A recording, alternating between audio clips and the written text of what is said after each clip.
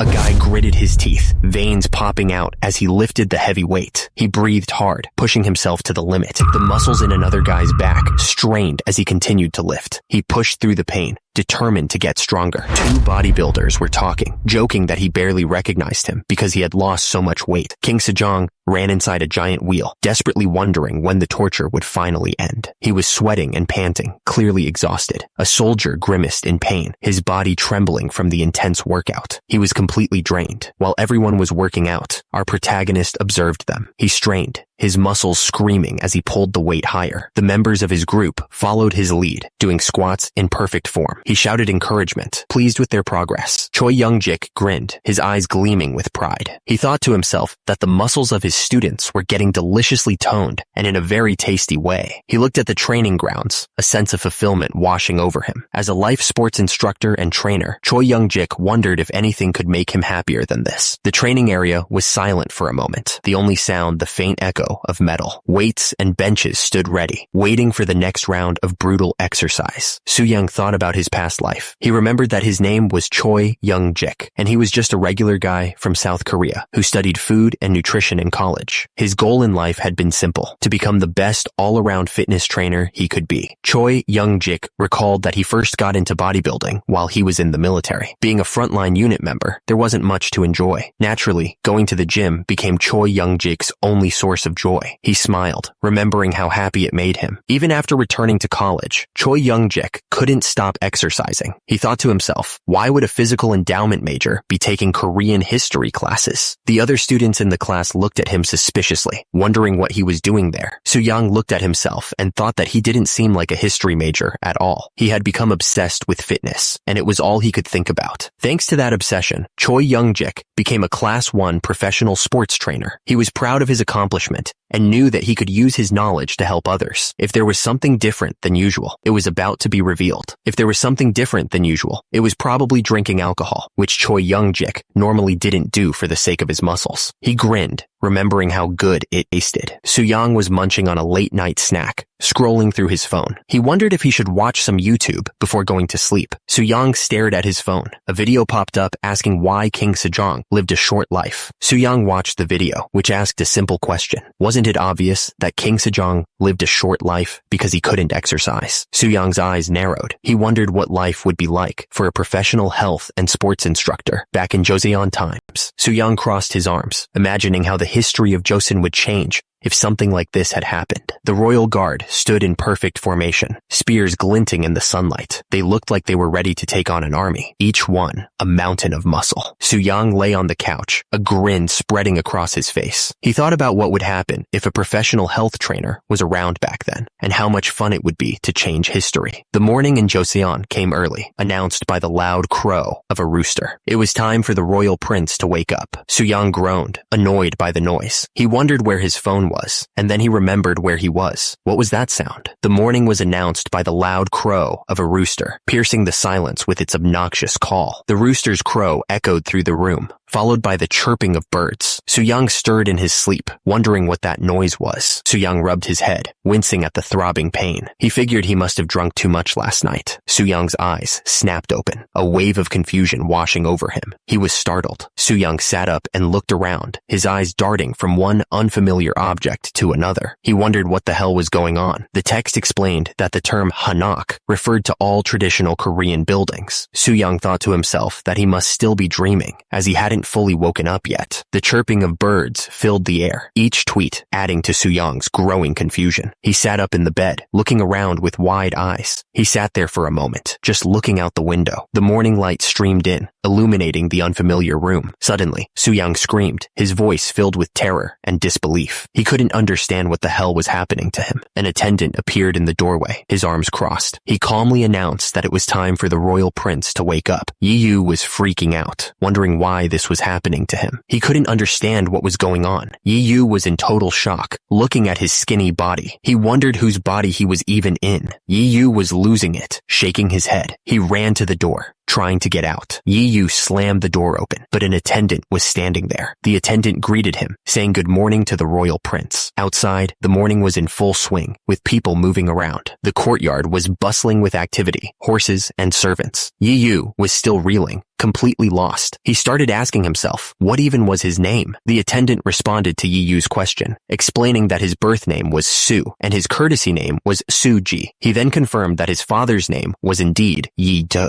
Yi-do, a name with heavy significance. The fourth great king of Joseon, a legendary figure in history. It finally clicked for Yi Yu. If his father was King Sejong the Great, and his name was Yi Yu, that's insane. Yi Yu stared blankly, trying to process the information. Turns out, in history, he was known by a different name. Yi Yu's mind raced, trying to catch up with what was happening. He asked himself, why was he even here? Yi Yu looked up at the palace. The place felt so foreign. He wondered how he ended up in the Joseon time period. All my senses are too real. It seems like I really came to the Joseon era. Your Majesty, Grand Prince Jinyoung has arrived at court. Since I'm still called Grand Prince Jinyoung, this must be before 1445. It's obvious to be nervous as there is nothing familiar about this situation. But thinking about the man I'm about to meet right now, my heart is pounding like crazy. Historically greatest and popularly most revered figure of South Korea. To think I'm going to have an audience with the great King Sejong. As a history student, this is such an overwhelming moment. Right, you're here. Look how charismatic his voice and gasping are. I summoned you here because I had an order for you. Sejong demanded. What are you staring blankly at? Are you not awake yet? Suyang's eyes widened. Is this Sejong the Great? Sejong tilted his head in confusion. Huh? What is the matter? Suyang bowed slightly. I apologize. As father has shown a lot of insight in taking care of the national affairs. I was wondering what kind of decree you would bestow upon this dull son. That's why I failed to hold my manners. This automatic translation function is interesting. Sejong replied, don't call yourself dull. I adore your talent. So I'm going to assign you an appropriate task. We're going to rewrite the comprehensive reflections to aid in governance. Sejong commanded him to go to the Hall of Worthies and rewrite it in big letters. Suyang was shocked. The Hall of Worthies? I receive your command. The Hall of Worthies. Suyang mused. Who would have thought I'd come to the Hall of Worthies in my life? Someone commented, if the Grand Prince is the one who will fix the outline, you will be able to see words that are full of power. Suyang replied, please stop flattering me. Grand Prince Anpyeong's writing is better than mine. The other man chuckled. Ho ho, how humble of you. Suyang continued, by the way, it's not just words. I don't have any problem understanding words either, as if the memories of this body's original owner are still here. He flipped through the pages. He examined the text closely. Reading into this, the letters in this book aren't that small though, but the great King Sejong said that he couldn't see it well. Suddenly, Suyang's eyes locked onto a new target, the great King Sejong himself. According to the eyes of a 15-year trainer, he ran an ID index on the king. The results were less than ideal. Severely obese, BMI above 35. Not a good start. On top of that, his face looked too swollen. Even though it was a cool summer morning, he was forming sweat beads on his forehead. In summary, diabetes or impaired glucose tolerance, a previous stage of diabetes, is suspected. The history after this was as obvious as looking at fire. Not long after this, the great King Sejong would pass away. King Munjong would undergo 3 years of mourning twice in a row, then rapidly deteriorate and die. In the end, Donjong would rise to the throne, and after that, Suyang's mind raced, contemplating the grim future that awaited King Sejong. Number 1. I will never let it happen that way. Just then, Crown Prince Yi Hyang, the eldest son of the great King Sejong and future King Munjong, entered the room. How unusual of you, when you used to go to the mountains every day and enjoy hunting. This man is the 5th king of Joseon, and my brother too. Suyang turned to face him. What brings you here, brother? Father wants me to check the books he's about to read. The Crown Prince replied, don't worry about me, and continue doing your business. Suyang repeated to himself, the books he's about to read? Suyang's eyes narrowed. By any chance, did brother notice it too? The Crown Prince explained, brother, after reading the books for the first time in a long time, some books have fonts that are so small that it is difficult to read. Suyang nodded, hiding his true intentions. I felt that the order to rewrite them in larger letters was truly appropriate. The Crown Prince narrowed his eyes, sensing something more. It seems like there's another intention behind your words. Was it too obvious? Were you aware of father's far-sighted vision too? Suyang played it cool. It was only a guess. The Crown Prince scrutinized him. You always acted like a know-it-all usually, but you changed a lot in a short period. Suyang pressed on. trying to gauge the severity of the situation. When did father's illness begin? I felt the signs appear since 1 year ago. The crown prince lowered his voice, concerned. But there's a difference with ordinary farsightedness. It doesn't seem like he simply can't see things close to him. No one knows about this yet, so keep your mouth shut. Suyang nodded in agreement. Yes, brother. Suyang smirked to himself, feeling like he'd gotten away with it. That went over naturally, right? As the crown prince left, Suyang was greeted by his attendants. Your Highness, have you been well? He simply answered, yeah. Suyang sat down, feeling the tension in his neck. Is it because I was too nervous while talking to him? The back of my neck feels pretty stiff. He began to stretch, tilting his head from side to side. He grimaced as he tried to work out the kinks.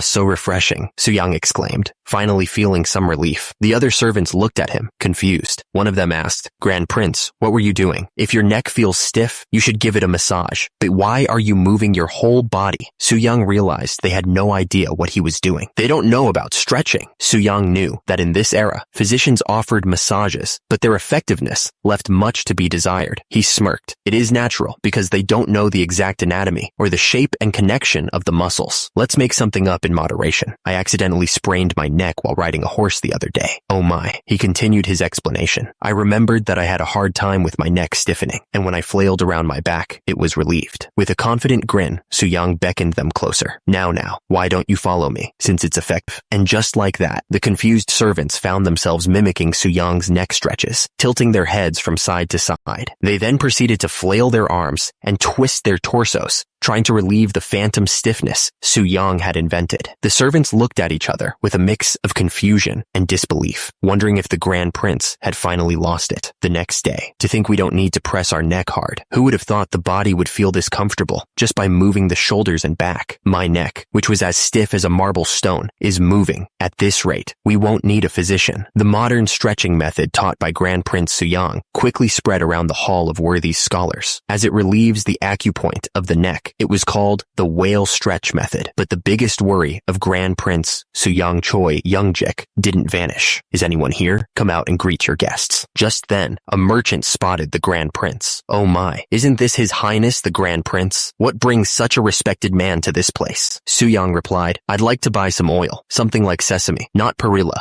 or Paulownia tree oil. Other than sesame oil, we have beef tallow. I can even offer you some horse tallow right away. Suyang tossed him some coins. Collect 5 ml of the poorest quality oil and give it to me. One of the servants watched him, puzzled. Just now, he bought heartleaf, seaweed, and angelica root from the herbal medicine store. But why is he buying so much oil this time? I have no idea what he's thinking about at all. Suyang thought to himself, if my memory serves me right, Grand Prince Suhang would die after suffering from severe dermatitis. Until I find a way to go back to the modern time, I need a countermeasure. Even if it's a simple severe dermatitis, it's something fatal in this era. He clenched his fist. I must make it as soon as possible. Back at his residence, a servant announced, we have arrived at your abode, Your Highness. Suyang nodded. Yeah, great work. Suyang was thinking to himself, if I just resolve this problem, I can. Just then, a voice interrupted him. You have been visiting the streets very often recently. Suyang turned to face the speaker, a smile spreading across his face. That is correct, my wife. He was eager to test something out after looking at a book at the Hall of Worth. But wait, wife? His wife stared back, unimpressed. A few days ago, you were so focused on hunting, and now you are mingling with lowly people. It makes me wonder what you're thinking, dear. Right, he had a wife. He was looking for an object that was used to wash one's body during the Old Song dynasty. Calm down. He must be even calmer at times like this. His wife tilted her head. Is that so? Suyang nodded. Yeah, I thought it'd be worth a try. The thing he needs the most after coming to the Joseon era is soap. Even modern people suffer from various skin diseases if they exercise while wearing clothes that have not been washed properly. What if he did bodybuilding in this era, where soaps aren't around? Full of germs, he'd definitely suffer from various skin diseases. He remembered. He did make a soap in the gym where he used to work before. It was a poorly made soap because the building owner grandma said that she couldn't trust soaps in the mart, but for the most part, soap was soap. Youngjik realized that the production method of a soap is actually simple. You can make it by adding water mixed with ashes from burned rice straw to natural olive oil, mixing it with herbal powder and heating it. That's it. With this method, he thought, I should be able to create soap even in the Joseon era. Youngjik was confused. Your body gets dirty when you get oil on it. I never would have thought oil would be one of the ingredients to wash the body.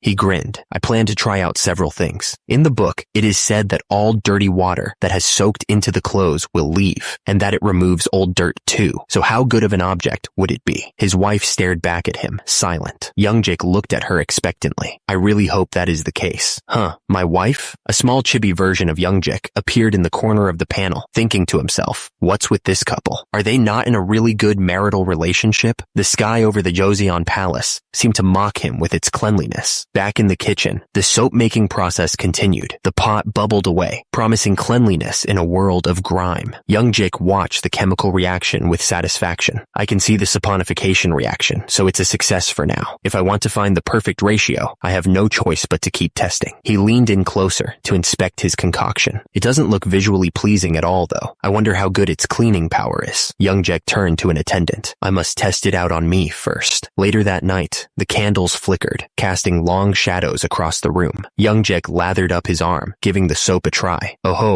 It's still very lacking, but its cleaning is quite remarkable. He took a deep sniff. It smells savory, but there's sesame oil in it. The smell isn't really it. He stared intently at the bar of soap. If I just resolve the scent problem and make massive production possible, won't I be able to sell it in bulk to the Ming Empire too? The next problem is the great King Sejong's health. He recalled the king's sickly visage. Even King Taejong couldn't succeed in getting him to exercise. Youngjik smirked, a plan forming in his mind. To think I, the second son, who is not even the crown prince, can succeed in getting King Sejong to exercise when he didn't even listen to his own father. Suddenly, a booming voice echoed through the room. It seems like my little Yu is having a lot of random thoughts because he has nothing to do. They offered him positions of power. Would you like to lead the Jurchen people in the north, together with Kim Jong-seo? Or how about holding a post in Murong Island, an official post in animal husbandry in Tamra Island? Does not sound bad either. Soo-young slammed his fist into his palm. In the end, to cure obesity, I must win the great King Sejong. Logically, he looked down at his own body, pinching his meager stomach. My body is a problem too. I can't teach bodybuilding with this kind of body. Even a stray dog would have more muscle than me. In order to increase my persuasive ability, I must reach 400 kilograms of Big 3. He struck a pose, visualizing the gains to come. He knew he needed to hit those deadlifts, squats, and bench presses. His mind raced with possibilities. What if I just make bodybuilding into an entire field of study? How far am I imagining things? I'd make a book containing this theory. Soo-yang thought, isn't there a principle of rising in the world and gaining fame? So, improving the body I inherited from my parents should count as filial piety, right? A book that records the study of setting oneself up and preparing one's body. Therefore, the name will be Conducting Oneself and Preparing the Body. Haya. Good heavens. With a thud, Soo-young landed back on the ground. Soo-young marveled at his new body's potential. What's with these gifted genes? He pumped out 29 reps of dips with ease. Then, he effortlessly transitioned into 82 push-ups before finishing with a dragon flag. He analyzed his performance. Most of his muscle groups are somewhat natural, but the core and pulling strength are beyond average. Soo-young stared at his physique in disbelief. To think I can do 15 pull-ups with this belly fat. As expected, the narrator chimed in. The bloodline of Yi Seongge, Taejo, doesn't lie. Just then, a servant arrived. Your Highness, I've brought the things. Finally, the small barbells, dumbbells, are here. I shall pay the price right away. It's a relief that you like it, since it was our first time making them. Haha. Grand Prince Jinyang has finally lost it. To think he'd pay bags of rice for those cast iron blocks. Is there a way for us to figure out what those high in status think? Even martial families don't need that much iron. Don't tell me he is gathering soldiers. You, watch your words. We should just get our hands on their pennies. Let's quickly go. Soo-young, eager to get back to his gains, thinks to himself, I haven't been satisfied working out barehanded all this time. How long has it been since I lifted weights? His wife, however, is far from impressed. Even if he's royalty, he's going too far. Bangshil asks, are you just going to sit by and watch, Your Highness? But she's quickly shut down. Forget it, Bangshil. That's enough. One of the servants gossips. He even washed his body with oil. Bags of rice is a few years' worth of living costs for a farmer. To think he'd spend such a fortune on iron blocks. His wife continues to stew. He's been very much into hunting for quite some time, and treating you as if you didn't exist, she finishes, with a look of utter disdain. And he's now into weird things. As the servants continued to whisper about Suyang's strange behavior, his wife finally snapped. What sin did our highness commit in her past life that but she was immediately cut off. I told you that's enough. The servant could only respond with a meek, ma'am. Meanwhile, Suyang continued his quest for gains, completely oblivious to the drama unfolding in his household. He admired a small flower, probably thinking about its protein content. He approached another man, holding the flower out to him. The man looked at him with a mix of confusion and curiosity. Back in her room, Suyang's wife was clearly not having a good day. I'd like to sleep early today. I don't need to be attended to. I'd like to be alone. Back in her room, Suyang's wife settled into a warm bath, the water filled with rose petals. Her eyes landed on a bar of soap sitting on a nearby table. Is that the thing he calls soap? She picked it up, examining it closely. He washes his body with this thing? She tilted her head, considering. But still, should I give it a try? Curiosity winning, she rubbed the soap against her skin. Bubbles instantly surrounded her. Her eyes widened in surprise. Wait, this? As expected, one must lift weights to feel like one has worked out. Who's there? Oh, it was you, my wife. It was nice to be able to remove grime with that thing called soap. Did you try it out too, my wife? But the problem is that the smell of sesame oil is pungent. I'd be mistaken for an oilman's wife if I washed myself with that every day. How about I use pig fat or beef tallow? But both of them are equally expensive. It had become a luxury enjoyed only by Joseon nobles, let alone something that can be sold to the Ming Empire. I thought about how to solve it easily. I think the scent will improve if you mix it with euodia tree oil or camellia oil. What do you think? Oh, that's it. Those definitely smell better than sesame oil and are easy to get too. Youngjik grinned, clearly pleased with himself. Thank you, my wife. His wife simply replied, it's nothing. Meanwhile, in a poor village in the Gaicheon area, a man watched Suyang's approach in disbelief. To think the Grand Prince Jinyang would visit this shabby place. Suyang approached him, a knowing look on his face. I remember your face clearly. You joined last year's autumn hunt as a chaser, didn't you? Wasn't your entire body covered in scars trying to drive the deer out of the bush? I remember how hard people worked at that time, so I'd like to reward you, at least now. I was going to give you silver tokens, but it seems wrong now. I have decided to provide your family with half 2 WE of sesame oil, 2 mel of rice, eggs, chicken, and other items twice a month. You must make sure to use them for your family. Good heavens, how would we repay this kindness? You don't have to, but you must report your children's height and weight twice a month. Absolutely, Your Highness. Over the next 2 days, Suyang promised to provide food to 20 children and ordered the children's weight and height to be recorded. Half of them were provided with an appropriate diet focused on protein, and the other half were provided with a diet focused on carbs and fat. Afterwards, he planned to record the changes in the children's body shape and exercise ability and use them as evidence. Little you are talking about that useless stuff again. He presented his findings with the zeal of a man who'd just discovered the secret to eternal youth. Father, please take a look at these records. Such perfect theory. These records would certainly be of great help in improving King Sejong's eating habits. Meanwhile, the blacksmith worked tirelessly, sparks flying as he hammered away at the metal. Suyang watched him work. Will it be possible? The blacksmith squinted at the diagram. I cannot read letters, but I can recognize figures. 30 chuk, 20 chuk, 10 chuk. Tell in 1 chuk is 30.3 centimeters. 1 round piece of iron weighs 30 gun, but isn't that the weight of 3 cauldron lids? The prince confirmed his calculations. Tell in 1 gun is 375 grams, 13.2 ounces. You want to put an iron bar on it, right? The blacksmith confirmed it. That's right. It should be good enough to put around 4 of them at each side. Got it? Suyang's request left the blacksmith bewildered. Pardon? Then 8 of them. Isn't that a total of 240 gun? Suyang nodded, already planning for future gains. To be honest, it needs to be able to withstand a bit heavier weight. The blacksmith looked up, his face a mask of confusion. I'd like it to withstand more than 300 gun of weight. Suyang, not finished with his requests, held out another diagram. I'd like to order one more thing. He grinned, presenting his next invention.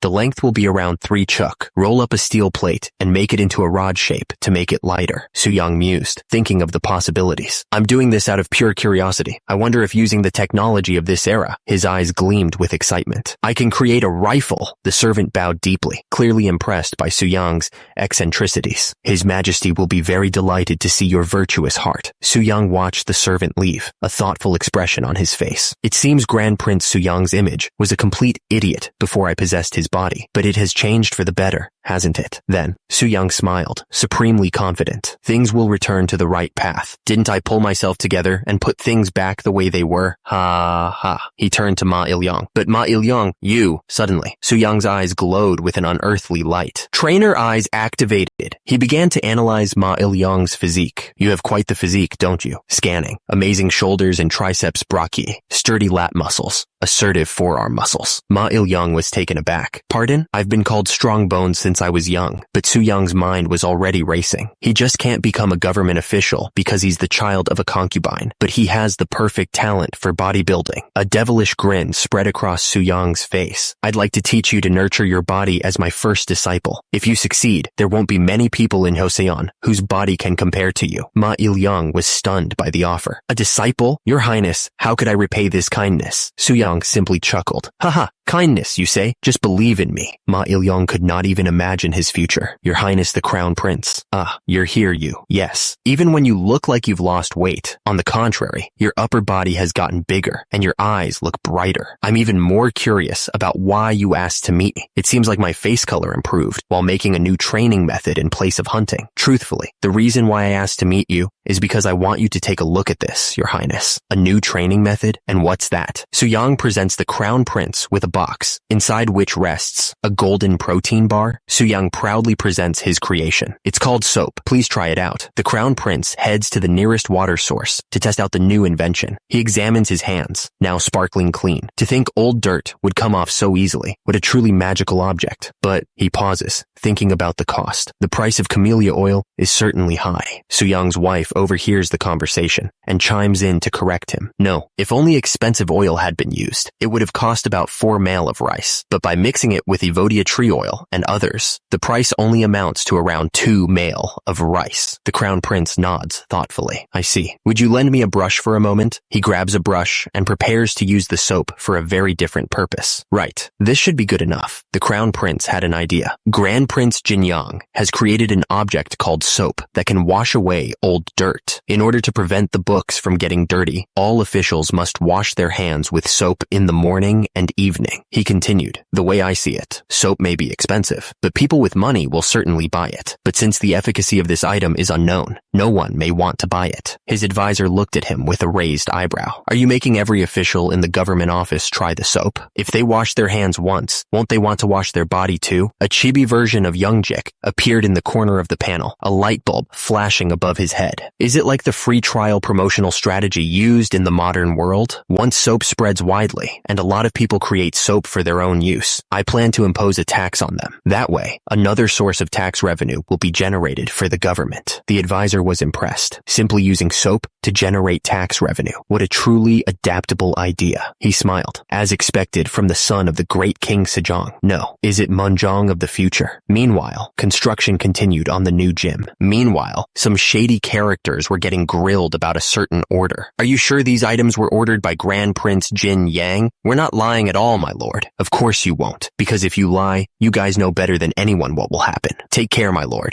The order was clear. Melt away the items that Grand Prince Jin Yang ordered at once. Pardon, it's just right before the decided date, though. The damage we suffer will be indescribable. The man was furious. Are you saying that mere money is more important than our lives? Hurry and do it, will you? The men denied any involvement. We never met Grand Prince Jin Yang. Whispers began to spread throughout the court. The second prince who couldn't become the crown prince spent his wealth to gather a large amount of iron and was also busy training his body all day. The name on everyone's lips was clear. Grand Prince Jin Yang. A sinister smile spread across one of the court officials' face. You're finally revealing that dark. Have you heard that story? When I washed my hands with a thing called soap, the ink disappeared in an instant. Do you think it washes away only the ink? Even the facial grease disappeared right away. It's truly an odd item. However, do you know who created soap? Obviously, it's His Royal Highness the Crown Prince, isn't it? Hold on to your hat. It's none other than Grand Prince Jin Yang. What? But I thought he was only a troublemaker with a knack for miscellaneous matters. What an unbelievable story. Meanwhile, back in the gym, Su Yang pushed himself to the limit. 8, 9, 10 reps. 10 reps of bench press with 120 gun, or 45 kilograms. Soo-young mused that this progression made him feel like a bodybuilding deity who had descended to earth. One of his swole disciples watched in awe. "You increased the bench press weight again, Your Highness." Soo-young wiped the sweat from his brow. "How can I reduce the amount of effort I put in when training the body is an act of filial piety? Muscles are best. Muscles rock." He glanced over at his makeshift weights. "The current appearance of my weights reminds me of the rusty barbell in the army gym, but they are still quite usable. There were some issues in the making process, though." A blacksmith bowed apologetically. "The rest of the big barbells couldn't be completed due to urgent matters, Your Highness. I will return all the silver tokens you paid." Soo-young considered the blacksmith's words. "I heard he never misses deadlines. Was it difficult because of the new design?" He turned to another craftsman. "Now, it's your turn." The craftsman stammered nervously.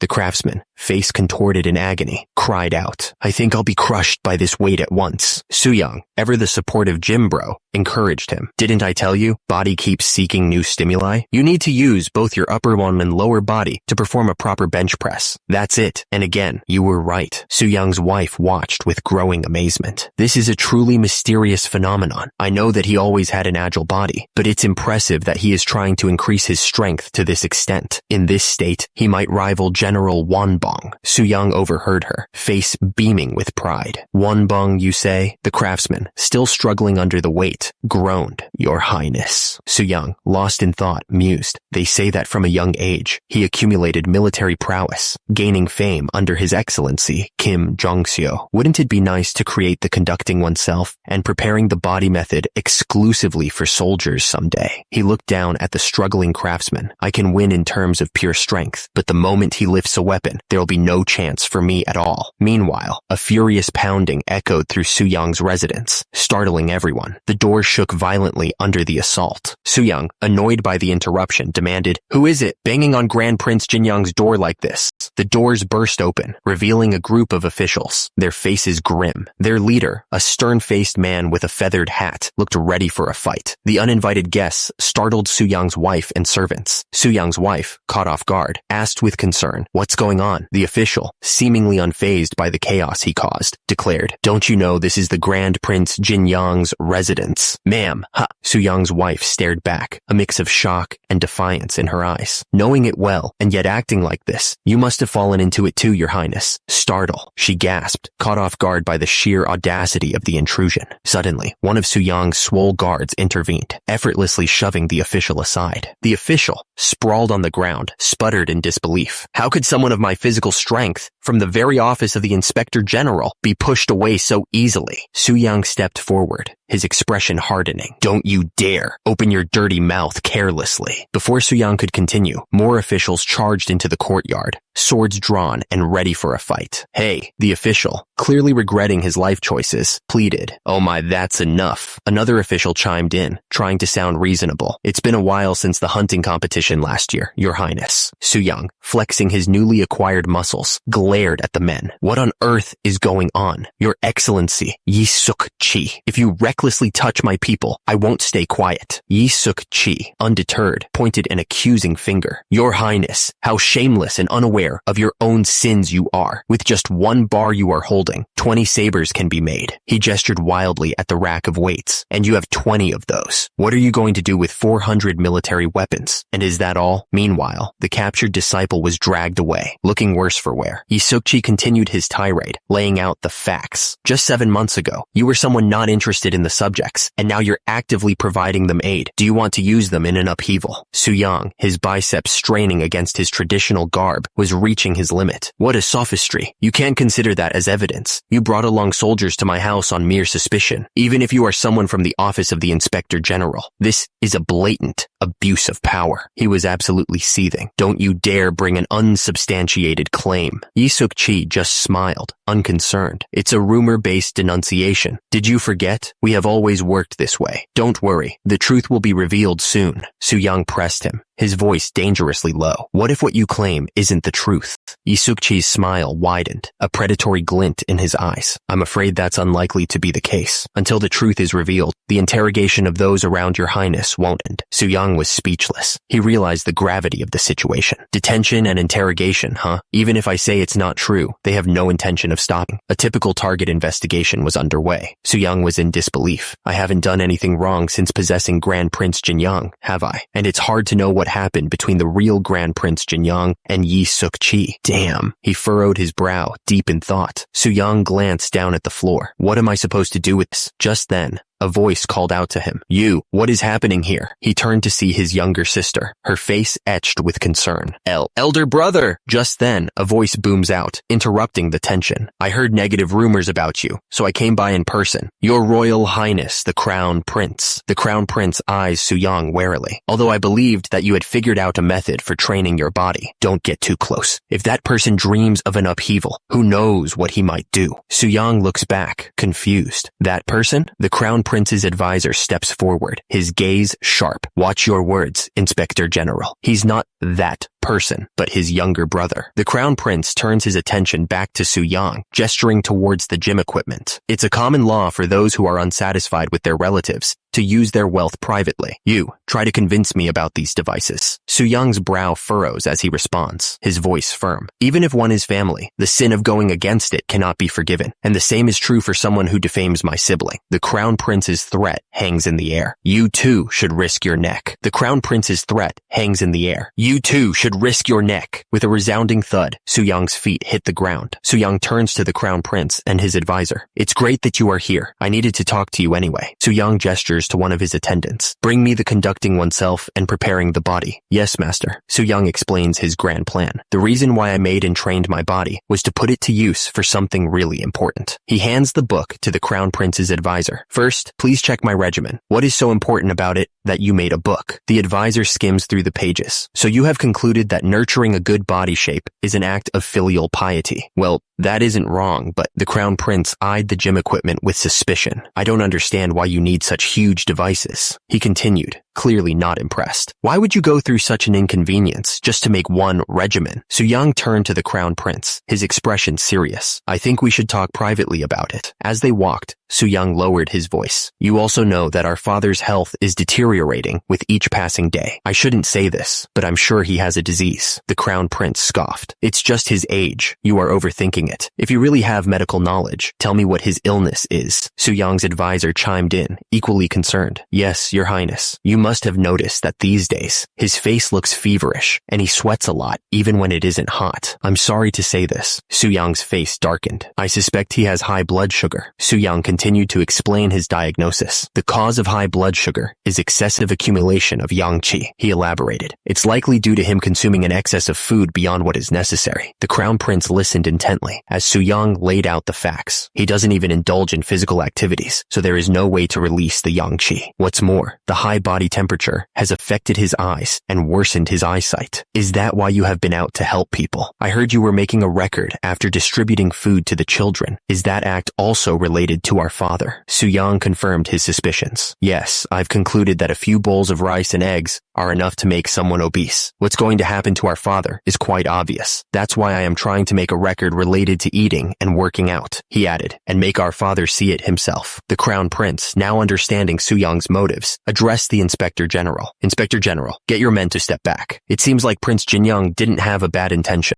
The Inspector General stood firm. We can't do that. The Inspector General was not backing down. Monitoring government administration, correcting the wrong, checking corruption, and arresting those involved is the mandate of the Office of Inspector General. Apologies, but I dare to remind His Majesty, the Crown Prince, that the King wouldn't want the Office of Inspector General to be weakened by power and unjust. He continued, undeterred. All the outstanding officials of the Office of Inspector General, ranging from senior rank 6 to junior rank 3, have gathered here. We also have a young officer who was recently inducted. Just because it was an order of the Prince, how can we simply back out without knowing any details? What would the young officers learn from this act? The chief officer stepped forward, his expression resolute. I am the chief officer of the Office of Inspector General. He pointed a stern finger. If you still want me to step back from here, the Inspector General declared, you would have to kill me. The Crown Prince's face hardened as the Inspector General lectured him. Your Highness, you shouldn't take this matter lightly just because he is your brother. You are going to be the next king. The Inspector General, clearly not one to back down, declares, muster up your resolve and show the world how strict the law of this nation is. Yi Suk-chi, the Inspector General, may not have gotten to that position by luck, but he's definitely making a meal out of this. This has become a trial to test the capability of the Grand Prince. The Crown Prince, observing the escalating situation, says, I don't know about other things, but I think you have to explain why you need so much iron and so many devices. Su-young, seeing no other way out, responds, since push has come to shove, yes, your highness, I will show you myself. He declares with unwavering resolve, I will prove it with my strength. Su-young explains his methods. Too much yang qi has accumulated in father's body and is now manifesting as the signs of aging. If we remove the excess qi through working out, he will get better, but we all know that he doesn't like moving. So what if we show him a strength he has never seen before? Don't you think it would motivate him? For example, showing the strength of Xiang Yu. If I can't convince them, it won't work for father either. So, I understand. Su-young, now with a clear goal, shouts out, listen, Prince Jin Yang was inventing a regimen for the people's health. Those irons are his inventions to help that. You mean he really uses those to train his body? Those lumps of iron that look heavier than most of the cauldron? Just then, an idea sparked in the Crown Prince's mind. I've got a great idea. The reason why he is being suspected is because we don't understand how all those are used. He continued, then, if he shows you how he trains himself with those, he can't be falsely accused anymore, right? What do you think? Anyone who would like to come forward? An official, face obscured by his hat, declared, let me challenge him. The man's eyes glinted with confidence. I have never lost to someone in strength. If he is found weaker than me, it'll prove that everything he said until now was a lie. Su-young cracked his knuckles. Stepping forward, the crowd murmured in anticipation, eyes glued to his bulging biceps. He flexed his arm, muscles straining against his white robes, as the officials looked on with a mix of apprehension and excitement. The challenger, gritting his teeth, struggled to bench press the weight. Su-young explained the exercise. This training is called bench press. He elaborated on its benefits. It's for training arm, and shoulder strength. The official, now lying on the bench, smirked. So in the end, all I have to do is to lift it with my strength, right? He taunted Su-young. You are talking too much, your highness. Are you worried that I might win? The official grunted with effort, his face contorting. He strained under the weight, struggling to lift the barbell. Sweat poured down his face as he pushed with all his might. It's heavier than it looks, but right now, the honor of the Office of Inspector General is in my arms. The official strained with everything he had, veins popping and muscles screaming. With a final, desperate heave, he managed to lift the weight. The onlookers were impressed, as expected of Xenia. Then, what about Prince Jinyang? The official's eyes widened, a bead of sweat trickling down his temple. He was starting to realize what he'd gotten himself into. Meanwhile, Su-young was already back at it, effortlessly pumping iron. The official watched in disbelief. You have been acting tough, but that's all you got. Su-young turned his gaze towards the official, his expression unreadable. The Crown Prince's words hung heavy in the air, a clear threat masked as concern. 8, 9. With a clap of his hands, Su-young was ready to drop some knowledge. That was a really great performance, Joel, your highness. This is absurd. The defeated official was beside himself. I, who is invincible in the Office of Inspector General, lost in a contest of strength. Su-young began to lecture the crowd on the finer points of fitness. In physical fitness training, the number of repetitions depends on the goal of the training, and I can lift up to 175 gun at once, which he helpfully translated. 105 kilograms. The crowd was shocked. What? The official scoffed, trying to regain some dignity. Nonsense. Even if you won the contest, you can't just say such nonsense. That's enough. Let's go. We are leaving for today, but that doesn't mean you are out of suspicion. I will keep doing my job with all my effort. Su-young watched them go. So, the Inspector General was going to keep his eyes on him. He narrowed his eyes, a spark of determination in them. I will do the same. Anyway, I'm out of the immediate danger. And now elder brother is aware of King Sejong's illness. The Crown Prince's advisor bowed respectfully. I will also take my leave. Okay, your highness. Take care. Elder brother said he is going to help me with the making of the conducting oneself and preparing the body. This is really making the best of a bad situation. Su-young sighed in relief. This could have ended up worse. I am glad it was resolved well. He turned to his wife, a gentle smile on his face. Sorry, it must have surprised you. I should have been careful and discussed this with you earlier. No, I'm ashamed for not realizing your good motive. He took a step, but his legs wobbled beneath him. I won't let this kind of a thing happen. My legs, like manga.io. Suddenly, Su-young pulled his wife into a tight embrace, his biceps practically crushing her. She yelped in surprise. Wait, dear! The royal servants were aghast at the public display of affection. You can't do this in the middle of the day. The crown prince's eyes narrowed with suspicion. How could you? Su-young's wife, cheeks flushed, stammered. Let's not do this here. We must go to the bedroom.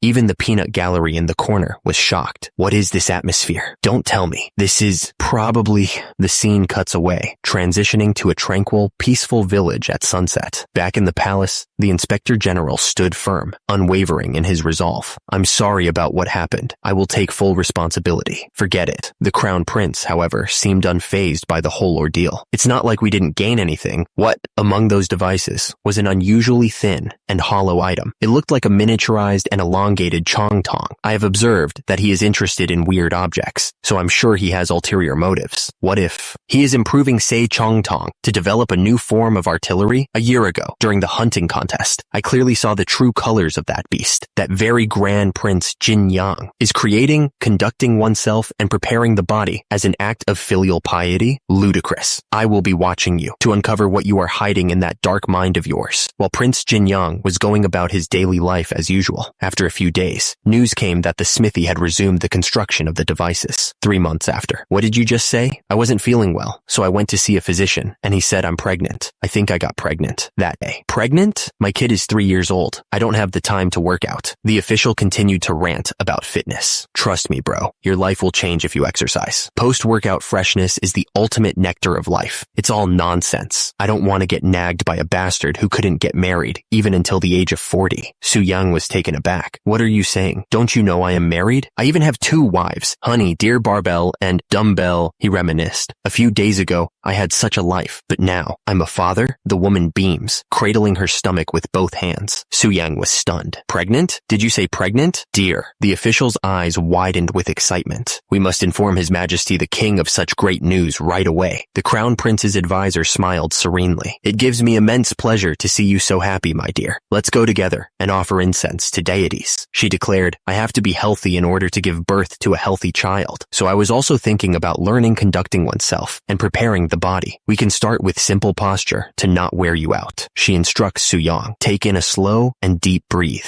Stretching isn't enough for safe birth. He recalls the grim statistics. After giving birth, the Crown Princess passed away due to childbed fever. That is how common maternal fetal death is in this era. Postpartum infections, also known as puerperal fever, childbed fever, maternal sepsis, or maternal infection, are any bacterial infections of the female reproductive tract following childbirth or miscarriage. He brainstorms a solution. I think simply using alcohol for disinfection can help a lot. I guess I'll have to make that do. Just then, a servant arrives. Your Highness, we have a guest. He repeats the word. You said it's called sojugori. He examines the contraption. I had no idea a sojugori would have such a peculiar shape. Su-young explains the science behind his still. The design was developed by me. I want to obtain pure alcohol, so I am using this thin and elongated tube part to condense the alcohol vapors into dew. He barks out an order. Bring me all the soju inside the house. A servant nervously responds. Yes, sir. The servants scramble to obey. Now that the distillation is done, I have to check for the purity of the alcohol. He carefully sets up his experiment. There are 2 cups of the same weight. I have filled 1 cup with water up to 80% of the cup. Su-young explains his methodology. The relative density of alcohol is roughly 0.8. So if the alcohol that I filtered is heavier or lighter than the water in the other cup, it would mean that I failed. The scale teeters slightly. The scale balances perfectly. It was a success. It worked. Disinfectant. Production successful. A lot of time has passed since I came to the Joseon era. I often thought, What if I suddenly returned to the modern era while working out? But such a thing didn't happen. I even wondered what happened to the present where I originally lived. Although these questions remained in the back of my head. After my child was born, I was completely absorbed into my life in the Joseon era. That's how fast the time passed by. Meanwhile, back in the royal court, Prince Jinyang has made a great achievement recently. He has distributed soap among the civilian populace, enriching the royal treasury, and invented a disinfectant that helps with the wound. Thank you, Your Majesty. Suyang modestly replied, I still have a lot to learn. I don't know how to react to your compliment. The king waved his hand dismissively. You don't have to be so humble. He continued, I will give you 200 nyangs of silver as compensation for the cost incurred for making soap. Another court official chimed in. Not long ago, Prince Jinyang had his first child. This is truly a blessing to our royal family. What's more, the princess returned to her usual life within a week. As such, the effectiveness of the disinfectant has been proven. The king declared, from now on, the disinfectant will be used to treat all newborns and mothers. The royal court responded in unison. Your wish is our command. The king turned his gaze towards Suyang, a hint of admiration in his eyes. I thought you were just like my painful finger. But the king, impressed by Suyang's display of strength and dedication to health, acknowledges him. You have matured. But suddenly the scene shifts as an official cries out in alarm. Another official shouts, Your Majesty! It's March of the year 1438, and the king has collapsed. Panic erupts. Hurry! Call the physician. As the court scrambled to aid the fallen king, Suyang worried, taking a sip of water. Father's illness has worsened. Fortunately, he quickly recovered this time, but uneasiness remains. How is he doing now? Suyang continued to ponder the king's health. Thirst makes him drink a lot of water, and his eyesight has deteriorated to the point where he reads books by placing them close to his eyes. The official sighed. Even the decoction has had no positive effect. Suyang pressed his brother for details. Elder brother, has father ever commented on his symptoms? I mean, things like seeing a hazy mist or some insects floating around. He recalled his own modern medical knowledge. It's what my grandpa mentioned when he suffered from diabetes. The crown prince shook his head. No, he never mentioned such symptoms. He usually said, it's frustrating that I can't see things far away. In that case, the situation isn't serious yet. This symptom may be a temporary consequence of overwork. What a relief. Still, we can't breathe easy. Retinal degeneration or cataracts are incurable in this era, if nothing is done. As history says, a year later, the great King Sejong would lose his eyesight due to complications. Mother's birthday is this September, right? I will create an opportunity to change father's mind that day. The crown prince tilted his head. Curious. What on earth are you planning to do at her royal banquet? Suyang smirked, thinking of his gains-filled plan. In conducting oneself and preparing the body, there are 3 exercises that use the heaviest weight.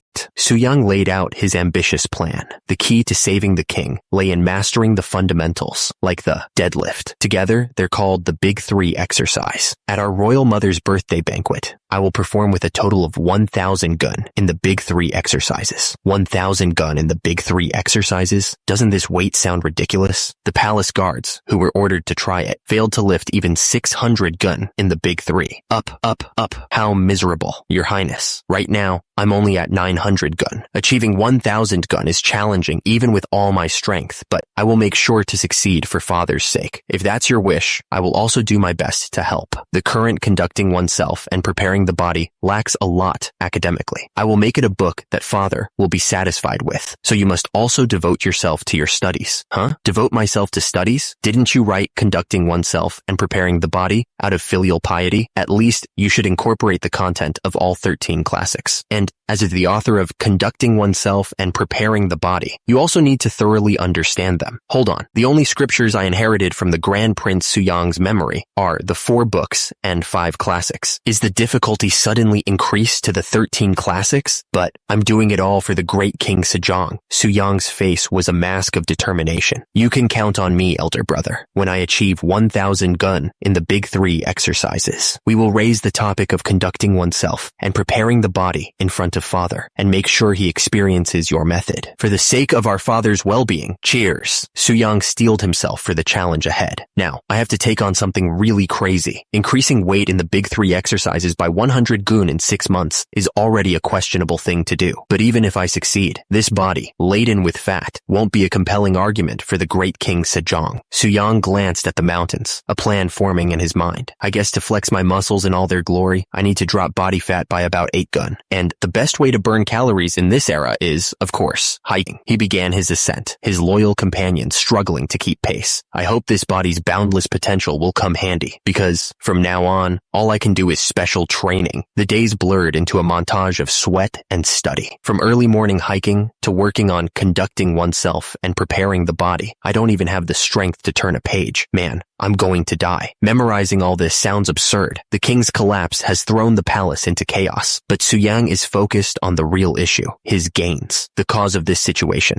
Ha ha ha. Father's blood flows in your veins, doesn't it? I finished the 3 classics in just 2 weeks, so you, considering your remarkable talent, should do it in 1. He looms over you, a glint in his eye. Don't tell me. You have complaints, you. Meanwhile, the sun sets on another day of hard work. Back in the palace, the dinner menu is revealed. Napa cabbage, cucumbers, beef rump, rice oatmeal. Suyang stares at the less than optimal meal, his wife looking on nervously. Is this really acceptable for you? He sighs, knowing what he has to do. Oats are something eaten to unavoidably fill the stomach. I have to prove my filial piety through the conducting oneself and preparing the body at mother's birthday. He clenches his fist, thinking of his mother, how much she must be worried, seeing my extra flab. Suyang's eyes blaze with determination. I'll eat like this until my filial piety is proved. His wife, witnessing his dedication, feels a pang of guilt. I'm only ashamed for not understanding your great ambition, my dear. Fearing that the beef rump might be bland without seasoning, I salted it apparently. It was all for nothing. She calls out to the servants. Are you there, Bangshil? Take away the table that has been served for my dear now and bring a new one. Make sure never to add seasoning to the food my dear will eat in the future. Never. But the damage is done. Blur. Suyang stumbles outside, barely holding it together. Hugh. Despite the setback, Suyang is back at it, deadlifting with a vengeance. Undeterred by salty beef, Suyang decided to try some good old-fashioned rock climbing. Meanwhile, the crown prince was still plotting, poring over documents by candlelight. Back at the training grounds, Suyang and his men stood silhouetted against the sunset, their physiques more impressive than ever. His gains were undeniable, and time flew by quickly. Queen Sohaeon's birthday banquet. Suyang struck a pose, showing off. Look at the fast body of this humble me. The king watched Little Gu, showing off his horseback riding skills, and chuckled. Little Gu's horseback riding talent has reached a new level. How commendable.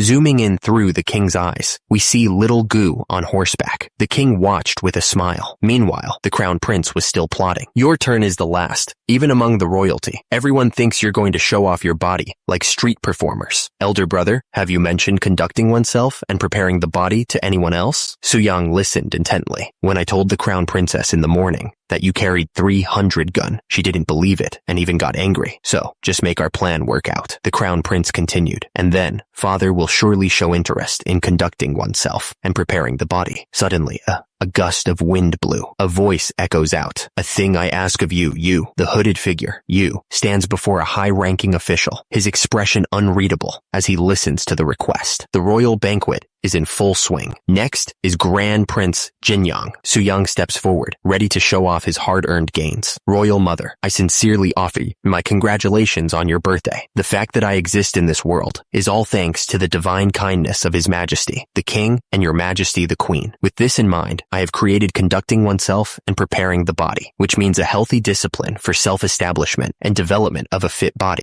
You, that huge iron object behind you, what exactly are you trying to show? I have prepared something small, just to repay your kindness. This humble me is overwhelmed with myriad emotions. What I show you today is something bestowed upon me by both of you, my royal parents. I present to you this outstanding body, Queen Sohyeon's birthday, in the year 1438. The ceremony that altered the entire course of Joseon's history unfolds right here and now. The courtiers gawk, completely bewildered. I've never seen such a body in my life. Is this person the same Grand Prince Jinyang we know of? Suyang steps up to the bench press, a predatory glint in his eye. Well then, let's begin. The peanut gallery whispers in confusion. Begin what? What is he trying to do? Suyang lowers the gargantuan weight, his muscles straining against the load. He pushes with all his might. The onlookers are astonished by the sheer size of the weights. Those plates, aren't they even larger than when I struggled with them? Suyang lowers the weight, his muscles screaming in protest. Huap! He pushes the weight back up, completing the rep. The courtiers are losing their minds. Wait, what? Where does he draw his strength from? His strength is incredible. The weight clatters back onto the rack. Sweat glistens on Su Yang's chest as he sits up, invigorated. He explains the exercise. One of the important activities in conducting oneself and preparing the body is this exercise I call bench press. Through this movement, you can train your chest, shoulders, and arms. The Queen Mother clasped her hands together, still reeling from the display. I don't know what I just saw.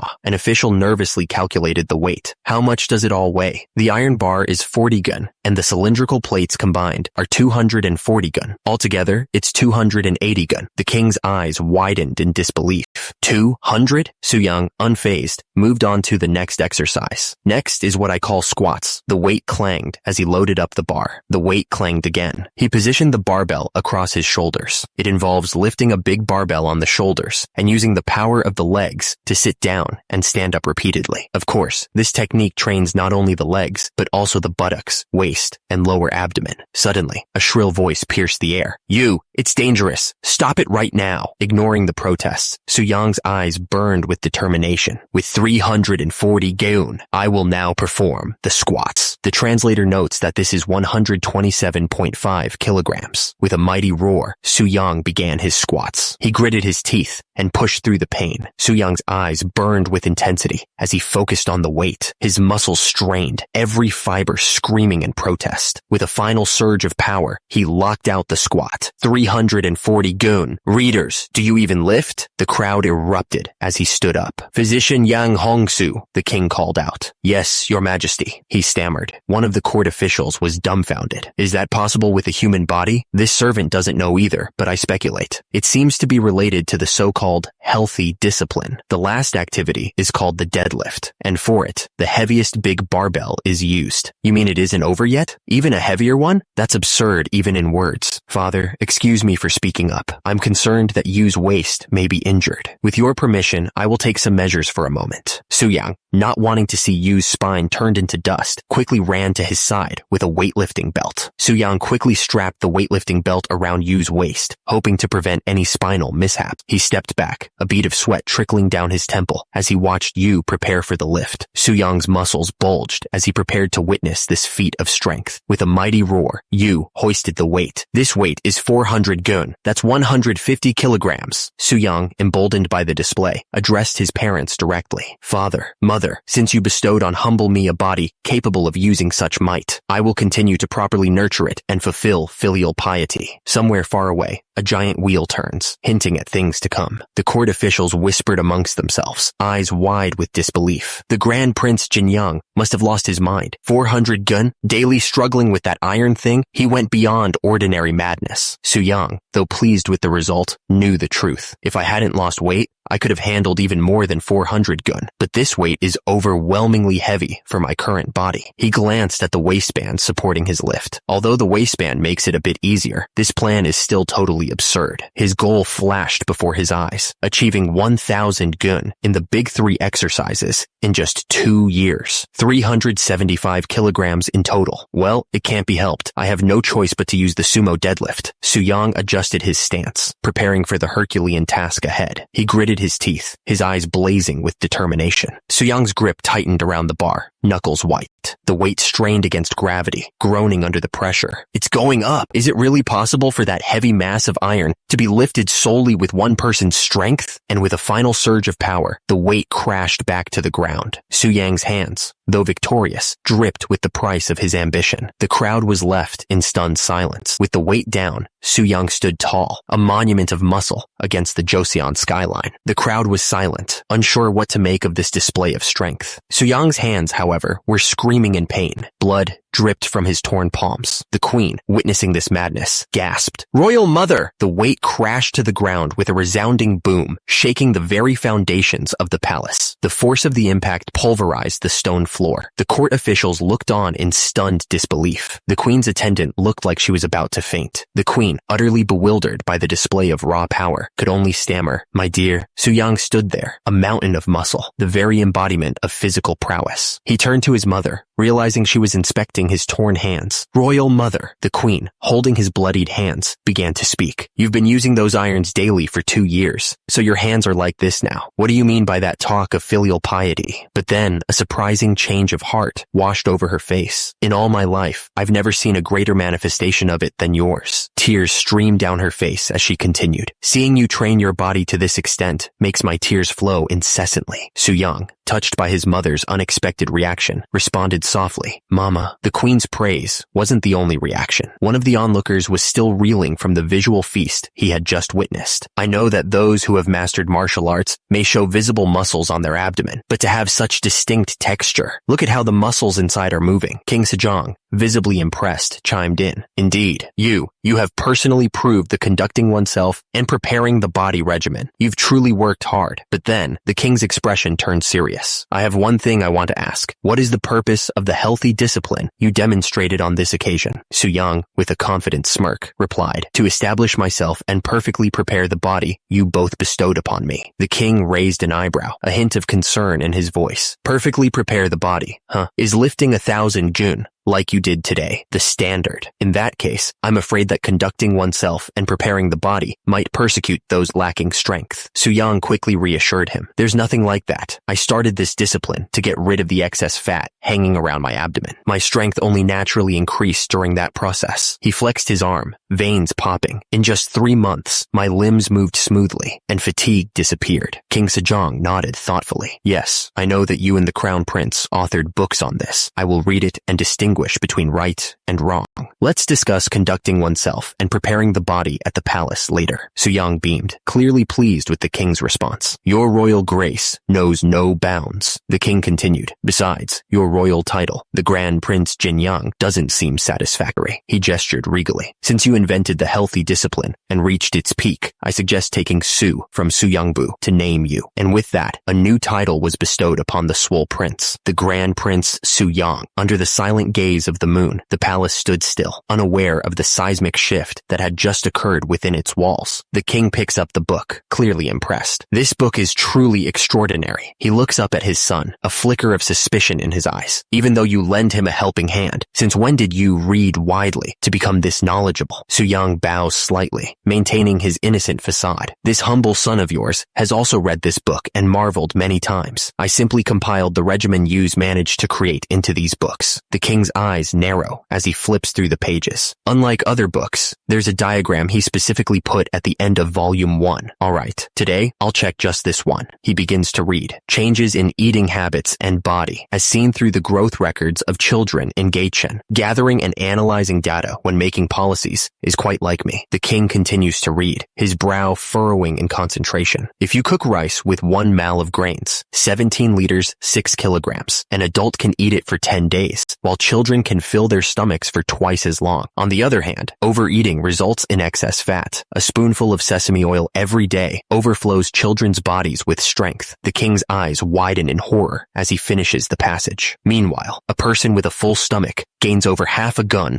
of excess fat in a month. Excess fat. Excess fat. The king had been swayed. But what did the crown prince think? How was it, elder brother? What did father say? Well, he decided to give the conducting oneself and preparing the body a try. Is that true, elder brother? Su-young grinned, gesturing to his makeshift gym. As you can see, I'm fully prepared, Su-young continued. Today is the first day, so I will only explain the posture. However, with national affairs overflowing at the moment, it was suggested to wait for an auspicious day before continuing further discussions. The crown prince looked utterly deflated. Huh? Su-young's face darkened. What auspicious day is he talking about when after a few months, his eyesight will deteriorate to the point of blindness? I'm tired today. Bring me a plate of grain syrup. He knew what he had to do. There is a saying, the hardest part of a fit lifestyle is getting started. If the great King Sejong won't come to me, I have no choice but to visit him myself. With that, Su-young stormed off. You, wait for me. He arrived at the palace. Your Highness, what is this? The guards tried to stop him. There are do's and don'ts in the palace. Please stand up. Su Yung was not having it. Force me out with all your physical strength if you can. The guards struggled, but Su Yung was immovable. Grand Prince, don't do this. His Highness will be arriving at the palace soon. Just then, a booming voice echoed through the palace grounds. What's the mess going on here? The king arrived, his face a mask of royal disapproval. He glared at Su Yung. Creating a disturbance in the royal palace in broad daylight? Have you forgotten your dignity?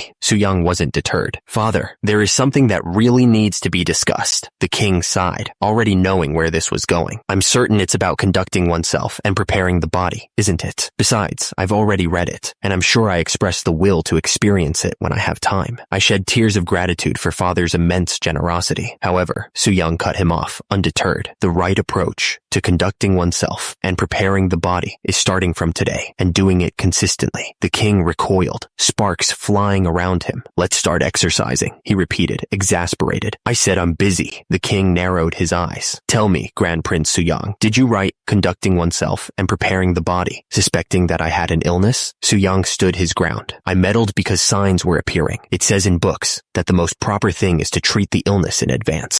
The king immediately called upon the physician. Physician Yang Hongsu, what signs of illness do you see in me? Physician Yang Hongsu stammered. The only matter of concern is that your majesty the king perspires profusely and drinks a lot of water. Su Yung watched the exchange, knowing he had to push harder. It's obvious why the great King Sejong brought along the physician. Did you hear what he said? He says there are no special signs of illness. He thought to himself, he must have already read the annexure diagram in conducting dressing and preparing the body and have been seriously contemplating his illness. It's just that he hates exercising. Therefore, all we need is one final blow. Su Yung pressed on. Considering the symptoms, I guess that father's illness might be similar to high blood sugar, so I tried to put my body in a similar condition. One of the court officials was shocked by Su Yong's bold claim. What? Meanwhile, Su Yung stood tall, his muscular frame gleaming in the sunlight, a stark contrast to the frail scholars around him. The crown prince was taken aback. He stammered, huh? When? Declared, I've put my body into a condition similar to Sogul. The court official sputtered. What? Ignoring the outburst, Su Yung explained, Sogul is a disease where an excess of yang qi destroys the body. As we know, sugar is also used as a medicine to make up the yang qi. Eating too much grain syrup or taffy can cause temporary Sogul. As a result of experiencing Sogul this way, I often became extremely thirsty and drank up to a bucket of water. Moreover, my vision often went dark due to excessive fatigue, and I fell asleep on the spot. Su Yung turned to the king, his expression serious. These symptoms, are they the same as the ones you experienced, father? He thought to himself, of course, I was lying when I said I made myself fall into Sogul. I just recited the knowledge about diabetes from the modern world. To convince the great King Sejong, of course, I can lie this much. Unknown to him, he even got his brother deceived unintentionally. He thinks to himself, when did this bastard do that? 5 days. Very well. If I see no improvement in 5 days, I shall charge you with the crime of deceiving the king. Of course, father. At this rate, my whole insides will be twisted. Su Yung corrected the king's form. Father, you must not crouch your body. The crown prince watched in disbelief. That? He's saying that again. He'd nag at me if I got the position just a bit wrong. Please, straighten your body and strengthen your back. The king was starting to get fed up. How long do I have to keep doing this? Su Yung finally relented. Father, an hour has passed, so we can wrap up here. The king was overjoyed. Very well, that's the most delightful thing you've said. Su Yung crushed his hopes immediately. I was talking about the warm-up. The king groaned as he was forced to continue lifting. The king, though exhausted, was starting to see the light. Father, he grunted with effort. You must exhale when exerting your strength and inhale when relaxing. I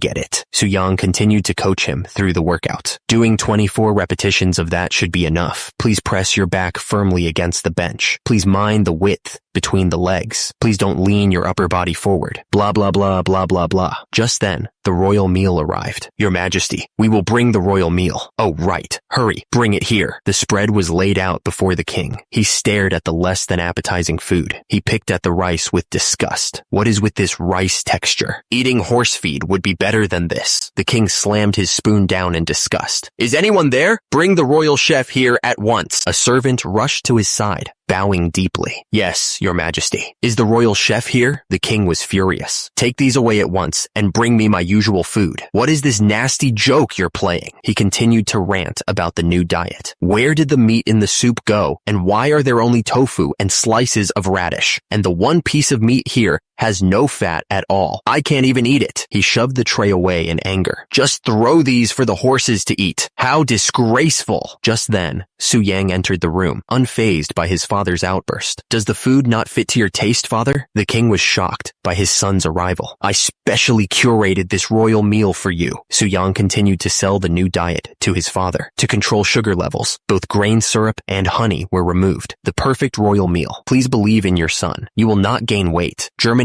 brown rice keeps you feeling full for a long time, and tofu is a helpful substitute for meat. The king, however, was not convinced. But it's not delicious at all, is it? Su Yang was ready with a counter-argument. Father, forgive me for saying this, but didn't you agree to absolutely follow my words for the next 6 months? He even quoted Confucius. I learned from the Analects that a wise man regards promises as high as his life. Su Yang laid down the law. I'm even prepared to take all my family members and be exiled for the rest of my life in 6 months. But can you not keep your promise for even 6 months? The king sighed, defeated. Who does he resemble for being so strong-headed? Later that night, the king sat alone, writing furiously by candlelight. The king, exhausted, tries to focus on his calligraphy, but his hand tremors betray his fatigue. He barks an order. I moved the brush incorrectly, so have the paper manufactory send a new one. A courtier replies, at your command. The king laments his weak state. Having repeatedly done those lifts, I don't even have the power to hold the brush. Meanwhile, Su Yang continues to pump iron. The king wonders, it's been 2 weeks since I've been doing that thing he calls conducting oneself and preparing the body. But what is the meaning of all this? Back in his chambers, the king stares blankly at the scroll, lost in thought. He calls out, desperate. Is anyone there? Bring me some snot. Suddenly, a single bloodshot eye peers through the lattice of the door, watching him intently. The king recoiled, startled by the sudden interruption. A courtier peeked through the door. I apologize, your majesty. I wondered if something was up since you stopped between your words. The king waved him off. Forget it. You may leave. You, that bastard might even appear in my dreams now. The candle flickered, casting long shadows in the room. The king slumped back, defeated. I can't perform my political duties because of that brat's exercise. Had I not promised him, I would have stopped this long ago. Meanwhile, the moon hung high in the sky, a silent witness to the royal suffering. Elsewhere in the palace, 2 court ladies exchanged worried glances. The court ladies whispered, watching the king sleep soundly. This is a big deal. His Majesty usually tells the attendants to leave because he snores, doesn't he? Just 2 weeks ago, he couldn't breathe well and kept tossing and turning. The king slept peacefully, a rare sight indeed. Meanwhile, Su Yang and his swole guards were in the middle of an intense workout session. The royal bodybuilders beamed. Congratulations! The king continued to sleep, unaware of the gains being made in his name. The title card appeared, the result of 1 month of conducting oneself and preparing the body. Suddenly, a guard peeked through the door. Who's there? Meanwhile, the guard watched the king, noticing something strange. Is he asleep? The training dummy seemed to stare back with glowing red eyes. What's that now? The king mumbled in his sleep. Hee. How did my second son look like again? No. Did I even have a second son? Hee. He continued, still lost in his dream. Wait, are you saying that I'm married? When? Year 1434, you say? The king's dream turned into a nightmare. Isn't that the deadline for the armillary sphere? Production brat. He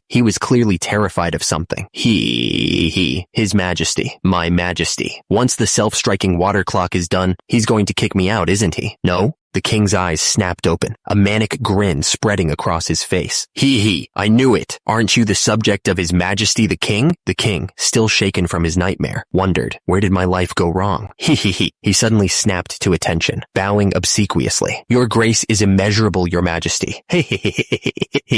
Second Deputy Commander Zhang Yongshil, a true genius who went from a slave to being promoted very quickly to the position of a third-rank official. As a royal engineer who contributed significantly to the development of Joseon, Sejong the Great. Even in modern times, He's often mentioned as an excellent scientist, but somehow his image looks different from what I imagined. Are scientists like this? POV of a history major. I'd like you to make something for me. This is a royal order by His Majesty the King. Royal order, royal order, royal order. Royal? Did I say something wrong? Calm down. I haven't even gotten to the main point. Who wouldn't? I clearly saw how your highness looked at that time. You were truly amazing. This will make the talking fast then. His Majesty is learning, conducting oneself, and preparing the body. But the problem is, days are getting colder, and he can't go outside. We must prepare for the upcoming winter too. Since he says he can't go outside, I'd like to request you to create something that can make it feel like he's running in a field, even when in the room. Jang Youngshil explained, it's a device that I've never made in my life, so I need some time to understand it. I have a mountain of backlog work, so I may only be able to make it after a few years. Even if it's Jang Youngshil, it will be hard for him to reenact the treadmill of the modern day. Suyang sighed. I guess I'll have to find a better way if it's going to take that long, because His Majesty is suffering greatly from conducting oneself and preparing the body. Suyang pictured the king collapsed on the floor, thinking about the pain that His Majesty is going through. It may still be too early for him to use the steps device. The pain? Jang Youngshil tilted his head. Isn't the regimen of conducting oneself and preparing the body a method of making the body healthy? Don't get me started. The weights increase the higher the level. Suyang shuddered, remembering his own training. There were many times when I felt excruciating pain in my arms and legs, and my stomach turning upside down and vomiting. Even now, thinking about back then makes me shudder. Jang Youngshil gulped, sweat beading on his forehead. Wait, is this thing called conducting oneself and preparing the body that agonizing? I'd like to refuse it if it were up to me. Jang Youngshil shrugs, a bead of sweat trickling down his temple. But ho, I have no choice but to get it done quickly because it's a royal command, don't I? He turns to Suyang with a determined look. I am going to draw the draft right away. Why don't you follow me? Suyang raises an eyebrow, surprised by the sudden change in pace. Huh? Didn't you just say it'd take a few years for you to start making it? Jang Youngshil explains the limitations of the materials. If we make it with a wooden board, like in the picture, it will break quickly. But if we make it with a steel board, it will be 10 times heavier. Unless it's someone as strong as you, it'll be difficult to even make it move. He presents his design. So this is the shape that I think. Suyang examines the drawing, a thoughtful expression on his face. As expected,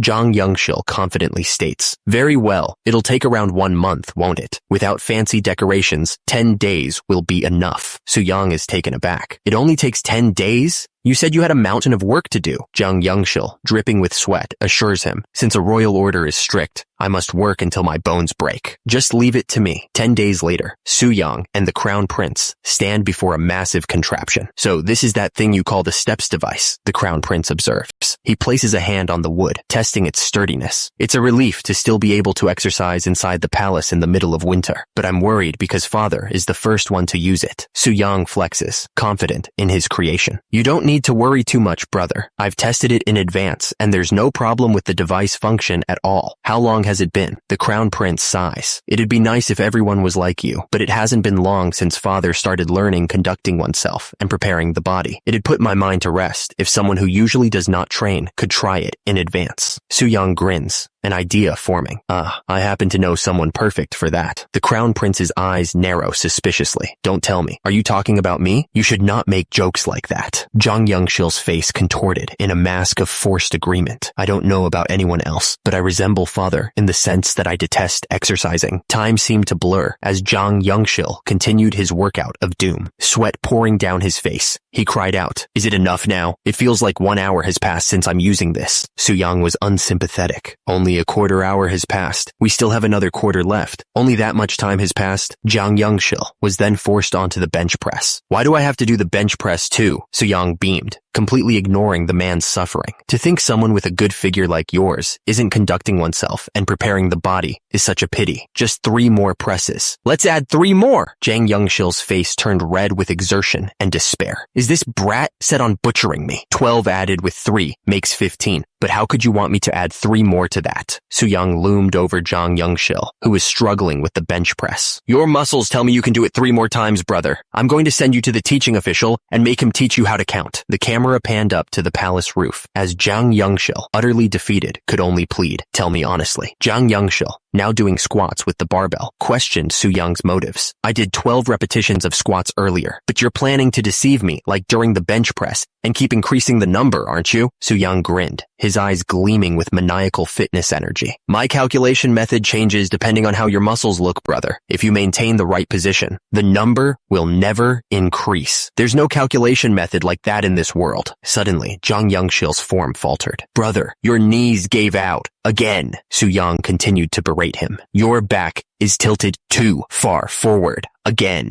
Jang Youngshil, tears streaming down his face, begged, you, please, go back to your kind self before. Su-young's face contorted into that of a demon. I can be an evil spirit for the sake of your body, brother. I'll take it that you'd be conducting oneself and preparing the body now. Jang Youngshil, still struggling with the squats, could only manage, what? Meanwhile, back at the palace, sweating and panting, King Sejong was running on the treadmill. There are 15 minutes left now. Su-young watched his father with pride. The great King Sejong was out of breath even just by running 15 minutes at first, but now, even 1 hour is easy for him. He continued, thinking of Jang Youngshil, brother too, who at first could only do 12 proper bench press reps. This family's talent is undoubtedly on a different level. Su-young knew that Jang Youngshil was essential to his plan. The second deputy commander played a considerable role. Su-young recalled his conversation with Jang Youngshil. It is already excellent that he could make the steps device with the technology of this era. I am asking this request, but he asked for a field study to find areas for improvement. Su-young thought about the man who would make his vision a reality. Jang Youngshil. He stood before the scientist, contemplating. I was wondering if his image was different compared to the image in history.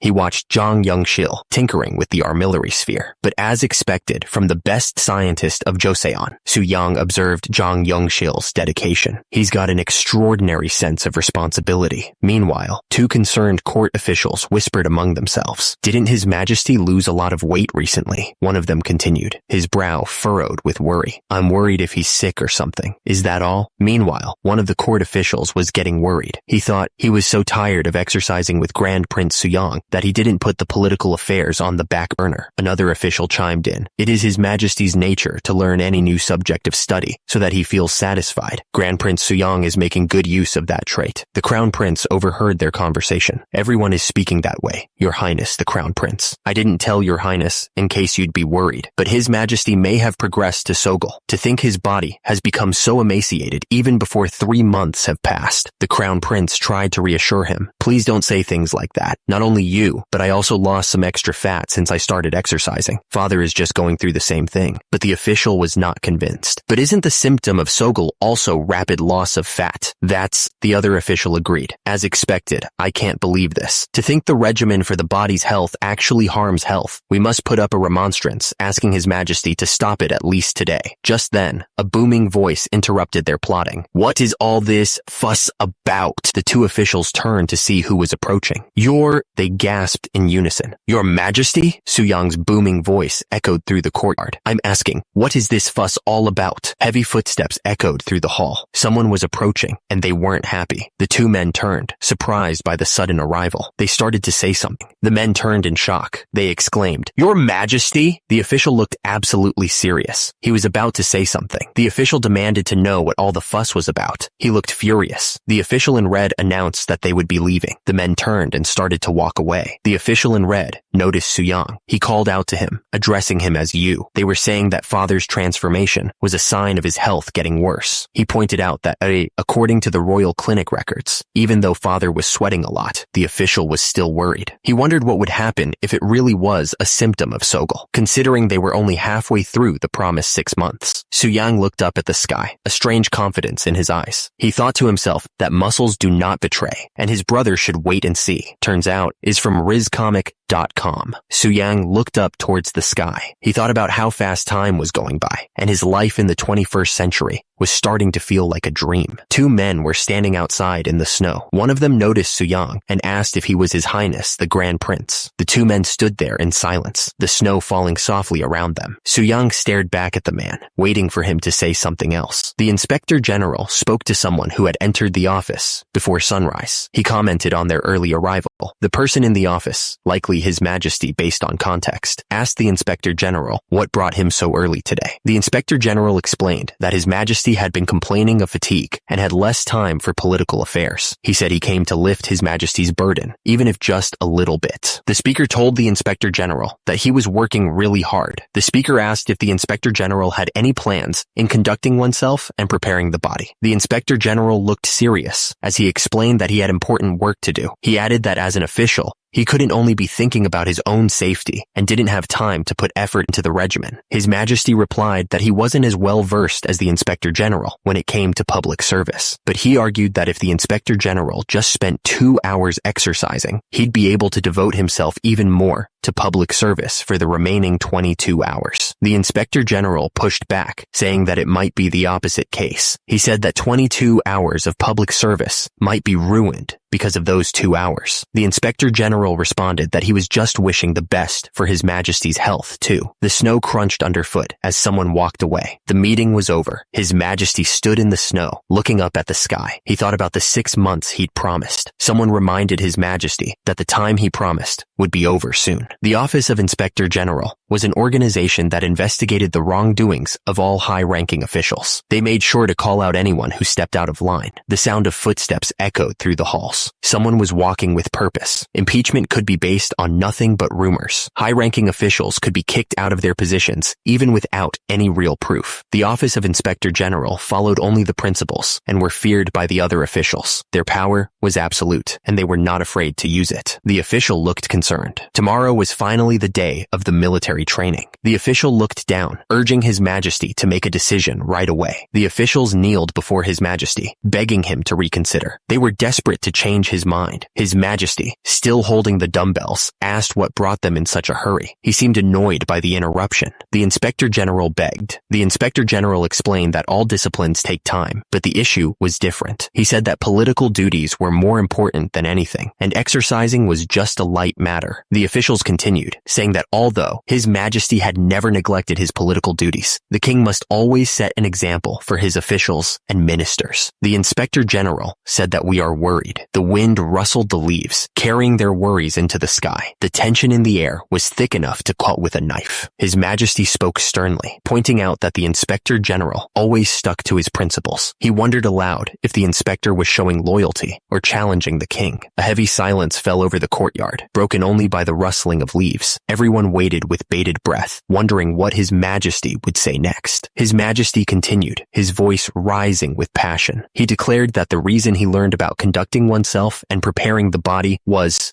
to improve his body and set an example at military training, His Majesty declared. He looked absolutely serious. An official spoke up, saying that it was too dangerous. He explained that military training was a law created by the great King Taejo, clearly worried about the king's plans. The man warned that if His Majesty wasn't good at horseback riding, he could be in danger. He explained that even young people take a year to learn how to shoot an arrow from a running horse. King Sejong reassured him that he'd keep a royal guard soldier nearby to prevent accidents. He added that he wouldn't even move forward if his posture was unstable, so there was nothing to worry about. The man started to protest, stuttering nervously. King Sejong declared that if he set an example at the military training, the effectiveness of conducting oneself and preparing the body would be proven. King Sejong looked down at the others, hoping they'd all do at least half as well as he did. His expression was serious, a tight fist clenched, showing immense respect. His grace was immeasurable, the man thought. The banners marked the location, Chorwon County, Gangwon Province. Today was the day for military training. King Sejong, mounted on his horse, announced his intentions. He would personally inspect the line and then carry out the military training. The order was given to maintain perfect uniformity. All soldiers must move according to the suit. King Sejong demanded that they move in unison. The soldiers responded with a resounding. The man on horseback watched King Sejong with surprise. He commented to the other man that His Majesty had never moved so much before. He had participated in military training for more than 10 years, but he had never seen him like this. The men in the palanquin recalled the last military training. One of them said that His Majesty only gave orders from the palanquin back then, so this was very different. An order echoed through the area, signaling the start of the military training. The drums began to to beat, and the command to march forward was given. King Sejong rode on his horse and thought to himself that it was worth riding for 2 hours every day with that brat. He was finally seeing the results. King Sejong finally understood why Taejo, lying in the royal tombs, told him to enjoy horseback riding. He thought that after nurturing his body like this, it felt rewarding to step up into military training. Grand Prince Suyang watched King Sejong ride with newfound intensity. He said he never would have dreamed father riding the horse so intensely. The sound of something rustling in the bushes echoed through the forest. Something was coming closer. Grand Prince Suyang spotted a wild boar in the distance. He was shocked, wondering how he could be seeing something so far away. Grand Prince Suyang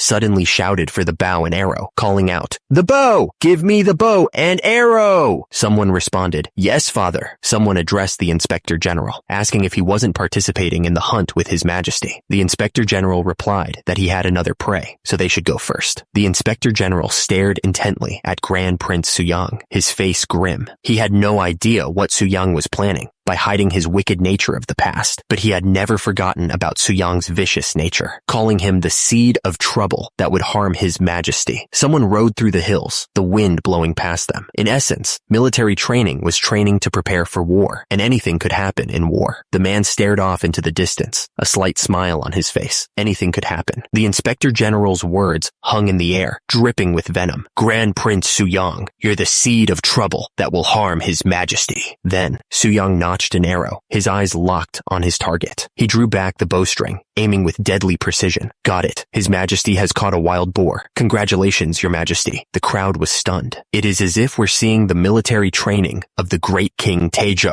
The king's horse reared back, narrowly avoiding trampling the boar. He landed hard, his boots sinking into the dirt. The crown prince rushed forward, shouting, "Feed, father!" The Inspector General was right behind him, a look of panic on his face. Your Majesty, are you all right? Are you hurt somehow?" But the king just started laughing. Haha, the crown prince was bewildered. Haha, father, the king, dusting himself off, declared, "Never once have I ever hit the target with a bow, but I'm only realizing the fun of horseback riding and hunting now that I'm older." An official nervously replied, "Your Majesty, please take care of your body." The king chuckled. "Haha, I know." The Inspector General watched with narrowed eyes. "Your Majesty," he muttered suspiciously, his face contorted in silent rage. Meanwhile, the crown prince reached out to help his father. "Father, please stand up carefully," he said, offering a steady hand. The king, accepting his son's help, proclaimed, "I proved that conducting oneself and preparing the body is not a simple regimen." The king, having proven his point in the most strenuous way possible, declared, "Now that I've done what you all said was impossible, it's your turn to keep your promise now. You all must become experts in conducting oneself and preparing the body now." The officials, realizing they have no escape, responded, "We receive your command, Your Majesty." Later, a craftsman approached Suyang. "The first device out of the things you've asked is here." He gestured towards a strange contraption. "It is called lat pull down." Suyang cracked his knuckles. "You've really worked hard. Then shall we?" He gripped the bar, muscles bulging with anticipation. With a grunt, Suyang began his set. "Hoop, hoop, hoop. How long has it been since I last did a set of lat pull downs? What do you think, Your Highness?"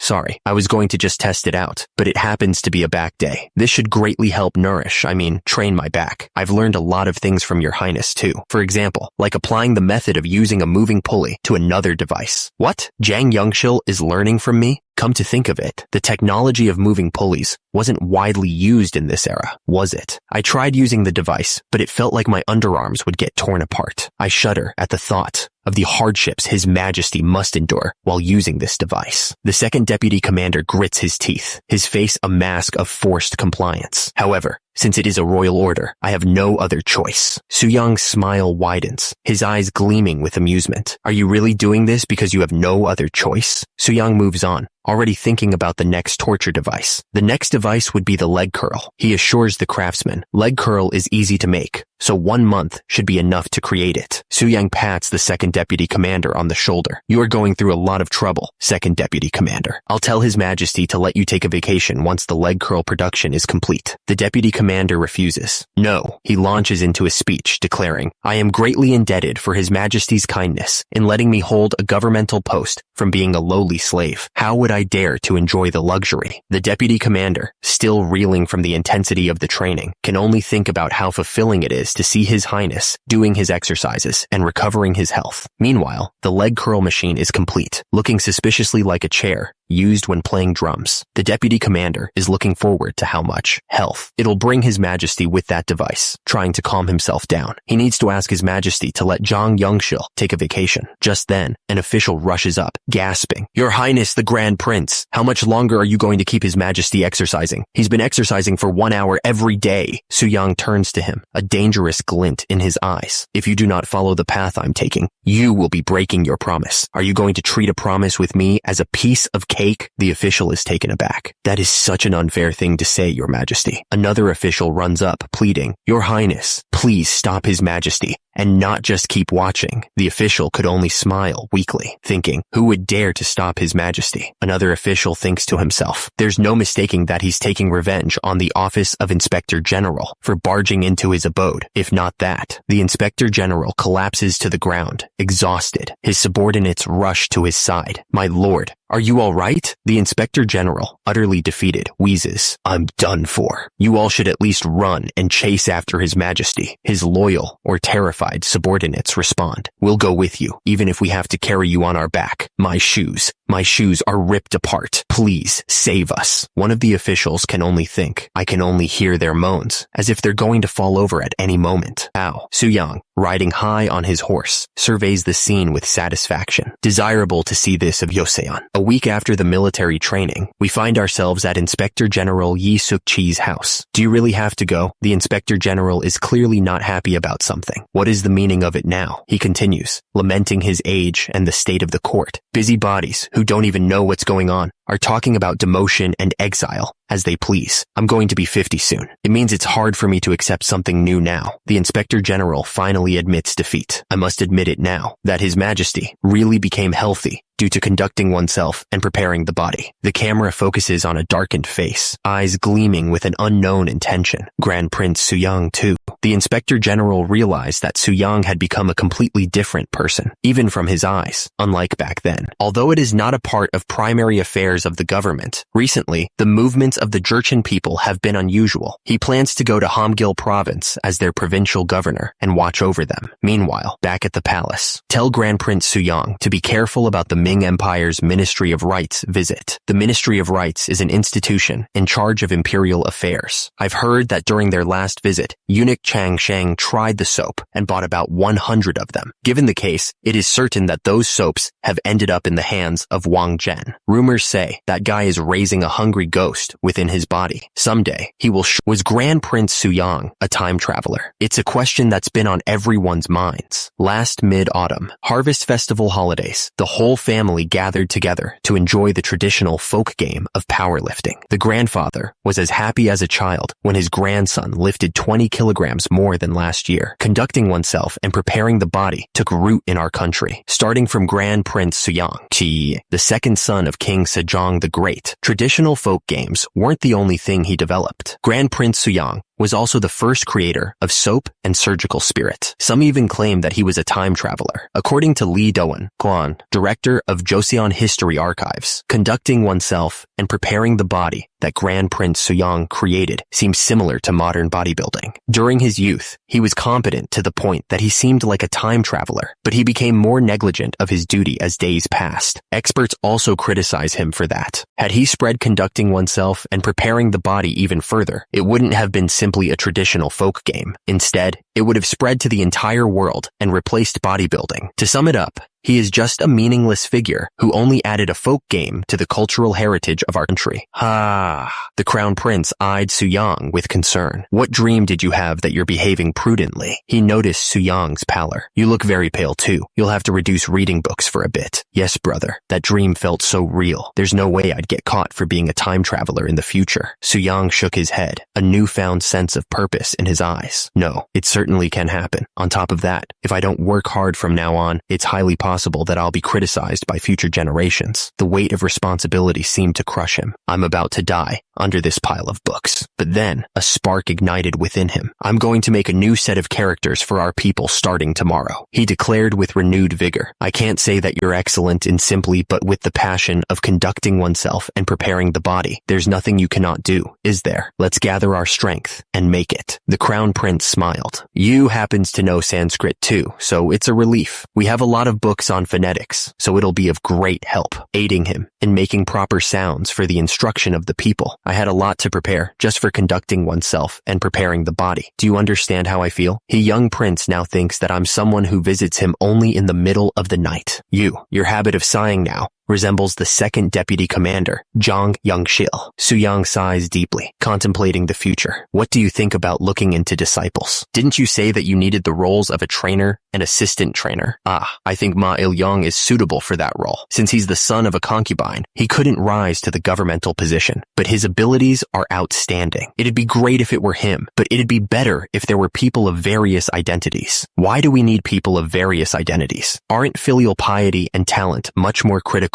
in conducting oneself and preparing the body? No, we certainly need someone of high status. In order to perform conducting oneself and preparing the body at the East Palace, we must have a member of the royal family. A disciple that is a member of the royal family. I can only think of one person, but I don't know if he'd want to perform conducting oneself and preparing the body. Prince Siosan, the third son of the deposed Crown Prince Yang Yang. He stood silently, lost in thought. Grand Prince Yang Yang, who was the original crown prince during King Taejo's reign, committed several acts of corruption and infidelity while riding on the backs of the royal family. In the end, he was deposed, and the great King Sejong rose to the throne. I heard that Prince Seosan grew up doing scoundrel-like deeds. What brings you here to see me, brother? Prince Seosan, personal name Yi Hye, third son of Grand Prince Yang Yang, asked. Su Yang sized him up. He's more normal than I thought. Su Yang thought back to what he knew of the prince. I know the reason Prince Seosan went crazy was because his father, Grand Prince Yang Yang, insulted his concubine. Is he still doing fine because that hasn't happened yet? Su Yang decided to cut to the chase. Have you ever heard about conducting oneself and preparing the body? Seosan replied. Yes, I know it's a new discipline founded by you, brother. Even His Majesty recommended it to the office of Inspector General. Su Yang extended an offer. I'd like to take you in as my disciple and transfer the knowledge of conducting oneself and preparing the body. What do you say? Seosan bowed slightly. I would just like to thank you for your consideration, brother. Su Yang grinned. How refreshing. Mr. Ma, the man bowed. Yes, your highness. Su Yang turned back to Seosan, a glint in his eye. We shall begin after having you relax your body with a wooden bar. Su Yang's offer of swole enlightenment was met with resistance. Don't come any closer. The prince recoiled in disgust. My head is hurting already with the smell of sweat. How dare you try to touch me with your dirty self? The prince continued his rant. I'd love to learn conducting oneself and preparing the body, but I'm a member of the royal family too. Brother, how do you expect me to function with a lowly son of a concubine? Suddenly, a royal scolding rained down from above. What are you doing? Hurry and get down at once. The prince's legs gave out. I really can't do it this time. I can't feel my thighs anymore. Su Yang watched the prince struggle, unimpressed. You're making such a fuss. Isn't it easy for Mr. Ma to carry 60 gun and even more? The prince, face contorted in pain, could barely choke out. I was wrong. Please decrease the weight, he begged pathetically. Please, brother. Su Yang, however, was unmoved. As expected, the answer was right here. The prince collapsed to the ground, gasping for air, utterly defeated by the weight. An official watching the scene unfold couldn't help but speak up. Haven't you been mistreated all your life because you have the blood of a deposed crown prince? He continued, his voice laced with disapproval. How could you give him the same unfair treatment you experience regularly? The official berated the prince, questioning, when you know that such injustice would be compounded because Ma Il-yong is a concubine's son. Tears streamed down the prince's face as he confessed. It's because, without doing such things, I can't bear the injustice done to me, he continued, lamenting his position. What can I possibly achieve by learning this discipline when elder brother and second elder brother are already more excellent than me in it? I've never been involved in government affairs, let alone held a government post. He sobbed. I've lived my entire life under the watchful eyes of others, with people worrying that I, with an impure heart, would threaten the throne. I can't do anything, and I am always frustrated. I remain anxious no matter what I try to do, he whimpered. The official remained stern, replying, even so, as a member of the royal family, you ought not to behave like that. Don't you know how scary the wrath death of a royal family is to a commoner. Finally, the prince relented, tears still streaming down his face. Ma Il-young, I was wrong. I will behave well in the future. The prince seemed to be taking his words to heart. As Su-yang continued to plot his next move, Su-yang declared, learn the 3 basics of bench press, squats, and deadlift from Mr. Ma. Su-yang peered intently at the prince. Once you reach a combined weight of 650 jun, I'll consider putting you in charge of conducting oneself and preparing the body inside the palace. The prince was shocked. Me, conducting oneself and preparing the body in the palace? Hasn't His Majesty proved the effectiveness of conducting oneself and preparing the body himself? Su-yang began to lay out his vision. Someone who goes back and forth in the palace must master conducting oneself and preparing the body just like the 4 books and 5 classics. The person teaching, conducting oneself, and preparing the body will be called trainer. Su-yang continued, I need someone other than me who can perform the conducting oneself and preparing the body hall in the East Palace. What do you think it is, if not being the king's teacher? Su-yang finished his thought. If you rise to the position of the king's teacher, do you think the people around you can still point their fingers at you? The prince looked utterly defeated, sprawled on the floor after his workout. A single tear rolled down his cheek. Is there really hope for me? I'm embarrassed to say this, but I was so scared of the other's eyes that I haven't even learned the 13 classics. Su-yang and Mr. Ma stood side by side, a united front. Mr. Ma and I will help you, Su-yang continued, reassuring the prince. And His Majesty is creating a new set of characters, which will immensely help learning the scriptures. These new characters were called the proper sounds for the instruction of the people. Meanwhile, the newly buff royal guards bowed in unison, a testament to the effectiveness of Su-yang's training. King Sejong, ever the benevolent ruler, declared, our country's language is different from that of the Middle Kingdom, and many people cannot express their will. For this purpose, I am creating a set of 28 new characters out of compassion. He presented the new script with pride. This is a set of characters to teach the people correctly. With a flourish, he emphasized the importance of this new system, correctly engraving the voices of the people in itself. The king finished with a flourish, will widely benefit the world. Just then, the young prince came running in, calling out, Father. King Sejong smiled. Young prince, what brings you here? The prince beamed, holding up a cat. Father, now I can carry the cat too. Sejong chuckled. Ho ho, how amazing. The prince tilted his head, a child's innocent curiosity shining in his eyes. But father, why is Uncle Jung-ho always lying down whenever I see him? The other day, he was begging to have his life spared. Is he sick? Meanwhile, on the training grounds, Ma Il-young was completely spent. He wheezed. There is no gain without pain. Muscles get sore while growing. Oh, back with the king. The young prince looked up to Hye, impressed. Uncle Hai, you are amazing. Uncle Jung-ho is always lying down, but you're always sitting. Hye sighed, wiping sweat from his brow. It's nothing amazing. I'm starting later than the others, so I can't lie down even if I want to. Young prince, you should learn any discipline early.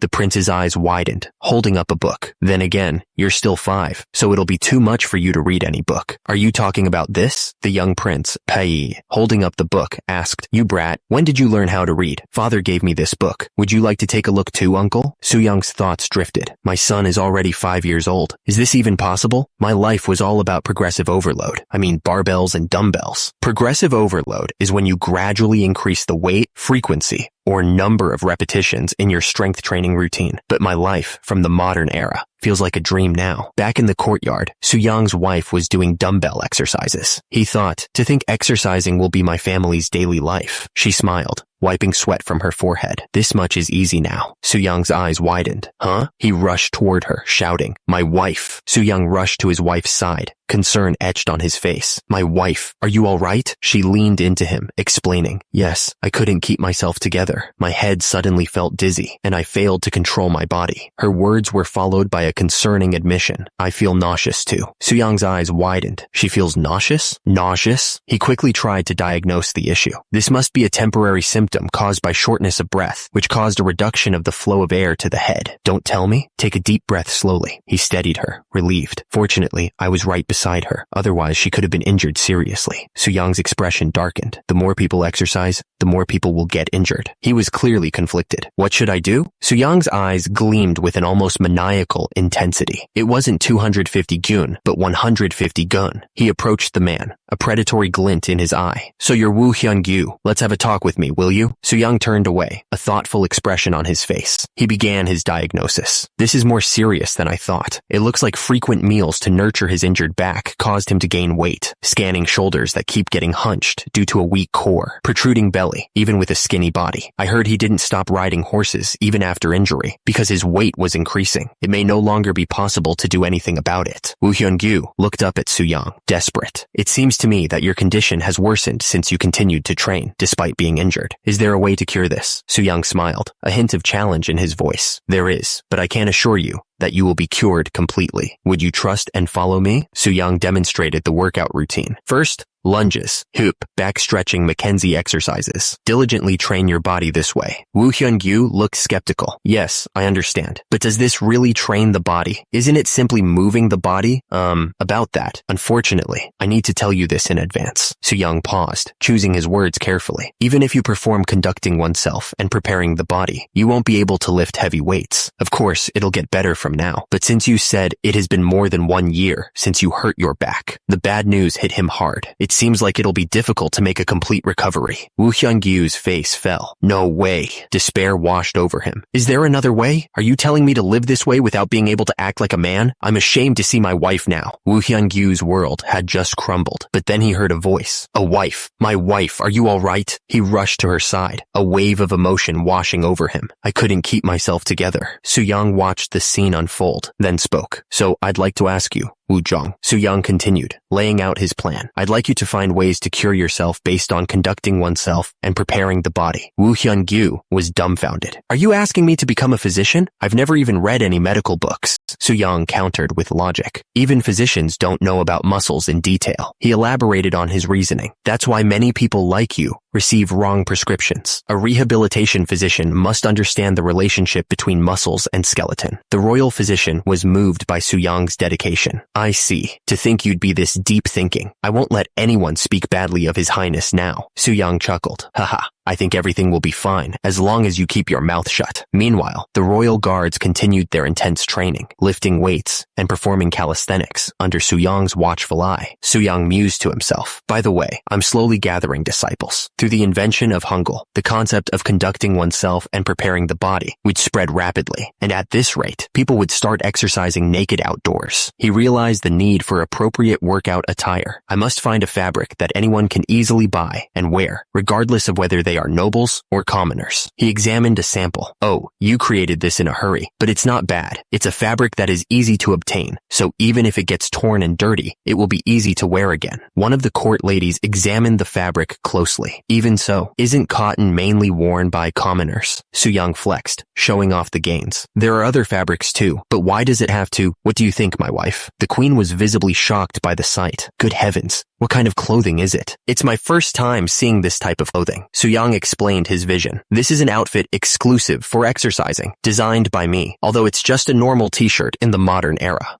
No matter what, I chose cotton because it'll be easy to obtain, and it's the most comfortable for athletic activities. He paused, considering the implications. But nobles might not want to wear it because they are unfamiliar with the texture. But the queen's expression changed, a spark of understanding in her eyes. I was wrong. Judging by how you're moving, it looks like the perfect fabric for exercising, as expected. So that's what you think, my wife. Very well, then make some extra pieces using this pattern. A court lady bowed. Yes, your highness. Like that, cotton, which was often used by commoners, was used to make exercise suits. Meanwhile, elsewhere in the palace, oh my, is this what conducting oneself and preparing the body is all about? The seeds of change were being sown, and not just in the palace. Elsewhere, at Jingwan Temple, under the dim light of a candle, a scholar was engrossed in his studies. Meijuk Heian, aren't you too absorbed in your studies? He stretched, joints popping. It's 11 p.m. now, so you should return now. I lost myself again in books. Is it midnight already? Seong Sam-mun, scholar of Hall of Worthies, Shin Suk-ju, junior scholar, asked. You've been focusing more on your studies recently. Why is that? He replied, what do you think? A relative of the royal family is setting an example. We can't lose either, can we? Implying Grand Prince Soo-young. He picked up the book. Is that the book of conducting oneself and preparing the body? I just read it briefly, but I like the content. By the way, what is Dan guy doing? Ouiji's courtesy name. It's something called push-ups in the book. Come to think of it, you disappeared at dawn and came back after bathing. By any chance, were you taking a run on the mountain path according to the book? I'd like to do that, but the path in Mount Bukhan is steep, so it's hard to run. In return, I did rope skipping for warming up the body and driving away distracting thoughts. I don't think it's such an amazing book. Other than how to build a body, it's just a compilation of what we already know. You should not take lightly the book His Highness the Crown Prince sent us. Ouiji, junior scholar of the Hall of Worthies. The two scholars stared intensely at each other, the tension palpable. Now, you're both very hot-blooded. Why don't we stop here for the day and discuss the book tomorrow afternoon? The scholars continued their debate about Su-Yang's new training methods. The sun streaming through the trees outside. One of them suggested, would Dan Guy, the one who read the book the most, speak first? Dan Guy began. The discipline called conducting oneself and preparing the body believes that it is not enough to just cherish the body given to us by our parents, so it focuses on making it stronger. Another scholar chimed in. I still haven't done it, but hearing about it from Dan Guy, there's something I'm doubting about. A scripture contains the words of a wise sage, but was Grand Prince Su-Yang that kind of person? Another agreed. I think so too. And there's something else. The basic way to show filial piety is to rise in the world and gain fame. So what is the purpose of building the body? The first scholar continued. According to the first volume of Conducting Oneself and Preparing the Body, it is said that minor illnesses would disappear, and one would not get tired easily, even in extreme heat and cold. But I'm doubtful if it's correct. He concluded, while I do not think focusing on cause and effect is a bad thing, what bothers me more than anything is that it is a discipline that uses expensive hardware. The scholars continued to debate the merits of Su-Yang's fitness revolution. One asked, it is said that the body can change correctly, but how many people have been transformed? Another scholar responded, don't you know it too? He revealed the shocking truth. It's His Majesty. The others were stunned. Don't tell me, are you guys? They panicked, vehemently denying any ill intent. Trying to disdain His Majesty? There's no way we would. One of them pointed out the obvious. He rapidly transformed ever since learning conducting oneself and preparing the body. The eunuchs say he's even more active than during his youth. He continued, not all theories of the book may be correct, but doesn't it definitely make the body stronger? He paused, considering the implications. If we immerse ourselves in a book all day and can still move normally the next day, won't it help with our studies too? One of the scholars was aghast. Are you implying that we should bring the hardware into Jingguan Temple? Su-Yang, ever the pragmatist, suggested alternatives. If the situation is not conducive, we can use stones or logs of small weight, 15 kilograms. Su-Yang shrugged, unimpressed by their lack of commitment. If you don't like it, you don't have to do it. 8 days later, a log slammed onto the temple floor. Hey! One of the scholars collapsed, utterly spent. It's so hard that I can't take this anymore. What's so good about this? But it wasn't long before the scholars started dropping like flies. I can't take this any longer, one of them argued. We can read one more book within this time. Another scholar wiped his brow, utterly defeated. Su-Yang watched them go, unfazed. In the end, everyone is quitting, huh? He grabbed the pull-up bar, determined. I saw people changing due to conducting oneself and preparing the body, so I'm going to perform it diligently and make a healthy body out of myself. August 1441. Back inside, the king approached Wu Hyun-gyu with a smile. You've worked really hard. Su-Yang watched his subjects working hard. I thought creating a shoulder press device and seated row device would be difficult. He grinned, scribbling notes. It's all thanks to working day and night. If I add more weight here, what will happen? One of the workers, clearly regretting his life choices, muttered, isn't it natural for a subject who receives a stipend to obey the royal orders? Another added, panting. Men of the office of Inspector General were the ones working hard because they even provided resources to test the stability of the device. Just then, a familiar voice called out, You! I came here to see the completed devices. Brother! The workers scrambled to attention. Your Highness the Crown Prince. They bowed deeply, eager to report on their progress. We would like to make a report, Your Highness. We have proven the stability of the devices. The Crown Prince was practically begging. He implored the men to test out the new weightlifting device. Please get on the device and perform the exercise. But Su-Yang was having none of it. Would you let this go? I'm going to punish all of you. Should I have brother do the big 3 exercises while I'm at it? He pushed his brother harder. Brother, a bit more. Put in a bit more strength. Finally, the Crown Prince completed the lift. A system notification appeared. You've raised the level of conducting oneself and preparing the body. Congratulations on reaching 500 gun of the big 3 exercises. The Crown Prince, now benching 190 kilograms, felt a surge of pride. It feels different being acknowledged by you. My body is quickly getting better, so it'll take around 1 year to reach 700 gun. don't you think? Suyang smiled, laying down some hard truths. We don't know for sure. Everyone's muscles grow at different rates, but for me, I have diligently grown my muscles to lift 800 jun for the big 3 exercises. He glanced at the barbell, a T/L of 300 kilograms displayed above it. Ever since then, my muscles haven't grown further. Suyang continued his fitness diagnosis. I possess the body of Grand Prince Suyang with tremendous talent and have already gained experience in the modern era. On the other hand, although brother is a descendant of the talented King Taejo, he lacks experience and skills. He turned to his brother, flexing his arm. It would probably take 2 years at the shortest or 5 years at the longest for brother to reach 700 gun. He grinned. Don't you think my arm has grown thicker? Suddenly, Suyang's expression turned serious. But is it important if it takes 2 years or 5? He loomed over the crown prince, a mischievous glint in his eye. The most important thing may be somewhere else. Brother, would you like to do another set? He chuckled darkly. Above them, the sky was clear and empty. The palace was quiet, but inside, the queen wasn't feeling so well. Suyang rushed to her side. My wife, are you all right? She replied weakly. I made you worry. I've been having morning sickness for a while and can't even eat. Suyang frowned, realizing her dietary needs weren't being met. I apologize, but there's meat I haven't had in a while. You're talking about pork. Come to think of it, you've only been eating beef and chicken that are not oily due to conducting oneself and preparing the body. He balled his fist, determined. I can't just stay still. Just wait. My wife. With newfound purpose, Suyang sprinted out of the room. I'm going to get you some pork right away. Oh my.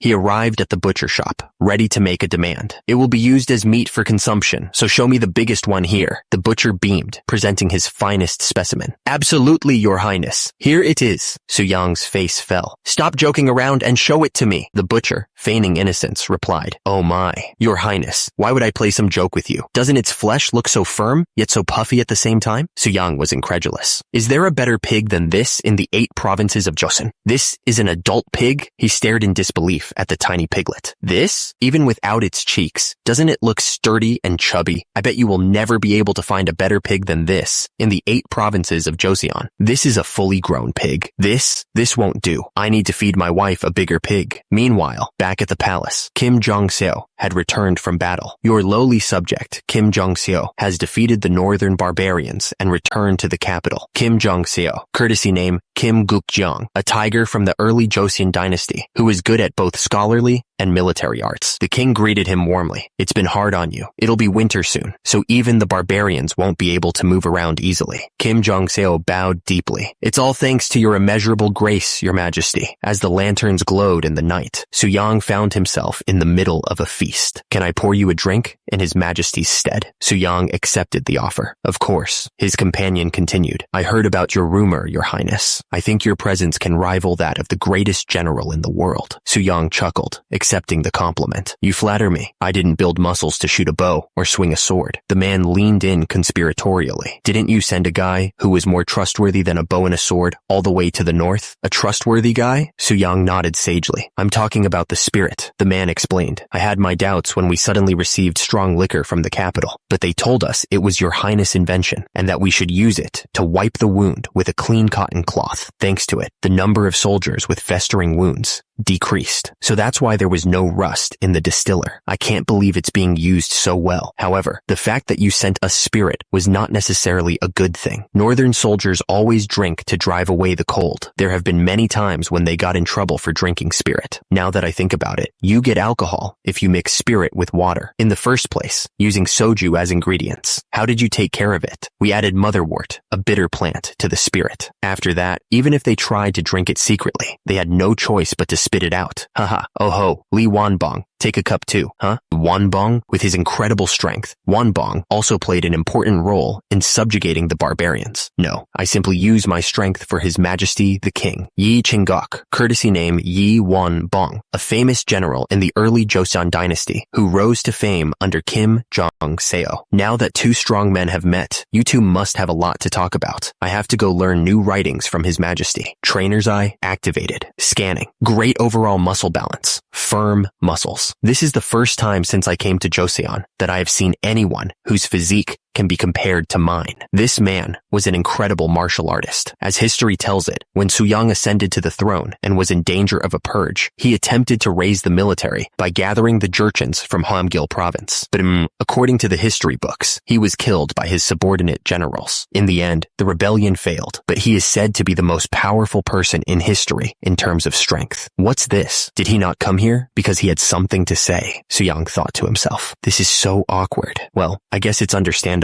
because if history goes the way it was, he would end up dying at my hands. The general stammered. The news of your mighty power spread all the way to the north, Your Highness. How embarrassing. He continued. I have a lot of questions about conducting oneself and preparing the body. Would it be all right if I visit your house later? Suyang smiled, realizing the general was trying to spare his feelings. Oh, competing for strength here would make a lot of people feel uncomfortable. Did he say that out of consideration for me? Of course. He reevaluated his opinion. This person may not be as bad as I thought. Meanwhile, two soldiers approached Suyang's residence. Is it His Highness the Grand Prince's house? They stared up at the massive prince in awe. Is he truly a human like us? Inside, the general examined the equipment. I've already read conducting oneself and preparing the body. Is that thing called a small dumbbell? That's right. He reached out cautiously. May I take a look at it? Suyang cautioned him. Since it's made of cast iron, please be careful as it is quite heavy. It definitely weighs a lot more than it looks. The general watched Suyang casually curl a dumbbell. I can barely do dumbbell rows with a 25 gun small dumbbell, yet he's doing dumbbell curls with it? Another soldier chimed in, having heard rumors of the prince's strength. I heard that Your Highness used 1,000 gun for the 3 major exercises. The general's competitive spirit flared. If I were to do the 3 major exercises, how much could I lift? Meanwhile, Suyang continued to push his own limits, grunting with each rep. The general watched in awe as Suyang lifted the massive weight. This definitely takes quite a bit of strength. I've been learning for 6 months, and I can't even dream of lifting that heavy yet. The iron slammed back down, the impact shaking the room. The soldier was impressed. You are incredible. For someone who is doing body training for the first time, you can already lift 690 gun in the 3 major exercises. In this day and age, it wouldn't be strange if someone called this divine power. What's wrong? Is there something you don't like about conducting oneself and preparing the body? No. Thanks to it, I learned a lot about how to train my body. Please be honest. Since I came up with this study on my own, I think it has some shortcomings. His Majesty the King said that Grand Prince Suyang invented a method to perfect the body, and it could be used in military art. However, you are thinking that it would be difficult to use the conducting oneself and preparing the body in the military, right? Suyang nodded, waiting for the general's honest opinion. When it comes to conducting oneself and preparing the body, the emphasis is on bulking up the muscles, but I don't think you need to be muscular to wield weapons. After all, you need a specific body type for using weapons. I've heard this a lot somewhere. Bodybuilding muscles are for decoration. That's some great insight. Please continue. Also, the book said to eat meat and get enough exercise. Would it be possible for average soldiers to eat meat daily? As military literature and academics have different paths, conducting oneself and preparing the body can only be applied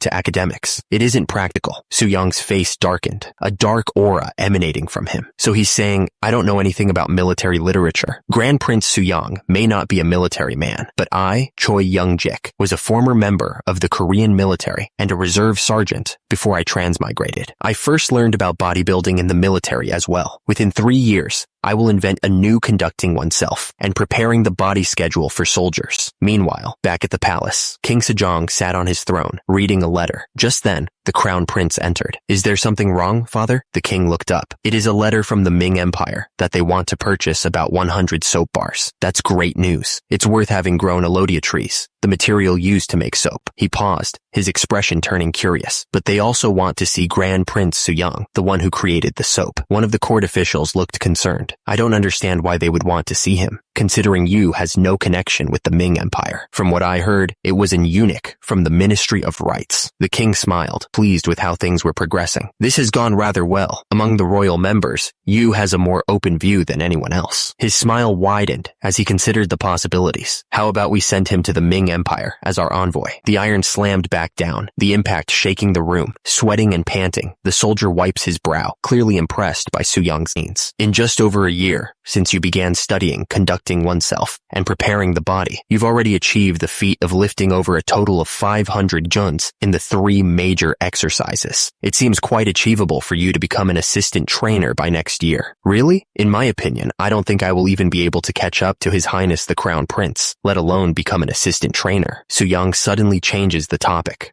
Brother, do you remember when I tried to take in a concubine before? I guess so. You wanted to bring in a concubine. However, you gave up, saying you wanted to focus on conducting oneself and preparing the body. Actually, I brought in a concubine again. People around me were apprehensive because I didn't have children. The Crown Prince looks shocked. What? I see. Soo-young continues. Yes, that's why I ended up taking the daughter from the Yoon family of Hamyang. In this era, people usually have children before age 20. It is a prevalent practice to have a concubine if you are childless, even after age 20. King Sejong the Great was also very concerned until Big Brother had his first child at 23. Is there a problem? About that. Soo-young leans in with a devious grin. Would you believe me if I told you that soon your father would attack your wife? So, he raises a finger, a glint in his eye. I read your fortune based on the Book of Changes. It is said that if you take a second wife, a man-made disaster will befall her. The Crown Prince looks back, concerned. A man-made disaster? Not a natural disaster, but a man-made one. Soo-young smirks, knowing he has his brother's attention. Do you know how to prevent a man-made disaster? Using your physical strength, of course. He flexed his bicep for emphasis. Oh, makes sense. Something like stopping a man-made disaster caused by a thief with your strength. But the method for a woman to develop her strength, there's one. Look carefully. This is the martial art that I will teach your concubine. Try grabbing my collar, brother. When you beat someone, don't you always try to grab them by the collar first? He adjusted his grip, ready to demonstrate the devastating power of his new martial art. The man grinned, completely unaware of the pain that was about to be unleashed. It's true that I've grabbed many people by the collar. I really didn't want to do this again, so let me apologize, brother. Soo-young's fist clenched, muscles bulging as he prepared to strike. You're grabbing it well. The martial art I created saw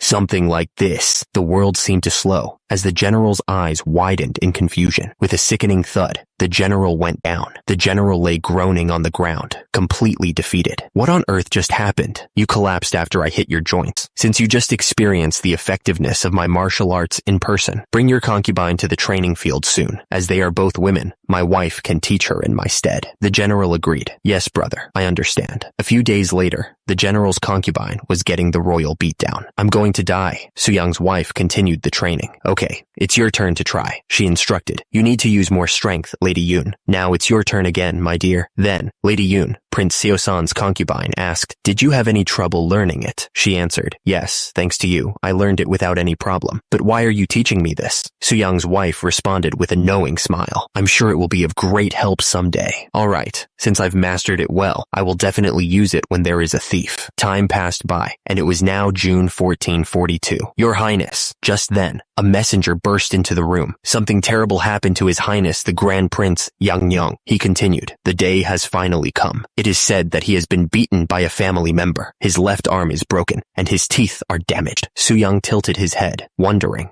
Even though she learned only the elementary self-defense art, she still managed to injure that Grand Prince Yangyang. That seriously, what on earth happened? Meanwhile, Prince Seo-san was relaxing in his room. To think Prince Seo-san studies this hard. What a surprise. He called out, new child, are you there? Bring me some tea. A girl responded, yes, father. She entered the room with the tea. Father, your tea is hurt. Prince Seo-san erupted in fury. You wench. The teacup goes flying. You only know how to take care of your husband, while you no longer feel the urge to take care of this old man anymore. Do you? Did you bring the tea here after growing the tea leaves yourself? How much time has passed since I told you to bring it to me? He continued his tirade. You mannerless wench. The girl looked up, tears streaming down her face. Just then, the king appeared, a lecherous grin on his face. Seo-san has brought in quite a beautiful child. His taste in women is exactly like mine. Seo-san grabbed her roughly. Hyarg! The girl cried out. No, don't do it. She pleaded. Please let go of me, father. The king's lecherous intentions were cut short as Seo-san's nose exploded in a shower of blood. You bitch! The girl, surprisingly strong, had grabbed his arm and twisted it. Seo-san screamed, I told you not to come closer to me. When did I come close? Have you gone out of your mind? With a sickening crack, his arm snapped. He howled in agony. Save me! Meanwhile, back in the forge, the metal continued to heat up. The king, now in a wheelchair and with his arm in a sling, sat surrounded by court officials, the girl kneeling before him. The chief inquisitor stepped forward. Tell me what the Royal Investigation Bureau has discovered. Yes, your majesty. We have concluded that Grand Prince Yang was beaten by a concubine. He has suffered severe injuries. There's something I'd like to ask. How can concubine Yun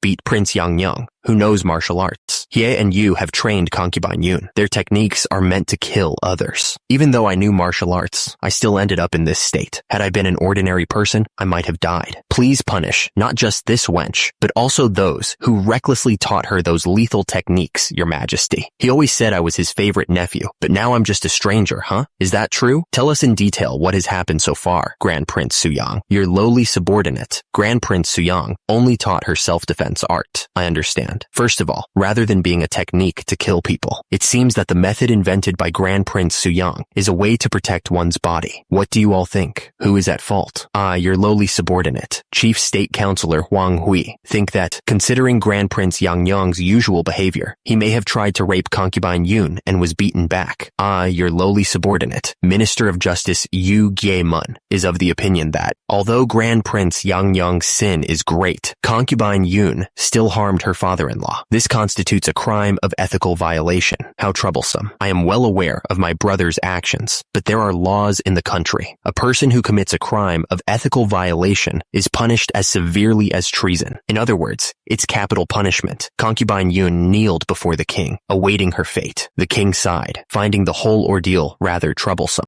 Concubine Yun will be punished with 20 floggings, implemented immediately. The royal guard responded, Yes, your majesty. The scene cuts to concubine Yun, tied to a wooden cross, awaiting her punishment. The executioner, looking grim, raises his instrument of pain. The first lash lands. One. Tears streamed down concubine Yun's face as the flogging began. The executioner tapped the ground, readying himself for the next strike. But before he could continue, a voice boomed out. Ahem. Concubine Yun cried out again as the interruption startled her. Grand Prince Yang, arm still in a sling, had seen enough. Paused, you bastard! What are you doing? He raged. Can't you hit her properly? A bitch like that needs to have her legs broken so she can never look down on her father-in-law again. He shoved the executioner aside. Out of the way. You useless bastard! He grabbed the stick himself, intent on delivering the punishment personally. I will do it myself. But before Yang could bring the stick down, a hand stopped him cold. That's enough, brother? Yang looked up in disbelief. What's going on? Ever since we were young, he has never been able to compete with me in strength. The chief inquisitor stammered. Your majesty, what's the meaning of this? Yang was furious. How can you do this to me and let the wench who harmed her father-in-law get off unscathed like this? Sejong silenced him with a glare. Why don't you shut up, brother? Sejong's voice was icy. Do you want to spend the rest of your life in exile? The stick fell from Yang's trembling hand. Yang lay defeated on the ground. Kyuk! Sejong's expression hardened as he addressed his brother. Our father, King Taejong, told me never to let you into the capital, but I took pity on you and allowed you to remain here. Even after you committed all kinds of evil deeds in Ikkeon City, I was the one who tried to dissuade the other subjects from sending you into further exile. This will be the last time I show mercy, brother. He turned to the guards. What are you doing? Quickly place Grand Prince Yang under house arrest. The guards responded. Yes, your majesty. Yang struggled against them. Let go of me, you bastards. Your majesty, you can't do this to me. Yi Do, King Sejong the Great's personal name. How can you do this to me? The chief inquisitor bowed. Your majesty, we will be continuing with the execution of the sentence. Sejong had heard enough. That's enough. You can untie her now. Prince Seosan bowed deeply, tears welling up in his eyes. Your majesty, your lowly subject, Prince Seosan, really doesn't know how to repay you for your immeasurable kindness. Sejong sighed, trying to defuse the situation. It's truly an unfortunate incident. I will prepare a new residence, so move there quickly. And he gave the concubine a gentle look. You must have been going through a lot, so don't worry about anything now, and just relax. Concubine Yun bowed, relieved. Thanks for your grace, your majesty. So, not long after the house arrest incident of Grand Prince Yang, my second child, my daughter, Ju-hyun, was born safely. One day, as things were as peaceful as usual, Suyang was informed, Your Highness, You have a guest. He says this is his first visit to this place. The visitor announced, "Greetings, Your Highness. I'm Ouija, pen name Dan Gi, a member of the Jinju Ha lineage." Su-young tilted his head, recognizing the face. "Didn't we encounter each other often on the way to the Hall of Worthies? I heard you were doing temple study.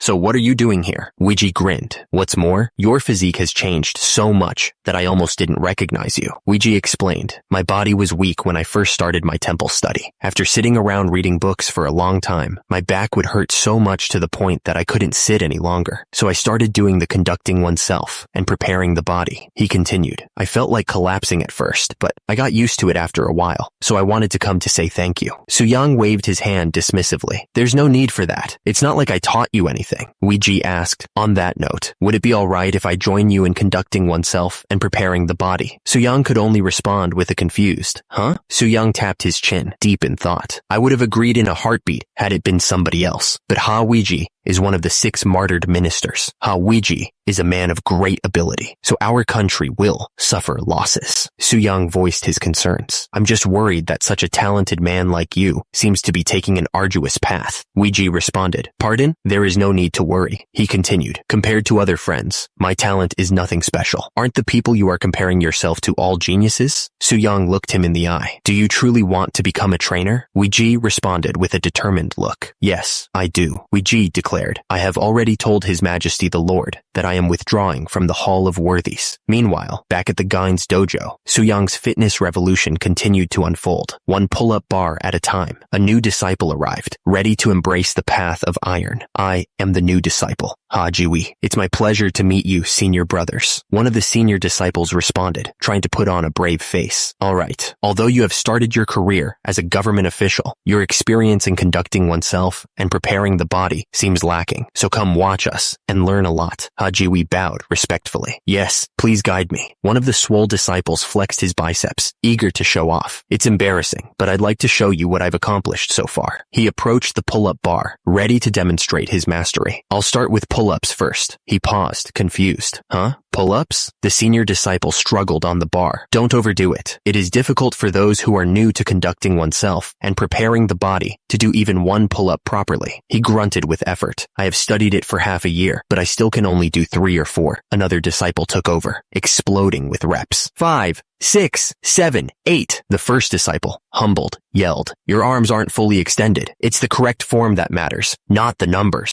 The disciple continued pumping out reps. 10, 11. Su-young watched with a smile. Now that we have a new disciple, everyone seems to be fired up with passion. It will be a good stimulus for everyone. Meanwhile, Su-young and the crown prince took a stroll, admiring the vast landscape. Su-young grinned. "How spectacular. If we squeeze all those yuria trees, we can easily get about 20,000 June oil." Su-young grinned, already calculating the profits. "We will be able to receive a lot of silver if we make soaps with that and sell them to the Ming Empire. I plan to acquire something more precious than silver on this trip to the Ming Empire." The crown prince looked at him, confused. "Something more precious?" Su-young's smile widened, a glint in his eye. "Yes, it is," he declared. "Our country's future." King Sejong praised Su-young. "I heard that you cured the back of a man named Wu Zhong through conducting oneself and preparing the body not long ago. The fact that you were able to successfully treat Sogol, a condition that even stumped physicians, truly fills me with pride." Su-young bowed his head respectfully. "Your grace is immeasurable, Your Majesty." He was about to get rewarded for his efforts. The king continued, "The projection of conducting oneself and preparing the body is good, so I am going to give you a task. Before you depart to the Ming Empire as our envoy, is it possible for you to pay a visit to the chief state counselor, Huang Hui, who requested his resignation last month?" The king explained the situation. He said he was asking for his resignation because of his hunched back and dim eyes. "We can't do anything about it if it's reversible." The king finished his request. "But I'd like you to take a look at the chief state counselor regardless." Meanwhile, Su-young arrived at the chief state counselor's residence, where a servant spotted him and shouted, "Huh? Isn't this His Highness the Grand Prince? Hurry, come." Su-young arrived at the chief state counselor's residence, but something felt off. "Huh? The atmosphere is strange though." A frail voice spoke from inside. "I would like to apologize for having to lie down even when an esteemed guest like His Highness has come." The chief state counselor, Huang Hui, was 79 years old. "That's what he is saying," Huang Hui continued. "I would like to serve His Majesty as he orders, but ever since I reached the age of 70, my back started to hunch and limbs deteriorated, so I had no other choice. Su-young frowned, unsure how to proceed. That's what he is saying. His Majesty has ordered me to care for your body, but seeing that you are having such a hard time, I don't know what to do either.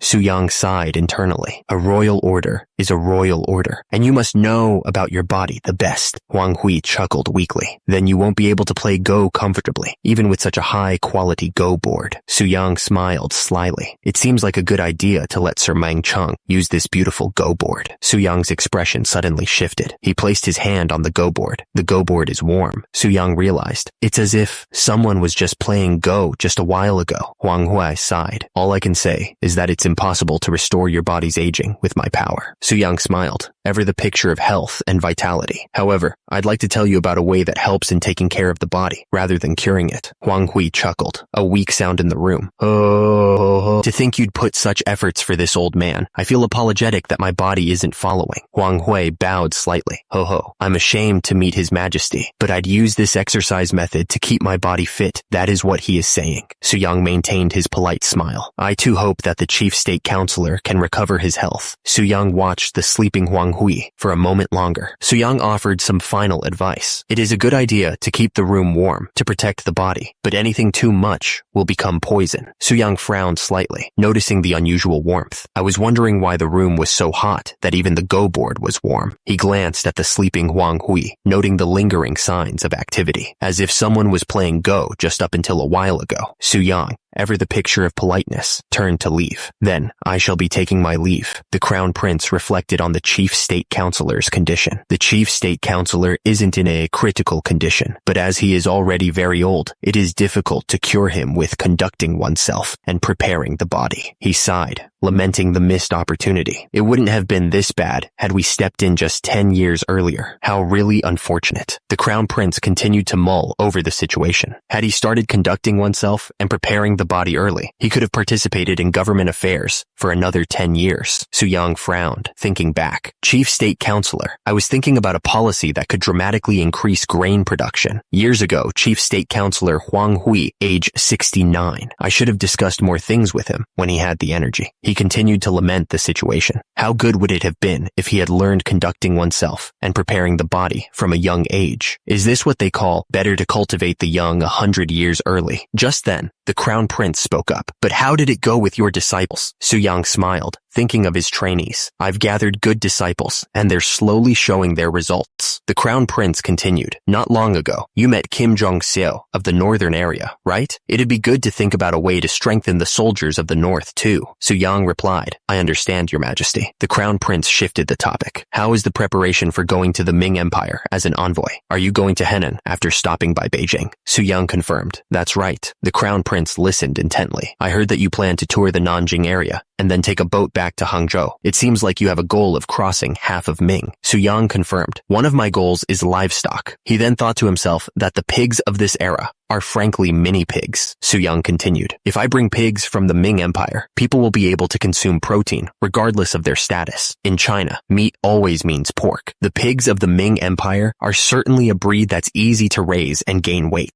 He knew that it's not enough if he's just trying to look for livestock. He must have another goal. Su-young thought that, as per the king's perspective, he'd be away from his son for about 1 year, so he thought he'd be easy to convince. But was he mistaken? He continued, the Ming Empire has a vast land and a large number of people, so I'd like to grow countless grains and vegetables. With that, Su-young added, he'd like to stop by Nanjing to pick up some books as well. The king replied, books, you say? Nanjing is a capital that has been passed down for generations from the southern Song dynasty, so there are probably many rare books. Su-young asked him if he thought the chief eunuch of the Ministry of Rites who selected him would help him on his journey, and then answered his own question, I do. He explained that Wang Zhen is already someone who enjoys power to the extent that he is called father by the ministers. Su-young explained that if it is an offer is harmful to the country, he will reject it. But if it is beneficial, he will gladly assist in our journey. The king warned, I haven't met him before, but he is a man of evil reputation. Be careful. Su-young replied, Yes, your majesty. The king then inquired, right, come to think of it, my granddaughter Ju-hyun was born not too long ago, right? Have you talked with your family members? Soo-young confirmed. Yes, of course. The waves lapped against the pier. Soo-young turned to his wife and said, then I'll be back, my wife. Soo-young's son tugged at his robes, calling out, Father, father. His wife looked stern. Even if it's a national affair, how could it take 1 year? How could you not even attend your daughter's doljabi? The others will hear, my wife. Soo-young chuckled. His majesty is too harsh too. Oh ho, people are staring, aren't they? He reassured her. Don't worry about your family. I'm going to take care of them. Soo-young smiled at his brothers. Thank you, brothers. I look forward to seeing you when I get back. One of them grinned. You brat. Are you planning to exploit me too, taking after the second deputy commander? Soo-young laughed. Haha, of course not. One of Soo-young's brothers mentioned. By the way, I heard you got your first vacation in 15 years. The man grinned, overjoyed. It is all thanks to His Highness for bringing the subject to His Majesty. Keka. Meanwhile, back at the training grounds, one of Soo-young's disciples showed off his gains. Father, look at this. This is too light for me now. The disciple beamed. Soo-young hoisted the boy into the air. Right, you brat. Let's do some bench presses together. Once I come back. Soo-young smiled, gazing towards the horizon. Soo-young stood alongside the king, who was curious about his plans, from conducting oneself and preparing the body to new livestock, books, and even grains. I'm curious about what's going on in your head now. Soo-young looked off into the distance. I only have a small wish. He envisioned the future of Joseon. I want to make this land, Joseon, where our people live, prosperous and strong. Soo-young declared with fiery determination, so that no one can take it lightly, was on a ship, heading to the Ming Empire. Unfortunately, the cold wind was already taking its toll. How odd. Normally, the bigger your physique, the harder it is to catch a cold. I breathed in too much cold wind. The interpreter felt responsible for his condition. I am sorry for not being strong enough. The interpreter continued to apologize. For our interpreter to be coughing like this, I have no excuse, your highness. Soo-young had other plans for the man. I think I should use this opportunity to make him exercise properly and become healthy. Shin Sukju Hall of Worthies, Deputy Assistant Scribe, Junior 6th rank. The ship sailed on. Soo-young gazed out at the horizon, his mind already planning his next moves in the Ming Empire. Land ahoy. Finally, the ship had reached its destination. Soo-young turned to his entourage. The soap isn't moldy or damaged, right? Hall of Worthies scholar Yi Gae, standing next to Pak Gang, assured him, we just checked, and they are all fine, your highness. The dry weather rather makes it better to use, your highness. Escort warrior Nam Bin stood nearby, ready to defend Soo-young. Soo-young was satisfied with their preparations. Good. Soo-young, arriving in the Ming Empire, thought to himself, they say that the Ming Empire is the center of the world. He was determined to verify with his own eyes whether this was true or not. The envoy approached the towering walls of the imperial city. The group gazed up in awe at the massive gate before them. Soo-young, comparing it to Hanyang, which was relocated less than 50 years ago, thought the gap was enormous, musing that he couldn't believe this was built by humans, and that it was like they were looking at the Baekdudagan mountain range, the height of which could not be measured.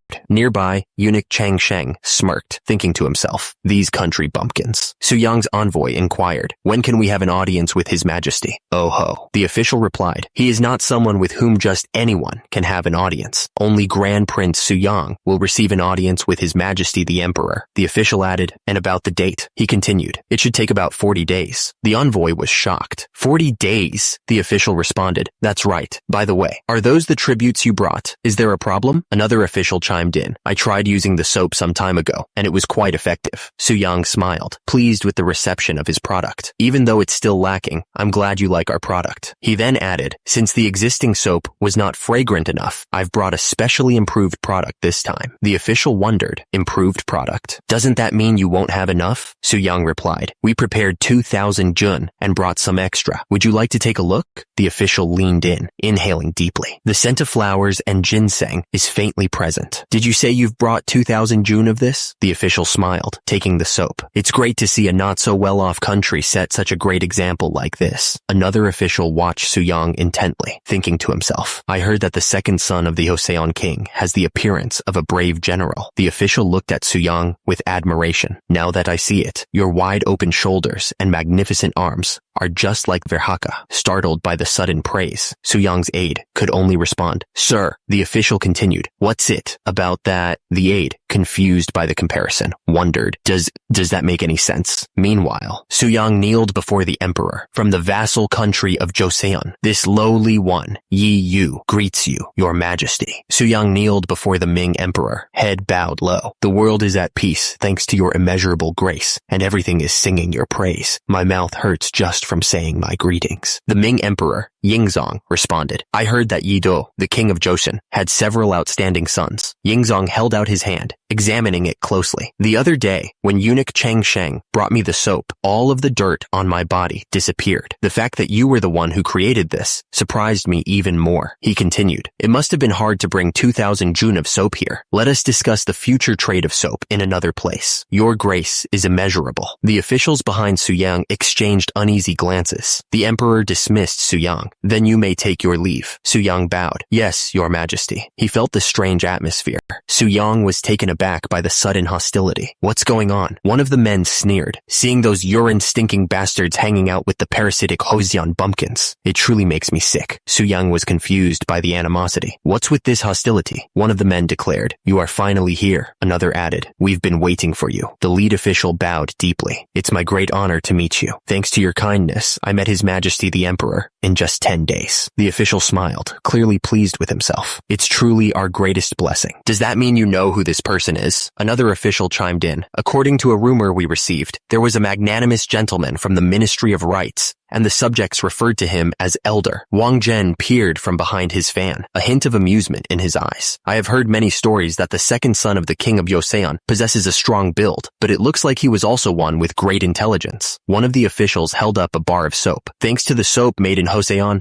I feel refreshed every day. In particular, I couldn't help but be impressed by the quality of the soap you brought this time." Suyang leaned forward, ready to negotiate. "Tell me the price you want. It depends on the ingredients." The price was steep. One soap bar containing ginseng is worth 10 bags of rice. Scented soaps are a little cheaper and cost 6 bags of rice per piece. Suyang calculated the cost. "That means it would be about 1 silver tael for 1 gun." "I see." He then asked, "In that case, how much does the manufacturing method cost?" One of the officials was shocked at the question. How shameless. Was acquiring 2,000 jun worth of soap not enough? Is he planning to steal the recipe as well? Suyang explained the ingredients. "The soaps are made using the kelp from Hamgil Island." Wang Zhen chuckled behind his fan. "To think you would tell me that easily. Isn't it Joseon's major export item?" Suyang maintained his composure. "As a member of a vassal country, I am just doing my best to keep my manners. Still, to think it would be kelp. After the sea ban, the yield is practically non-existent." Wang Zhen sighed. "Sea-ban policy, Ming's trade policy. It's a shame, but please keep making the soap bars in Joseon." Wang Zhen, holding his fan, asked if it was possible to increase the amount of soap and bring in as much scented soap as possible. Suyang asked how much he wanted. Wang Zhen responded with a demand for 10,000 gun. Suyang then requested that the new soaps maintain the same quality and to slowly increase the quantity as circumstances allowed. Wang Zhen needed to know who he was dealing with, so Suyang revealed that he was the Joseon king's second son, Yi Yu. Wang Zhen introduced himself as Wang Zhen, Ministry of Rights Chief Eunuch. Wang Zhen, the Ministry of Rights Chief Eunuch, made sure to introduce himself. "My name is Wang Zhen, Ministry of Rights Chief Eunuch Wang Zhen." Wang Zhen expressed his satisfaction with the deal. "I'm glad the deal concluded smoothly. Is there anything you want? I shall listen to anything you want." Suyang took the opportunity to make a request. "I apologize to say this, but I would like to travel around the Ming Empire, find products, and take them back to my country." Wang Zhen seemed taken aback by this request. "Huh? Products, you say?" He then suggested a much simpler solution. "But if you had just asked for money, I could give you 50,000 nyang silver at once, though." A nearby official gasped, flabbergasted. 50,000 nyang? Suyang remained calm, knowing the long-term value of his plan. "Calm down. Grain, seeds, and livestock will one day be worth more than getting money here." Suyang responded to Wang Zhen's offer. "Thank you for your kind words. Since you are bestowing your grace upon us, we in Joseon would do our best to send more soap." Wang Zhen seemed pleased. "That's a good idea too." Wang Zhen assured Suyang, "I will make your first trip to the Ming Empire as comfortable as a cruise." Suyang changed the subject. "By the way, I think I understand why the eunuchs were so absorbed in the fragrant soap." Wang Zhen looked at him, curious furious. What do you mean? Suyang explained the difference between Joseon and Ming eunuchs. In Joseon, the phalli of the eunuchs are left, but in the Ming Empire, even their phalli are chopped off. These crazy motherfuckers. Suyang grimaced. Testes. I mean, if you lose your male parts, it'll be difficult to build muscles. The reason for Wang Zhen's request became clearer. Are muscles the important point now? I heard that they can't stop urinating, so it's said that it leaks out as it pleases. The speaker continued, revealing the source of the issue. So their entire body reeks the stench of urine. The problem was worse than Suyang imagined. Sachets and lotions are useless in the presence of an unpleasant odor. The eunuchs nearby seemed to agree, their faces screwed up in distaste. Suyang realized the true purpose of Wang Zhen's request. So this was why they wanted to get a lot of soap. The next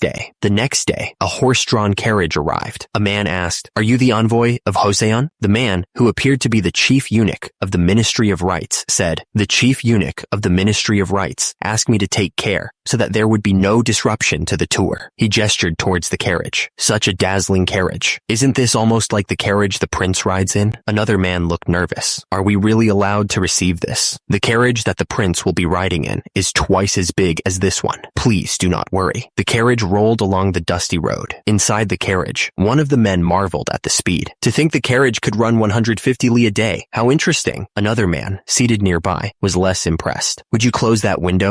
Dust billowed into the carriage. This trail of dust is the same whether it's Joseon or Ming. Another man coughed, agreeing with the sentiment. Yi Gai's words are not wrong either. Suyang reached over and slammed the window shut. The man continued, explaining the lack of paved roads. Because, excluding ancient Rome, proper paved roads did not appear until the 20th century. One of the men in the carriage looked up at Suyang, sweat beading on his brow.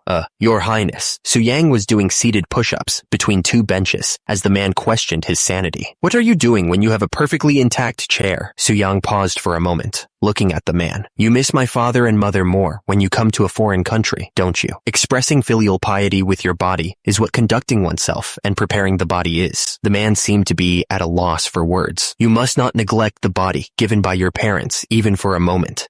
Yes. Suddenly, Suyang's eyes widened. Come to think of it, you. He pointed an accusing finger. Your thick belly fat sticking out of the belt. Pardon? Suyang berated the man, pointing out his flaws. You're still young, but you've already got 3 folds of chin fat, huh? Suyang continued his tirade, listing the man's ailments. You were coughing a lot when we were on the sailing ship. Once we arrived at land, your knees started to hurt, and you couldn't even walk for a long time. You sweat and get out of breath, even with a bit of walking. Don't you think you need to improve your physique? The man collapsed under the weight of Suyang's critique. Suyang towered over the man, a glint in his eye. Now, I've prepared something for you. Suyang smiled, thinking of the journey ahead. I heard we have to cover 1,500 li until our destination, Chang'an. Suyang clenched his fist, a determined look on his face. The 12-day body-shaping miracle. If it's you and me, we can definitely do it. The man could only scream in despair. No. 12 days later, they arrived in Chang'an. The man, looking considerably healthier, expressed his gratitude. You've worked hard. I don't know how to repay your kindness. Suyang waved his hand dismissively. It was nothing. I was just following the strict order of the chief eunuch. A figure in red robes approached. You are the envoys from Joseon, right? I received a message from the chief eunuch about your arrival. The governor general of Chang'an smiled warmly. You've come a long way, so let's begin with a meal. The governor general of Chang'an presented the meal. Enjoy your meal. The envoy examined the dishes with curiosity. I've never heard or seen these cuisines. Oh, the noodles look odd. The governor general explained the origin of the dish. It is called knife-sliced noodles. This dish was born during the reign of the Yuan dynasty. Another dish was presented. Next cuisine. The envoy picked up his chopsticks. It's boiled beef meat. Let's see. He chewed thoughtfully. The pork in the noodle dish is excellent, but the beef tastes terrible. Suyang grimaced at the beef. It's like eating beef that died from malnutrition because the farmer didn't feed it properly. He shook his head, lamenting the poor preparation. To think they'd cook a precious meat this way. Tisk, tisk. Suyang tried to lighten the mood. There must have been some kind of mistake. Haha. Instead, doesn't everyone agree that pork tastes good, eh? Of course. He declared his love for the other meat. If it's this kind of pork, I won't get tired of eating even if I eat it daily. Meanwhile, back in the Ming Empire's capital, Beijing, a message arrived. We have received a message from the Governor General of Chang'an. Wang Zhen spoke of the man who had escorted Suyang, hoping he could put in a good word about him to the Son of Heaven. He wondered aloud, in any case, why are you taking care of those countrymen of a small nation? Wang Zhen reminisced. Back then, when I became a eunuch, I had just 1 silver nyang. He held up a small dish, remembering his past. But now, I've ascended to a position that can offer them even 50,000 nyang. Wang Zhen tossed the dish into the air, the coins inside jingling. The small dish landed on the roof, coming to rest among the branches. Wang Zhen looked forward to something. He smirked, musing about the true value of his offer. How much do 50,000 nyang worth to the second son of Joseon King? Stared at the massive pig. Is this really a pig? Done big, one of the men with Suyang observed. It is so big to the extent that it can rival a wild boar. It's clearly a pig because it doesn't have tusks. Another man chimed in. The pigs we raise can get as big as 200 gun in just a year. That's impressive.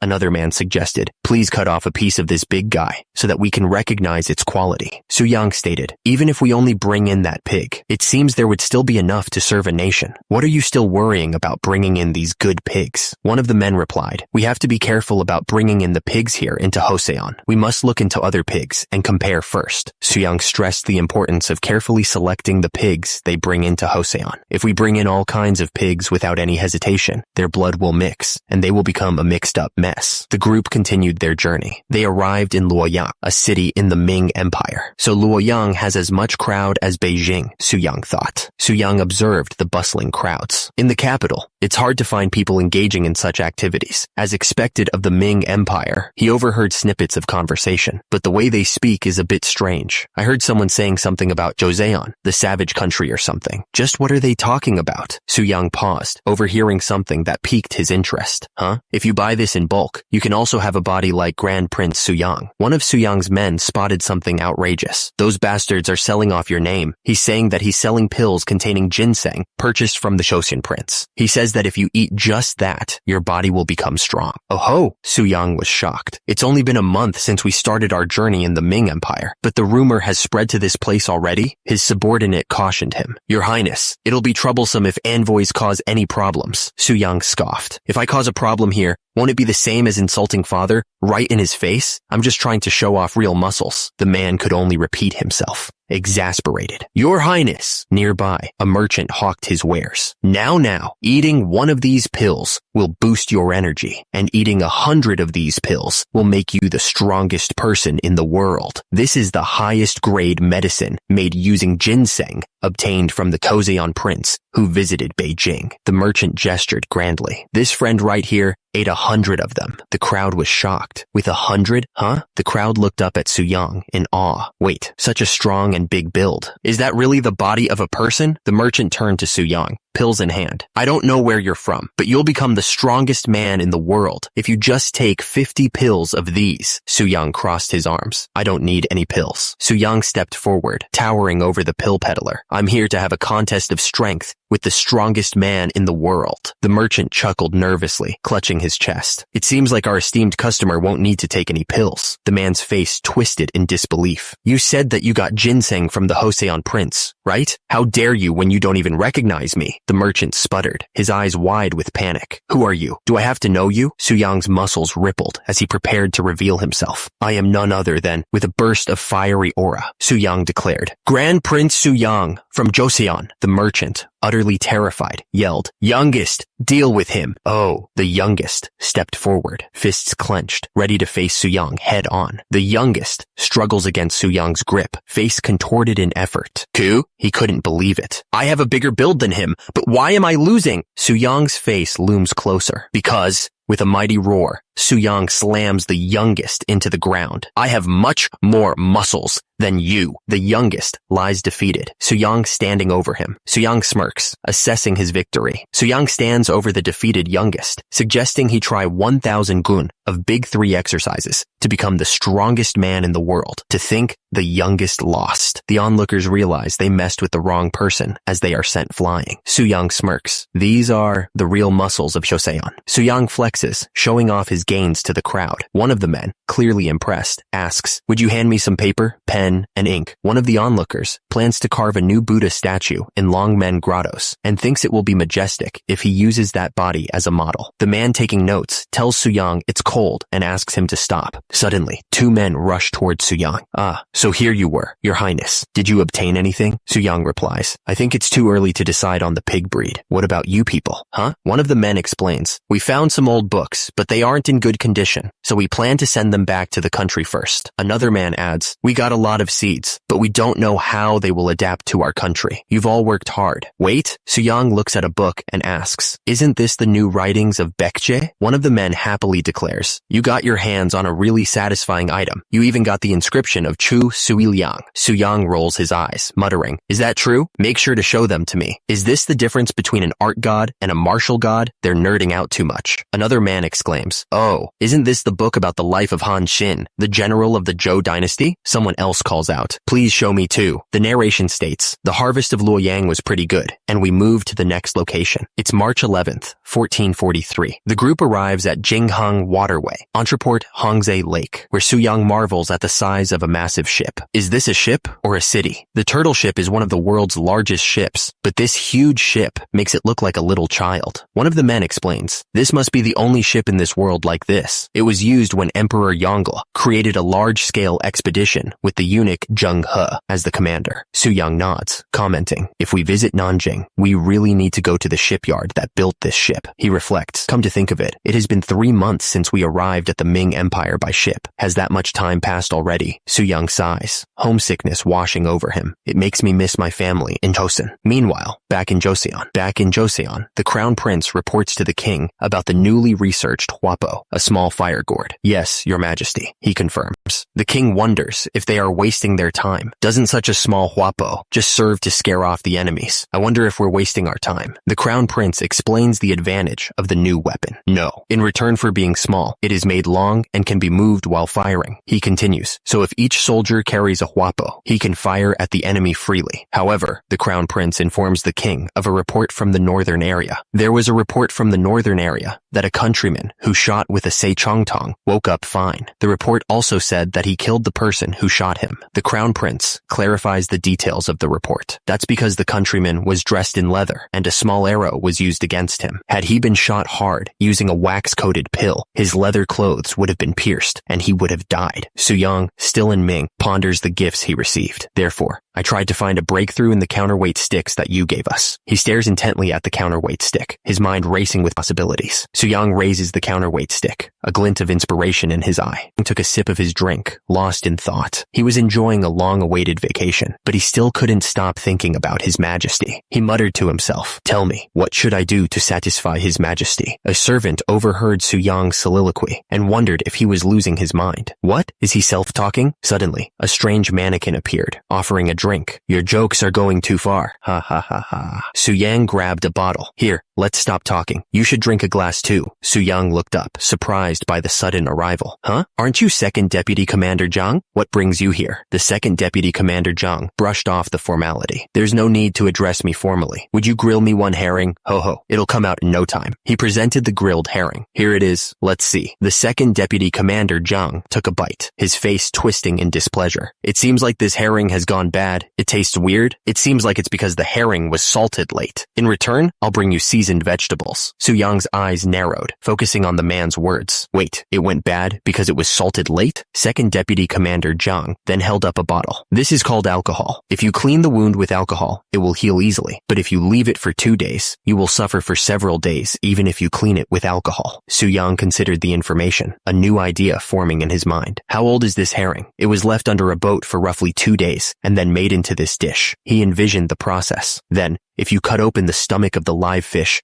and immediately salt it, wouldn't it last for half a month? With a burst of energy, Suyang turned his attention to the sea. He shouted his orders. "Bring up the net using the crane." The crane began to lift the massive net, water cascading down. Suyang directed the crew with renewed vigor. "The people on the back keep rowing. Those in front, open up the fish's stomach and salt it immediately." "Yes." Suyang points to the lat pull-down machine. "We will be using the moving pulley that I learned while making the lat pull-down here. The fish are piled high. One of the fishermen asks, if we salt it quickly like this, will it really last for half a month? Suyang confidently answers, yes. One of the fishermen is amazed by the sheer volume of the catch. This is the first time in 30 years of my life as a fisherman that I have harvested this many fish. The fisherman continues, just 100 fish are enough to make us fully loaded, but this is well over 1,000 fish. Another fisherman realizes the implications of this bounty. As the harvest of fish has increased, the storage facilities for fish have also increased. If it's done properly, rather than dried fish, the 8 provinces of Joseon can enjoy raw fish. Suyang realized that they needed a strong fishing boat that could venture out to the far sea here.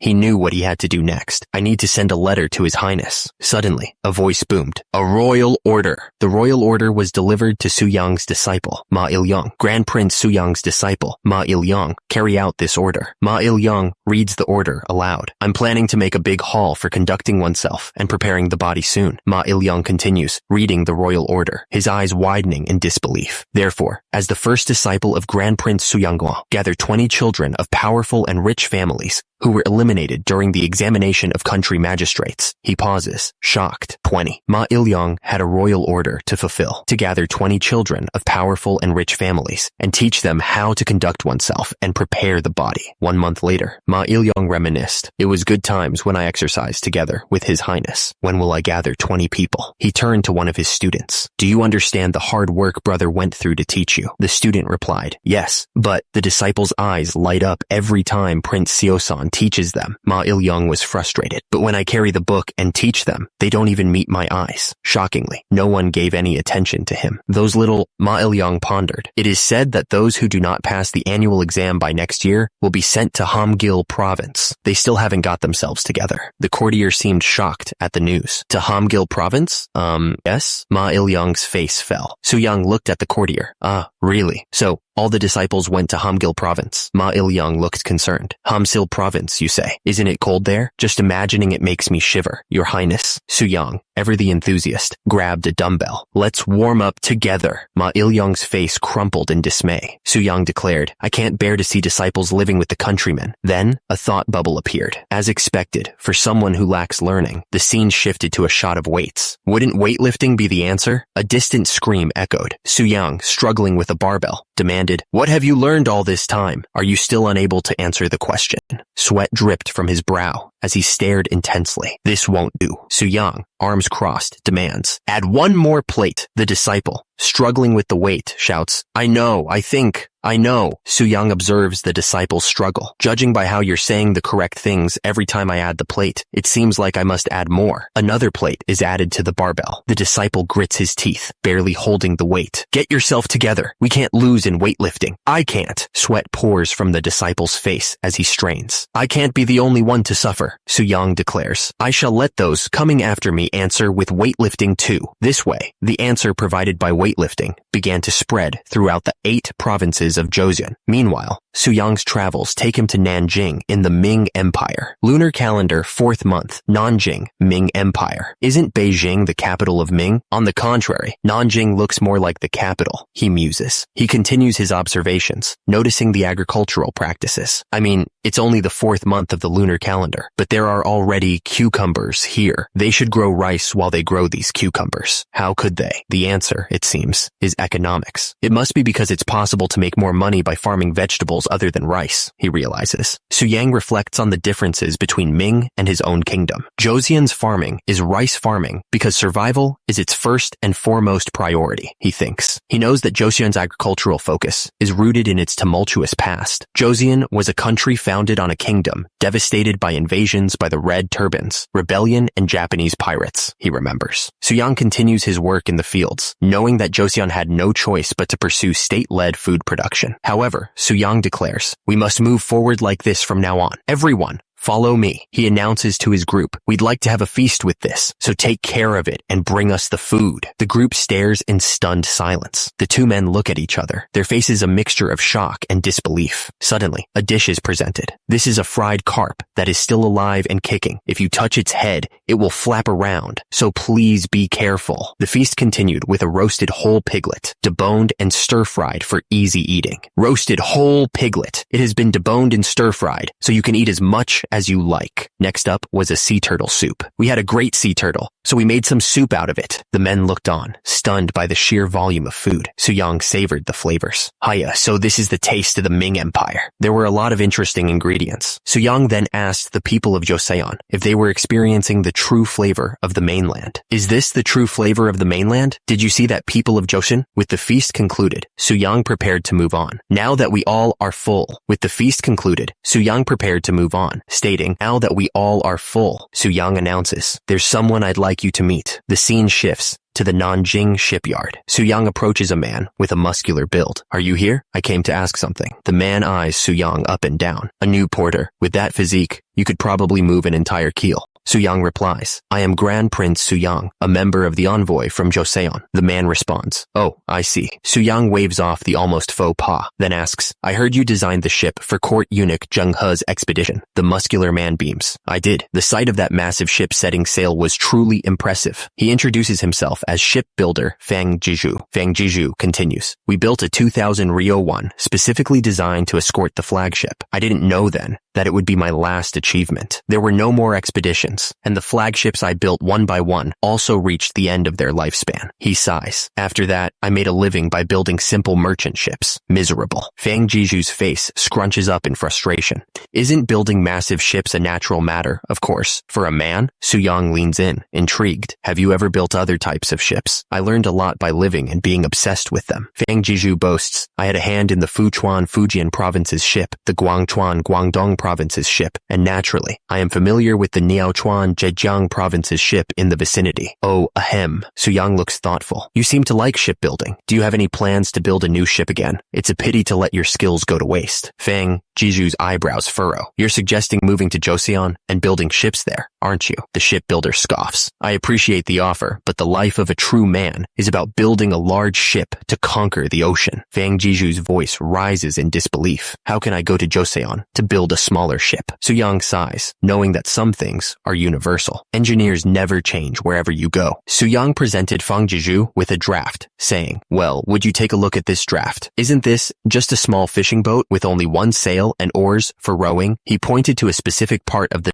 Fang Jiju with a draft, saying, well, would you take a look at this draft? Isn't this just a small fishing boat with only one sail and oars for rowing? He pointed to a specific part of the design. But what is it here? Windlass. Suyang explained the device's purpose. This ship catches 4 times more fish than a same-sized fishing boat. The drawing showed a pulley system in action. Indeed, to pull up the net with the windlass, you only need one mast. Fang Jiju looked thoughtful. While you may not know how to build a ship, you sure know how to create devices. Suyang smiled, hoping to sway the engineer. If a small boat surpasses a large ship, that would also be the pride of an engineer, right? Please think it through until we head to Joseon. Suyang left Fang Jiju with an invitation. And if you feel like working on it with us, visit our lodgings in 10 days. Meanwhile, Suyang's party arrived at a farm on the outskirts of Nanjing. Suyang examined the produce with a discerning eye. These Napa cabbages are truly unique. They're large, packed, and taste good. Just having these Napa cabbages will last us throughout the winter. He held one up, marveling at its size. It's like the great-great-grandfather of the Napa cabbage we eat in the modern era. Suyang turned to address the owner. Well, all right. Hey, owner. The owner scurried over, a bit flustered by the sudden attention. Select the best seeds. Make sure they're worth the money. Oh my, nobles from Joseon have come. Just a moment, please. Suyang inquired about the pig's growth period. The owner replied, years, you ask? I grew it for a little over 1. He explained that the exceptionally large pigs weighed over 240 jun. Suyang was surprised to learn that even after being raised for over 2 years, Joseon pigs only weighed around 70 jun, and that was considered the highest rank in terms of size. He asked, can you sell us 100 piglets? The owner seemed hesitant. 100?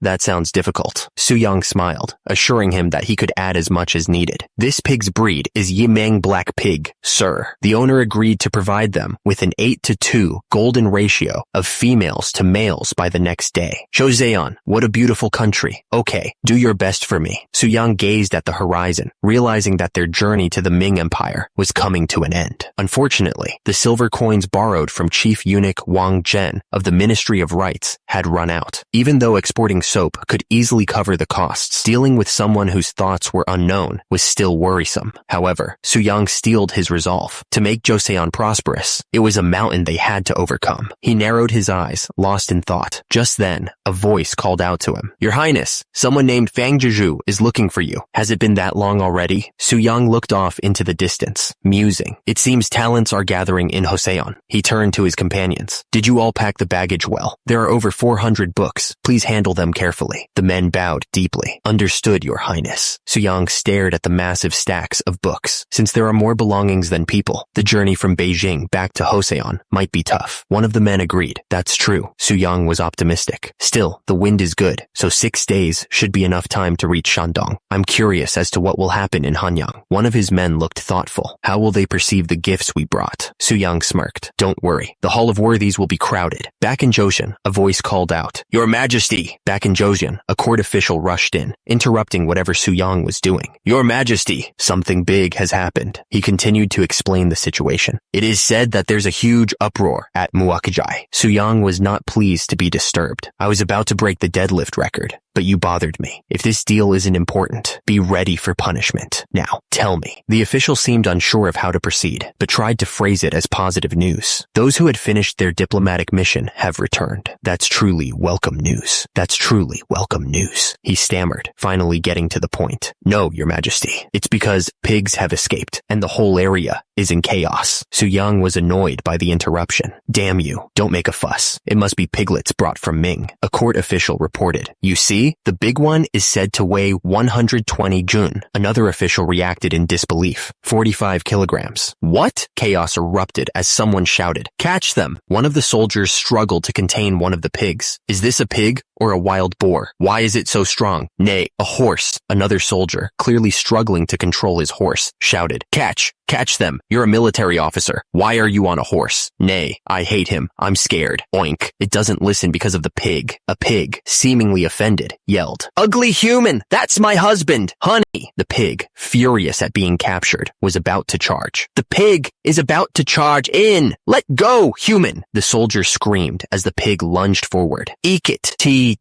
But then, another soldier grabbed the pig. Here you go, rascals! Oink! Soo-young watched the chaos unfold, a wry smile on his face. Although it's been a year since I left Joseon, if this continues, what will become of my dignity? The Yimeng black pig piglets, finally settling down, began to snort contentedly. But 2 of the piglets, with furrowed brows and narrowed eyes, seemed less than thrilled with their accommodations. Soo-young, observing the pigs, chuckled. Oh ho, look at these wreckers. Their fiery temper, and even their build, resembles a wild boar's. One of the disgruntled piglets turned its gaze towards Soo-young. Hey! Soo-young approached the pen, a bundle of straw in his hand. You guys have been through a lot, coming all the way to the distant land of Joseon. He held out the straw, a warm smile on his face, hoping to appease the grumpy pigs. The Yimeng black piglets, finally settling down, began to snort contentedly. Soo-young chuckled, observing the pigs. Ho. I guess the hunger in your belly wasn't ordinary. Soo-young, pleased with their appetite, grinned. Given their size and vigor, it seems I don't have to worry about the future. One of the piglets thought to himself. Oink, oink. It seems we can trust that human. Oink, oink. That human. Something's different about him. Soo-young, his eyes gleaming with anticipation, declared. Present the fattest pig among them for the celebration. Soo-young walked away, flanked by an attendant. Considering that many books were lost during the Goryeo dynasty, I have brought some of them. Most likely,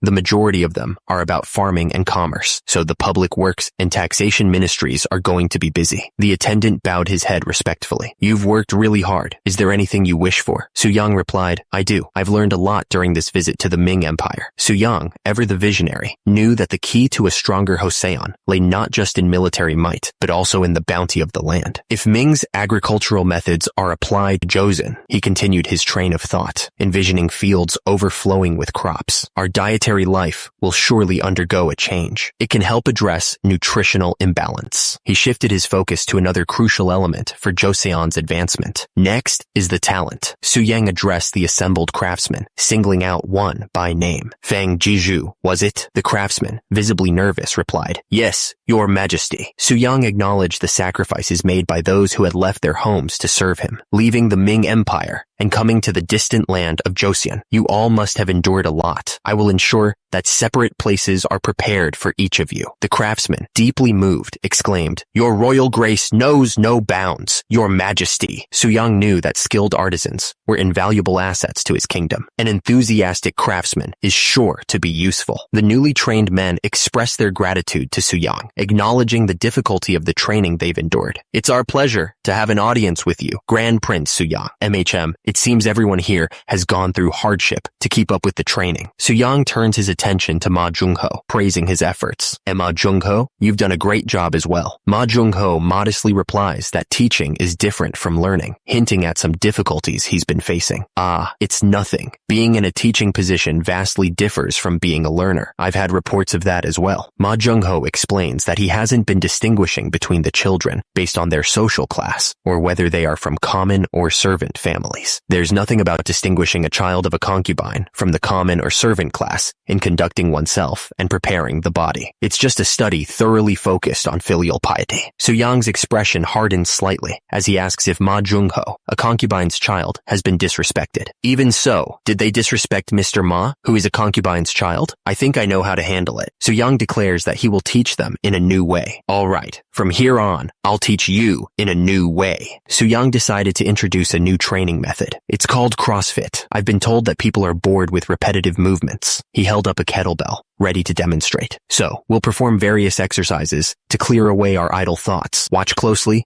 and follow suit." Suyang then demonstrated a series of movements. "This is called burpee, which I invented during my stay in Ming." The soldiers looked relieved at the prospect of a new routine. "Whoa, it doesn't involve carrying heavy weights, right? Count me in. I'll do it 100 times. Hopeful expectations were finally free from that boring barbell. Suyang grinned, pleased with their enthusiasm. "Haha, that's the spirit. Then, try to copy me." Suyang began the demonstration. First is 20 reps of burpee. Second, 20 jumps over a waist-height log stack box jump. Suyang continued to push the soldiers, demonstrating the next exercise. Third is 20 swings with a 20 Jun weight kettlebell swing. That's about 7.5 kilograms. He moved on to the final exercise. And finally, 20 squats without weights. Do this twice, take a break, and then repeat it twice. One of the soldiers asked hopefully, "Will today's training really be over with this?" Suyang grinned ominously. Of course, it approaches with the force like a storm after the silence. The soldier blinked in confusion. "Excuse me? What storm?" Suddenly, a screech echoed through the training grounds. The soldiers collapsed, utterly defeated. I can't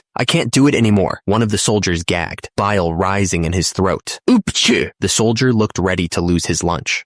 I'm going to vomit." Suyang looked concerned, but only for a moment. "Oh no, vomit." He grinned sadistically. "Then vomit and continue. I did the same. Humans don't die as easily as you think." The soldiers continued to suffer. One of them finally snapped. "You're so mean." Suyang continued to push his soldiers to their absolute limits. "It's been more than 6 months since you started conducting oneself and preparing the body, yet your learning still seems lacking." Suyang towered over the soldier, who was struggling under the weight of his training. "Now, open the book and focus on your studies. When the strength in your limbs disappears, so will your distractions." The soldier, barely able to hold the book, was clearly suffering. "How can I read a book in this state?" Suyang was unmoved. "It's a must." The soldier was dumbfounded. Both Ma Jungho and Prince Seosan have dedicated themselves to their studies in this way and achieved great success. It doesn't make sense. Meanwhile, stacks of books sat on shelves, waiting to be read. Suyang held up a copy of calligraphy. "Elder brother, is this a copy of the famous calligrapher Chu Suiliang?" The shot then panned to a stack of books. Suyang presented the books to the others. "Here, you can also find copies of Yan Zhenqing's Qinli Stele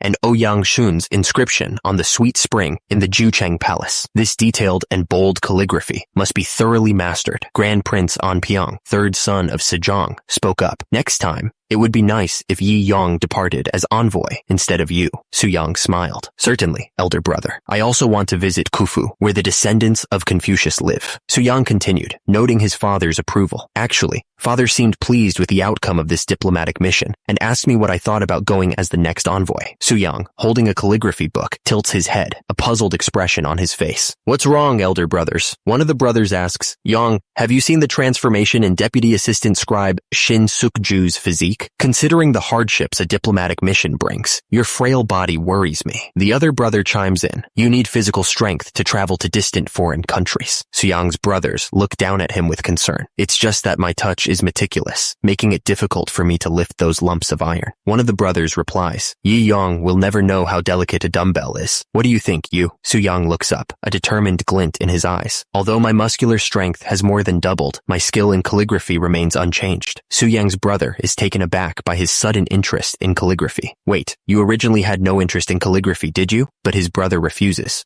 Suyang introduces his latest invention, a weapon for the common soldier. This thing is my newly created firearm, the kind even an ordinary soldier can use. He demonstrates the weapon, aiming it toward the sky. The weapon fires with a burst of smoke and light. Suyang explains the firearm's capabilities. Its power pierces armor up close and leather from a distance. The firepower is enormous. The firearm demonstration leaves the officials wondering, in your opinion, what improvements does it need? A masked figure appears, ready to give his input. If you ask me, meanwhile, in the Ming Empire, a man asks, so, is the spy we sent to Joseon performing the mission without any issues? Yes, that's right. He continues, noting Suyang's knack for innovation. The Prince of Joseon has a talent for developing various items, like soap. He leans forward, offering an incentive for information. If he creates something unavailable in the Ming Empire, inform me through a letter. Describe it in writing, and you'll get 5 silver niang. He concludes with a promise of even greater rewards. The more detailed the drawing, the higher the price will soar. Suyang reclines, holding out a silver coin for emphasis. Whether it's Ming or Joseon, is there anything as valuable as silver coins? He explains that to penetrate the leather, the range shouldn't exceed 100 bow. He elaborates on the firearm's design, mentioning that at first, it was supposed to be lifted on the shoulder or propped up under the chin, but when he made it that way, it became unbearable for a human to endure the recoil.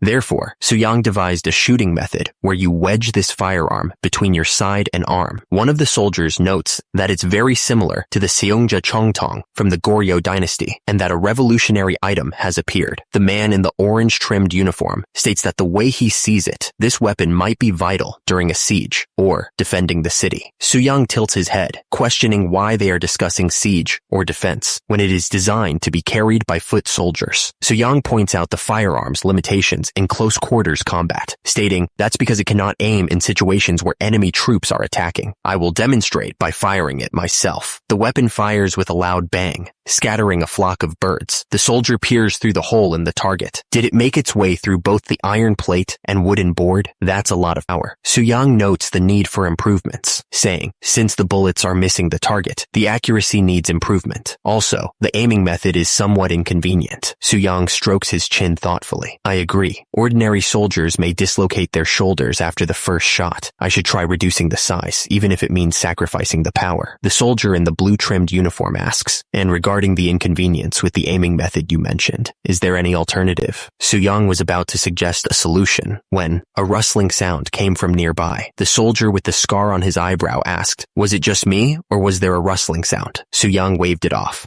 It's nothing. You asked about a solution to this firearm's aiming method, right? Just then, a voice called out, hello, is Pak Gang here? A soldier replied, yes, your highness. Suyang turned to Pak Gang. Weren't you the one who drew the blueprint of the Ming Empire's crossbow and disassembled the actual ones several times? Do you think you can recreate the crossbow's structure? Suyang was on a roll. Of course. As a matter of fact, I've also been improving the previous design. Let me show me right away. Suyang gestured enthusiastically. Elder brother, I'll shoot the crossbow myself to showcase the issue with this firearm. He took aim, his expression serious. The crossbow fired with a snap. The arrow struck the target dead center. Suyang turned back to the group. As one would have guessed, Suyang explained that high accuracy requires the eye and huapo to be in a straight line. He then described another challenge. 2 hands are not enough, and losing the aim when the huapo is held with one hand and lit with the other. Another man agreed, stating that it may not be apparent if the enemy is passive, but when both sides are in motion, everyone will face difficulties handling such a weapon. Suyang had an idea. In that case, combining the frame of the crossbow and huapo would solve the problem. Suyang then ordered Pak Gang to stop what he was doing and make this first. Pak Gang was surprised, but agreed. Suyang noted that with each shot, ordinary soldiers lose strength and may get injured on their faces. Suyang considered the design. How about extending the wooden board to the back and attaching it to the shoulder? It might burn the head. so change the place so that the smoke comes out to the side. And what do you think of attaching a dagger to the end as a precaution? Not bad. It would be even better if a huapo could be used as a short spear. 3 months later, on March 2nd, 1444, today was the day the crown prince and you would present the new huapo. The military officials had been gathered inside the royal palace. They seemed to have prepared very thoroughly. One of the men worried that although the crown prince and you didn't do anything lightly, huapos had been prone to malfunctions. Prepare for the firing of an infantry cannon, Suyang shouted. Suyang instructed the soldiers to fill the firearm with gunpowder. The soldier loaded the gunpowder, but the huapo backfired in his face. Suyang ignored the mishap and ordered the next soldier to insert the pellet into the muzzle. The military officials watched the demonstration with concern. What's going on?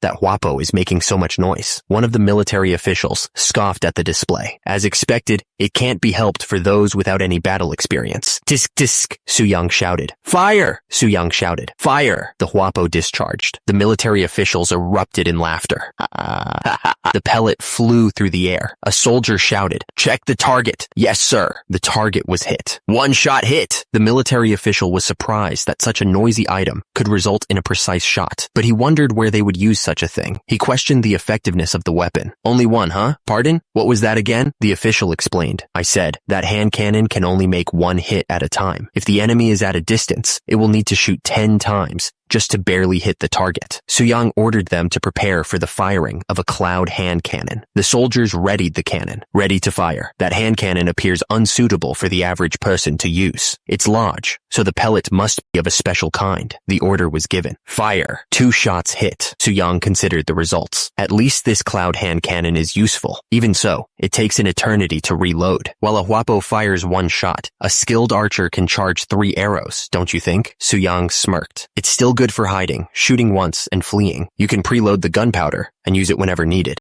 Just then, someone called out to him. Crown Prince. The Crown Prince spoke, unimpressed. The first one, the infantry hand cannon you displayed, was difficult to consider as a firearm, and the second, the cloud hand cannon, is much slower than a bow. The Crown Prince looked down at Suyang and asked, how would you make use of those? Suyang responded, the infantry hand cannon is not a replacement for the bow. It takes 10 years of practice to raise a skilled archer. The Crown Prince looked skeptical. However, those we've prepared for this demonstration have only trained for a mere half a month. Half a month. Are you really saying they acquired this skill in such a short period? Suyang confirmed. Yes, Your Majesty. Half a month is barely enough to learn how to hold a bow. The Crown Prince seemed even more dubious. And to hit the target properly, it takes at least 6 months of practice. Suyang smiled, knowing he had him. Then, Your Majesty, since I've shown you the marksmen who have only trained for 15 days, Suyang declared. From now on, he continued, allow me to have the skilled marksmen demonstrate their skills. He pressed his point. Then, Your Majesty, since I've shown you the marksmen who have only trained for 15 days, from now on, Suyang declared, allow me to have the skilled marksmen demonstrate their skills. The newly trained soldiers raised their firearms, ready to show off their skills. Get ready, Suyang gave the order. Fire. The bullets hit the target's dead center. Suyang's demonstration yielded impressive results. 19 out of 60 shots hit the center. The prince explained that the marksman now had a 30% chance of hitting a target 60 bow away, and that the speed of reloading had also increased. The emperor was floored. How surprising. That was definitely not something that could be learned in a short period. Suyang continued to lay it on thick, boasting that even an ordinary infantryman who had only trained for 2 months could demonstrate the same strength as an archer who had practiced for several years. Suyang then gestured towards a small cannon. Lastly, let me show you the 2-inch cannon.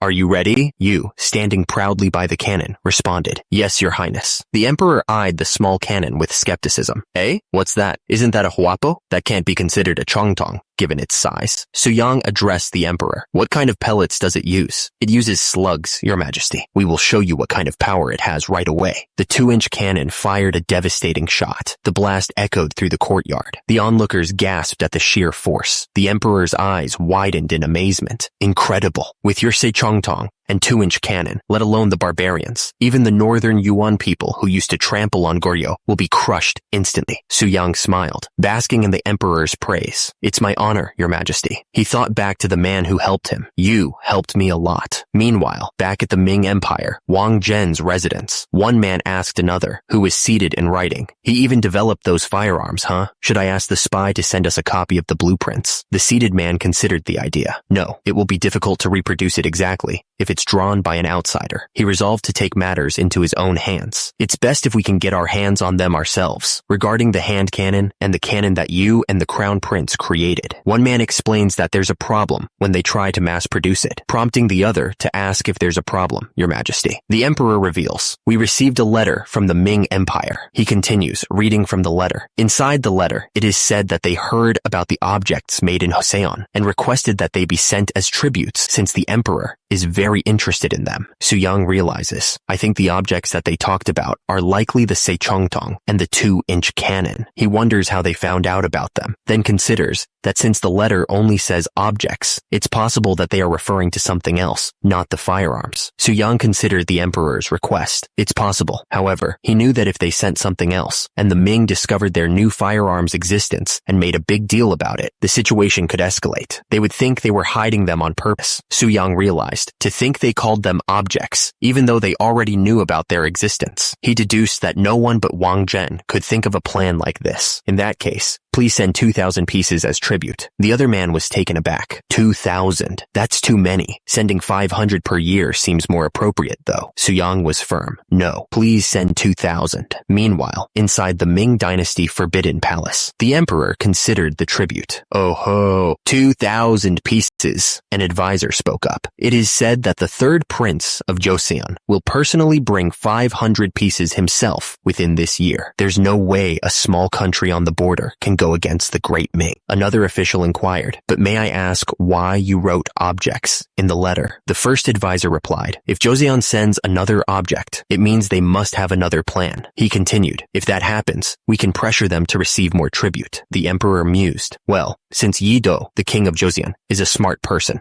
that wouldn't happen. The emperor smirked, thinking about how to squeeze more tribute from Joseon. Had they said it'd be hard to pay tribute, I would have used that as an excuse to obtain something even greater. Something even greater. His eyes narrowed with greed. We can have the second prince of Joseon as hostage. The scene shifted to a burning village, a symbol of the emperor's ruthlessness. Or if they don't listen to us, we can make them understand with force. The sound of wood chopping echoed through the village. Meanwhile, back in Joseon, one of Su Yang's men approached him. Hey, Young-hae, did you see the announcement a while ago? What did it say? I couldn't read it properly because it was written in proper sounds, or whatever it is. News spread among the common folk. I heard that on February 5th next year, the government will recruit a new unit called the Military Training Command. One man looked concerned. Military Training Command? That sounds sketchy. If things go wrong, won't they send us to the far north? Another man hammered wood nearby. Since they are recruiting in the capital, won't the training also be done there? Rumor has it that the person who founded this command was Grand Prince Su Yang. The first man pondered. If they are recruiting in the capital, they must be looking for cavalrymen. He looked down at his own 2 feet. Since I don't even have a horse, something like that is impossible for me. But then, a glimmer of hope. The announcement didn't even mention anything about horseback riding. It even said that a bow and arrow aren't needed. The common folk buzzed with excitement at the prospect of joining the Military Training Command. One man's reaction was disbelief.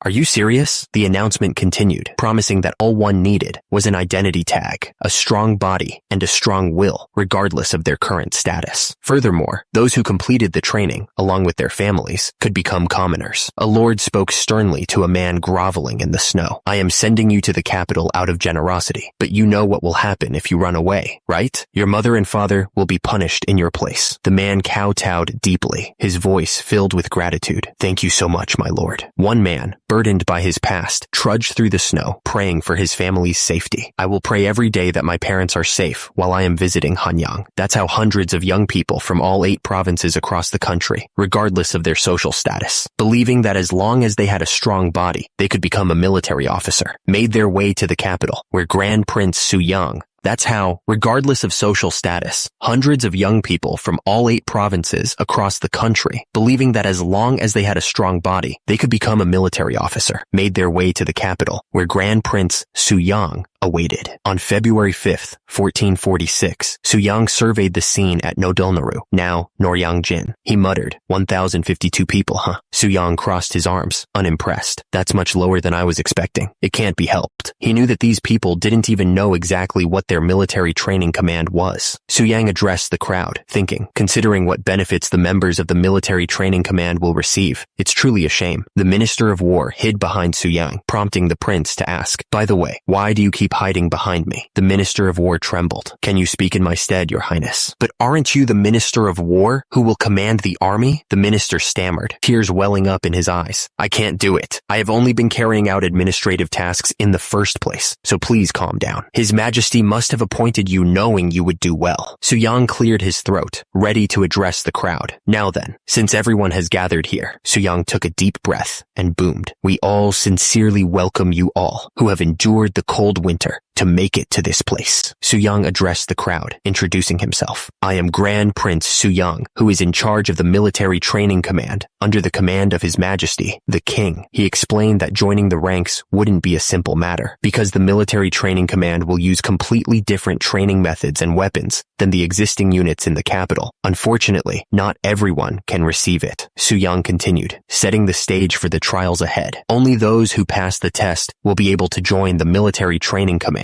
In return, the first test will be easy. The first test is, he revealed the first challenge with a smirk. Running, Suyang continued, his voice booming across the training grounds. Since you all made your way to the capital, your legs must be strong, right? A soldier's life and death depends on his lower body, and that is even more the case for members of the military training command. He finished his speech with a declaration. Without a strong lower body, you are not worthy to be called a man. Suyang announced, I will guide you to the test site, so follow me. He gestured forward, declaring, from now on, you have to run from here to the training center in the rear. Suyang continued, your destination is Tancheon. Everyone, get ready. With a commanding presence, Suyang yelled, now then, the quick march starts now. Think that the enemies are encamped before you, and run. Yes, sir. The recruits surged forward as Suyang warned, if you are tired, move out of the way. Otherwise, you will be stepped on. The grueling pace immediately took its toll. People failed the first test. People remain. The text at the bottom of the image read. Suyang began to explain the next stage of the trials. You may have heard of conducting oneself and preparing the body. This is an exercise method I created, and it is a way to be filial to your parents by managing your body effectively. He continued, the second test is to verify your filial piety with this conducting oneself and preparing the body. He laid out the standards for the test. The standard is that you must perform inclined bench presses with a total weight equal to 80 of your body weight. Suyang continued listing the requirements. Front squats with a weight equal to your body weight. He finished with the last exercise. And deadlift with a weight equal to 120 of your body weight. Suyang pointed to a nervous recruit. Well, let's start with you first. The recruit responded, yes, Your Highness. Suyang encouraged the recruit. It doesn't matter if you fall, so give it your best shot. The recruit responded, yes, sir. The recruit struggled with the weight, every muscle fiber straining. The recruit's form faltered, and the weight crashed down. Suyang reassured everyone that no one would be seriously injured, with the second-generation disciples and royal guard instructors present, and asked if the recruit was all right. After the second test, 182 people failed, and 221 trainees remained. As a result, 221 trainees with proven capabilities were selected and began moving to Namhansan, where their training ground was located. The trainees continued their journey to the training ground, torches illuminating the path through the darkening woods. One of the recruits shivered, his teeth chattering. My legs are still shaking. It's getting dark. If we stay out in the mountains like this, we will probably freeze to death. He turned to his companion, seeking reassurance. What do you think, Brother Hong? Hong scoffed. The tests were too easy. He crossed his arms confidently. I would have passed even if they increased the weight. I think the test at the next location will also be easy. Finally, the trainees arrived at Namhansan Fortress, their new training ground. One of the recruits, however, seemed more concerned about the soap. Is it okay for us to use something as precious as the soap bar? The recruit was floored. The other recruits celebrated at the thought of daily hygiene. Suyang dismissed them for the night. I will personally conduct an interview tomorrow morning, so just wash up and rest for today. The recruits responded with a resounding, yes, Your Highness. Suyang watched them go, knowing that these guys will go through 7 months of training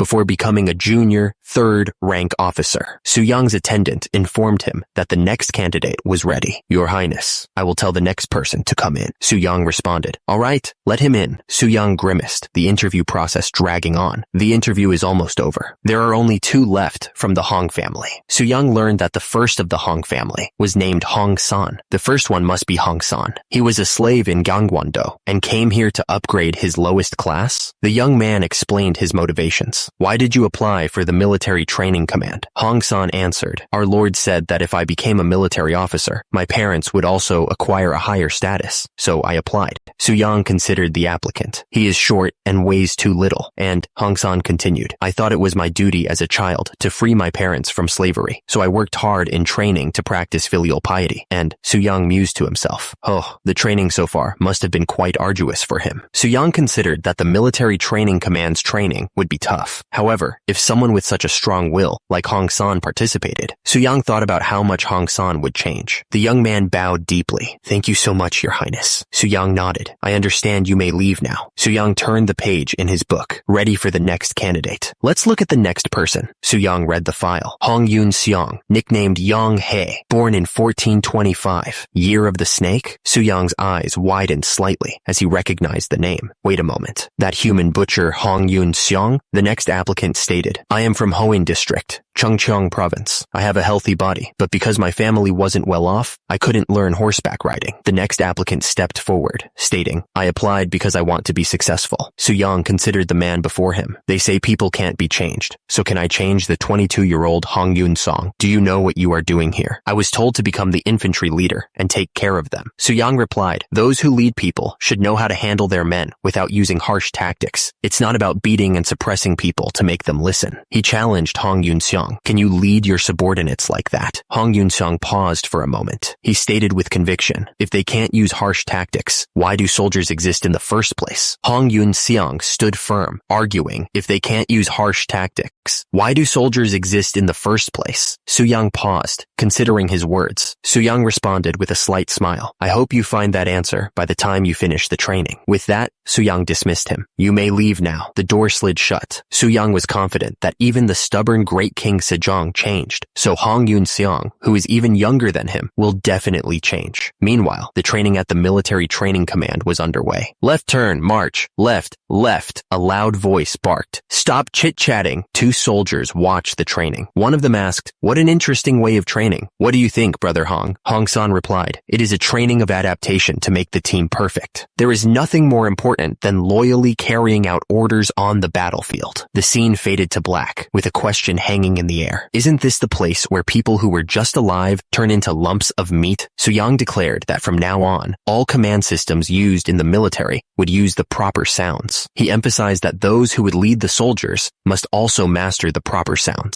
The trainees listened carefully to Su-young's instructions. Hong-san watched with a stern expression. Su-young asked if they knew how to use it after reading, adding that he was still learning the proper sounds, but was in no rush. Hong-san thought he was going to reconsider about him if he showed his rough temper again, but he's still following without any problems for now. Source. One of the trainees observed, if we keep going like this, that guy will be the leader of the first military training command. A jangi piece clattered against the board as one of the trainees exclaimed, damn, I lost. Another trainee asked, son, where are you going? It's your chance to play. Hong-san, looking slightly sheepish, replied, sorry, but I have never played jangi before, so I'm going to take a walk and cool my head. One of the men scoffed, take a walk, my ass. It's already hard as it is. We should take a break now. When else can we take a break otherwise? Hong-san chuckled nervously. This is taking a break for me, so I'm really fine. Please enjoy your game. Haha. Hong-san walked away from the jangi game, lost in thought. He paused, considering something. He told someone, this is the only valuable thing I have. The man was instructed to sell this and add it up to what you have. Hong-san continued, and don't come back here anymore. Don't worry about us either. Hong-san walked off, leaving the man behind. Suddenly, someone noticed something. That, peeking into the tent, he thought, come to think of it, this tent is the only tent with lights on until late. What is this place? Inside, Su-yang was working out with weights. Is that? The peeping man quickly apologized. If you're out of curiosity, just return. Excuse my rudeness, my lord. Su-yang continued. By the way, I've used other things during the exercise. Su-yang questioned the use of the large clubs, 3 times the size of a rolling pin. The 8th senior grade assistant training officer, Ma Il-young, asked which government post Su-yang held. Su-yang asked assistant training officer Ma where he used the club he was carrying. Ma Il-young grinned, asking if he was curious. Ma Il-young offered to let him hold it. Then he'd gladly let him know. Pardon? This is called a meal. Ma Il-young explained that this was a method of increasing grip strength and dexterity in wielding weapons by slowly turning the wooden stick. One of the trainees struggled with the oversized club, questioning how one could exercise by slowly turning this thing. The trainee let out a groan. He wondered aloud who created this thing, saying he'd really love to see his face. Su-yang appeared, overhearing the comment. Who do you think? Of course, it's His Highness Grand Prince Su-yang. He wondered if someone was talking about him. Su-yang explained that the exercise would differ according to the weapons they all chose, but since they didn't know which one to choose, they'd have to try out everything. Pardon. One of the trainees, clearly regretting his life choices, declared, I'm going to go with the round shield, so I won't need to wield that meal, right? A hulking soldier presented him with a massive plate. Then, you'll have to use this huge plate that weighs 64 gun. The trainee, upon learning that it weighed 24 kilograms, burst into tears. I apologize. I'm uneducated, so I can't use the shield either. He turned to flee. Su-yang asked him, where are you going? Su-yang grinned, his eyes gleaming with sadistic glee. Now that you're here, you should try experiencing it in advance. The trainee broke down, tears streaming down his face as he realized the sheer scale of his mistake. 1 hour later, Su-yang dismissed the trainees. Now then, I'll see you tomorrow. One of the trainees leaned against a tree, his face pale with exhaustion. Phew, how will I endure this now? He glanced nervously around, sweat dripping from his brow. A figure approached him from the shadows. Yonghae, where have you been? The trainee was confronted by a figure in the darkness. I thought the trainees were prohibited from going outside the military training command. I was bored of training with weak people, so I just came to exercise for a bit. He stared in shock. Your arm. The trainee noticed the blood. Isn't it that blood? Did you get hurt while exercising? The figure turned away, silent. He spoke, glancing back at the trainee. It seems like you're the only one who saw me going outside. He issued a warning. Pretend you didn't see me today. I don't know the reason, but it seems like Grand Prince Su-yang is carefully keeping an eye on me. The mysterious figure warned the trainee to keep quiet about their encounter and return inside. Just know that and go back inside. He turned, a disturbing smile playing on his lips. And don't worry, this blood isn't mine. Meanwhile, back at the military training command, Su-yang prepared to demonstrate his achievements. He addressed the king. I could come all the way to this position due to father and mother's grace. Su-yang continued, his voice ringing with confidence. Now, I'd like to show you my achievements so far. 2 chibi figures watch on, one radiating confidence and the other burning with competitive spirit. Good luck. Su-yang gripped the barbell, his knuckles white as he prepared to lift. With a triumphant grin, Su-yang completed the bench press. Phew, it's a success. Su-yang beamed, confident that no one could say his arm could only hold paper, pencil, or ink. He had worked hard in practicing conducting oneself and preparing the body, bench pressing 140 June, or 84 kilograms. Su-yang then announced that he would like to challenge deadlift. The weights crashed to the ground. Su-yang succeeded in his deadlift. The weights clattered against the frame.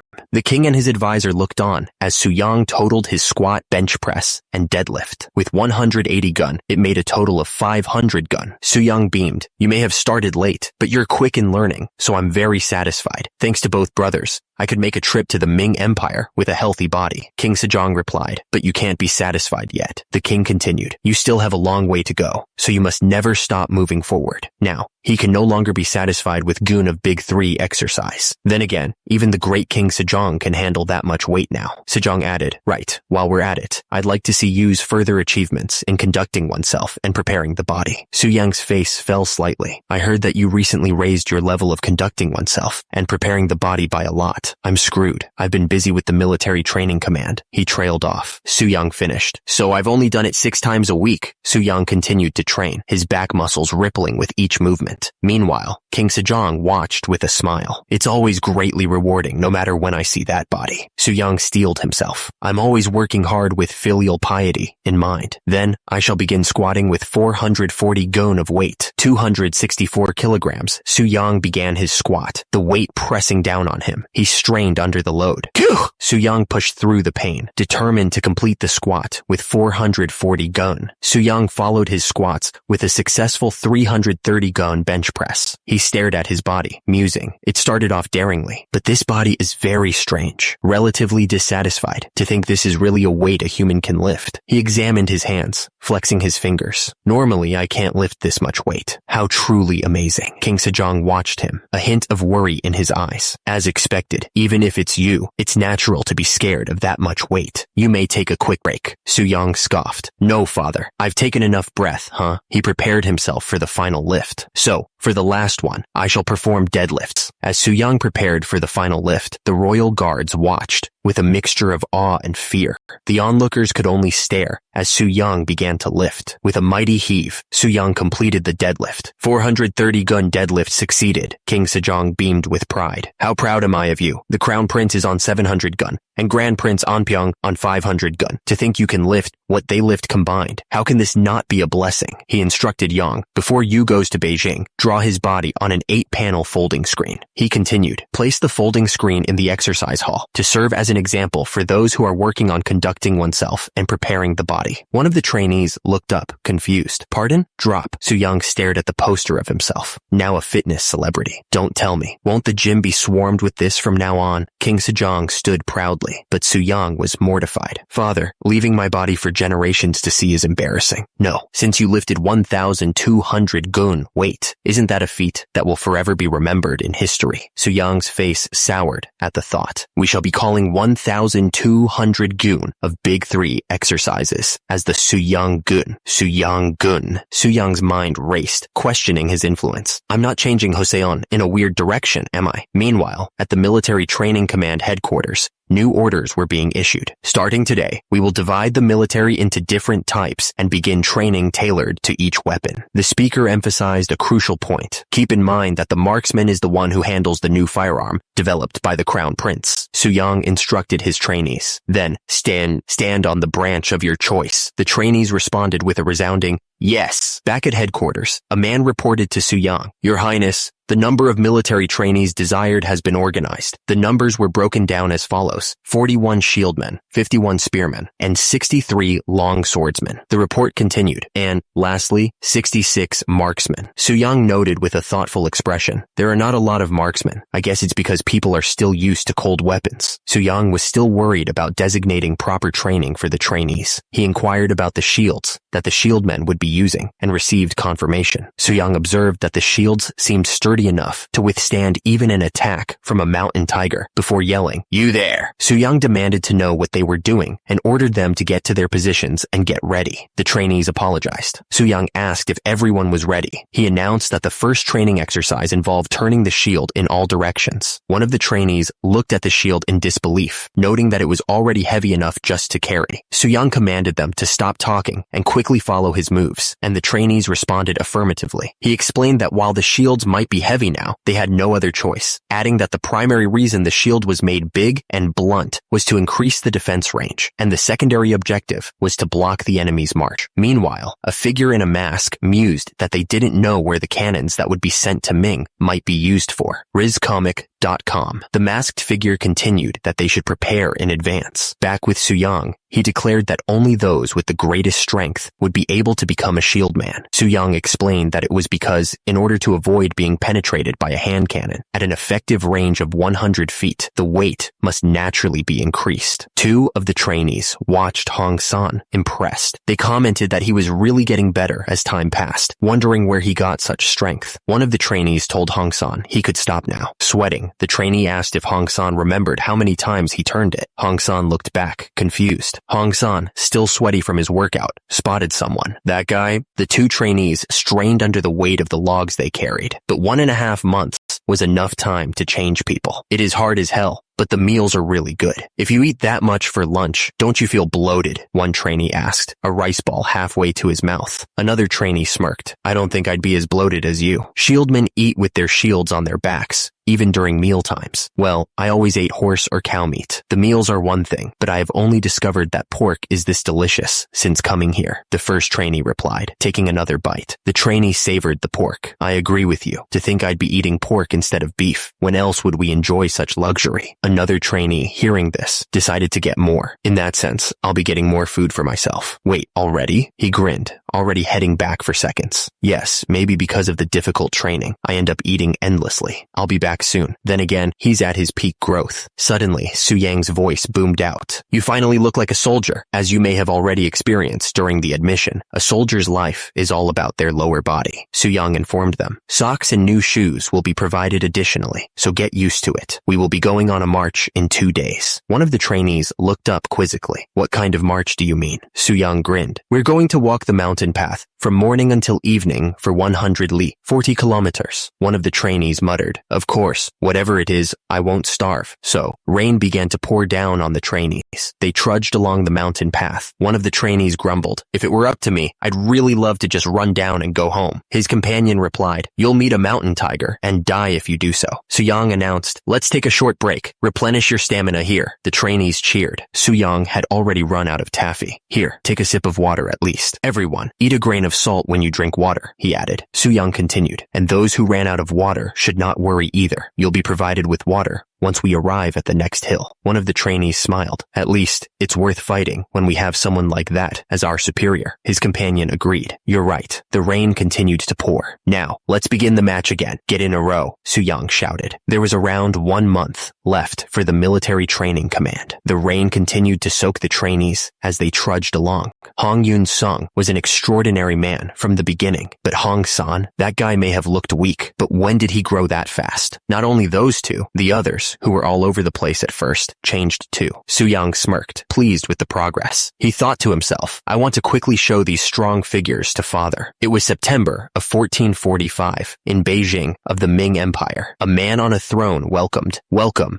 third prince of Joseon, Yi Yang. The man continued, to think the third prince would come after the second. I understand how passionate Joseon's education is. I heard you have a knack for calligraphy. He asked, would you write a phrase for me? A phrase. He examined the calligraphy. Right. I'm satisfied with this calligraphy. He then stated, I'd like to talk about your tribute next. The man on the throne questioned, you called it hand cannon, but I'm curious why you did not use it in the fight with the wild men Jurchen people. As a civilized country, we are embracing a cultured country, so we can't use it as we please. He continued, just as it is a child's duty to show respect to their parents, won't it be appropriate for us as a civilized nation to do the right thing? Another man interjected, then, did you send us a weapon that is yet to be proven, without even using it in real battles? Su Yang responded confidently, but it pierces through armors, so it is extremely excellent. Moreover, the soldier will become proficient in it after 1 month of training, so the Ming Empire will have nothing to fear in the world. The man on the throne stroked his beard. Seeing how confident you are, I'm curious about its power. He then stated, let me see it for myself. A soldier aimed the hand cannon with precision. 3 out of 8 shots hit their mark. The king watched intently. Since it penetrated the armor at the chest and abdomen and became lodged inside, anyone would have died instantly. He examined the results closely. As it consumes less gunpowder than our cannons and can shoot faster, we can say that it is an excellent weapon. Another man beamed with delight. I thought there was no sibling better than the older brother, but they're right here after all. To think Joseon would make a better firearm than the great Ming, their brother. The king's advisor spoke up. Would you pay 1,000 hand cannons every year as a tribute? We need to drive out the ferocious Tetters. How could we dare to do that? A man in fine robes pleaded. We came here prepared to present 2,000 hand cannons as tribute. Please consider our sincerity. Meanwhile, at Joseon Military Training Command headquarters, a trainee was sent flying by a brutal punch. His comrade looked on in shock as the trainee fell to the ground. The shocked trainee's face was a mask of terror. The trainee who delivered the blow wiped blood from his mouth, looking displeased. It was September 1445. Su Yang was dismissed from his position due to abusive behavior.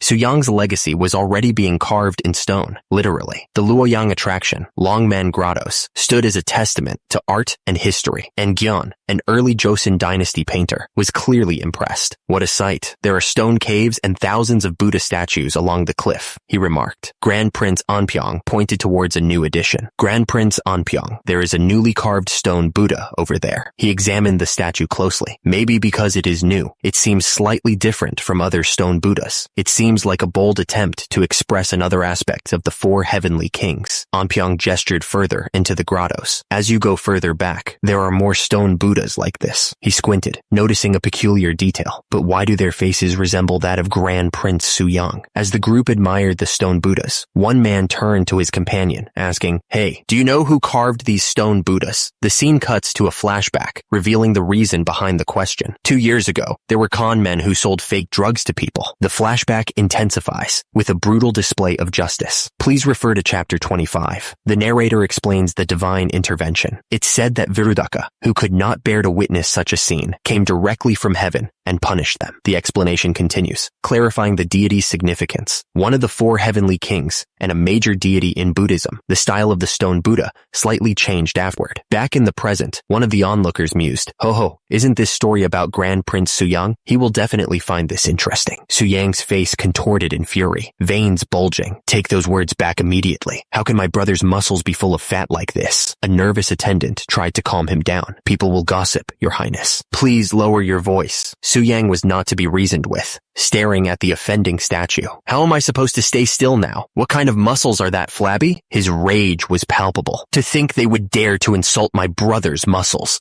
There's no way I can go back like this." The attendant looked concerned. "Is postponing your return schedule necessary, Your Highness?" Su Yang replied, "Of course. Instead of a monk robe, I will make it so that the upper body is exposed." He surveyed the cliff face. "This place looks good enough. The height of the cliff is well over 20 bo. My brother is not only physically fit, but he also has outstanding intelligence, so I will carve him as Manjusri." A few months later, Su Yang surveyed his work. Phew. The rough sketch has finally been completed. Compared to the other stone cliffs, this cliff emits a dark energy, so it feels like a dark dragon is ascending to heaven. That's how the Mine Empire gained a new Buddha statue called Muscle Bodhisattva, and the statue became a new attraction in Luoyang that inspired numerous sculptors. September 9th, 1445, Yang Festival, Military Training Command Graduation Day. "Attention, all forces, at ease, attention." King Sejong appeared, looking healthier than ever. "Salute to His Majesty the King." The troops roared in unison. "Salute!" King Sejong addressed the troops. "Seeing you guys move in unison, I can understand how hard you must have worked. You will set an example for all future officers, and the story of your effort will be passed on to future generations." The troops responded with a unified cry. "In order to repay your immeasurable kindness, we will fight until our last breath, Your Majesty." King Sejong turned to the Crown Prince. "You should check how much they have mastered the art of war, Crown Prince." The Crown Prince bowed his head. "Yes, Father." The Crown Prince gave the order. "All forces, square formation, go." The soldiers moved into position. The Crown Prince continued. "All forces, gather in the lines of 4 by type." Someone whittled down some wood with a knife. Logs rolled forward. The soldiers braced themselves. "Shield forces, prepare for impact." The logs slammed into the shields. An officer yelled, "Now,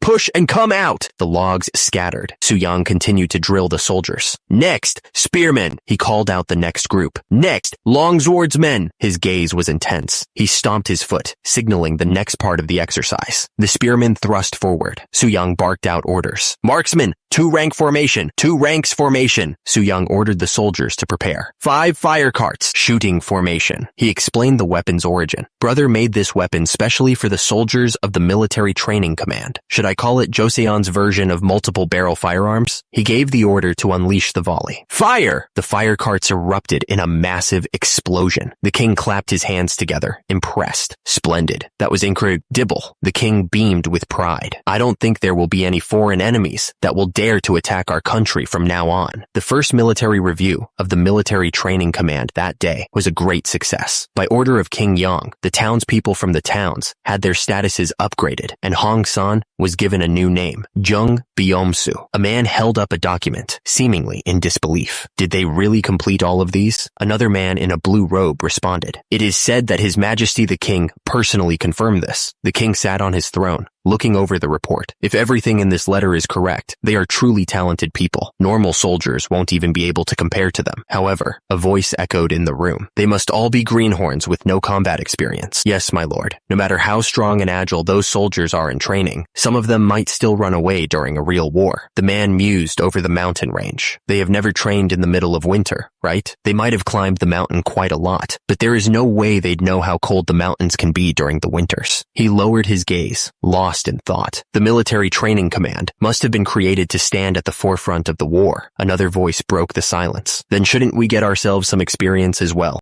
Another man warned. Mount Bakdobong is dangerous in winter. Not only is it high, but it is also full of hungry tigers. The first man responded, I think we can send about 30 people. Not all of them. Since they have sufficiently trained their bodies, what they need right now is real experience. He continued, but I'll dispatch a local soldier with them so they won't get lost and freeze to death. The man spoke with concern, his back to the viewer. If a soldier were to lose his life, how would we be able to face His Majesty? The speaker grimaced. Then that's all the military training command amounts to. He glared into the distance, his expression hardening. We can't entrust the northern region to such soldiers. It was November 1st at the Hamhung provincial office. A man shouted, Attention! Greet the general commander! The soldiers saluted as Suyang applied the modern army's greeting method to the military training command and made them say, Salute. Suyang addressed the troops. Welcome to the northern area. I'm aware that you all went through a rough training. He continued. However, Hamhung is a harsh land filled with fierce cold and groups of bandits. One of the men spoke up, scars crisscrossing his face. I fought with 3 horse thieves and lost one of my ears. The stab wound on my back is still numb. Suyang looked over his troops, a glint in his eye. I'm curious if you all will be able to endure it too in the end. Of course, the most important thing is to overcome the cold of the north. He paused, a dramatic flourish building. Then, I shall give you your first mission. A majestic mountain range filled the view. From now on, climb to the summit of Bakdalbong and leave your mark there. Suyang addressed the assembled soldiers. Select 30 men with nimble bodies and get moving. I shall assign 2 guides. He continued, his expression stern. The time limit will be 8 days. Suyang concluded with a challenge. Prove to me the abilities of the military training command. The local soldier, looking terrified, volunteers. Who will be the guide? It's me. One of the soldiers holds up a map. Now that we're going to move together, let's make a plan. Are you really going to do it? We'll be in big trouble if something goes wrong.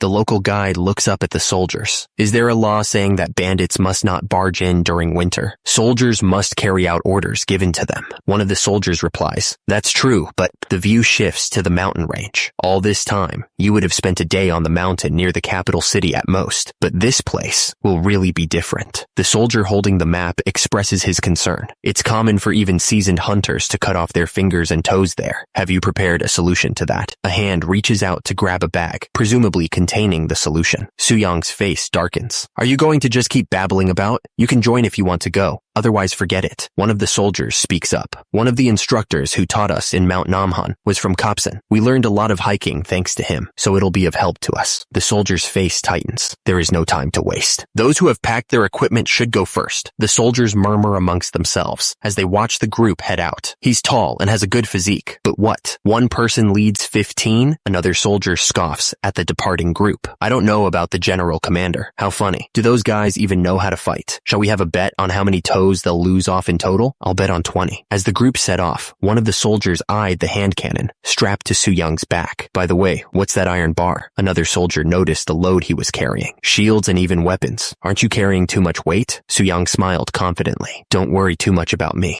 The local soldier adjusted his earmuffs, looking uncomfortable. Rather than that, aren't your earmuffs too tight? It'll be better to loosen it up a bit. He loosened them slightly. No wonder my head hurts. Thank you. The camera focuses on the chains attached to the boots, meant to provide traction on the ice. These chains aren't much help when walking on the ice road either. Suyang frowned. clearly regretting the decision to wear them. What kind of person suggested wearing this? Suddenly, a soldier falls to the ground, clutching his leg in pain, and the others rush to his aid. Suyang's expression hardens, his fist clenching at his side. He silences any further questions with a stern declaration. Grand Prince Suyang, don't ask any further. As dusk settles, Suyang surveys the area. We shall camp in this place. Everyone, grab a site and set up the tent. The soldiers quickly set up camp, their movements efficient and practiced. One of the soldiers marvels at their progress, a crackling campfire illuminating his face. Just how much training did you do that everyone is adapting so quickly in this winter mountain? Grand Prince Suyang originally wanted to train us in a winter mountain, but we couldn't because we had no time. He explains the reason for their preparedness. In return, we went through 2 mountain-based training sessions. The stew is ready, and one of the soldiers peers into the pot, curious.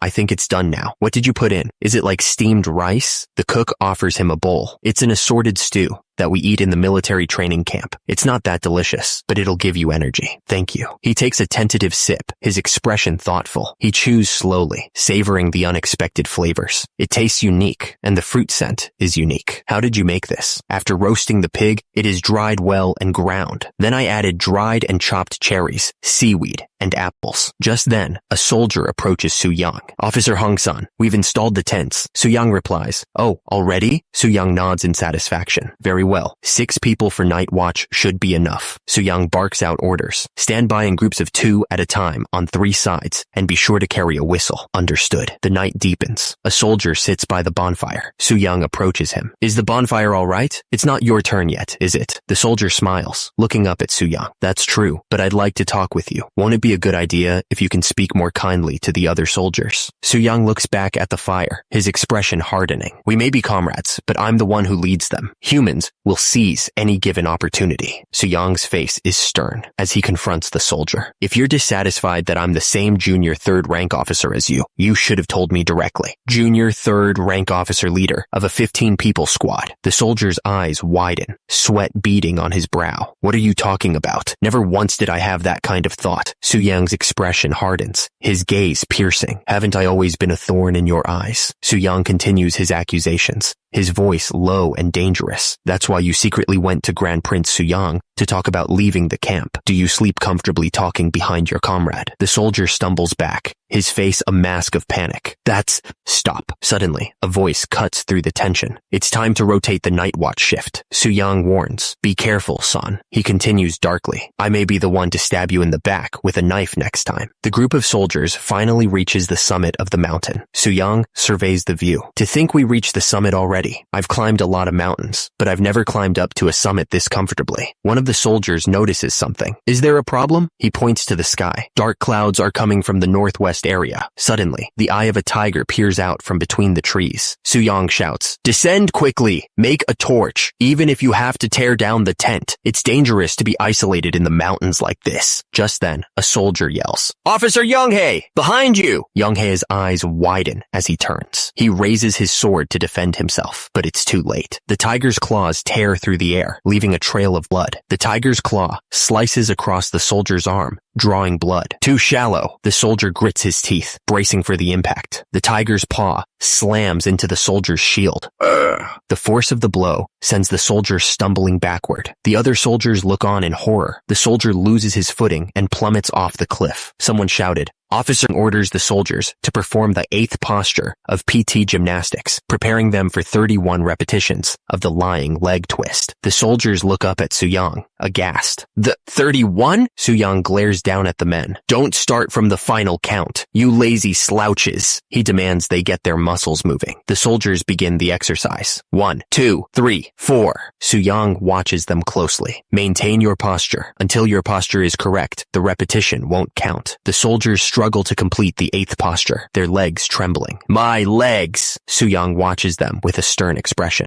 16! The soldiers continue to count as they push through the pain. 22, 28. Finally, the last repetition. 31. The soldiers collapse, exhausted. Silence falls over the training ground. The men stare up at Suyang, who seems to have miscounted. Oops! Suyang's voice booms across the training ground. Did I hear someone say the final count? He smiles, his eyes gleaming with sadistic glee glee. How many repetitions must you perform before yelling the final count? The soldiers, already on the verge of collapse, stare back in stunned silence. Suyang's face contorts in fury. No response, huh? I asked. How many repetitions? The soldiers scream in unison. Uark, 62! Suyang's voice echoes with authority. The 8th posture of PT gymnastics, lying leg twist, 62 repetitions, begin. Yonghae plummets, screaming. He lands hard in the snow, his helmet clattering beside him. He mumbles, we're alive. He continues to mumble, 16 times. Rope, climbing, I'm sure. I can. A voice calls out. Hey, Yonghae, wake up. The speaker peers down at him through a scope. Hey, are you awake now? Yonghae is still dazed from the fall. He asks, where is this place? It's in the middle of the cliff. Thanks to branches and snow, we survived. Can you move? Yonghae struggles to sit up, regaining his senses. My body feels fine. How much time has passed? Well, I just hope this delay wasn't too long. Suyang turns to leave, saying, then let's get going. He pauses, noticing something. Suyang stares at Hong San's leg. Hong San, your injury. Despite his injury, Hong San continues onward. Yonghae grips his makeshift crutch, his hand bloody. This won't do, he thinks. Yonghae insists that Hong San proceed without him. It's necessary to return to the military headquarters within 8 days for the path to a government post to be opened. You go ahead. I'll rest for a while and follow. Hong San stares at Yonghae, unconvinced. He points out the obvious. The tiger is still nearby, yet you plan to rest and follow, huh? Yonghae smiles weakly, trying to reassure him. I'm fine, really. You may go first. Hong San glances back at the injured Yonghae, deciding that with that injury, he's just a burden anyway. He turns and replies, then do as you please. As you say, I'll go ahead. Hong San continues on his path through the snow-covered forest. He thinks to himself, I did the right thing, sending Yonghae first. Hong San pauses, noticing footprints in the snow. Those footprints were quite recent. My decision to wait was right, but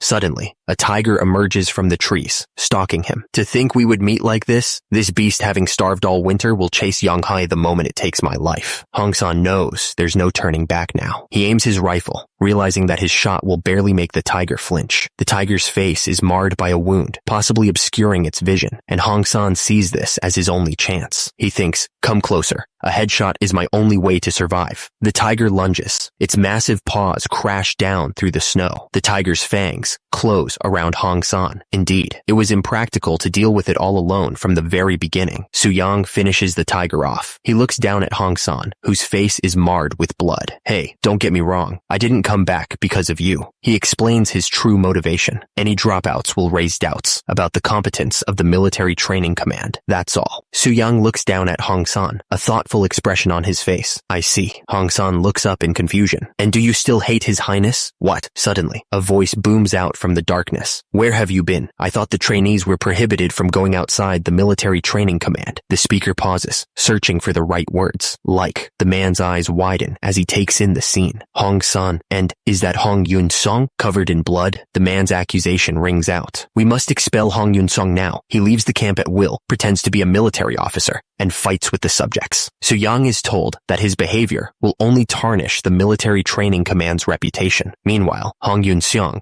is still feeling the effects of his earlier fight. Suyang looks off to the side. One of the men questions Suyang's actions. Did you really have to do it, Your Highness? Your act shocked everyone at the military training command. Suyang explains his reasoning. With this, the voices blaming Hong Yun-song will likely diminish for the time being. This may also serve as an opportunity for him to come to his senses, and I didn't want to draw public attention here either. The man suggests that a verbal punishment would have been sufficient. It would have been better if you only gave him a verbal punishment, don't you think?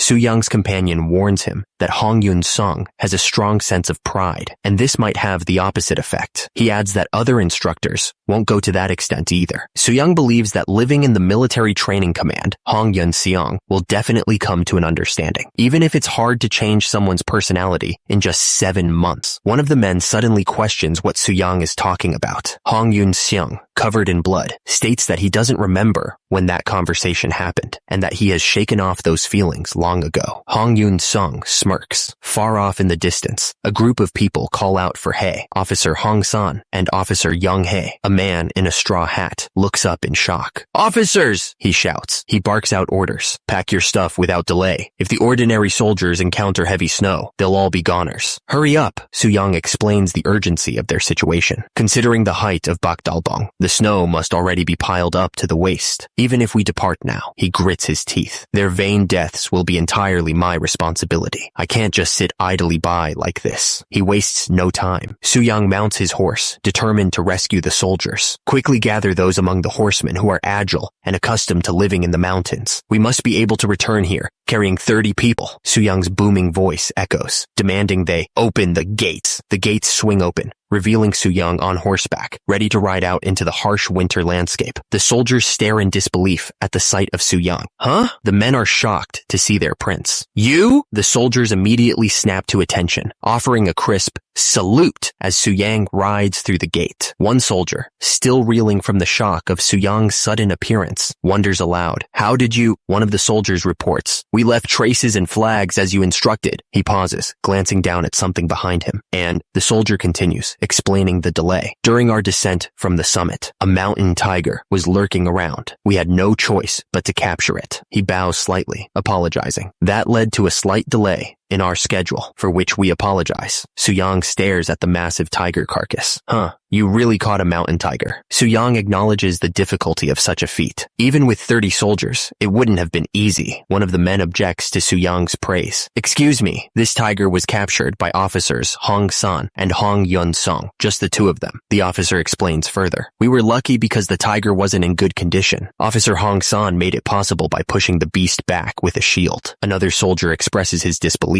"Are you saying it was really just you two who caught it?" The man continues, marveling at their accomplishment. Even given the mountain tiger's condition, aren't they still only two rookies? Truly crazy talents. That day, for their feat of capturing a tiger, Yi Jing-ok elevated them to commander rank. It was an exceptional case where soldiers from the military training command were rapidly promoted. Someone scoffs at the idea of them tracking the tiger for days. "Don't make me laugh. Did you really roam around Bokdalbong for 3 days, as if making yourselves at home? I'd rather believe in flying pigs." One of the men scoffs, accusing them of deception. "It seems what you're skilled at is deceiving others. Dealing with a mountain tiger? Just the two of you?" He continues to mock their accomplishment. "I could also bring back a beast that starved to death all winter, claiming it was hunted." Hong San's face is shadowed as he identifies himself. "I'm Hong San, trained with a round shield at the military training command." The one-eyed man shivers, noticing the change in atmosphere. "It's good that everyone has been lively since the morning. What? Are my feet getting cold now? Why is he causing a commotion with that lowered voice?" Suyang ignores the doubters and announces his intentions. "I'll start the training now. Don't worry, it won't be difficult." Another man continues to accuse Hong San of lying. "Be honest. You returned after killing time at the guard post, didn't you? And that mountain tiger was caught without any effort, right?" One of the men continues to question Hong San's story. "That's what I'm saying. What's so special about the military training command to catch a mountain tiger so easily? I think we're right, judging by his face." Suddenly, Suyang grabs the man's wrist. The man is caught off guard. "What are you doing?" Suyang flexes, revealing the deep wound on his abdomen. "I got wounded while catching the beast. Do you still want to tease me? Despite being trained to the extreme, it injured me like this." Suyang stares intensely. "Had it been any deeper, my innards would have popped out." The hecklers visibly recoil, realizing they've gone too far. Suyang continued his story, adding, "Well, of course, that beast also paid a hefty price. I took his eye." "What?" The men stared in disbelief as Suyang described his battle with the tiger. "And on the way down, I chewed on his eyeball as a snack." "Eyeball?" Suyang grinned, showing off his gains. "Believe me, that was a real delicacy in the world. Too bad you guys don't know its taste." The man with the eye patch reeked in disgust. "You're crazy." Suyang was done with the talking. "All right, enough talking. Go bring your sticks." The man with the eye patch questioned, "Hey, will you beat us up to make us listen to you?" Suyang smirked. "Well, are you curious to know?" Suyang declared that he would show them just how weak they were. "From now on, I'll show you directly how weak you all are. Come forward one by one and hit my round shield." He sweetened the deal, promising a reward for anyone who could make him budge. "If I drop the shield or fall backward, I'll give each one of you 5 mal of rice." The man with the eye patch and his companion looked at each other, considering the offer. The man gripped his stick tightly, deciding that free rice was too good to pass up. "All right, I don't see a reason to refuse free rice." He charged forward, swinging his weapon with a yell. "I'm going to eat well, dear officer." The stick connected with the shield, resulting in a cloud of dust and a cartoonish figure flying through the air. A few hours later, the two men lay groaning on the ground, wooden clubs scattered around them. Hong San grinned, still holding the shield. "We apologize. We didn't know Officer Hong was so strong. Are you ready to go along with my training now?" The eye patch wearing man looked up in dismay. "You mean right now? On our first day? Let's drink a cup of hot." Suyang interrupted him, announcing the next exercise, the 8th posture of PT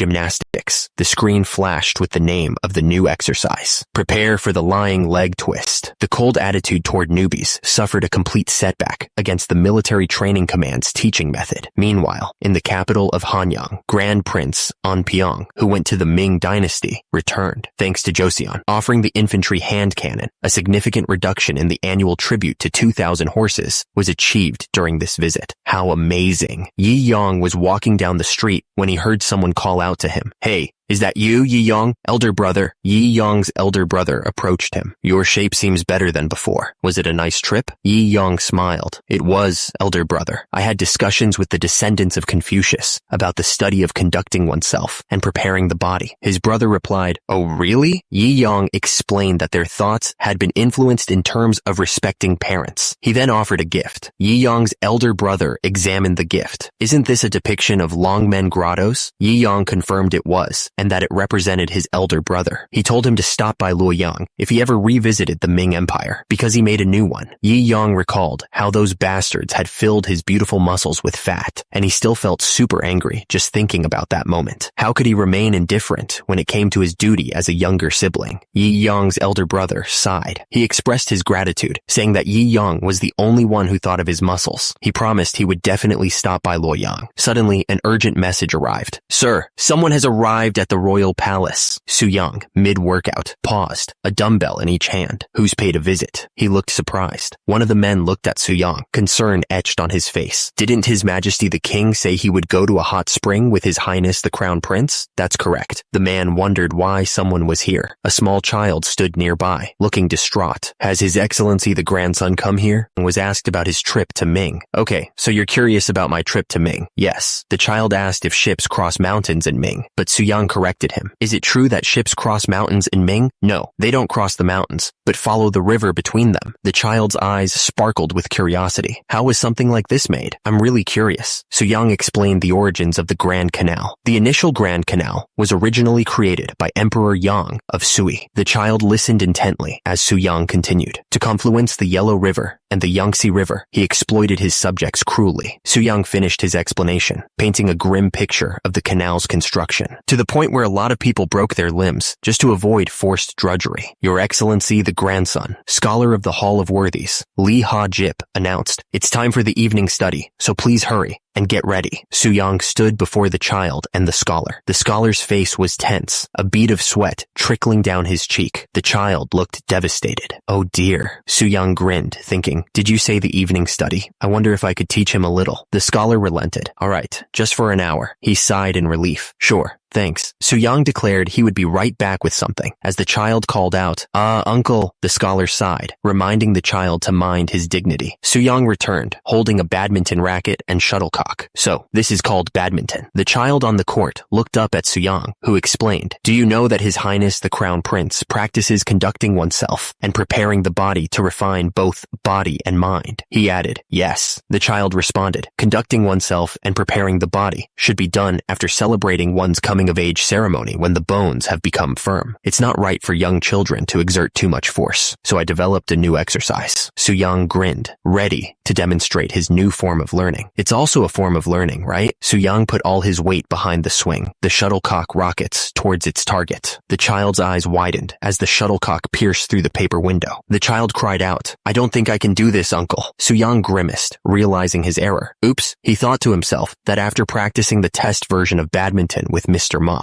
he had put too much strength into his swing. Su-young cleared his throat, trying to recover from his previous blunder. "Just look at your clumsy uncle. Let's try again." He wound up for another shot. "Here we go." The shuttlecock flew towards the child. Su-young watched with a smile. The child watched the shuttlecock soar. So cool. Even though it seems like attached feathers won't let it fly away, this thing is quite fast. Nearby, the man in the black hat watched with a stern expression. Su-young continued teaching badminton to the child, but the man in the black hat sighed. "What kind of teaching are you replacing the evening study with?" He looked thoughtful. After returning from the hot springs, elder brother will surely want to verify the progress in Honghui learning. Although I understand the mind of this scholar, who must produce actual results, yet, Su-young responded to the man, holding up his badminton racket, learning through the body. is also learning. If one builds their body with badminton, it will be helpful for future conducting oneself and preparing the body. The man in the black hat gave Soo-young a sidelong glance. What is it, if not learning? After a moment, he seemed to concede. Yes, I understand. Soo-young turned back to the child. Hong-wee, try to mimic my movements. The child nodded enthusiastically. Yes, uncle.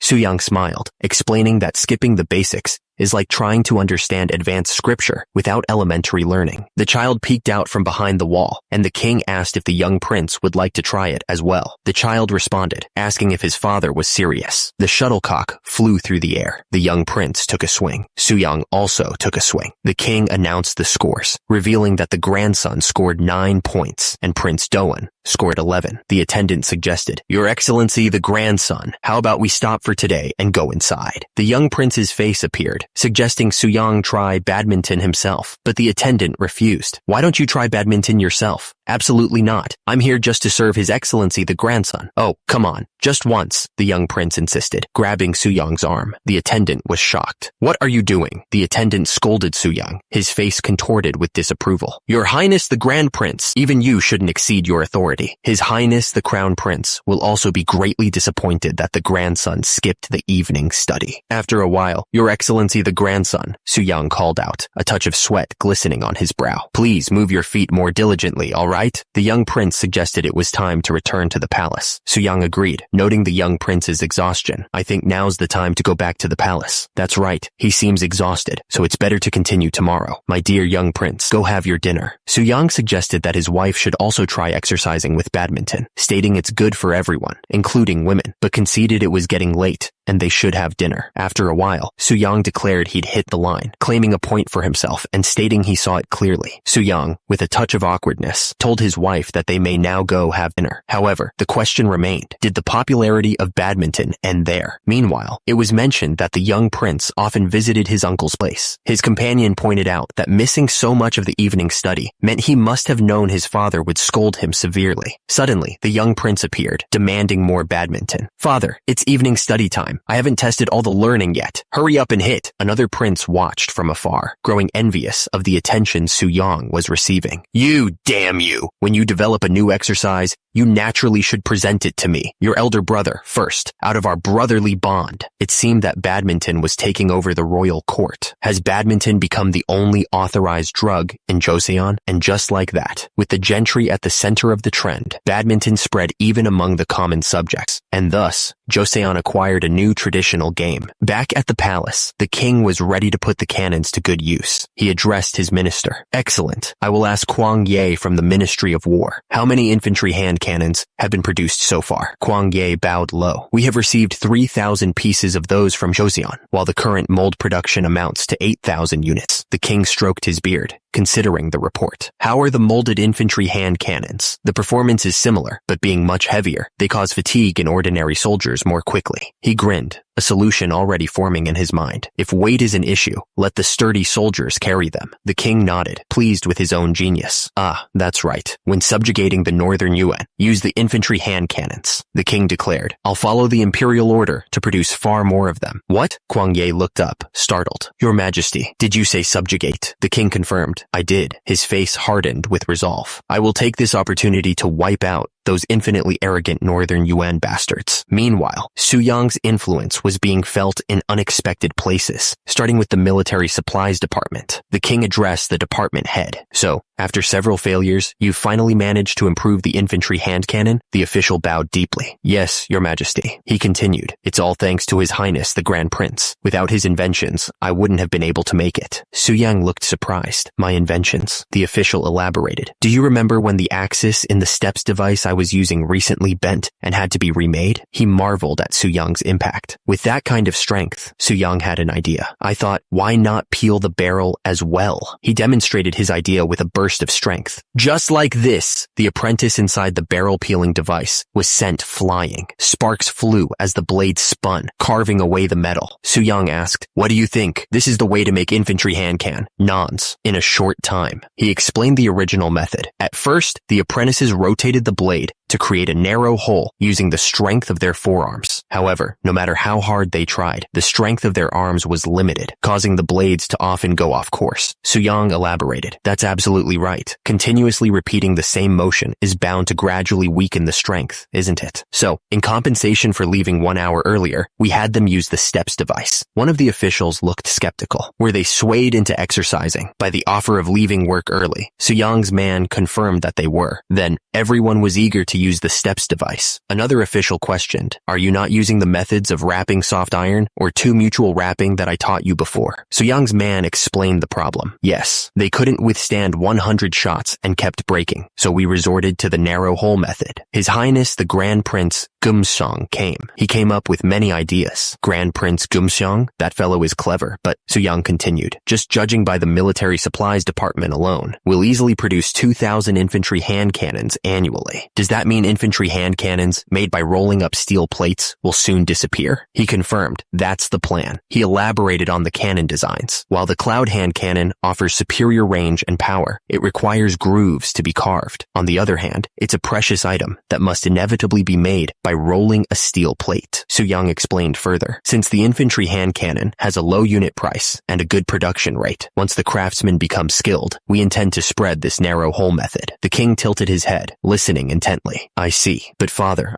is there a reason you're paying so much attention to firearms like this?" The king listened intently to Suyang's explanation of firearm production. Earlier this year, an imperial rescript was issued from Ming. One of the men questioned, "Is it not the Jurchen people, but the Northern Yuan?" The king confirmed, "Those who call themselves Great Yuan? Yes. It is said that they have resolved to punish those who increasingly belittle the Great Ming." Another man asked, "Did they even demand reinforcements from our country for their military campaign?" The king replied, "Correct." The king's advisor explained that the Ming dynasty had ordered 20,000 mounted soldiers and 80,000 regular ones to be stationed in Uiju and strike the Northern Yuan from the rear. Suyang observed that if 200,000 soldiers were stationed in Uiju, the country would be emptied out, since the term regular soldiers referred to a number excluding supporters. The king announced his decision to gather individuals knowledgeable about the frontier to exchange opinions, inviting Suyang to join them. Suyang accepted his father's invitation. He thought that the timing wasn't good. Another advisor exclaimed that 500,000 was clearly an exaggeration, questioning how even the Ming Empire could supply that many people. One of the advisors argued that ordering them to send 20,000 mounted soldiers was unreasonable because even though they replaced tributary infantry hand cannons, there was a deficiency in war horses. He continued that sending 80,000 regular troops as infantry would require mobilizing all the soldiers except for those in the Samnam area. The king seemed weary due to the turbulent state of affairs. He declared that he was appointing Right Minister Kim Jong-seo as the Frontier Affairs Minister. Right Minister Kim Jong-seo listened intently to the king's announcement. Kim Jong-seo responded that since the king had entrusted him with such an important role, he would work his fingers to the bone to fulfill it. With Kim Jong-seo appointed as the Frontier Affairs Minister, one of the advisors asks, "How does the Frontier Affairs Minister view the situation in the north?" The king receives an update. Recently, Yoyan, Muchang, and Uye have abolished the ruler, causing unrest in the surrounding areas. The advisor continues, "Looking at Yi Jing-ok's disciplinary action the other day, I heard there were no issues at that frontier." The report continues, "Hamgyal province is just in good condition. The 4 counties area has fiercer barbarians, and half of them are thieves." The report singles out a specific threat. Especially unusual is the force of the barbarians from Li Manju's gang around the Pajeo River. Close up on the face of one of the barbarians, a sinister smile twisting his lips. The king considers the request from Ming. "It's impossible for us to reject all of Ming's demands. So, how many troops can we send?" One of the advisors responds to the king's query. Altogether, about 60,000 regular troops and supporters. However, dispatching such a large force poses the risk of the northern border collapsing. Suyang grimaces at the thought. If the north collapses now, it'll suck. The barbarians' joint forces can reach up to 100,000. The advisor continues to paint a grim picture. If we send troops and they exploit the opportunity to invade Uiju, suddenly, a crow caws in the night. The crow carries a bloodied message in its beak. The advisor's words hung heavy in the air. Pyongyang will turn into a wilderness. In that case, Suyang stepped forward. "Your Majesty, your humble son has an idea. The king listened intently as Su Yang began to speak. The Ming Empire, Forbidden Palace. Uncivilized Joseon suffered many losses from the northern Yuan during the Goryeo dynasty. Su Yang continued, since the Ming Empire has declared that they will no longer tolerate the northern Yuan and intend to punish them, we will put all our efforts into supporting you. Su Yang's proposal hung in the air, and the king, adorned in golden robes, inquired, the number of troops they can send is 60,000. But how does the Ministry of War view this? The advisor, with his stern expression, replied, from Joseon's perspective, it is considered a full effort. The king pressed on. We can't nitpick the numbers. Keep reading. The advisor responded, yes, your majesty. Due to the activity of the barbarians, including Li Manju, there are precarious places. The advisor continued, therefore, we must suppress them and secure the rear to accompany the great emperor's personal expedition. The king, looking up, questioned, Li Manju? The advisor confirmed, he's the Jurchen chieftain who recently received the position. The king, from his throne, asked, who? The advisor smiled faintly. Is it that Jurchen guy we sent off with some government post before? The chieftain of the Uryankai tribe, right? He affirmed, that's right, your majesty. He was given the position of vice commissioner-in-chief. The king, reclining on his throne, was not pleased.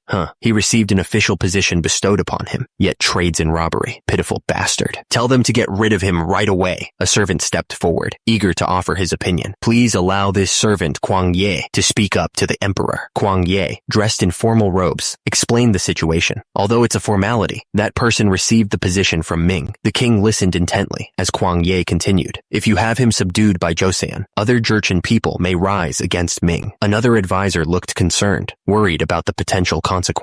I'm worried it could lead to an internal confrontation. Wang Zhen stepped in to counter the argument. Your servant, Wang Zhen, apologizes for speaking up, but the Ministry of War is overly concerned. If other Jurchen people resist, Ming can simply claim ignorance. And one more thing, there's a reason to allow Joseon's subjugation. The king's advisor waited patiently, head bowed. The king turned his gaze to the advisor. What is it? The advisor explained that their support in the war against the northern Yuan depends on the request to subjugate Manju. It would not only provide the opportunity to tidy up the troublesome north, but also to test the military training command soldiers and the newly developed infantry hand cannons in actual combat. The king's advisor explained that they could test the utility of the infantry hand cannons in actual combat by pitting Joseon against Li Manju. It was about engaging in battle with the northern Yuan people beforehand without their direct involvement. The king considered the advisor's words, while Su Yang's face was shown in the reflection. Even after the Yongle emperor subjugated the northern Yuan, complete expulsion of nomads was impossible. Thus, the Yongle emperor eventually permitted tributary trade with the northern Yuan, and later, this form of trade came to be called horse markets. Ming bought up horses to diminish the northern Yuan's power, while the latter reluctantly complied with horse markets due to the scarcity of daily necessities. And strange things began to happen at these horse markets. One man asked, didn't you buy a horse worse than this one for 40 silver nyang last year? The other replied, don't be ridiculous. Where did you ever get 40 silver nyang for a single horse? Someone offered, I have some wool left these days, so would you be kind enough to turn a blind eye to this? Su Yang's face contorted in fury, his voice booming. Who do you, Tatar bastard, take me for? Daring to offer me a bribe. The man's face twisted in confusion. What? What's with this noxious attitude today, after you used to gladly accept it? His eyes widened in disbelief. The soldiers surrounding Su Yang raised their weapons. What are you doing? Don't move recklessly, or else we'll blow your head off. The man in the gray robe looked back at the soldiers nervously. It's madness. If SN Taishi finds out about this, he'll be furious. Su Yang remained unfazed by the threats. It can't be helped. You have to pay for the pots we brought, don't you? The man in the gray robe sputtered. I can't afford to live by giving away so much like this. The prices have gone up, don't you see? He gestured at the pots. The same goes for the price of iron, so we also have no choice. And think about what you scum have done. Meanwhile, Oirat's chief statesman Arlok spoke with an acquaintance. I just heard from an acquainted military officer. Oirat's chief statesman Arlok. They say Joseon is taking a lot of iron as trade goods. The man with the scar scoffed. A small country like Joseon wouldn't take enough to affect the market price. He paused, considering the implications. We need to check what's going on. Elsewhere, at the northern Yuan Sen Taishi's abode, a man lamented, I'm ashamed to face you. The man in the black hat declared, the Ming Empire unilaterally violated the customs of the horse market and persecuted us. Someone asked, because of Joseon? The ruler slammed his fist on the armrest in anger. The ruler of the northern Yuan Sen Taishi shouted. What kind of nonsense is it to use the excuse of Joseon, the successor of Goryeo, which was sucking up to us from below? A man with a shaved head pleaded. Please calm down, Taishi. He relented. All right, I suppose we should send an envoy to Joseon. The man in the black hat continued his train of thought. In case they kill or force out our messenger, it will seem like a scheme with Ming, he continued. But hospitable treatment, on the contrary, will be a sign of their estranged relationship. A few days later, in Hanyang, Joseon, an envoy from the Northern Yuan declared, Our Orient Northern Yuan is the successor of the former Great Yuan, and Joseon has also established itself as the successor of Goryeo. He continued reading from the scroll. Since our former countries made a marital pact, why not make a new brotherly one? Someone muttered in disbelief. What? Su Young's face blusted in disbelief at the envoy's words. A new brotherly pact? It hadn't even been a century since the Yuan dynasty was driven out of the Korean peninsula. Every year, hundreds of princesses were taken away, and thousands of subjects were enslaved. Forced conscription led to countless deaths in distant foreign lands. Was turning the entire country into such a slave-like state what they meant by brotherly? The court officials exchanged uneasy glances, wondering just how far this brotherly love would extend. The envoy explained that the Ming Empire had been reducing trade and attempting to cut back on essential iron items, leaving their subjects to starve and eat light meals from leather pots. In short, they wanted to establish a new trade route with Joseon. The man with the gray beard seethed with rage. I should tear his dirty mouth apart right now. My 4 daughters were dragged away by those bastards and became lonely souls. He wanted to beat that trash to death and calm his resentment. Su Yang urged him to stay composed, reminding him that recklessly killing the envoy would only bring trouble. The king, from his throne, considered the situation. His Majesty likely has the envoy would only bring trouble. The envoy would only bring trouble. The king, from his throne, considered the situation. His Majesty likely has his own considerations as well, so let's just see. The king declared, let them have 1,000 rolls of cotton and 50 iron pots. The gray-bearded man was aghast. Don't do it, your Majesty. Please don't give those wicked Tatars anything. The envoy smiled slyly. Your Majesty, to think Joseon is presenting us with such valuable gifts, Taishi will be pleased. The envoy's smug expression seemed to confirm Su Yang's suspicions. Su Yang addressed the king. Your Majesty, could it be that the reason you gave gifts to those people is as your humble son guesses? The king confirmed his suspicions. If I hadn't, they would have easily discovered our cooperation with Ming. Su Yang realized the implications. They came to probe us, then. Su Yang grimaced, knowing the reprieve was temporary. We bought some time, but soon they'll get to the bottom of it anyway. Su Yang knew that to prevent future problems, they needed to deal with Li Manju swiftly. Before it happens, we must expedite the subjugation of Li Manju. Meanwhile, the scene shifts to north of Joseon, Kangye. A soldier remarks, it's been 13 years, a truly long time no see, hasn't it? I'm also old now. The man he is speaking to is Minister of the Military Affairs, Kim Hyo-seong, who replies, hopefully, this will be my last time going out into the field.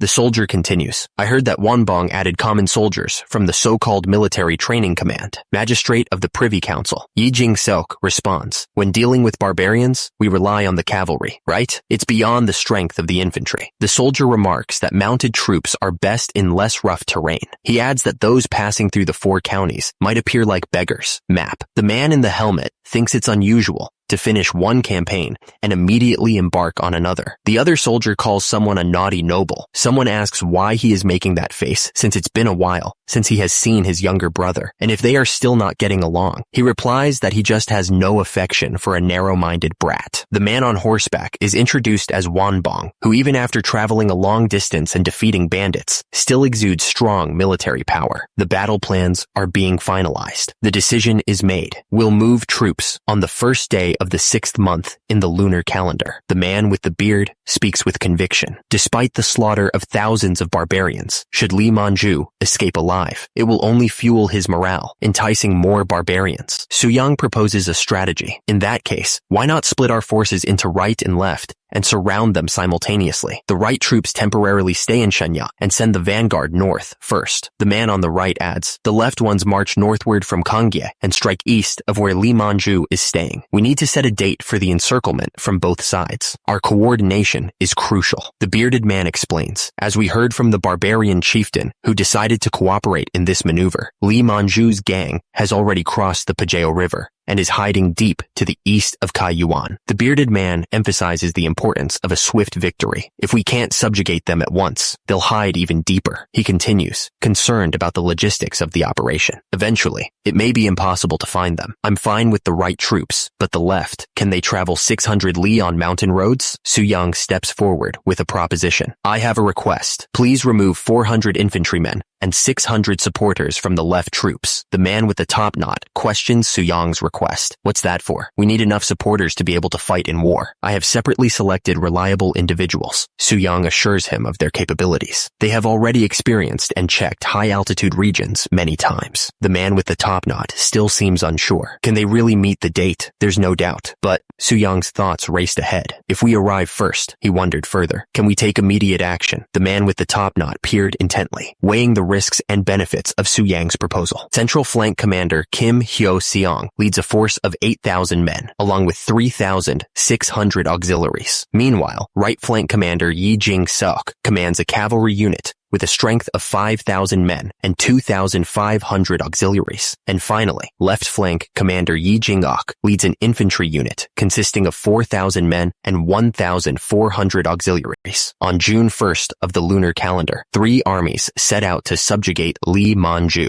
It's reported that Joseon's soldiers have set out from Uiju. One of the men asks, set out? Does that mean they've crossed the river? The other confirms, that's correct. The man in the fur-lined coat reports, we heard the news 4 days ago, so by now, they've probably advanced quite a bit. The scarred man grits his teeth, listening intently. The report continues. One cavalry unit is heading towards Shenyang. Another is departing from Uiju, while the soldiers are marching northward from Joseon's Kangye area. The news hits like a punch to the gut. What? The scarred man's expression darkens. Despite how many times we've killed and plundered those Joseon bastards, shoot, never before have they moved a unit on such a large scale. He seems to be deep in thought. The man in the yellow tunic hears some terrible news. It seems the Ming dynasty has abandoned us. He is met with a shocked response. Pardon? The man listening to the report is clearly shaken. Then shouldn't we flee immediately? The man in the yellow tunic explodes in anger. And what face will we have left by doing so? If word gets out that we fled from a small fry like Joseon, even our already unsubstantial position will be lost. He regains his composure, a sinister plan forming in his mind. Even if we flee, we must fake holding out for a short while. Before the Joseon army finds me, I need to absorb the scattered Jurchen people. He believes that he can turn things around. After that, even one success in battle, he is confident that he can regain his power. Only one successful halt of the Chosun army can build up my military power. The man panics, his voice rising in desperation. So what should we do? Staying like this will only lead to us being surrounded. His superior barks back, gesturing towards the landscape. You moron, what do you see before you? From Kangye to here, it's all rugged mountain valleys. The subordinate is quickly reassured. Sending troops that way? We don't need to worry about those infantry idiots. He marvels at his chief's insight. That's our chief. The chief continues his strategy session. Now, our concern shouldn't be the freaks climbing the mountains from Kangye, but the cavalry unit. Yes, chief. Meanwhile, the Joseon soldiers march onward. One of the soldiers, sporting an eye patch, expresses his frustration. Li Manju, that son of a bitch, has us trekking through these mountains for 8 days straight. I'll cut him into 256 pieces. The soldier with the eye patch declares, 256? He grins maniacally. The arithmetic you taught me last time was fascinating. I'll split him in half 8 times. His companion smiles, seemingly pleased by this display of dedication. Seeing your dedication to arithmetic makes me happy. The eye patch-wearing soldier continues his train of thought, but rather than splitting that bastard into 256 pieces, his expression twists into a horrifying grimace. I'd prefer to grind him in a millstone and taste his blood. He's a pure devil. Suddenly, a shout rings out, cutting through the air. It's an enemy raid. A desperate cry rings out as mounted barbarians charge down from the northern ridge. 300 mounted barbarians are charging down from the northern ridge. Take cover. Prepare for the battle. Everyone. Hidden amongst the tall grass, Joseon soldiers lay in wait. The soldier with the eye patch smirks, confident in their strategy. They will never know how many of us are here, conveniently coming down the ridge. making themselves perfect targets. Su Yang shouts an order. Don't kill them all. We need captives. The order is given, and the soldiers respond in unison. Fire at will. The hidden hand cannons unleash a volley of fire, catching the charging barbarians completely by surprise. These Joseon dicks had hand cannons hidden, scatter, and roll back. The mounted barbarians continue their charge, unaware of the danger that awaits them. One of the Joseon soldiers shouts, Fools, our hand cannons can annihilate you from 300 bow away. We've come to our mortal enemy, Lee Manju, so if you guide us, there won't be any charges. The barbarian leader scoffs. What a load of bullshit. Chop off the heads of everyone in the Joseon army. Another barbarian rider laughs. Haha, hand cannons that have a range of 300 bow. Don't make me laugh my socks off. The first barbarian leader starts to shout, I'll chop off all of your hate. Suddenly, his eyes widen in shock. What's this? The barbarian leader's mind races, utterly floored by the sheer audacity of Su Yang's plan. Insane. He quickly changes his tune. I will guide you loyally. The scarred barbarian grins, relieved to be spared. It worked out well. We have no reason to rob those who are not the mortal enemy, Lee Manju. He lays out the options. So, traveling along the main road takes 3 days, while it's 4 for the mountainous route. Exactly. However, since the mortal enemy Lee Manju is also vigilant, marching along the main road would immediately exist you. Su Yang considers the information. Swift soldiers can traverse the mountainous route within 2 days. Gather the fast-footed ones. The barbarian warns him. That path isn't easy though. We only take it when pressed for time ourselves. Su Yang is confident in his battle plan. Even so, to the incomparably brave Joseon troops, it's going to be child's play. Haha, he urges his men forward. Good. Just 2 more days along the mountainous route, and we'll reach Lee Manju's base. Speed up! The soldiers respond with a resounding cheer. As boss commands, they're all Joseon people. Meanwhile, on Yi Jing-seok's right flank, the journey is proving treacherous. The horses struggle through the muddy terrain. One of the soldiers laments their situation. Another horse has broken its leg. As expected, the army mustn't be moved during this period. Su Yang considers the difficult terrain. There's no need to rush excessively. Even trying to escape, wouldn't Lee Manju similarly flounder in the mire? He clicks his tongue, noting the muddy conditions. The situation at the left flank may not be any better than ours.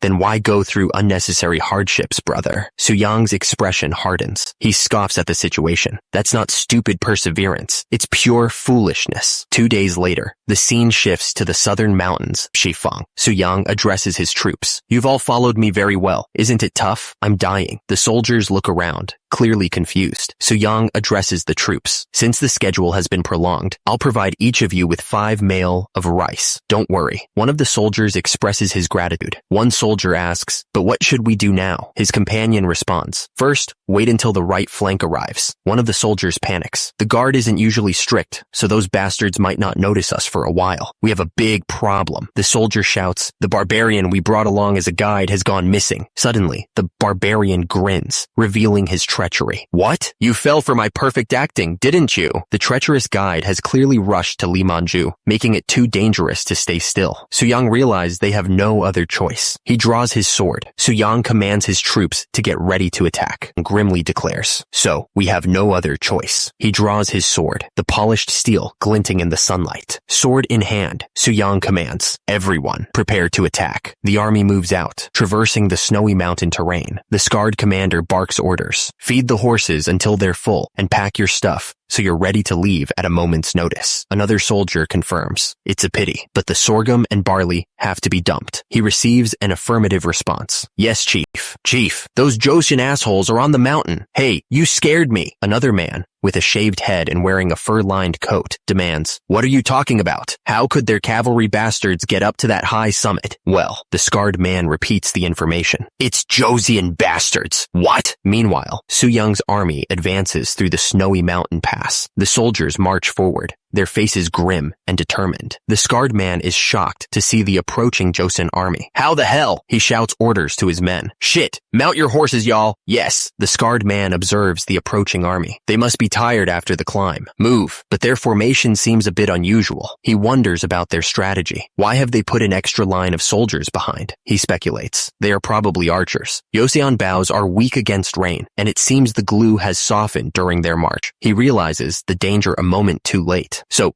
they're standing in the back as a reser. The cannons roared, and the barbarian troops were blown away. That's oof. The scarred man surveyed the scene, his eyes widening in disbelief. Gosh, were those not bows, but real hand cannons? His face contorted in a mixture of shock and frustration. A Joseon soldier reloaded his cannon with practiced efficiency. Again, load the cannons. Load. The order to fire echoed across the battlefield. Now! The scarred man knew they were in deep trouble if they didn't act fast. It takes time to reload their cannons. If we don't charge now, those damn cannons will fire again. The barbarian guide's betrayal had led them right into a trap. The bastards are approaching! Infantry hand cannoneers! Forward! Suyang's commander roared the order. Fire! The cannons unleashed a devastating volley of fire. The barbarian cavalry charged headlong into the line of fire. The result was a scene of utter carnage. The scarred man watched the scene unfold, his face a mask of disbelief. No way! The enemy commander urged his troops not to panic, declaring that the distance had narrowed significantly. He ordered them to grab anything that could block the hand cannons, whether shields or wooden boards, and close in on those bastards. The barbarian cavalry began to charge. Chief, are we really charging? I sent some troops to the west just a bit earlier. The commander grinned, confident in his strategy. When returning, they'll break through that damn formation from the flank. As expected, you've thought of everything. He knew their unit was all infantry, and one cavalryman could take on 10 infantry. He commanded them to wipe them all out, sending the horses ahead together, as the ones on horseback would be hit by the hand cannons. Suyang recognized the barbarian commander's error and seized the moment. Bad move, asshole. Infantry hand cannoneers, stick tightly to the formation and prepare for volley fire. The first row of cannoneers raised their weapons in unison. First row, volley. The volley tore through the charging barbarian cavalry, leaving a trail of blood and chaos in its wake. The second row stepped forward, ready to unleash another devastating barrage. Second row, volley! Despite the heavy losses, the remaining barbarian soldiers pressed on, shields raised against the continuing fire. Hang in there! Now, they're before us! The hand cannoneers braced themselves, preparing for close quarters combat. From here on, it's our battlefield. The barbarian soldier charged forward, screaming, "Go to hell!" But a spear found its mark, piercing through his armor. The spear thrust forward with deadly force. The barbarian warrior cried out as the spear pierced through him. Two Joseon soldiers high-fived each other, celebrating their victory. Great job. One man down. Let's do this next time too. The foot of a soldier stepped onto the snow-covered ground. What is? Suddenly, a soldier spotted the incoming threat. Over there, the officer shouted. The barbarian cavalry has been flanking us. Infantry, hand cannoneers. Yes. One soldier questioned the plan. Wait, they are supposed to fire at the other bastards, right? I'll take care of them. A mounted barbarian mocked the Joseon forces. Ha ha!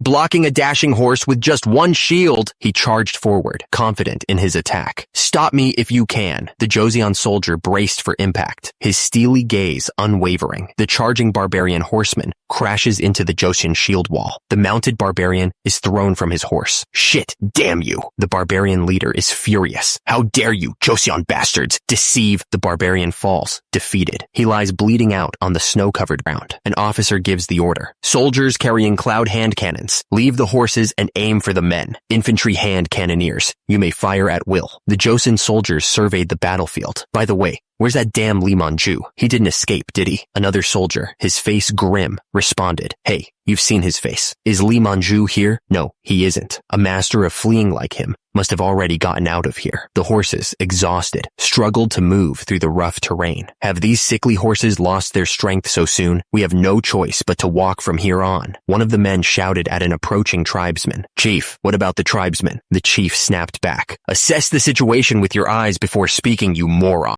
Suyang listened intently. Suyang declared, generally, it's the leader of foot soldiers who must take responsibility for the consequences of their actions. The bald tribesman, his face contorted with fury, roared, "You bastard!" But Suyang was unmoved. Don't beg for your life, Suyang continued, his voice steady and resolute. Or if you are going to do it for your soldiers who are dying. The soldiers urged each other forward through the carnage. Move, move, one of the armored soldiers exclaimed. At this rate, we may be ambushed again. If the left flank gets to Lee Man-ju first, my dignity will be nowhere near fine. From behind the trees, a voice questioned, "Is that even possible?" The soldiers on horseback turned to face the newcomer. "Who the hell are you?" Suyang's face appeared, a look of slight surprise on his face. Oh, the soldier recognized him. Aren't you the right flank commander? The soldiers eyed the newcomers warily. You guys, are you from the Joseon army? From the left flank, to be exact. We're messengers on our way to the right flank. The armored soldier's eyes narrowed. Messengers, he stammered, realizing who they were. This is really...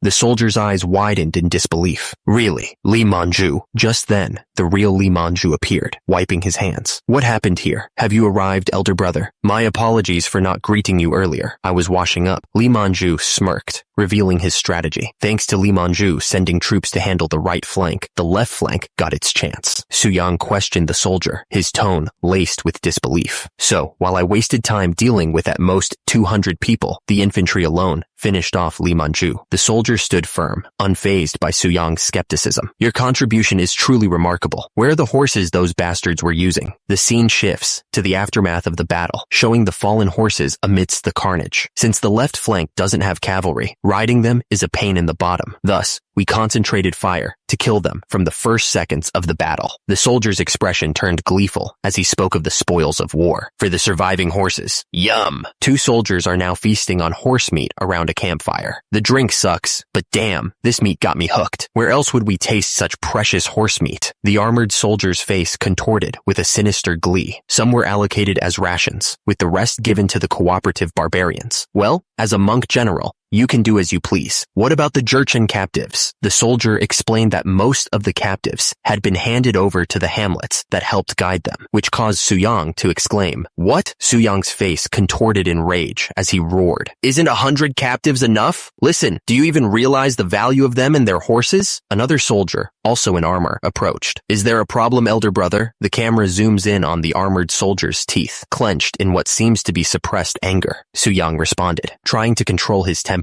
No, not at all. How could there be? The armored soldier, through gritted teeth, said, it's only natural to distribute the merits under the monk general's single utterance. Thank heavens, I have a younger sibling with much to learn from. Even then, the right flank commander, Yi Jing-suk, displayed tact, admirable and praiseworthy. July, the Lee Man-ju subjugation army returns. The left and right flanks swiftly advanced, executing their mortal enemy, Lee Man-ju, while the central flank, through the conquest of the barbarians across the region, spread the valor of the Joseon army far and wide. The king declared, I confer the noble title of the Yeonsangan and bestow 80 rolls of silk upon Minister of Military Affairs, Kim Hyo-seong. The minister responded, your royal grace is as vast as rivers and seas. I don't know where to hide my extreme delight. The king continued. Yi Jing-suk, magistrate of the Privy Council, led and annihilated Lee Man-ju's forces, which was also a great contribution. In this regard, Yi Jing-suk will be promoted to second minister of the Privy Council, senior second rank. Finally, the king announced General Commander Yi Jing-uk traversed high mountains and rugged terrain, thereby striking Lee Man-ju from behind and making the greatest contribution. The king declared that Yi Jing-uk's promotion will elevate him to the first junior rank Grand Chancellor, and he himself will soon assume a new position. One of the ministers responds with awe. Your royal grace knows no bounds. Su-yang looks on, impassive. The minister continues to shower the king with praise. Su-yang watches the scene unfold, a slight smile playing on his lips. Outside the palace walls, the snow-capped mountains stand tall in the distance. The speaker reflects on the military training command soldier's journey into Namhansan, recalling his initial concerns about their ability to handle fierce battles. When the military training command soldiers ventured into Namhansan, I was concerned about how they would handle fierce battles. However, now they have built up enough strength to be considered a powerful army. Su-yang turns to the speaker, who addresses him respectfully. Your Highness, the Grand Prince. The man explains that he's heard Su-yang contributed to the training of ordinary soldiers in the military training command. I've heard that you contributed to the training of ordinary soldiers in the military training command. So, there's something I'd like to appeal. He pauses, gathering his courage. The man continues, suggesting that the armored soldier's inability to earn merits stems from a lack of proper training. It struck me that the reason our armored soldiers couldn't earn merits is due to a lack of proper training. Su-yang's face contorts into a look of annoyance. No, this preamble. Su-yang's eyes narrow as he realizes what the man is implying. Surely you're not telling me to train them too. The man explains how the cavalry is suffering, and the armored soldiers may soon be cut off from treatment. He makes a desperate request to Su-yang. Su-yang replies that he understands. Since the tributary amount of warhorses offered to the Ming has decreased, more people may become armored soldiers. He muses that cavalry units have made their names in history, citing the dragoons, hussars, and chasseurs used in Europe. Su Yang considers making a cavalry pistol or another suitable weapon. Meanwhile, in the Ming Dynasty Forbidden Palace, someone orders the disposal of a body, and another responds in agreement. Back in the Ming Dynasty, someone comments that Joseon has indeed accomplished something impressively challenging. Another responds, they surely have. An official report has also come up regarding the utility of infantry hand cannons. The report states, when deadly shot by them, even the brave barbarian cavalry was startled and scattered. 5 can severely injure one if they aim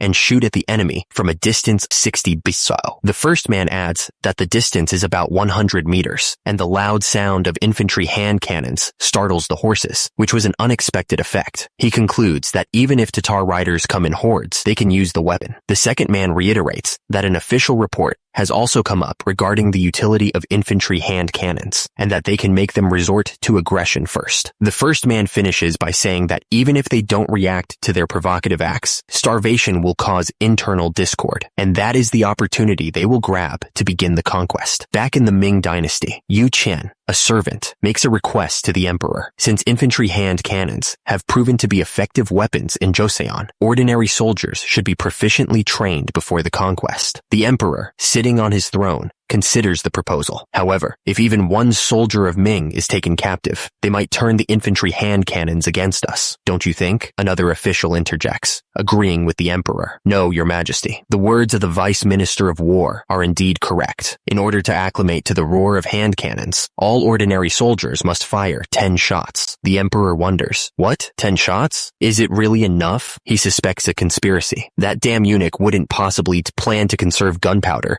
and misappropriate the remaining expenses. Meanwhile, in northern Yuan, at Karakoram, Asen Taishi's residence, someone declares, those Joseon bastards are going to die with their heads pounded into horse dung. They fooled me. Back in northern Yuan, Asen Taishi is furious, pointing at the man before him. And you, do you have yours for decoration? What was my word? The subordinate shrinks back, terrified. Didn't I instruct you to go to Joseon, meet the king, and sound him out? He stammers. Yes, you did. Asen Taishi continues his rant. Yet you just returned, so obsessed with some pots and cotton. The man replies, but during my visit, they didn't seem particularly close with Ming at all. Another man with a shaved head attempts to calm him down. Please calm down, Taishi. Asen Taishi sighs. He might die. What do you mean, Buyan? He draws his sword, the blade glinting ominously. When did I ever accidentally kill anyone? Asen Taishi turns to Arlok, promising to postpone his punishment based on his performance in the war. He warns Arlok that one more mistake will result in his blood staining the ground before the Joseon bastards, declaring he'll wash away his guilt with their blood. Asen Taishi comments that the king of Joseon seems to have some brains in his head. He notes that they've sided with the Ming and subdued Li Manju, realizing that they are now the target. He vows not to leave those filthy bastards alone and orders everyone to get ready. Asen Taishi announces his intention to see the Khan. He declares that they must join forces with the Golden Horde of Kublai. Asen Taishi's envoy has arrived at the Golden Horde, seeking an audience with the Khan. He asks if the Khan has received any other news. The Khan, lounging with his concubines, replies that he has received none at all. One of the Khan's men stands nearby, ready to deliver a report. The Khan says he'd like to see them wiping out those Ming bastards. The envoy replies that if the world operated solely on thoughts, the Ming emperor would have been torn apart 1,000 times. He adds that they don't even know the true nature of the metal rods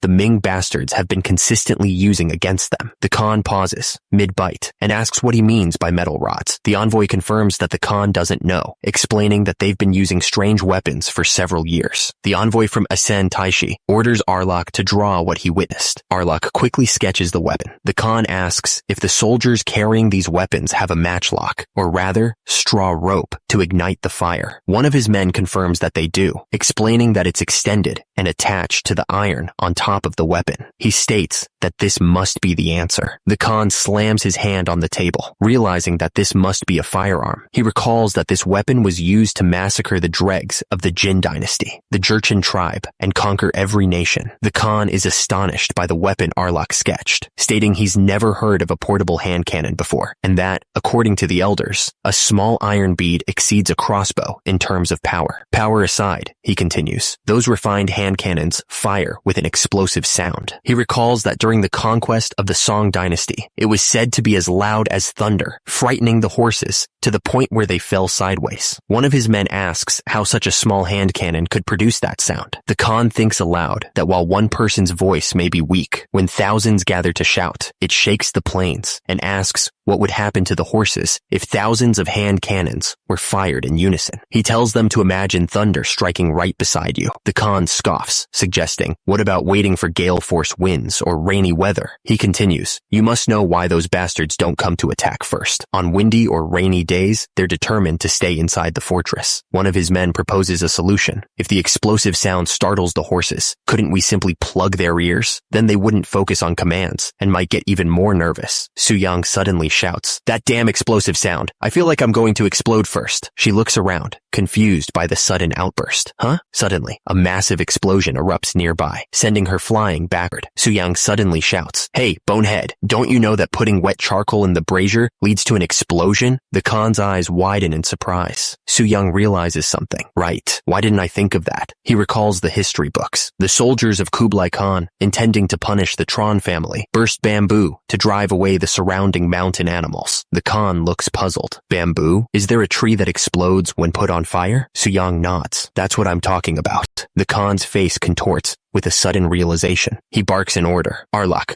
do whatever it takes to find bamboo at the next horse market. Arlok bows deeply. Your order is a law. The Khan turns to Su-young. Then, is it just a matter of attacking the Ming? Su-young shakes his head. No, Khan. While I face the Ming, please deal with Hyoseon. The narrator states, the number of active armored soldiers in the whole Hanyang area reaches 3,000. Of those soldiers, 1,000 serve 10 days a month and are called on duty, while 2,000 off duty don't, instead performing household chores or engaging in various businesses to make money. Su-young surveys the pitiful gathering of soldiers. Is this really all? Even after gathering all the armored soldiers of the entire capital city, it seems there are just around 400 people. The official next to him shrinks under his gaze. Despite not convening all of them, a significant number left with excuses. Given the state of the armored soldiers, I'm concerned how the hell the country functions. The official bows deeply. I'm very sorry the armored soldiers have shown themselves in such a form. Another voice calls out in shock. Your Highness, the Grand Prince? The soldier stammers in disbelief. Pardon? Do you mean me? Just a moment, Your Highness, the Grand Prince. I'm not ready yet. The soldier shakily draws his weapon. He examines the blade with a critical eye. How ancient is this relic? Is it from the Three Kingdoms period? Have you brought your family heirloom? Based on my investigation, the blade must be at least 1.5 chuk long. Su-young is clearly unimpressed. Where did you get this knife from? That's... The soldier squirms under his gaze. Actually, an elongated kitchen knife from home. A kitchen knife, gosh. He explains his predicament. I was pressed by the sudden general convening. The soldier grips his makeshift weapon, trembling. My ass. The general's face contorts in rage. Are you kidding me? Which bastard told you to bring these toys? His eyes burn with fury. I absolutely cannot tolerate this situation. I'll shave off the allowance of those who lack munitions and equipment. The general continues, his voice booming with intensity. Additionally, in agreement with Grand Prince Su-young, here I will rejuvenate your severely rotten minds and bodies. Those unable to keep up don't even hope to avoid quartering. One of the soldiers looks up aghast. To that extent? The next day, the troops assemble at the white sand beach of the Yanghua Key. The military minister, riding alongside Su-young, eyed the approaching figures with suspicion. Military minister, who are those barbarians?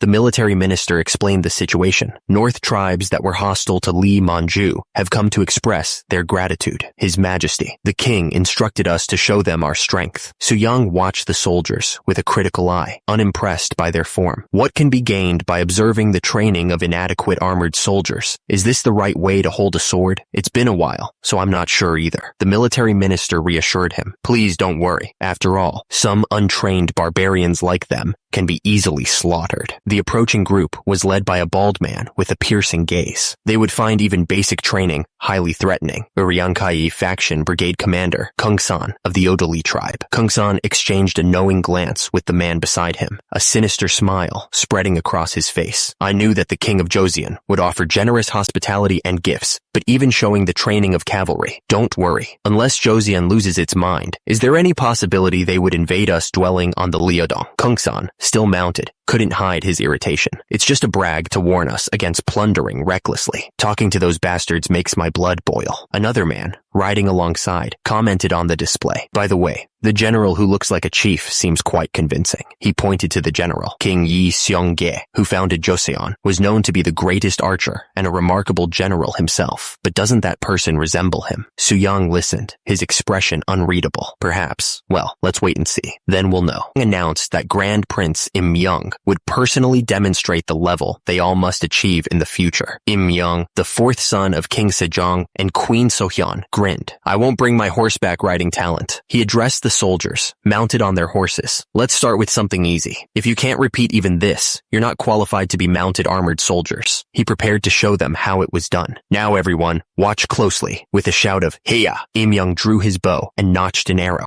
He urged his horse forward, clearing a low wooden fence with a cry of, Hup! With practiced ease, Im Young drew back his bowstring, aiming at the target. The arrows flew, finding their mark with deadly precision. The arrows slammed into the target. Im Young addressed the soldiers, confident in his display. All right, everyone should be able to follow, right? That's the most accurate demonstration. How's that easy? He cleared his throat, a mischievous glint in his eyes. Forget about any allowance if you fail even at this. The order was given. Then, proceed in order.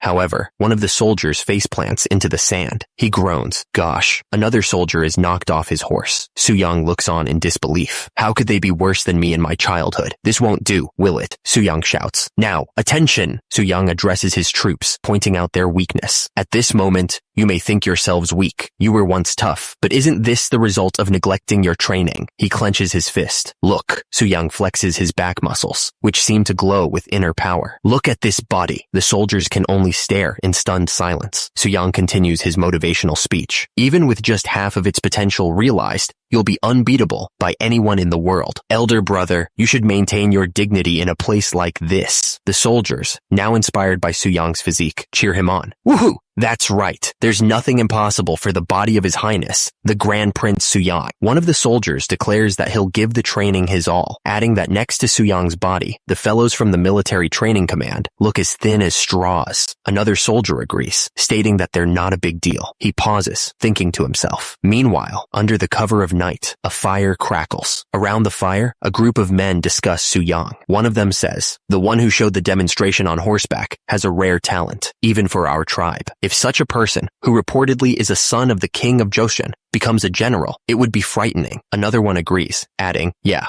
that body was really grand and magnificent. One of the men around the fire observes, this is serious, and I wouldn't be surprised if he could easily even pull the bow used by Yi Seong-ge. The fire crackles as they consider the implications. He continues, do you remember Gabiolcho? The man elaborates, those ferocious guys led by Yi Seong-ge. Many chieftains, including Mengtamu, became his blood brothers or subordinates and acted together. He furrows his brow. If soldiers like those in Gabiolcho arise in Joseon soon, they may once again exert their strength against us. There was clearly an intention behind showing us the training, too. Just then, one of the men notices someone approaching.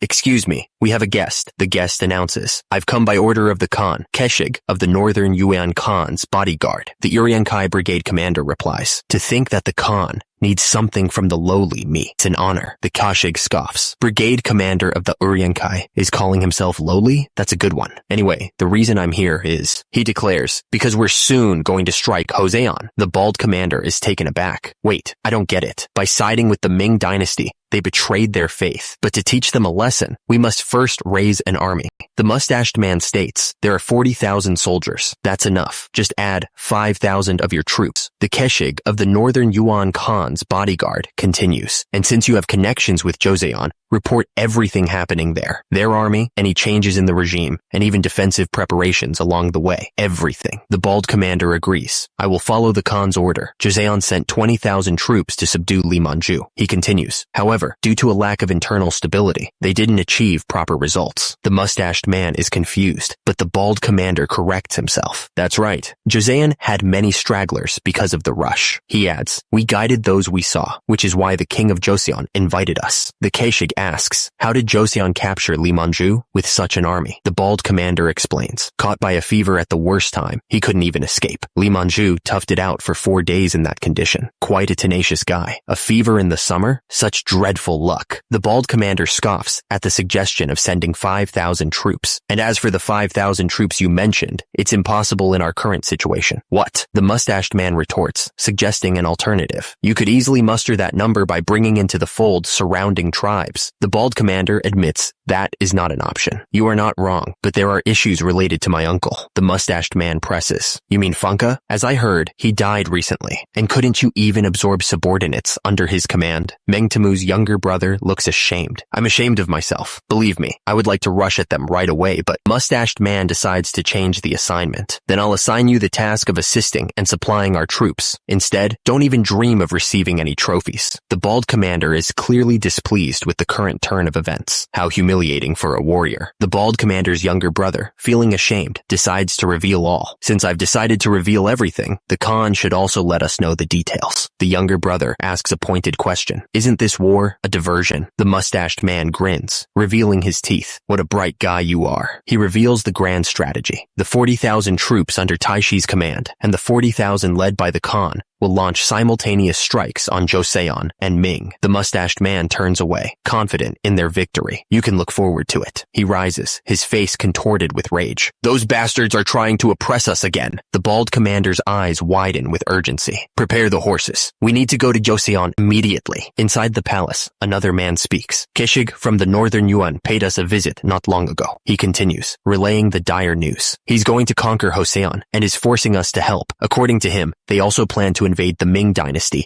at the same time. The bald commander glares intensely. Tatars told you about this, meaning you must have agreed to cooperate as well. I bowed my head to the northern Yuan to survive, so please forgive me, the man says. He continues, relaying the ultimatum, and refusal to comply, they said, would lead to Joseon's complete extinction, similar to the western Shias. He warned that if the barbarians were to come under the northern Yuan's command, it would lead to a massive uprising. He continued, saying that even the Ming general would find it challenging to quell the high-spirited northern Yuan. The man explained that the reason for sharing this information was because he wanted them to engage in battle with the northern Yuan for his protection, asking them to understand that he must lead his kin just as the king of Joseon governs the country. The man with the beard declared that it was settled, stating they would discuss the details later, and ordered him to go back and feign compliance with the northern Yuan's compulsion. Then he requested Crown Prince, Grand Prince Suyang, and Frontier Affairs Minister Kim Jong-seo to enter. The man in the red robes stated that if the northern Yuan had involved the barbarians, it wouldn't be an easy war to end, questioning if it meant they'd figured out a way to defeat Ming.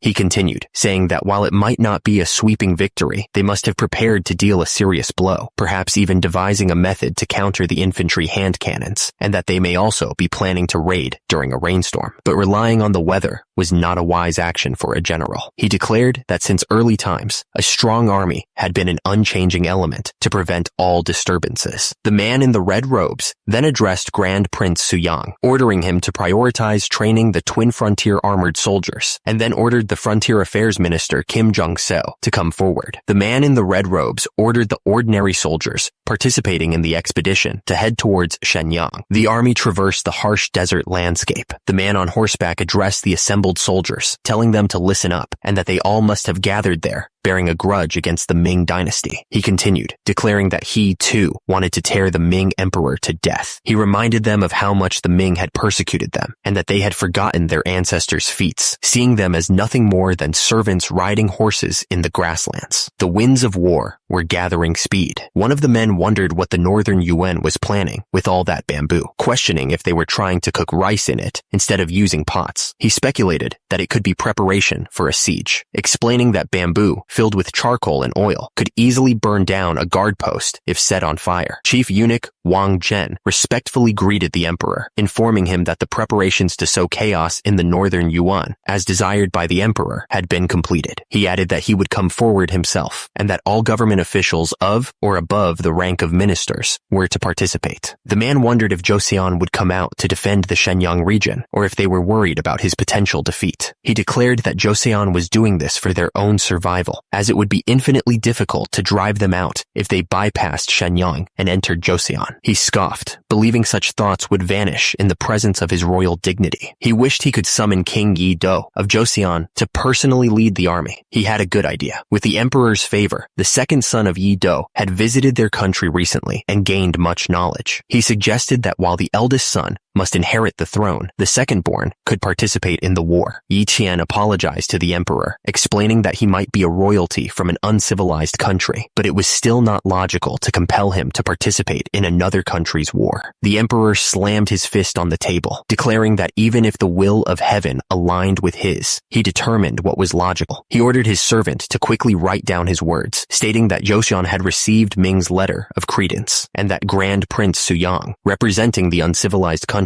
would participate in his campaign to witness his royal dignity. The emperor was sending him with such a ridiculous pretext. Yi Qian apologized to the emperor, stating that it was greatly out of line with etiquette, and that he was only concerned about whether there was a horse that could bear his weight. The emperor assured him that he wouldn't actually be on the battlefield, so he should stay quietly inside the military curtain, adding that he shouldn't worry too much, as he would devote himself to avoiding mistakes. The emperor gripped Yi Qian's hands tightly, telling him to make sure to come back alive. At Namhansan Fortress headquarters of the Military Training Command, the general was climbing the net. Suyang continued to climb the net, showing off his strength to the soldiers. He remarked on the excellent device, noting that it had everything ordinary soldiers could do. An official informed him that they were set to deploy in a week. The official admitted he couldn't believe that His Highness, the Grand Prince, would personally appear at the battlefront, adding that he would prefer to stay quietly behind the military curtain. Suyang told him that the battlefield was not as funny as he may think, and told him not to beat around the bush. Suddenly, a muscular man stepped forward, declaring that he wanted to cross swords with His Highness, the Grand Prince. Suyang looked visibly surprised at the sudden challenge. The crowd began to murmur. They noted that even if the general looked 50 years old, he was a remarkable general who had been chopping the thoroughly skillful barbarian chieftains. The crowd speculated that perhaps the general would go easy on him, because otherwise, how could they even exchange 10 blows? They said to His Highness the Grand Prince that the state of affairs was getting crazy. The muscular man stepped forward, acknowledging that in this crazy world, anything could happen. He declared that he would go at His Highness the Grand Prince with all his might and main. Suyang looked shocked and questioned why he would go at him with might and main. He didn't wait for the general to make the first move. He charged forward,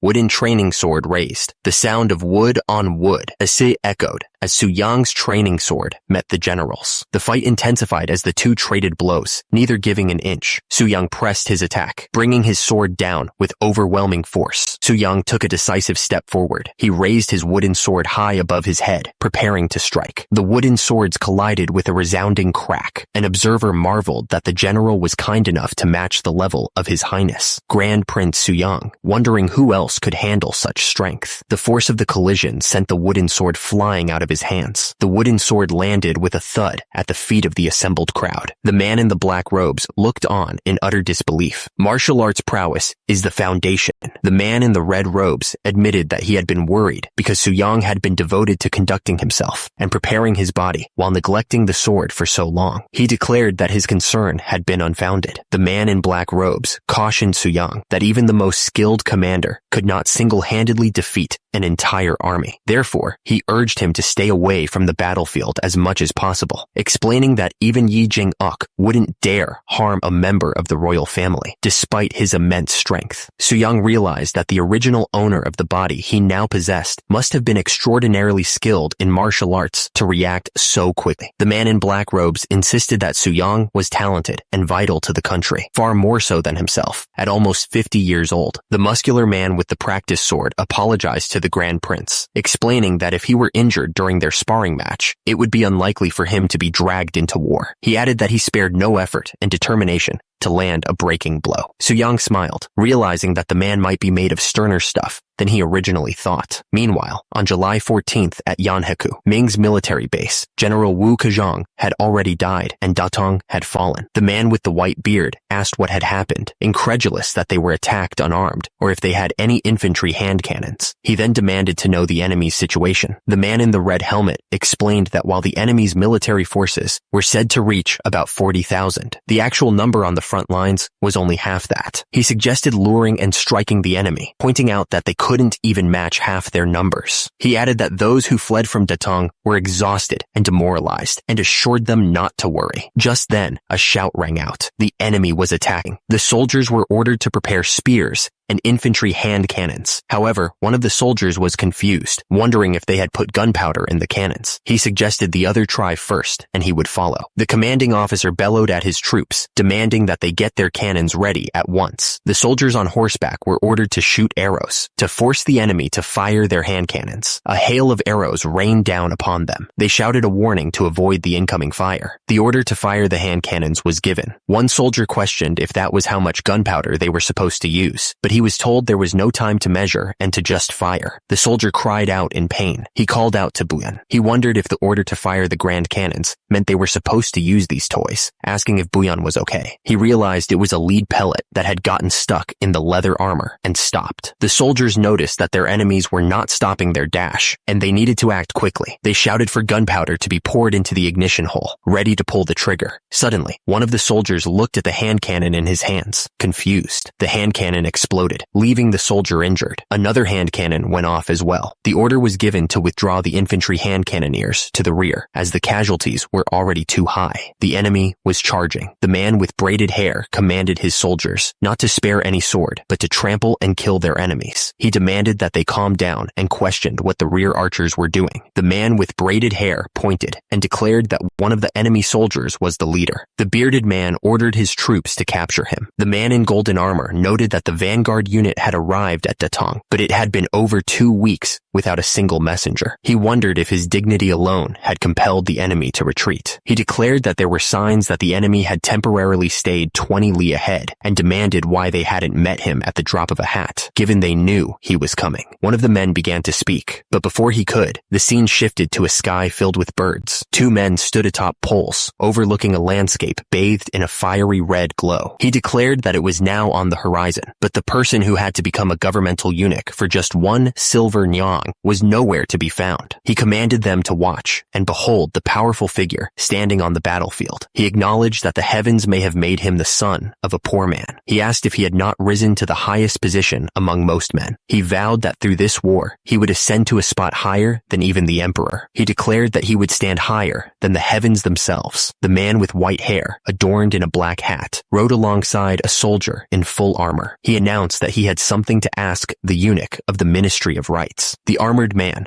Duke of Yingjiangfu, questioned the eunuch about a previous statement. He recalled saying that 1 cannoneer could easily match 5 archers. The eunuch explained that out of 5 archers shooting arrows, only 1 shot would injure a person. However, if a hand cannon hit its target, it could pierce through armor right away, making it equivalent to 5 archers. The Duke of Yingjiangfu questioned what kind of calculation that was. The man in the red robes, sporting a black hat, dismissed the previous topic. He declared that they should move to where the emperor resided. Suddenly, a soldier tied to a post urged his majesty to retreat quickly. The ground was littered with corpses and soft horse droppings, indicating the Tedders had been there less than half a day ago. He questioned the order to retreat, especially for the royal family. He argued that Yu County was supposed to be the rear. He commanded everyone to retreat to the Juyang Pass to stop the enemy's invasion, then march again. Nevertheless, the already exhausted soldiers had no way to retreat quickly, and so began the military withdrawal, slower than the long-distance march. The man with the beard scoffed at the laggards. He figured that if they spent 15 days getting there, it would probably take about that long to go back. According to the captives, they had 120,000 soldiers. If they intended to eliminate them all, it should be okay to kill 8,000 a day, right? He then suggested capturing the emperor and forcing him to open Beijing's gates for them, deciding that wasn't bad either.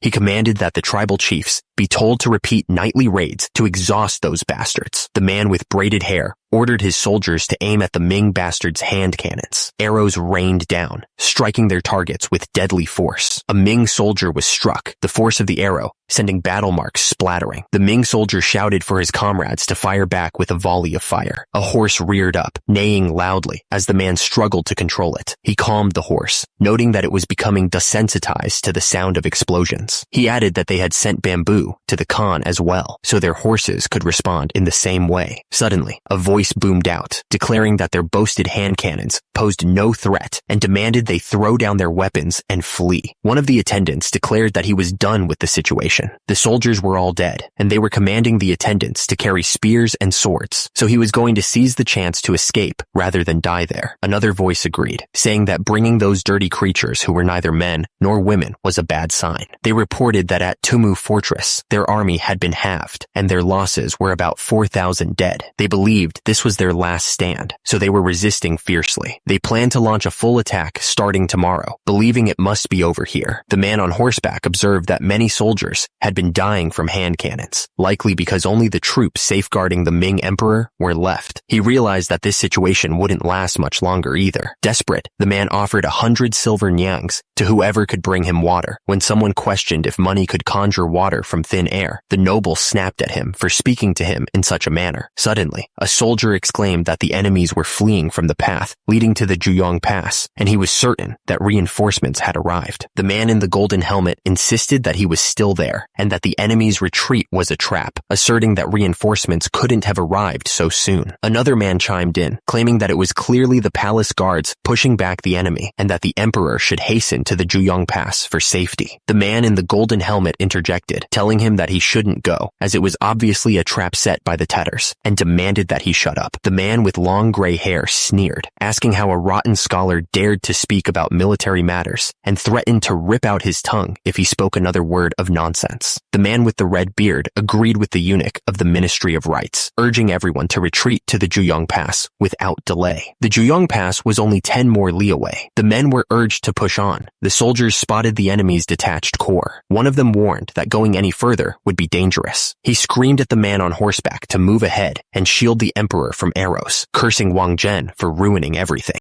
He was furious, lamenting that they could have held out for a few more days until the reinforcements from the Juyong Pass broke the encirclement. He called them a bunch of useless nuisances. The man threw several silver ingots to the ground, promising that it should be enough. He insisted that they safely escort him and the emperor to the Juyong Pass, and he would reward them handsomely. But then, a man with a beard cursed Fan Zhang, realizing that no amount of money could save his life. The man with silver hair, bloodied and battered, insisted that he had only followed the emperor's will, demanding that the man on the ground shut up, calling him castrated scum. With a clenched fist, a man brought forward what he called their beloved soup. He looked up to the heavens, begging the gods to consider his loyalty. The soap connected with its target, splattering battle marks across the room. The man on the left called the other a demon in a human body, remarking on how hideous his face looked without makeup. A man, covered in battle marks, demanded that someone take back what they had given him. He told them to cover the cost of traveling to the underworld, calling them a starving demon, sucking the Ming's battle marks. The scene shifted to August 23rd, 1449, where Wang Zhen, the eunuch of the Ministry of Rights of the Ming dynasty, died near the Tumu Fortress. The flames of war were now The scene opened in Shenyang on August 24th. A man in armor demanded an explanation, asking who had given that order. He explained that Beijing was in chaos, and the Vice Minister of War was hastily gathering forces and preparing defenses. The armored man revealed that the emperor had sent an urgent message, stating that although they had broken the Tatars' momentum, many soldiers were injured and required regular ones from Liaodong. Su Yang pressed the regional commander, sensing he was being deceived. He asked if the man was hiding something, reminding him that Joseon was a loyal vassal state. The commander laughed nervously, asking what he would have to hide. Su Yang leaned in,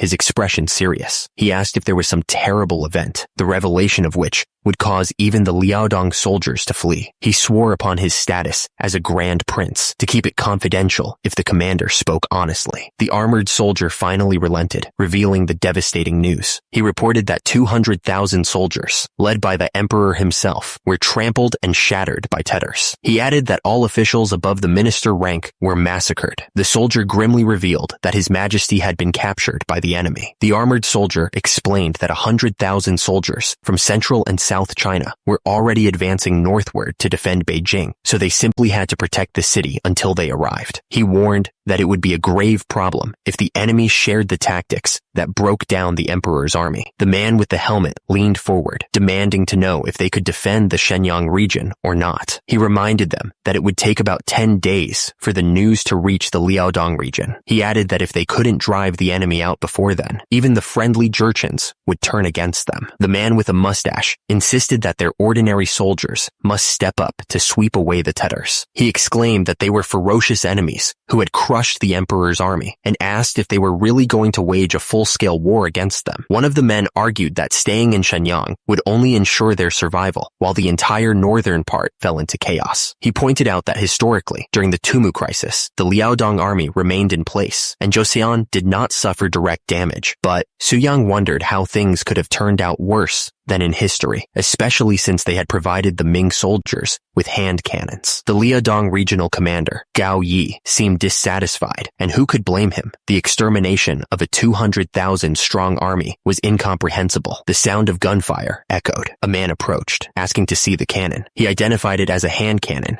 and then asked if the holder was a prince of Joseon. The man with the cannon confirmed that it was a hand cannon, and asked what the matter was. Su Yang examined the hand cannon, noting the size, weight, and even the different muzzle. He wondered if there was usually such a difference in cannons, and why this one was so clean. He asked if they had even trained with it. He learned that it was their first time training with real gunpowder, and that they said it was too expensive. Su Yang was shocked. Su Yang realized that even the teaching of powder weapons concepts in the military training command didn't always prevent accidents from happening. He wondered if they really threw untrained soldiers into the war with these randomly produced hand cannons. Su Yang, holding the hand cannon, stated that the northern Yuan had not yet experienced their true power. Meanwhile, at Tyson Khan's camp northeast of Kaiyuan City in Liaodong, a man with a beard was informed that the Western army had smashed the vanguard and was attacking Ming's main forces. He commented that Joseon was much weaker than Ming, so their 30,000 troops would be enough. He considered it was worth a try, then inquired about the talk of the Liaodong forces withdrawing and that they were supposedly leaving only a minimal number of troops behind. The man with blonde hair and braids grinned, holding a scroll. He declared that his elder brother had undoubtedly achieved a sweeping victory, and that he was Asen Taishi's younger brother, Maona Hai. At Taisun Khan's camp, a soldier burst into the tent, shouting that Joseon's troops were advancing north out of the city. The man with braided hair was shocked to hear that the Liaodong army had retreated and abandoned the city, leaving the fortress to head into the open field. He was asked what he thought of the situation. He grinned as he thought about the fine horse he had received from his clever brother, ready to run riot on the battlefield. The man with braided hair was confident that victory would be effortless. However, he didn't expect the Joseon troops to be camped on a hill. He observed that the Joseon soldiers were forming their lines with the sunlight taken into account, meaning those bastards had some battle experience. He recalled that it didn't take long for his elder brother to bring down even the Ming vanguard. He thought that after crushing the Ming, they'd be enemies again. The man with braided hair believed the Ming would be crushed, but he also knew that after that, they would be enemies again. He added that they had never fought together before, so it was better to divide their roles.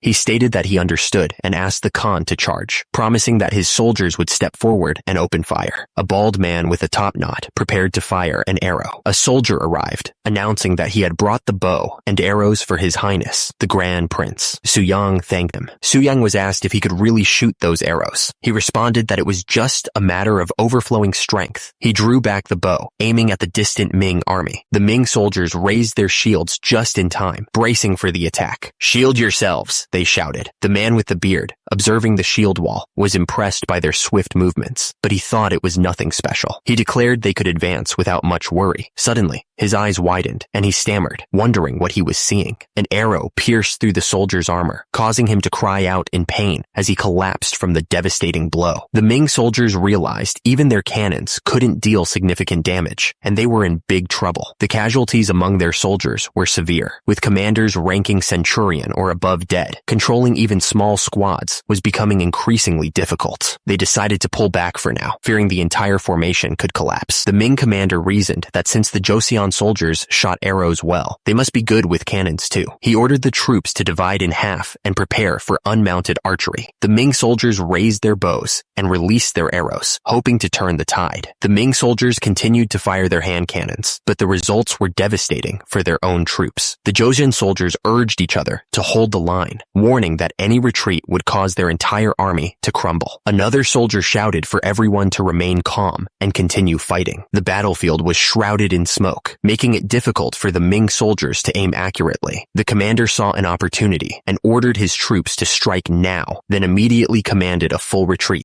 The Khan's Iron Riders were now moving forward, ready to engage the enemy. The commander declared that when Joseon fired twice, that would be the moment to charge straight into their lines. Suddenly, the sky rained fire arrows. One of the soldiers cried out, but the commander insisted that fire arrows just made a lot of noise. The fire arrows exploded on impact. The soldiers raised their shields for protection, but one of them cried out in pain, his arm burning. The soldier realized the fire arrows were filled with gunpowder. One of the soldiers declared that the enemy relied too much on cannons. He added that hand-to-hand combat was where they would break up the enemy's line and ordered them to charge. The soldiers noticed that the enemy had switched to stormtroops with longswords. They were ordered to step forward into formation. The soldiers were instructed that after volley firing, they should fall back to the rear trench on a signal. The soldiers stared at the approaching enemy, estimating that around 5,000 Iron Riders were charging towards them, divided into two groups, front and rear. One of the soldiers expressed his concern that their cavalry should be dealing with the incoming threat, as infantry would be trampled to death. Another soldier declared that he trusted in the Grand Prince, and there must be a reason for digging the trap, adding that if the Grand Prince lacked confidence in victory, he wouldn't have led their forces. As the enemy drew closer, the order was given to the cannoneers to volley fire. The armored soldiers spurred their horses onward, ignoring the fallen. The soldier yelled that they would tear the Joseon soldiers to shreds, but his expression suddenly turned to shock. The horses and riders began to sink into the muddy ground. The soldiers frantically commanded their troops to halt, realizing they were stuck in the mud and unable to advance on the Joseon forces. The Joseon forces unleashed a volley of cannon fire. The soldier on horseback was shocked, finding the situation impossible. He commanded his troops not to panic, reminding them that splitting into two groups was their plan for this situation. He ordered them to bring things like grain or hay bales, anything suitable to lay on the soil to cover the mud and maintain speed. The soldier glared, declaring that if they dared to play petty tricks, he would crush their skull with his horse's hooves. A soldier reported that the enemies were spreading hay and grain on the mud to cross. He warned that the cavalry in charge formation would reach them in a day. The general ordered his men to send out their cavalry as well to strike the enemy's flanks. He also ordered them to prepare to fire within the position.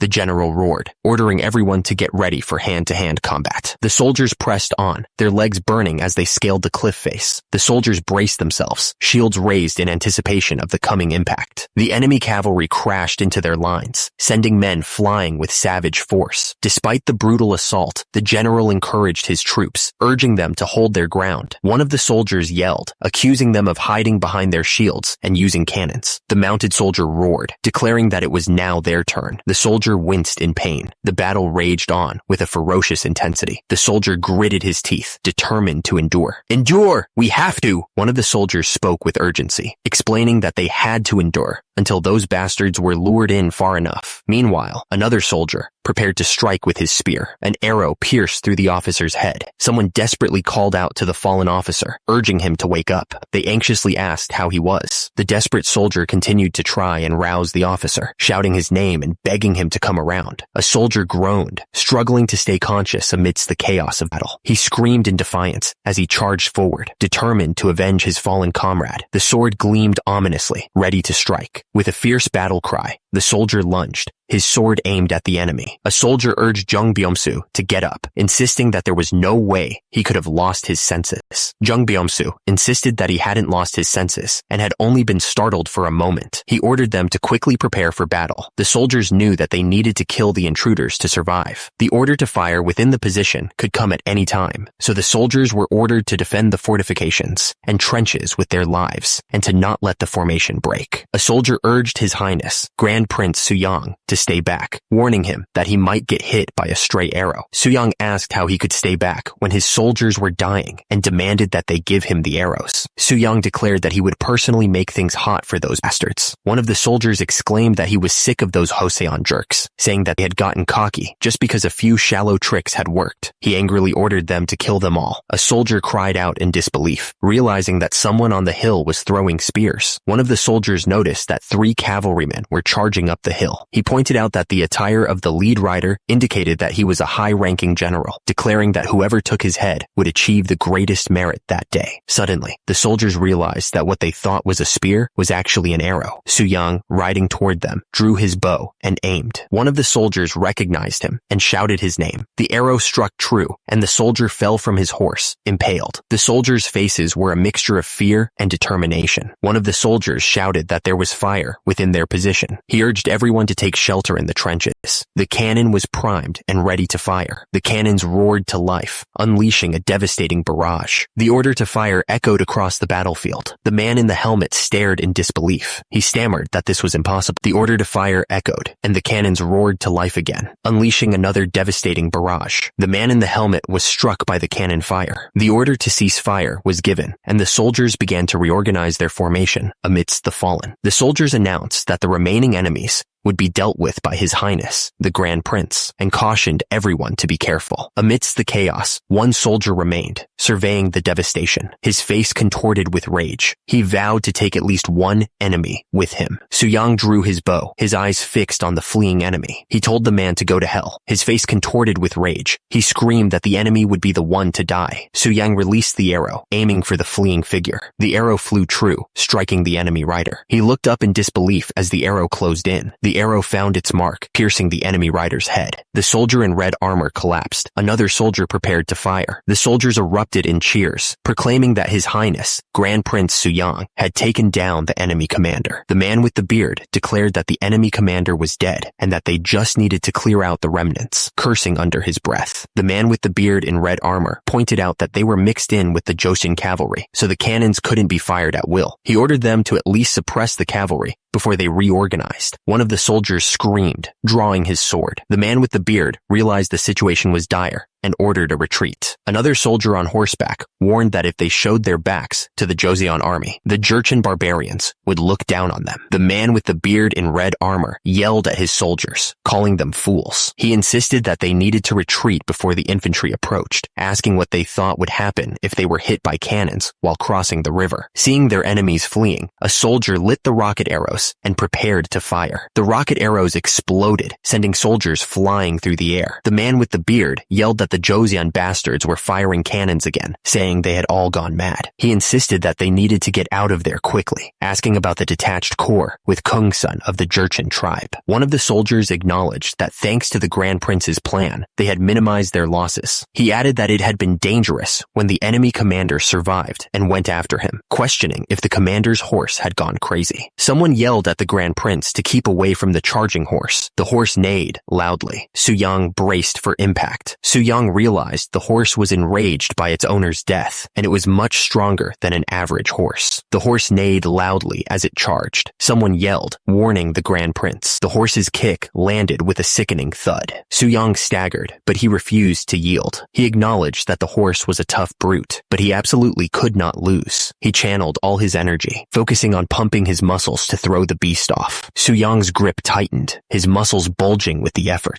With a mighty yell, Suyang hurled the massive massive horse into the air. A soldier cried out that it was too dangerous for His Highness, but Suyang was determined to see it through. Suyang, on top of the horse, yelled at the animal, asking if it was going to keep puffing air. He reminded the horse that its owner was dead. He demanded that the horse surrender. Two soldiers watched the scene with disbelief, wondering if he was trying to break the horse's neck with his bare hands. Suyang continued to berate the horse. He warned the animal to listen, or it would live its whole life in the stable like a stallion, just eating fodder. He then told the horse that he was a gelding, and that most war horses had their balls removed. Suyang's eyes welled up with tears as he declared how cruel it was. He gave the horse an ultimatum: die there or serve him. The horse seemed to respond to Suyang's intensity. A soldier marveled that Suyang had tamed the violent horse. Suyang declared that from then on, its name was Sore Grief, asking if it understood. Suyang apologized for carelessly laying his hands on the spoils. The screen displayed the results of the battle. The Northern Yuan army had started with 30,000 men and now had about 20,000 dead. The Joseon army, on the other hand, had started with 28,000 men, with 1,400 dead, 700 seriously injured, and 4,000 lightly injured. It was an overwhelmingly decisive victory. As the battle neared its end, the Northern Yuan army began to retreat. The bald man on horseback declared they also had to decide their course, warning that ignoring the situation would cause the Northern Yuan, or Joseon, to turn on them after the war. He stated that now was the time to chase Tyson Khan, asking for opinions, and adding that if the detached corps couldn't behead him, they needed to step in. Another man began to speak, addressing him as Your Excellency. The man in the orange robe grinned, announcing that he had a good idea. He explained that according to history, Tyson Khan was killed by Essen. The bearded man on horseback looked enraged. The smiling man wondered aloud, but what if the man in the orange robe wondered if Tyson Khan's end would come from someone else's hand? Meanwhile, soldiers raced through the forest on horseback. The man in the helmet asked if these were the only soldiers who got away. Realizing that those who hadn't joined them by now were probably dead, he noticed that his horse was tired and losing speed. The soldiers explained that as soon as they retreated, the Jurchen scum turned into thieves and charged at them. The man in the golden helmet seethed, declaring that those Jin leftovers knew no honor and that the Iron Riders were doomed to massacre, with Maona Hai becoming a piece of meat. Something felt off to the man, wondering if Asen Taishi deliberately sent them false information, or perhaps those Joseon bastards just fought well. He decided that they were to quickly join forces with Asen and strike the Ming, and handling Joseon next wouldn't be too late. The Khan was informed that the Jurchen scum stole horses and fled, and he angrily asked if they were just saying that now. The man in the orange armor stated that Asen, not being of the Golden Horde, would not be recognized, and thus they had to use the Khan. A soldier in orange armor reported to the general. The soldier announced that the detached corps had driven Tyson Khan into the forest, adding that they had finally made it. One of the soldiers suggested that His Highness the Grand Prince demonstrate his strength when capturing the Khan, but the other soldier seemed unsure. The man in the orange armor reported that the barbarians recognized Suyang, calling out the name of Grand King Taizhou. They even recognized the bow he was using. Suyang dismissed the comparison, saying that he was just big and didn't match him in any way. The soldier insisted that His Highness was underestimating himself, and the important thing was that they saw him as a valiant general. The soldier imagined His Highness subduing Tyson Khan in barehanded combat. One of the soldiers declared that the rest would all surrender, making it easier to insist on favorable terms for their country. They would pave the way with all their strength. The soldier urged the Khan to find a way to survive, explaining that they weren't firing cannons in the forest, but as soon as they got out, they'd be covered with fire. The order was given to prepare for the final battle, but something was off. The Joseon bastards were acting strange. The Khan demanded that the disgrace of the Golden Horde show themselves. He wanted to see the face of the one who dared to covet their country with such careless ambitions, claiming to be descendants of the mighty Yeke Mongiol Ulus, yet acting so pitifully. One of the soldiers questioned how they dared to mouth off about the Yek Mongiol Ulus, calling them the Dross of Goryeo. He urged the Khan to muster all their strength and charge, declaring that they must take that bastard's head. The man with black hair revealed that he was the descendant of Grand King Taizhou, the one who shot dead the Northern Yuan commander Maona Hai and the second prince of Joseon, Grand Prince Suyang. The enemy soldiers demanded that Suyang show himself, giving him an hour to come out and fight like a man. Their voices echoed across the battlefield, taunting the Grand Prince. One One of the men scoffed at Su Yang's silence, wondering if he was even a man or just someone who would quietly listen to the insults. Another soldier declared that they wouldn't even need weapons, suggesting they fight barehanded. One of the enemy soldiers declared that he enjoyed buch and would like to try a modified version because he was sick of the current situation where they had to fight and die. The man with braided hair demanded that the second prince of Joseon, Grand Prince Su Yang, reveal himself. He then asked what Su Yang would give them if they beat him. The man declared that if he was recognized as a true man and part of the Golden Horde, Su Yang would return 1 horse per person. He added that Su Yang would also ensure their safe escape to the Guangshun Pass. The man with the helmet questioned if they could trust Su Yang, since no true man of Joseon had ever been as spineless as him, so how could he lie? He demanded that Su Yang come out himself, or they would obliterate every one of his men. One of the men wondered if Su Yang would come out. Given the situation, he thought that keeping the troops intact and returning would be a success, and so he would accept. One of the men asked how Su Yang had come up with that wrestling. Su Yang explained that he had developed it with Mr. Ma as a pastime while inventing conducting oneself and preparing the body. The man with the helmet explained that buch or sirium ends when one is on the ground, so there's room for tricks, but this was purely a contest of strength. The soldiers watched from horseback. He smirked, finally seeing the face of the ringleader. Su Yang stood ready. He revealed that he had been waiting. Su Yang declared that he would end this war. The man lunged forward, ready to strike. He slammed his opponent to the ground. He questioned if that was what they called using strength. The man strained, his face contorted with effort. He let out a battle cry. With a mighty yell, the man with black hair prepared to unleash his devastating move. He announced that he was about to perform the storm throw. He slammed Tyson into the ground with incredible force. He demanded that Tyson get up and show him his strength, asking if he wanted to be dragged to Joseon like that. The Khan begged someone to fold that lump in half, groaning in pain. Su Yang declared that this was a chokeslam. The Khan grunted as he hit the ground hard. Su Yang demanded that the Khan get up, sneering as he asked if all his strength was just about collapsing. The Khan writhed in pain, struggling to breathe. Suddenly, a fist clenched tight, ready to strike. The Khan looked up at Su Yang, who was standing over him. He accused Su Yang of breaking the rules by daring to use his fists, calling him a petty coward. Su Yang's face contorted in rage. He declared that the Khan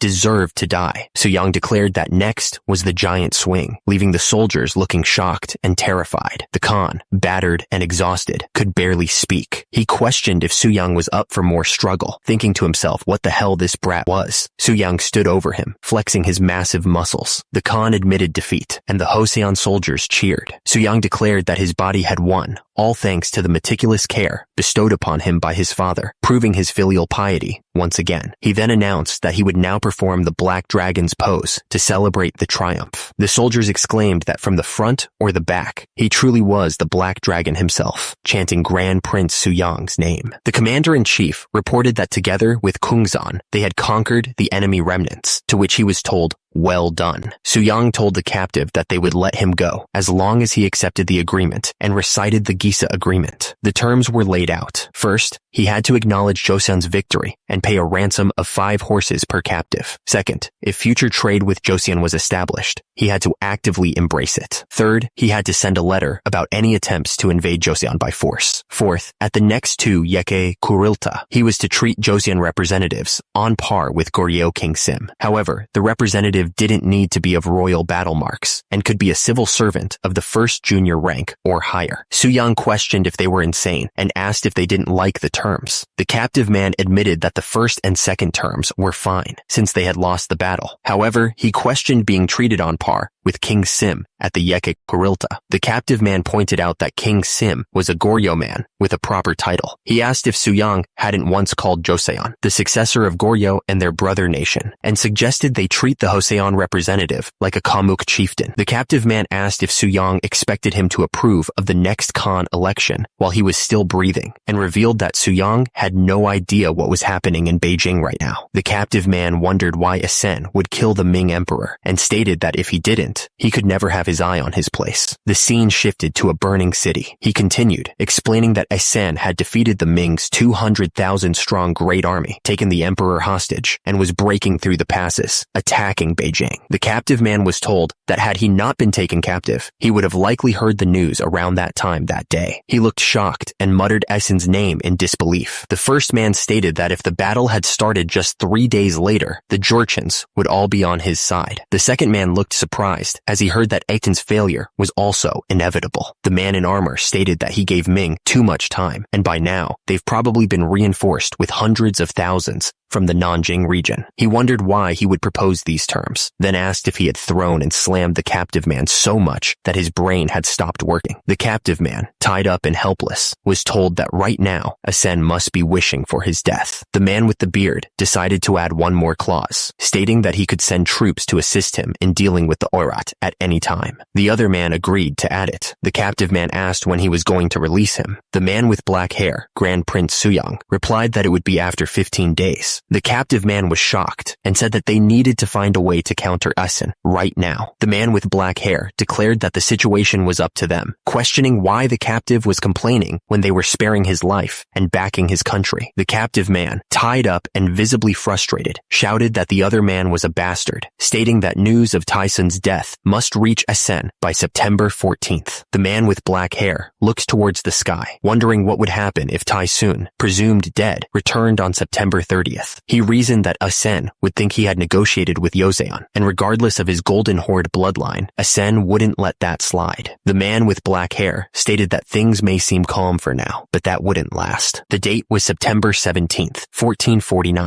On the battlefield, a man with a shaved head and goatee yelled that everyone was too exhausted. The scale of the battle was immense, with the ground littered with the fallen. Despite the staggering losses inflicted upon the Ming forces, their ranks seemed endless, their soldiers constantly being replenished. The man in the battered armor declared that they would never breach the Forbidden City. Nearby, a warrior reported that Taishi was reporting in. A messenger announced that 100,000 more troops had arrived from the south. The man with long hair exclaimed that they had brought more men than arrows, confirming what they had heard at the Zijing Pass. The man with the winged helmet declared that they had 80 million subjects against their scant 100,000, with 1 in 5 men being a soldier. He asked if they were ready to face an 8 million strong army. The man with black hair grimaced, realizing that they were replenishing faster than they could kill them. A message arrived from the Khoit tribe stating that they would withdraw because of heavy losses, which caused the man to exclaim in disbelief. The man with black hair and a goatee remarked that those bastards were getting more skilled at handling cannons, to a level they couldn't ignore. The man with long brown hair and a goatee declared that even using the emperor as their last resort was proving useless. The soldier looked up, confused, and asked about the emperor. The man with the goatee clarified that he was referring to Yingzong Emperor's younger brother, Jingtai Emperor. The man with black hair and a goatee realized that they had already enthroned a new emperor, solving the problem with a major replacement. The man with the shaved head heard troubling rumors going around and asked what they were. The man with the beard and long hair declared that the Joseon army, victorious in the Liaodong region, was said to have finally killed the Khan, and with this momentum,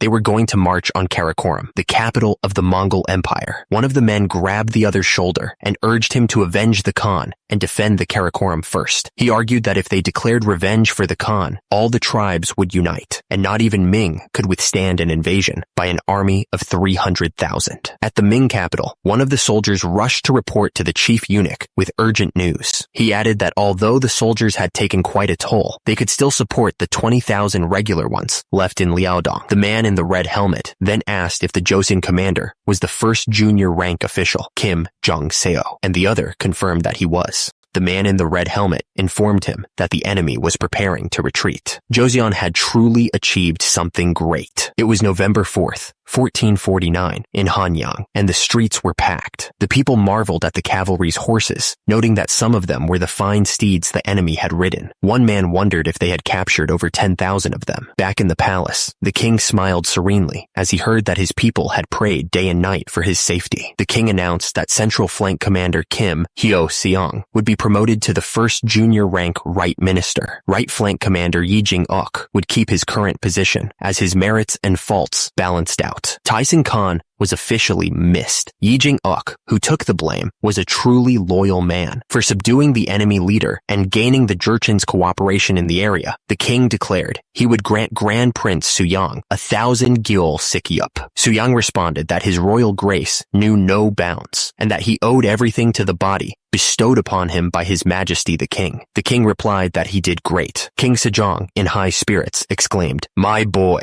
Meanwhile, the crown prince was pushing himself to the limit in the training yard. The trainer watched him with concern, telling the crown prince that he seemed to be pushing himself too much, and to please take it easy. The crown prince strained against the weight, saying that since his younger brother had subdued the enemy king, they would now pay attention to the king's body. The crown prince continued pushing himself, lifting weights that were more than most military officers could handle. He wondered if he should be lifting 1,000 gun by now, and how long it had been since he lifted 900. The trainer told His Highness the Crown Prince that he was more than enough, and there was no need to comfort him. The Crown Prince strained to say that he would assist him. The man in red armor stood amidst a field of red. He looked around, disoriented. He wondered where he was. Suddenly, a brutal attack slammed into him. He found himself surrounded by bodies, the scene painted in crimson. The man in red armor looked at his hand, unsure of what was happening. He wondered what was going on as he muttered, "What is this?" Suddenly, he was face to face with a battered man, his face covered in battle marks. The brutal man grabbed the wrist of the man in red armor, declaring that he should feel his pain. The man in red armor's eyes widened, a bead of sweat running down his face. Amidst a chaotic backdrop, someone cried out for their lord, asking if he was all right. Two individuals looked at each other with concern etched on their faces. Suyang, still catching his breath, muttered, "My lady." Suyang admitted that it was no wonder he was feeling shaken. After witnessing such brutal scenes of people being torn apart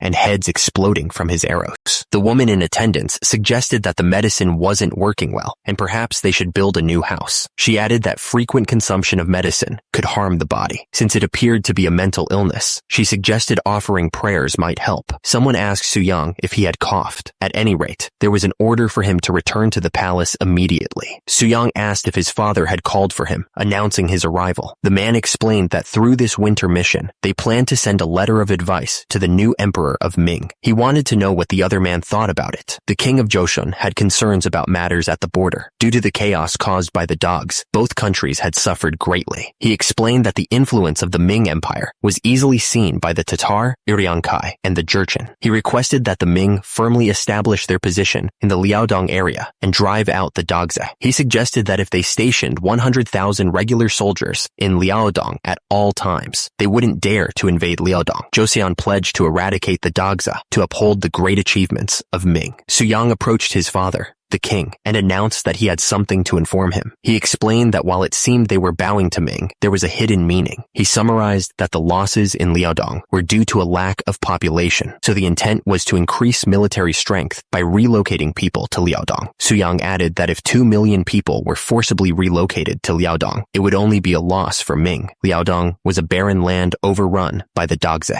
The best they could do in Liaodong was raise millet and horses. Ming would have to continue to expend resources to feed them. The man in the red and gold robes agreed with Suyang's assessment. If 1 million people migrated, they would have to provide at least 4 million seoka of grain annually. He pointed out that 4 million seoka was an enormous amount, equivalent to Joseon's entire annual budget. Furthermore, stationing such a large force in Liaodong was like aiming a knife at the throat of the northern Yuan, who would constantly launch invasions. Suyang concluded that Ming could not gain anything from Liaodong, and if they suffered such losses, they would certainly try to shift the burden onto Joseon. The man in the red and gold robes agreed with Suyang's assessment and insisted that if Ming exerted effort, Joseon would also have to do the same. He stated that Yu's words made sense and that he understood his opinion. The man in the red and gold robes paused, then revealed he had something to tell them in advance. He looked down, admitting that now that he was over 50, he was old and weary and could no longer govern the country. He declared that on March 30th of the following year, he would pass the throne to the crown prince. The man in the red and gold robes acknowledged that Suyang's help had been significant. Suyang responded that he had only fulfilled his filial duty and revealed that he had a favor to ask of him. He requested that for a year, Buddhist services be held in the temples of all 8 provinces, deep in the mountains and valleys, for the fallen soldiers. Suyang emphasized that this was a very important matter and suggested that his uncle, Grand Prince Hyeoryong, who was deeply pious, should accompany him. The man in the red and gold robes acknowledged that Soo-young's help had been significant, and Soo-young responded that he had only fulfilled his filial duty. He revealed that he also had a favor to ask of him, hoping it would help calm his restless mind after the battlefield. The men expressed that they were deeply grateful to His Majesty. The palace stood tall and imposing. The man on the golden throne considered the situation. Joseon was now demanding to be paid for their fighting. The man in the red robes wondered if they were asking for help because they couldn't handle becoming enemies with the northern Yuan. He thought King Yi-do of Joseon must think this was an inevitable proposal. The man on the throne sighed, thinking about sending people to station 100,000 regular soldiers in Liaodong. He considered sending 2 million people, but knew that would incur significant losses. The cost of the relocation was an issue. He knew they would have to extend the Great Wall to where the people were relocating in Liaodong, and their national treasury was already running low due to the war. He asked them all for their input. The man on the golden throne considered the situation in Liaodong. He wondered if Joseon could handle the Jurchen, who survived by plundering. He knew that the late King Yi Songye had handled them well, but now they continued to fight. He realized that their intention was to solidify Liaodong and shift all the responsibilities, giving King Yi-do of Joseon all the land, 80 ari east of Tieling.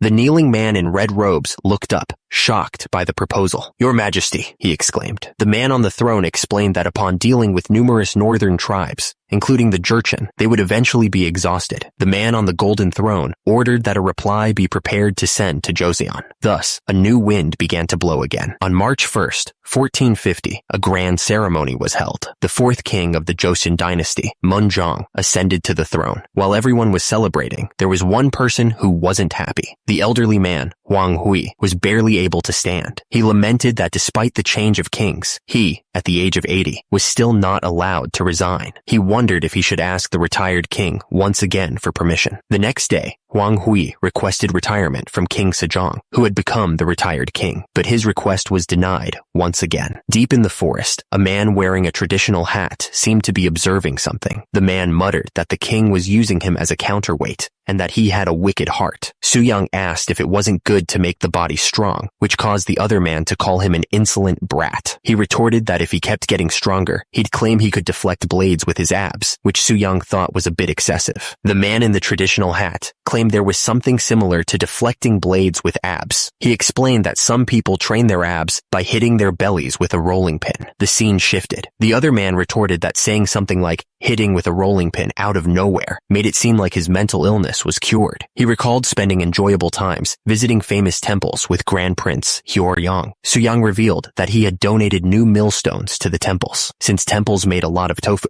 they used millstones quite a bit. He had used the old millstones to make dumbbells, which turned out quite decent. And since these were light, high repetitions were the answer. He continued, if the Buddha statues looked too clumsy, Grand Prince Hyeoryong would ask you what he thought of the Buddha statue. Soo-young was furious, noticing a crack in the Buddha statue. He couldn't stand it any longer and demanded that someone be called to make a new one. He declared that they would call someone to make a luxurious Buddha statue, and he would be the model for the 4 heavenly kings statue, no exceptions. He thought to himself that it was very good. Soo-young was pleased that the 4 heavenly kings statue should be like this. Feeling at ease, he noted that it wasn't just a 4 heavenly kings statue, but a muscular, imposing 4 heavenly kings statue. Time passed, and it was soon the month of April. Soo-young received a letter stating that his older brother was sick, which surprised Joseon. He pointed out that Soo-young's older brother was also his great uncle, and he couldn't understand how such a healthy person could become ill. The man looked grave. He explained that the older brother had damaged his 2 front teeth, which had deeply saddened him. Since then, he had only been drinking, causing his health to deteriorate. Joseon agreed that teeth were one of the 5 senses, so it was understandable that he was deeply saddened. He added that he was nearing 60 and feared what would happen if his teeth were to go bad, then declared he could read faces quite well. They set off at a run. The man in black and red robes questioned why Soo-young was doing this when there was perfectly fine advice to follow, pointing out that he had only taught Grand Prince Hyeoryong simple exercises and bodyweight training. Later, the man on the left declared that the talk of face reading had made him curious to see his own fortune and asked if Suyang knew someone who could do it. He suggested they go to Gongnyungza temple instead of Woljongza temple, as he knew a very skilled person. The man in the straw hat had learned from Hamheo and monk Jacho. The man in the black hat asked how it went with the fortune teller, wondering if he was as skilled as rumored. The man in the lilac robe was excited, declaring that the rumors were true. He insisted that the man in the black hat should go see him as well, as he was incredibly skilled. He added that this was the first time he'd seen Grand Prince Yoryong so excited. Someone peeked through a wooden door and asked if anyone was there. A man in a brown robe sat in front of a golden statue. He said it was truly an honor to have such a distinguished guest, but he wasn't supposed to come at this time. Suyang wondered if it would have been better if he had come about 15 years later, because by then, the fortune teller wouldn't have the luxury to see fortunes. He continued, saying that in actual history, Saho Suyang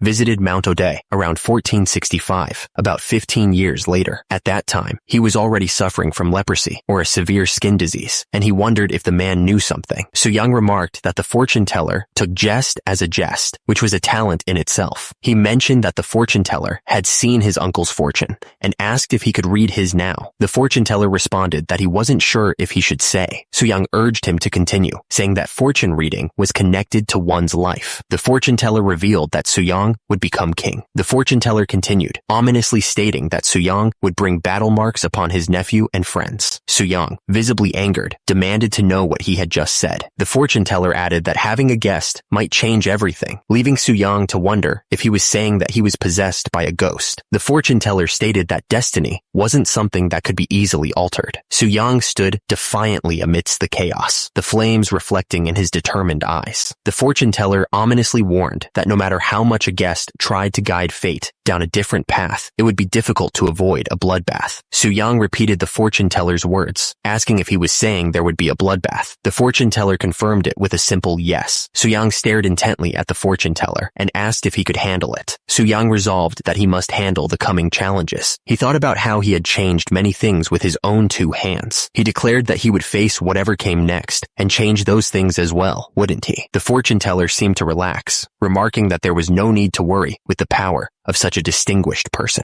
The man in the red and gold robes stared intensely. Suyang knew that he must do everything in his power to change the future. He thought of all the things he had changed with his own two hands. He knew that he would surely create a new future, different from before. He clenched his fist, ready to face whatever came next. Yang walked down the path, his physique dwarfing the men in front of him. One of them asked if he came from the north. The man's eyes widened, recognizing him. He realized that this person was Grand Prince Suyang. The bald man kneeled before Suyang, stating that it was an honor to meet him and asking what would become of him if he kneeled here. The man thought that Suyang was like a divine general, a warrior of the heavens. Suyang stood in the courtyard, the elderly man beside him, looking up in awe. The bald man commented on Suyang's remarkable physique, then asked if he was one of the disciples. He clarified that those who had properly learned the immortal body training exceeded 2,000, and that there were also so-called Taoists, but they wouldn't call them disciples. The man clasped his hands together, thinking that if he could learn under someone like Suyang, and if those individuals passed on their teachings to others, he imagined that soon all Koreans would begin to grow stronger. The bald man looked up at Suyang, declaring that in the north, strength was the only answer. He added that even if it was too late for him, his son must not have any regrets. He asked Suyang if he would consider taking his son as a disciple, offering to make his sacred preparation that autumn and report to his majesty, who he was sure would approve. The bald man was overjoyed at the prospect of his son becoming a disciple of the king's brother, thanking Suyang profusely. Suyang thought to himself that the chief might not be worth teaching, but his children certainly were. He revealed that he had already discussed this matter with his elder brother. He wondered if they would be able to understand the martial body training, since they didn't even know how to read or study Confucian classics. Suyang reasoned that even if they didn't teach the Juchen chief, if they took in his children and taught them, their tribe's successor would, in essence, become one of their own. Suyang explained that he wouldn't let the opportunity slide, not after a 10-year-old spent 7 years learning Hangul, classical Chinese, and the 4 books and 5 classics, followed by years mastering the martial body training. He intended to encourage them to take the imperial exam. He added that his elder brothers would create a foreigner's imperial exam specifically for the barbarians, so they could have the body of a Jurchen, but the mind of a Korean. The bald man asked if he could ask something, mentioning the rumor that Suyang had defeated the Taisun Khan in the north. Suyang confirmed that he had crushed him. Su-young vividly described how he threw him over his shoulder and smashed him down. Then he grabbed his neck and slammed him into the ground again. He finished by saying that he grabbed his leg and hurled him. The bald man with the goatee asked if he could try something for once. Suddenly, a voice cried out, telling him to wait. Su-young vividly demonstrated how he would lift him up before slamming him down so hard that his back would surely break. He continued, saying he would grab his neck and slam him onto the ground, but the bald man quickly apologized, saying that he believed him. Su-young stated that the Jurchen revered strength, so Nicerin was perfect. He added that he would return and prepare to pay tribute that winter, telling them to travel safely. After that, the frontier chiefs of Liaodong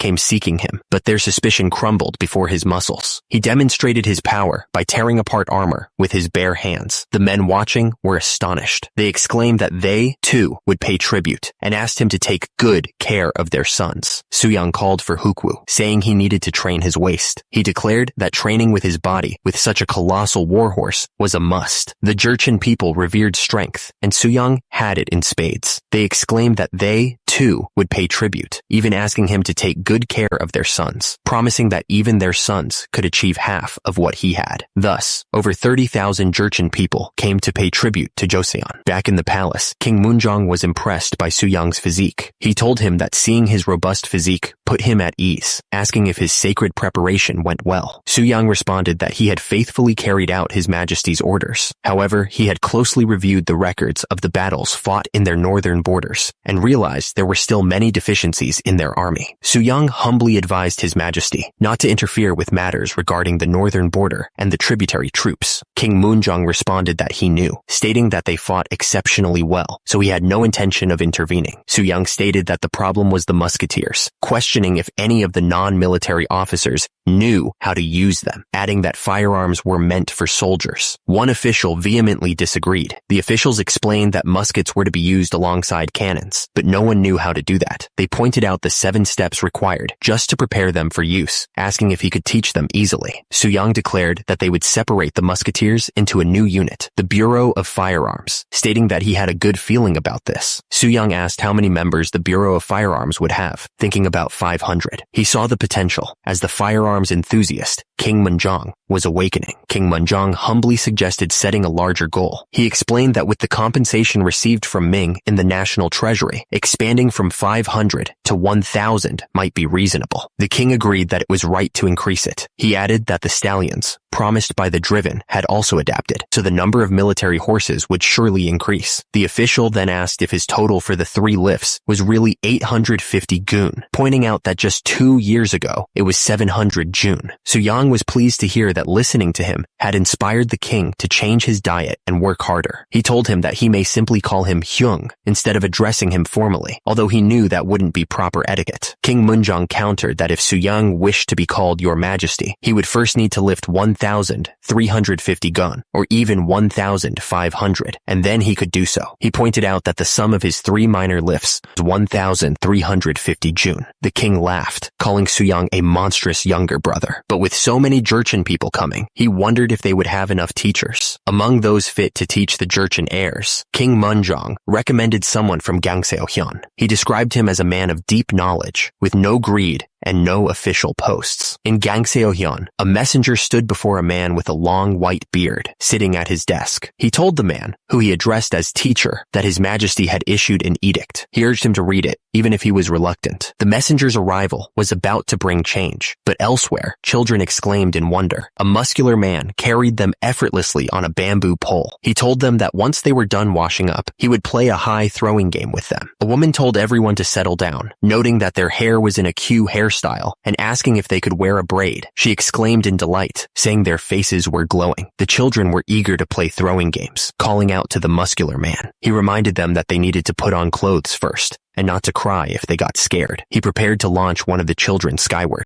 With a mighty heave, he sent the child soaring through the air. The men held the sheet taut as the child began to fall back to earth. Su-young laughed as he sent the child skyward. He declared that this was how he would crush someone like Taisun Khan. One of the men wondered if Su-young was even human. He realized that with this method, he could serve both his father and mother at the same time, doubling his filial piety. A young boy looked up at Su-young, wondering when he would ever become like like him. Suyang told them that they would begin their training at 16, once their bones were fully set, and until then, they should listen carefully to their instructors. The students agreed. One of the men wondered what he was eating, complaining that it was bland and dense. Suyang told him to eat a lot of the meat, as it was essential to building a frail body like his. He then ordered them to go on a simple 10-li run. Suyang looked up, startled by the sudden commotion. He was disappointed that he had just gotten into his reading. An older man watched the Jurchen children, impressed by their skill. He exclaimed, "Oh my, this Jurchen kid is quite skilled." He wondered if this method could really improve learning. An uniform was thrust forward. He was instructed to put it on and follow, as they would test him on what he had learned that day. The man in blue robes looked nervous. He protested that they had only studied for one shikken twice that day, wondering how he was supposed to memorize all of it. He was warned that if he made mistakes, it would affect his progress in martial body training. He questioned what that even meant, and was told that martial body training started with 3-part training: chest, abs, and triceps, then back and biceps. He was informed that since it was his first time, he would lift 40 gun for 3 sets, focusing on shoulders and lower body. He was told that was if he didn't make any mistakes. What? The men continued to walk, leaving him behind. One of the men read aloud, stating that Zilu asked about governing, and Confucius said that he would definitely correct his name, calling a gentleman someone who, wait, the man realized that they had memorized all of that. The more shocking thing was that he remembered it too. A man called out to the king, Huang Hui, now nearing 90 years old, begged for pardon for his grave sin against the former king. King Munjong told him to stand up, saying he was worried about his health. Huang Hui explained that when the king was still the crown prince, he had presented his illegitimate son, Huang Jinho, to the palace and asked if he recalled. The king responded that it had been 11 years ago. The gold that King Yi Do received from the man on the golden throne was being moved. A man in red robes towered over Huang Zhongseng, calling him a sinner. He demanded to know where the rest of the gold had gone. Huang Zhongseng appeared utterly shocked, looked completely stunned. He stammered, demanding to know what was going on. The man in pink robes pointed an accusing finger. He shouted that the sinner had stolen golden goblets and treasures from the eastern palace. The man in pink robes leaned forward, his face red with anger. He demanded that Huang Zhongseng admit to the crime. Huang Zhongseng's eyes darted around nervously. He denied the accusation, claiming he hadn't acted alone. Huang Zhongseng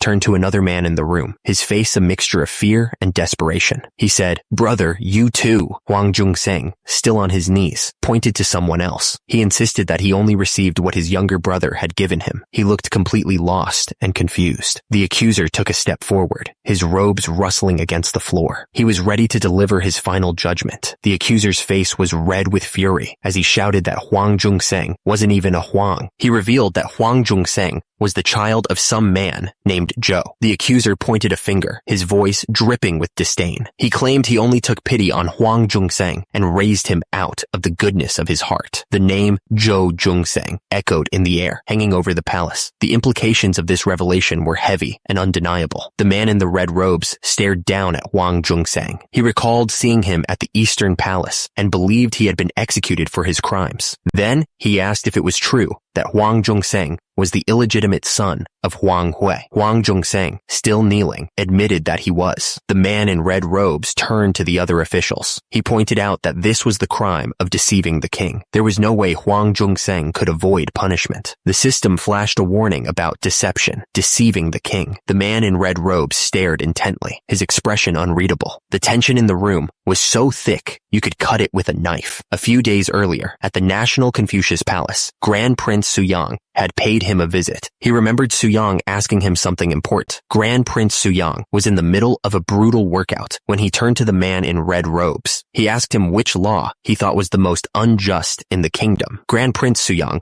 listened as the man spoke about loyalty. He said that even orchids in flower pots grow toward the sunlight, and that the loyalty of illegitimate children is no different from that of legitimate children. The man continued, mentioning that below his younger sibling was someone named Ma Il-yong. He didn't explain who that was, though. The man smiled as he spoke of Ma Il-yong's talent, but he added that Ma Il-yong was an illegitimate son. The man went on, saying that the orchid is a fine metaphor for a man of noble character. However, human greed knows no bounds. The man told Suyang that if both illegitimate and legitimate children attain office, the complaints of the legitimate ones will increase. He seemed worried about the potential fallout. The man with the beard looked down, a slight smile on his face. "Don't worry," he said, his voice calm and steady. The words seemed to hang in the air, heavy with meaning. Elder statesman Huang Hui would be the catalyst, it was decided. Indeed, the man in the ornate robes looked up, his expression one of reverence. "Your foresight, father," he murmured, clearly impressed. The older man looked down, his face etched with concern. "It was King Taizong who established these laws to maintain order in the nation," he explained, his voice heavy with the weight of history. Tears streamed down the old man's face as he spoke, his voice cracking with emotion. "Yet this old man is now near death," he cried. "I confess my lies, so please abolish the discrimination against illegitimate children." King Sejong sat on his throne, his expression unreadable. He simply said, "Very well." Huang Zhongseng's face twisted in anger as the words hit him. He had been stripped of his office, his power gone in an instant. Then the order came. Huang Zhongseng was to go to the Sugangung Palace and seek forgiveness from the former king. He was stunned. King Sejong looked down at Huang Zhongseng. "Because you have members of the modern palace," the king said, "I will not punish you." Huang Zhongseng could barely believe his ears. The king's mercy was immeasurable. One of the men watching spoke up, questioning the king's decision to treat the crime of deceiving the king so lightly. "Is this truly right?" he asked, his voice laced with concern. King Sejong sat there, looking thoughtful. He wondered out loud, asking how illegitimate children were born in the first place. One of the men in the blue robes spoke up, explaining that these children came from lowly backgrounds, as if that explained everything. King Sejong continued to probe, asking if those of lowly status could even refuse their master's demands. The two men in blue robes looked uncomfortable, like they knew where this was going, but didn't want to say it out loud. King Sejong stood up, his voice full of conviction. "As a father, can you refuse to let your illegitimate son achieve success?" he asked, challenging the very foundation of their society. He declared that if illegitimate children were capable, they should also be able to rise to success. King Sejong shifted his posture, about to propose something new. The court officials looked up, waiting to hear what the king was about to suggest. King Sejong declared that for an illegitimate child to take the civil service exam, they would need to spend 3 years fighting the cold in the northern regions. They would also have to put in extra effort to educate the barbarians. Those born of concubines would have to do 5 years more. The court officials exchanged glances, realizing the implications of the new rules. One muttered that it should be enough to make even legitimate children complain. King Sejong then added that he was going to open a new path. He proposed that they must learn filial piety through martial body training, and that he would soon publish the Martial Body Training Manual. King Sejong smiled, announcing that it would be added to the civil service exam. Passing the preliminary round would open the way to official posts. The court official looked at the others, bringing up a sensitive topic. He asked if they should address the discrimination against illegitimate children while they were already discussing it. The official explained that the current law stated that if a slave had a child, the child inherited the mother's status. It was just how things were.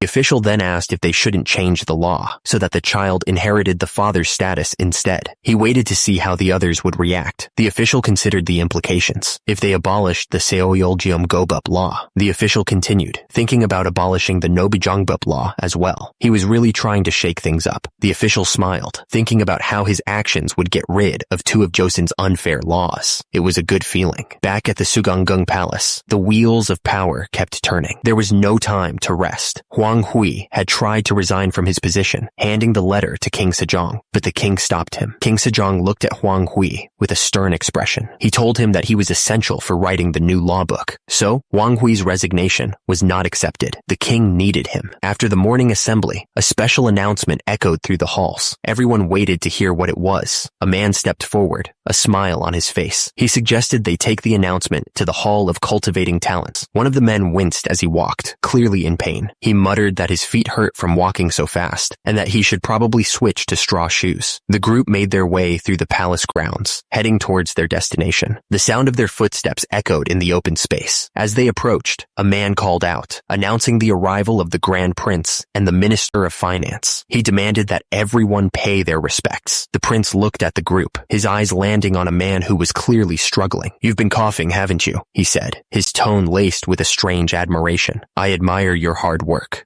The prince didn't stop there. He gestured towards another man in the group. "Even that friend over there seems dazed. he pointed out, his eyes gleaming with a strange satisfaction. The man stared back, his face a mask of disbelief. He couldn't believe what he was hearing. The prince's smile widened as he watched the man struggle. "Sissy-up, stay strong," he said, though it sounded more like a taunt than encouragement. He seemed to relish in their pain. Even after leaving the Hall of Cultivating Talent, the man couldn't catch a break. "Even after leaving the Hall of Cultivating Talent, I still have to complete the martial body training, Sess," he thought, his mind reeling in disbelief. It was too much. A man stood on a platform, his face red with fury. He bellowed, "Bring in the sinners!" The guards wasted no time. They dragged the accused through the courtyard, the rough ropes biting into their skin. The men fell to their knees, begging for mercy. "Spare us," one cried. "It wasn't us. We've been wronged." The man on the platform leaned forward, his voice booming with anger. "Are you the ones who sullied the training corps exam?" he demanded. The accused men looked up, their faces etched with panic. "No," one of them stammered. "It's a misunderstanding." The man in red robes, his voice echoing through the courtyard, shouted, "Call in the witnesses." His command hung in the air, heavy with anticipation. Huang Zhengseng looked absolutely shocked. "Witnesses?" he stammered, sweat beading on his forehead. "Who?" Su Yang stood tall, his gaze fixed and unyielding. He looked like he was ready for a fight, his muscles bulging even under his. The man on the platform pointed at one of the accused, his face red with fury. "Former scholar of Yumjuk County, report in detail about everything that has happened so far. You scoundrel," he yelled. The man looked up, his expression unreadable. He seemed to be thinking hard about what he was going to say. Turns out, it all started some time ago. An agent of the Choi family, who were local gentry in Yumjuk, had come to visit. The man in pink robes approached a muscular man who was stretching with weights. "Are you a disciple of Grand Prince Suyang?" he asked. The muscular man looked up, sweat glistening on his brow. "Yes, I am. What's the matter?" The man in pink robes leaned in, lowering his voice. "You have a knack for physical movements, so could you teach a servant?" The man with the headband looked absolutely floored. He couldn't believe what he was hearing. "A servant? Are you serious?" he asked, his voice laced with disbelief. The man with the hat just smiled back. Turns out, it was the servant of the Choi family, named Chongguk. He looked pretty pleased with himself, but the man pointing knew better. It was only later that they learned that the man wasn't the servant Chongguk at all. He was about to drop a bombshell. The man pointing continued. He revealed that the so-called servant was actually a farmer from the neighboring area. The tied-up men looked stunned. The man with the headband's eyes widened. "No, Your Majesty, I have no connection to the former scholar," he shouted, clearly trying to distance himself from the situation.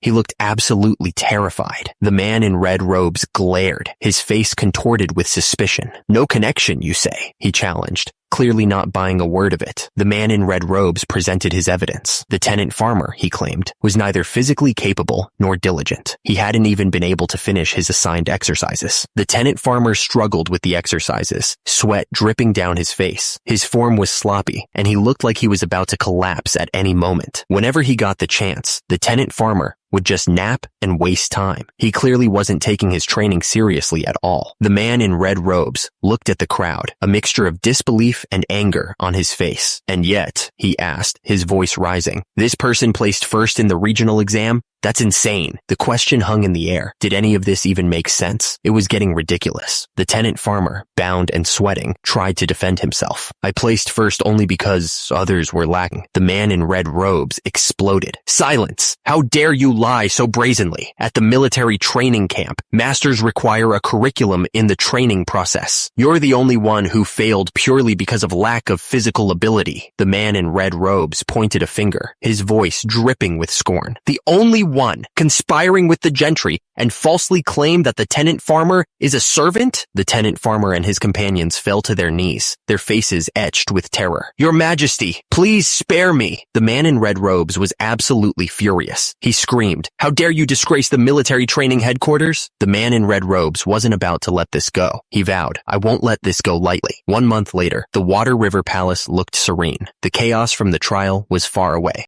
Su Yang sat with some officials at the table. He said, "Everyone thinks I raised the salaries for the household registry survey because of that incident." Su Yang smiled, holding up his cup. "But actually, it's groundwork to prevent misconduct through the Nobuyongbuk law." Su Yang paused mid-meal, looking completely caught off guard. He wondered what he had just heard. Su Yang smiled, clearly pleased with himself. He thought to himself that if even you didn't know his plan, he must have done a good job concealing it. Su Yang began to explain the history. He went back to the reign of King Taejong, when the Nobuyongbuk law was first put in place. Back then, female servants would have children with any free man. They then tried to send their children to other households, which nearly depleted the government-owned slaves. Those who sought to increase the numbers of slaves used their servants to assault free women. It caused unimaginable chaos. The men below begged the king to step in with his wisdom. They were desperate for him to make a decision. Eventually, King Taejong had no choice but to enforce the Nobijongmabub law. It was a law ensuring a child's status as a slave was determined by the mother's status. But if this happens, what then? Someone poured a drink into a cup. It was a quiet moment, a brief pause in the tension. The man holding the drink said that if there's a census register for slaves, any abuses could be identified and punished severely. He looked confident as he spoke. Grand Prince Suyang held his cup, his expression serious. He wanted to know what they planned to do with those who broke the new law. A voice answered with a single word: exile. The men sat in silence, the weight of the decision hanging heavy in the air. Grand Prince Suyang continued, explaining that they'd be punished by relocating their homes to the northern regions. He added that the lands they left behind would be worked on by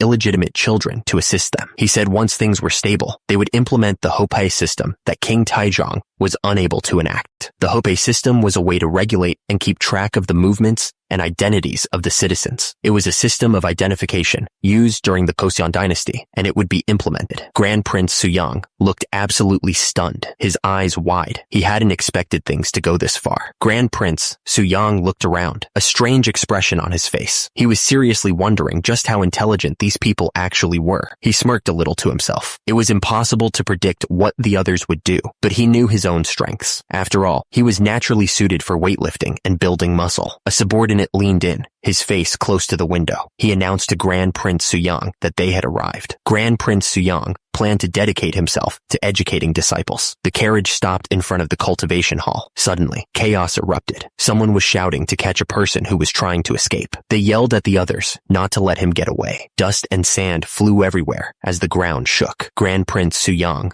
looked up, completely caught off guard by what he was seeing. Grand Prince Suyang's eyes widened. He was absolutely stunned. What is this? He thought. Turns out, it was a little kid riding a horse without a saddle. He was laughing like it was the most fun thing in the world. Someone shouted, "Please, spare me!" The kid was doing so well without a saddle, which was pretty impressive actually. The kid grinned from ear to ear. He was having the time of his life, completely carefree. The horse suddenly reared up on its hind legs, kicking up a cloud of dust. The man who'd been standing nearby went flying backwards, landing hard on the ground. Before he could even sit up, someone was already on top of him, throwing a punch straight into his face. He gasped as he felt the force of the blow. Then came the knee, smashing into his eye socket. Pain exploded behind his eyes, and he couldn't help but cry out. He tried to fight back, but strong hands grabbed him, squeezing the air from his lungs. He felt like his ribs were about to snap. As the beating continued, he could barely see through the blood in his eyes. In the distance, he could still hear the kid laughing as he rode the horse. The horse thrashed wildly, its hooves kicking up dust as it fought against the restraint. It was a beast of pure muscle and fury. The man on the horse remained firmly in the saddle, looking down at the guy he'd just knocked off. He seemed totally unfazed. The order came down like thunder. "Dismount! Immediately!" The man who gave the order was absolutely furious, his face red with rage. Someone took off running, desperate to get away from whatever was about to happen. He didn't even look back. Tears streamed down the man's face as he cried out, "Your Highness!" He was clearly terrified of what was coming. The rider looked down at the man he'd knocked off the horse, his expression unreadable. He demanded, "What has happened here?" The man explained, his voice strained, that recently the children had expressed a desire to learn physical training. He looked worried. Turns out they'd rebelled, throwing their books to the ground. They were sick of studying, apparently. And suddenly, a few of them stole horses and ran away. The man looked helpless as he watched them go. The horses trampled the fields, leaving a trail of destruction in their wake. The crops were ruined. The damage was done. An accident had occurred, leaving a man injured on the ground. He looked like he was in a lot of pain. The man holding the child looked absolutely furious. He shouted that it was impossible to reform them. He really seemed to have lost his patience. The kid being held up was defiant, though. He demanded that he be taught physical training, yelling that books were boring and useless. The man looked down at the kid, lecturing him about how his bones weren't even fully developed yet, so he shouldn't be doing physical training. The kid wasn't listening, though. He kept begging to be taught, spinning around like a top. He insisted he was faster than the others. The man holding the child looked like he was about to lose it. He declared that they couldn't be reformed. He sighed heavily, wondering what to do with these kids, but the child didn't care. He kept begging to be taught. The heavy wooden doors of the building loomed before them. The air was thick with anticipation as they prepared to enter. Suddenly, a voice boomed from inside the building, the sound echoing through the wood. A desperate voice cried out, begging to be released, admitting he was wrong. The man frowned, stroking his chin thoughtfully. He muttered that the future talents seemed to be under a lot of stress, and they needed something to lift their spirits. One of the men turned to him, asking if he had a solution. Another chimed in, asking if he remembered something called Nasurin. The man simply smiled serenely, offering a single word of advice: patience. With muscles bulging, the man positioned himself to shield someone from harm. He declared it was for their protection. Another man was sent flying through the air, clearly defeated. The man who had won grinned, reveling in the moment, declaring he was crushing them. The crowd murmured, wondering if this was the same technique that had humbled even the mighty General Han. The legend of the technique hung heavy in the air. The narrator explained that Nasurin was originally nothing more than a way to show off a strong body and muscles. It was a boast made physical. He went on to say that it was a kind of traditional acrobatic performance. The masked man watched with an intense focus. The man in the yellow robes looked suspiciously at the other man, his expression doubtful. He asked if the whole thing was a setup, a performance. The man in the red robes grinned widely, his eyes crinkling at the corners. He said that it might be a good way to boost the children's morale, and beckoned them to come closer. The three men leaned in close, their heads nearly touching. The sound of their robes rustling filled the air as they huddled together. The two men's eyes widened in disbelief, their mouths agape. They were clearly shocked by whatever they were seeing. Meanwhile, the Chuseok festival was in full swing at Baedadong. An announcement rang out, declaring that His Majesty, the retired king, and Prince Hyoryong had arrived. The man looked around at the setup, his eyes scanning every detail. He commented that it seemed like the event was well prepared. The man turned his attention to the young boys, a curious glint in his eyes. He asked them, since they were descendants of the Jurchens, how their learning had been going so far. The boys glanced at each other nervously, fidgeting under the attention. One of them finally spoke up, his voice hesitant, as he said that it was interesting. The man chuckled softly, patting one of the boys' heads in a comforting gesture. He said that it didn't seem like it had been going well, but that it was natural, since everyone felt that way at that age. The talk around the Chuseok festival was that Suyang would be showing Nisurin later that day. The town square was buzzing with anticipation, all eyes drawn to the makeshift fighting ring. A voice echoed through the crowd, encouraging everyone to enjoy the show. Two men stood together, discussing the upcoming event. One of them said that Nisurin was supposed to be some kind of play or performance. The man carefully poured a drink, his expression clouded with concern. He wondered aloud if his elder brother would be attending. The man continued to pour the drink, a worried look on his face. He mentioned that he had heard Prince Yangyang hadn't been feeling well recently. He lowered the cup, thinking it would be good for Prince Yangyang to practice some self-discipline as well. Maybe that would help him feel better. From high above, the layout of the building was clear. People bustled around inside, unaware of the spectacle about to unfold. The man pouring the drink froze, his eyes wide with disbelief. What in the world is that? He gasped. The other man stared in equal shock. A Maitreya? Buddha? Gunjie? On a raised platform, a man sat calmly, a faint smile playing on his lips. He seemed to be enjoying the moment. The man suddenly stood up, his voice booming across the square. People of the world, I am the Buddha! Gunjie looked down at the children gathered before him. How many of you have been waiting for me, the Maitreya? He asked. He paused dramatically. Indeed, the theme of this Nasurin. The man looked down at the group of children. He declared with certainty that this was the downfall of Gunjie. He admitted that he'd gotten hooked on the drama King Taijo at one point. The man's face was shown in extreme detail. He stared intently, his expression unreadable. The man was sprawled on the couch, glued to the TV. He mentioned that he'd watched the drama twice and was now fully knowledgeable about it. He then confessed that he had even planted extras here and there, whatever that meant. The man wearing the hat looked around at the kids. He seemed to be judging them, sizing them up. Suddenly, a voice echoed out, demanding to know who had coughed. The speaker had a metal eye patch, The overseer turned his head slightly, looking around at the children. He seemed annoyed by the interruption. A voice boomed out, accusing someone of having a mind full of evil spirits. The attacker swung a spiked club at the overseer, ready to strike him down. The overseer screamed, begging for his life to be spared. The overseer looked absolutely furious, his face red with rage. He demanded to know who dared to interrupt his clairvoyance with a cough. The man holding the children stepped forward, his voice booming with anger. He warned the overseer that he would not lay a hand on the children. The overseer turned back towards the man, his expression hardening. He ordered him to stop at once, his voice laced with authority. Two soldiers in armor stepped forward, their faces filled with outrage. They declared that they could no longer watch his tyranny, questioning how someone like him dared to call himself Maitreya. Two floating heads appeared, looking utterly embarrassed by the scene unfolding. One admitted that this was so embarrassing, and the other agreed. The children all stared up, their eyes wide with surprise. One of them shouted for everyone to look. A voice boomed out, declaring that what was about to happen was the true mark of the Maitreya. Suddenly, a massive bicep flexed, bulging with power. The crowd was stunned as Gunye shouted, "Haya!" The chest muscles rippled, catching the light. Gunye shouted that this was compassion. The voice declared that this was overflowing grace, leaving everyone confused. Gunye struck another pose,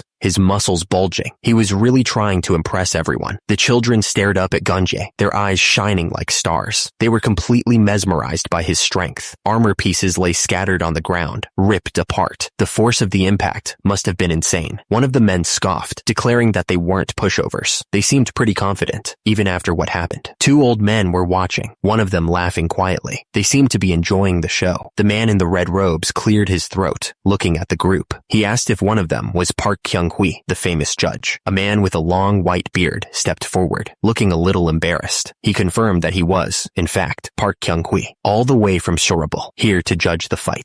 Gunye grinned, looking at Park Kyung-hui. He declared that he would leave the fight to the judge, then stepped back. A heavy wooden mallet was raised high, ready to strike. The air crackled with anticipation. Gunji got into a fighting stance, muscles tense and ready. He was a coiled spring, waiting to be unleashed. Gunji tensed every muscle, ready to unleash a brutal strike. He was about to show Park Kyung-hui just how serious he was. Gunji shouted at Park Kyung-hui to come and defeat him with his so-called clairvoyance. He looked absolutely confident. Gunje lunged forward, his muscles straining. He was about to deliver a crushing blow. Gunje pinned Park Kyung-hui to the ground, laughing. He declared that Park Kyung-hui was so weak that he didn't even need clairvoyance for this. Gunje raised his fist, ready to strike. He sneered that he would teach Park Kyung-hui a spell to escape suffering. Gunje crashed hard against the wooden floor, the air knocked out of him. He was completely helpless. A powerful chant echoed through the arena, filling the air with its ancient sound. It was a mantra of immense power. Park Kyung-hui slammed Gungi down with incredible force, driving him even deeper into the ground. The impact sent splinters flying. Two of the kids watching the fight started yelling, their voices filled with worry. They begged their master not to lose. Park Kyung-hui stood tall over the defeated Gunge, his chest heaving. Gunje was lying on the ground, groaning in pain. A powerful chant filled the air, resonating with an ancient energy. It was Gunge, speaking a mantra of immense power. Gunje's muscles bulged, straining against his clothes as he focused his energy. He looked absolutely furious. With a sudden burst of strength, Gunje struck Park Kyung-hui with a powerful blow. Park Kyung-hui groaned, clearly hurt by the attack. Two of the kids watching the fight started yelling, their voices filled with desperation. They begged their master not to lose, urging him to win. Gunje roared, his voice echoing through the arena. He declared that he could never lose. The man slammed his opponent onto the blanket with full force. He remembered the instructor saying, "During practice, we did it on blankets." The man's face contorted in pain as he was slammed into the ground. He thought, it hurts a lot more when you get slammed into the floor. The man sat on the edge of the arena, looking down at his defeated opponent. The air was still, the only sound the wind whistling through the trees. Gunji stood tall, his muscles bulging as he glared down. He shouted that his tyranny ended here. Gunji's eyes burned with rage as he looked down at his opponent. Every muscle in his body was tense, ready to strike. The Chuseok festival was about to begin, and the judges were seated. The mood was calm, but a storm was definitely brewing. Park Kyung-hui shouted for Yuya. The challenge had been issued. was sent flying through the air from the force of the punch. He shouted for his opponent to wait a second. Gunjae landed hard on the ground, looking up at Park Kyung-hui in shock. He couldn't believe how much power Park Kyung-hui had. A voice echoed through the arena, realizing that something had gone wrong. The speaker said that this wasn't in the script. Maitreya watched with a sinister smile. He seemed to be enjoying the unexpected turn of events. Park Kyung-hui didn't hesitate and delivered another punch. The force of the blow echoed through the arena as Gunjae crashed to the ground. Gunjae managed to block the punch, but the force was still intense. That hurt like hell, even though I blocked it, Gunjae said. Back in the stands, Yuya looked worried as he heard his name called out. Something was clearly not going according to plan. The men watched the fight with growing concern. They realized the situation was spiraling out of control. Did we defeat him? That line is off limits, one of them said. The two men grappled with each other, muscles straining with effort. The air was thick with tension as they fought for dominance. Locked in a tight hold, one of the fighters looked down at his opponent. "You're too naive," he said, a hint of pity in his voice. The force of the impact was like an explosion. The power behind it was immense. This Maitreya was something else. He arched his back, showing off his muscles. Even with just the strength of his back, it's more than enough. General Wang watched as the man prepared his next move. He yelled, "General Wang, I'll weaken Gunjae's strength." The two fighters were locked in a struggle. One of them shouted, "Please take him down." The man came crashing down on Gunjae with a kick. "Take this, Gunjae, lumbar erector muscle. So tasty, so eatable, Ming," he yelled. Gunjae crashed to the ground, the force of the kick sending a shockwave through his body. He groaned in pain, struggling to regain his composure after that savage blow. The man in the red robe looked absolutely shocked. He yelled, "This is foul play! Park Kyung-hui, what on earth are you doing?" The man in the black hat looked even more surprised. He stammered, "It made contact. Substitution approved." From above, the arena looked like a tiny stage, surrounded by rows of silent observers. The tension was so thick you could cut it with a knife. Two kids jumped up and down, cheering wildly. "Master, please punish him. Win! Win!" they shouted, standing tall and looking like he was ready to fight. The muscular man with the top knot announced himself. It was Dark Army General Nungsan. A voice echoed in his head, calm and collected. It said, "For now, let's buy some time." Gunjae, face contorted with rage, pointed a finger. He screamed, "You traitor! You joined hands with Wang Jian and betrayed me!" A thought flashed through his mind. He needed to recover his strength. He was in no shape to fight. The muscular man yelled back, dismissing Gunjae's accusations. "Calling me a traitor would be a waste of breath, you beast. Get lost." Behind him, someone shouted, "Well done." The man in the hat stared intently, lost in thought. You could tell something big was about to go down. One of the fighters yelled, egging the other on. "Come at me," he shouted, grinning like a maniac. The attacker crashed down on his opponent. The force of the blow sent shockwaves through the arena. Pinning his opponent to the ground, the man smirked. "Let's wrap this up now," he said, making it clear who was in charge. He didn't waste any time. He raised his leg and brought it down hard, ending the fight with a brutal kick. Gunjae roared, his face red with effort. He was putting everything he had into this next move. Park Kyung-hui didn't even flinch. He launched himself into the air, spinning like a top. His kick was aimed right at Gunjae's head. The two warriors crashed to the ground, landing hard. Both of them were out cold, not moving an inch. Park Kyung-hui slowly got back on his feet, flexing his muscles. "Gunjae has been defeated. His tyranny is over," he announced to the crowd. The crowd went wild, cheering at the top of their lungs. They had been waiting a long time for this moment, and the end of Gunjae's reign. Gunjae glared at Park Kyung-hui, his face twisted with rage. "You demonic scum," he spat, his voice full of hatred. Gunjae struggled to maintain his grip, yelling, "I am Maitreya, Gunjae strained against Park Kyung-hui's hold, shouting, "The one and only Maitreya in this world." An attendant rushed forward, clearly worried. "My lord, please calm down," he begged, his voice shaking. The grip tightened, knuckles turning white. The crowd held its breath, waiting to see what would happen next. Gunjae exploded in fury, his voice booming across the arena. "Silence! What kind of tone is that to use with Maitreya?" Gunjae's eyes were wild, his gaze intense and unsettling. He was clearly losing it. A strange sense of destiny seemed to hang in the air. The prophecy was clear. According to the script, Gunjae must rise in tyranny. Gunjae's face was a mask of grim determination. His eyes narrowed and focused. He was ready for what was to come. The end was already written. Gunji was destined to rise, but he was also destined to fall, and then be defeated. The two warriors grappled, muscles straining with the effort. Each man fought for dominance, their bodies locked in a test of pure strength. Park Kyung-hui looked down at his opponent, his expression grim. He declared, "It's over, Gunja." The older man in the audience looked shocked by the turn of events. He asked, "Did you watch carefully?" One of the men in the room nodded in agreement. "Yes," he exclaimed. Nichiren revolves around heroic tales. The men continued to discuss the nature of Nichiren. It was about showing off one's body and competing in skill. The man looked down at the student with a disappointed expression. He said that today's theme was the final moments of Gunge, but it was clear the student hadn't studied up on it. The boy looked up, confused. He asked if Gunji was that crazy monk he'd heard about. The voice continued, explaining that if he actually learned from the studies he hated so much, he'd actually enjoy Nichiren even more. The boy looked down at the book with distaste. He complained that he hated studying, though. The voice responded, pointing out that his masters, too, had fully mastered the 4 books and 3 classics. The man in front smiled, telling the other that they could start the martial body training afterward. The man behind him grinned in anticipation, clearly excited about the prospect. The student replied immediately, saying that even so, he wanted to learn quickly. He seemed impatient to get started. The man at the desk looked up, asking how much he needed to study. He was clearly trying to figure out how much work he was in for. The instructor smiled, explaining that they needed to study until they were 16. He added that they could begin the martial body training 5 years from now. The instructor asked if they would all study diligently. A chorus of voices responded with a resounding, "Yes!" The man kneeled low, bowing his head in apology. He said he was deeply sorry for causing them any concern. The man with the beard admitted he'd been on edge the whole time. He added that it must have been embarrassing for Shimidesa, who had come with them. The man with the beard bowed again, saying, "Amitabha." He explained that he'd apologized right after it was over, and supposed he'd have to make a big donation later to make up for it. The man looked up, asking where the other had read about the insane monk Gunye. He seemed curious about the source of the information.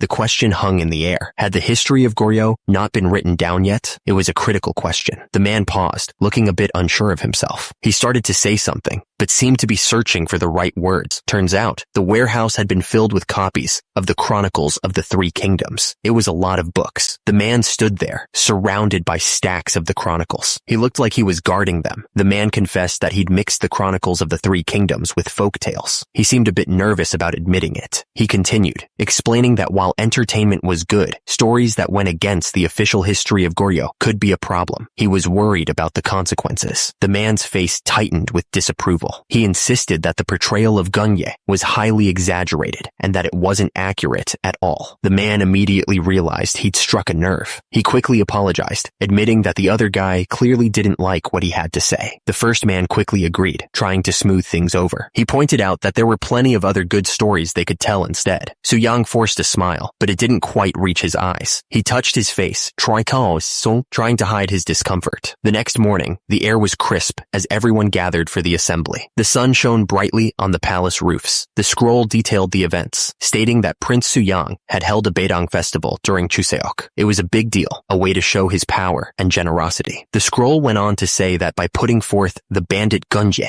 who claimed to be Maitreya, Prince Suyang was making a big mistake. It was like he was trying to start a riot or something. The guy in the robes looked up from the scroll, his face serious. He asked if Gunje had really performed Naosrin, like he couldn't believe someone would actually do that. Then, one of the officials spoke up, calling out Prince Suyang's name. You could feel the tension in the room as everyone waited to see what would happen next. The voice boomed, ordering Prince Suyang to step forward. He looked absolutely furious, but he had no choice but to obey. The little crying face popped up again, this time looking even more upset. It sobbed, "This time it's elder brother." The authority figure, sitting high on his throne, leaned forward. He was demanding to know what had happened during the last Chuseok at the Hall of Cultivating Talent. Shin Sul-young spoke, his voice filled with regret. He admitted that he had acted recklessly out of ignorance and arrogance, committing a foolish deed, but that if something wrong had been done, then punishment must follow. Out on the streets, things were getting stranger. Children with blindfolds and sticks were starting to gather. They were mimicking the thief Gunje, chanting, "Om Mani Padme Hum." It was like a weird game to them. them, but it was starting to spread. Back in the hall, Shin Soo-young finished his statement. He said that the children went around shouting about killing evil spirits, and that he was deeply sorry for all of it. Shin Soo-young looked up, a hint of desperation in his eyes. He was wondering what could even be done about something that was already in the past. The authority figure, sitting on his throne, spoke with a booming voice. He said that what Shin Soo-young had done was not even recorded in Goryeo history, so instead of punishment, he was ordered to revise the Goryeo history. Shin Soo-young listened intently, his expression unreadable. He knew that Goryeo history had been revised once, during King Taejong's reign, and twice, by the retired king. Another man spoke up, his voice somber. He added that on the third attempt, the work was left unfinished, hanging over them like a curse. The voice commanded them to gather those who were willing and start anew. It was a daunting task, but there was no way around it. The two men looked at each other, completely stunned. The news had hit them hard, and they didn't know how to react. The man in purple robes turned his head, his expression unreadable. He stared intently at the other man, lost in thought. The man in purple robes continued to watch, his gaze unwavering. He seemed to be trying to figure something out, but it was impossible to tell what he was thinking. The man's brow furrowed, a sense of unease washing over him. What is this? He wondered. Why does this feel so ominous? Suddenly, papers started flying everywhere, scattering across the library floor.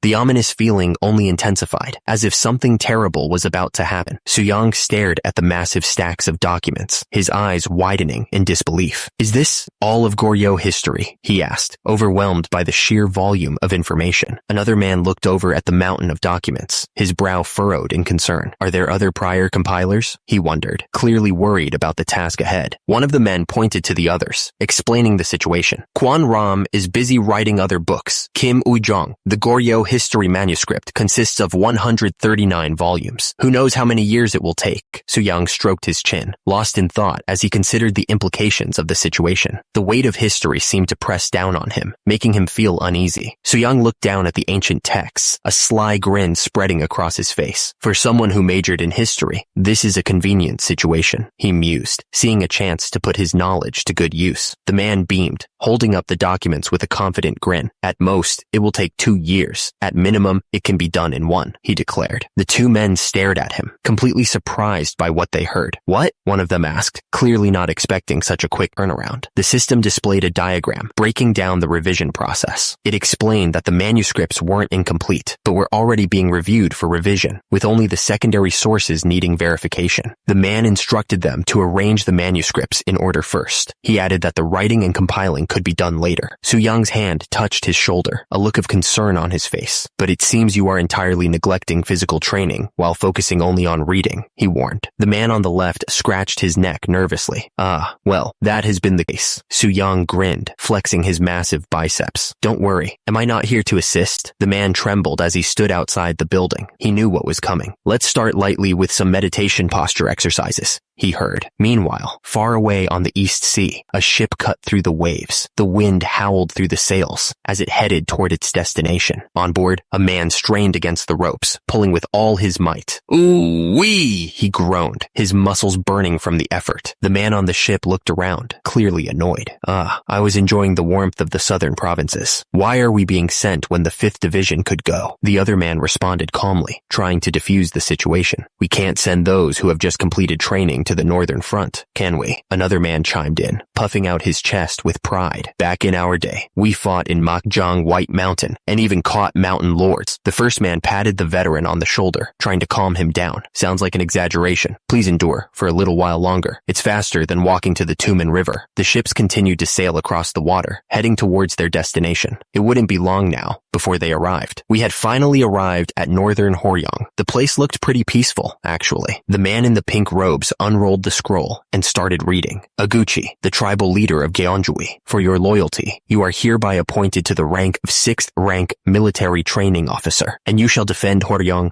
and follow the orders of His Majesty. Aguchi looked a little nervous, like he wasn't quite sure what to say. He stammered, The man in the pink robes seemed pleased with Aguchi's response. He repeated, I will honor His Majesty's command. Aguchi repeated himself, this time with more conviction. I will honor His Majesty's command. The man in the pink robes gestured towards the wagons, making their way down the road. He reminded Iguchi, "His Majesty has bestowed this upon you, so use it wisely." The wagons were packed to the brim, and Iguchi started listing off the supplies. 9 in total. Grains, pots, even cattle. Is that correct? One of the men looked concerned, asking, "Don't we need to farm?" The other man put a hand on his shoulder, reassuring him, "I will send more supplies again in 2 months." The man speaking gave a word of advice. "Organize everything step by step carefully." Iguchi looked surprised by the amount of support they were receiving. He couldn't help but wonder, they're providing this much support? One of the men looked at the list and asked, 300 iron pots? Can you even count? The other man looked absolutely furious. He shouted back, "Do you think I don't know how to count?" The man with the paper corrected him. "It's not 300. It says 400 here." He held up one of the pots, marveling at how well made it was. "The quality is so good. It looks like it could last 10 years without breaking." The man continued to examine the pot, noting the superior craftsmanship. The ones given by the Ming fell apart after just 2 years. One of the men exclaimed that there were 40 bundles of arrowheads. The other man corrected him, saying there were actually 50. One of the men picked up a brick-shaped object, looking at it with curiosity. He wondered aloud if it was edible. He brought the strange brick to his lips, ready to taste it. He immediately spat it out, making a face. "What is this taste?" he asked, wondering if it was medicinal. One of the men stepped forward, looking around at the group. "Is there someone in charge here?" he asked. "We are here to build a house. I am Iguchi, the 6th rank military training officer." The 2 men stood there, looking in the same direction. They were waiting to see what would happen next. Iguchi couldn't believe it. "What?" he wondered. "They gave me an official position, but is it a low one?" The man approached Iguchi, greeting him as the training officer. Iguchi replied that they needed more manpower to build the house, so he requested a few laborers. The other man assured him not to worry. They had plenty of people. Iguchi turned to another man. "Hey," he said, "gather up some strong workers." Iguchi pointed towards the trees. "Help with cutting and carrying the wood," he ordered. "There are good trees over there." Iguchi stared ahead, a thoughtful look on his face. He was starting to think this wasn't just some fake title they gave him. A few weeks later, Iguchi arrived at the construction site. He looked around, checking on the progress. "Is everything going well?" he asked. One of the workers looked at Iguchi with a smile. "The wood has dried and is sturdy," he replied. "We're building it solidly, so don't worry." Suddenly, the worker screamed in terror. The worker pointed up in horror. "Mountain Lord!" he yelled, as a giant tiger paw crashed down. The worker screamed, pointing up at the enormous tiger. The Mountain Lord had arrived, and he looked absolutely massive. The worker pointed in terror at the enormous tiger. "It's the Mountain Lord," he yelled. The other workers scattered, shouting, "Why has the Mountain Lord come all the way here?" Someone noticed the arrows sticking out of the Mountain Lord's fur. "It's been shot by an arrow?" he shouted. The men realized the Mountain Lord had been running from someone. "It seems it was attacked and chased down here," one of them said. "Quickly, get to safety." Iguchi, the 6th rank military training officer, watched the chaos unfold. He looked a little surprised. One of the workers grinned, flexing his arms. "Well," he said, "today must be the day we eat Mountain Lord meat." The feeder tore into the meat like a wild animal, teeth bared, drool dripped from his mouth as he devoured the chunk of flesh. The 6th rank military training officer held up a piece of roasted meat, smiling. "The Mountain Lord, Sir Military Training Officer, do you have any spare seokgum?" he asked. The robed man threw his hands up, looking apologetic. "We've already used up all the seokgum we brought," he announced. The questioner looked completely lost. "Seokgum?" he asked, tilting his head. The washer scrubbed vigorously at their hair, sending bubbles flying everywhere. They seemed completely oblivious to the chaos happening nearby. The robed man watched as the others washed themselves in the river. "Eating it, you say?" he asked. "It seems Manhwa forgot to explain this to you. Seokgum is an item used for washing the body." The robed man continued. "One piece of this is worth 3 mal of rice." The Sir Military Training Officer looked completely shocked. "What?" he asked. The Sir Military Training Officer held up the seokgum, grinning. "Sir Military Training Officer, you should try it as well. It's excellent," he said. A few days later, the Sir Military Training Officer wiped his brow, panting. "Whew, sweating so much again today," he said, out of breath. The Sir Military Training Officer figured he should probably wash up. He was covered in sweat after all.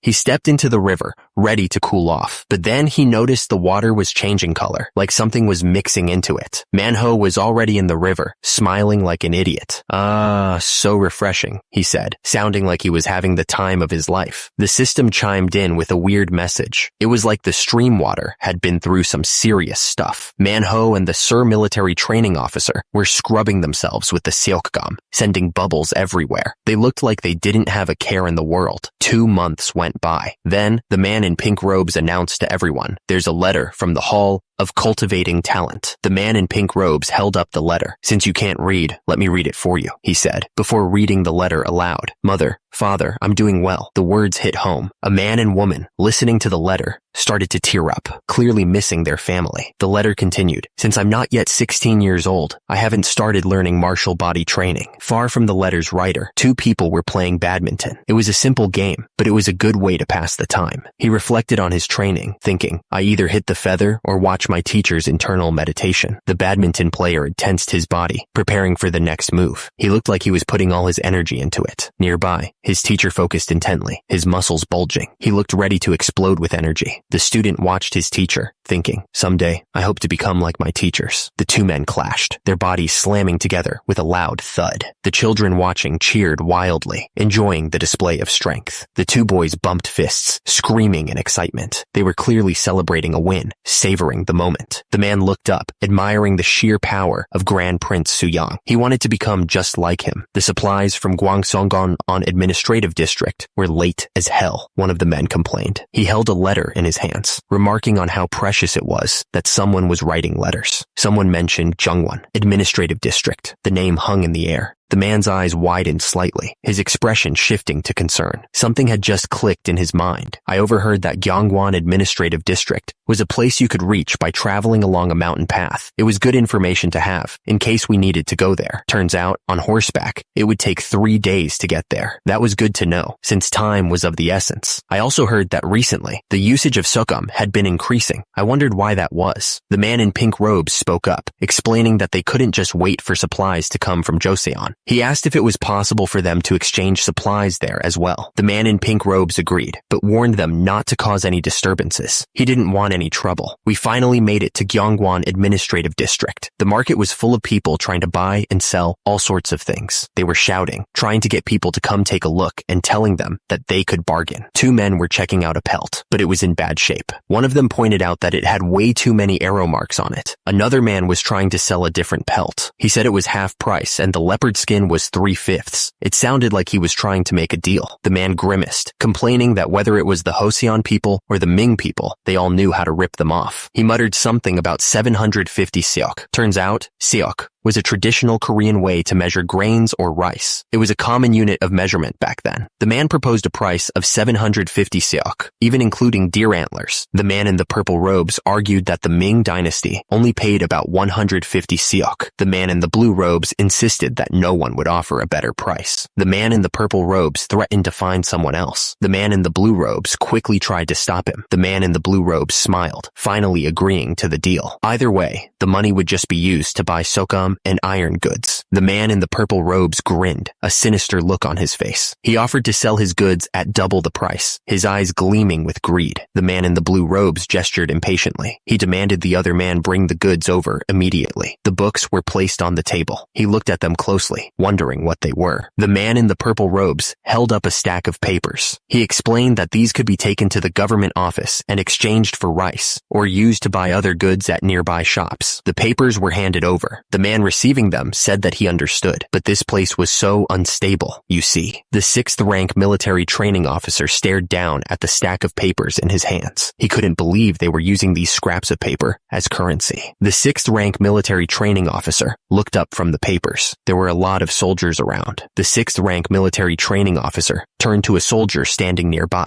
He asked why there were so many soldiers around. The question hung in the air, unanswered. Were the soldiers there to protect them, or were they planning to wipe them out if something happened? Another man walked up to the 6th rank military training officer. He suggested that maybe the soldiers were there for both reasons.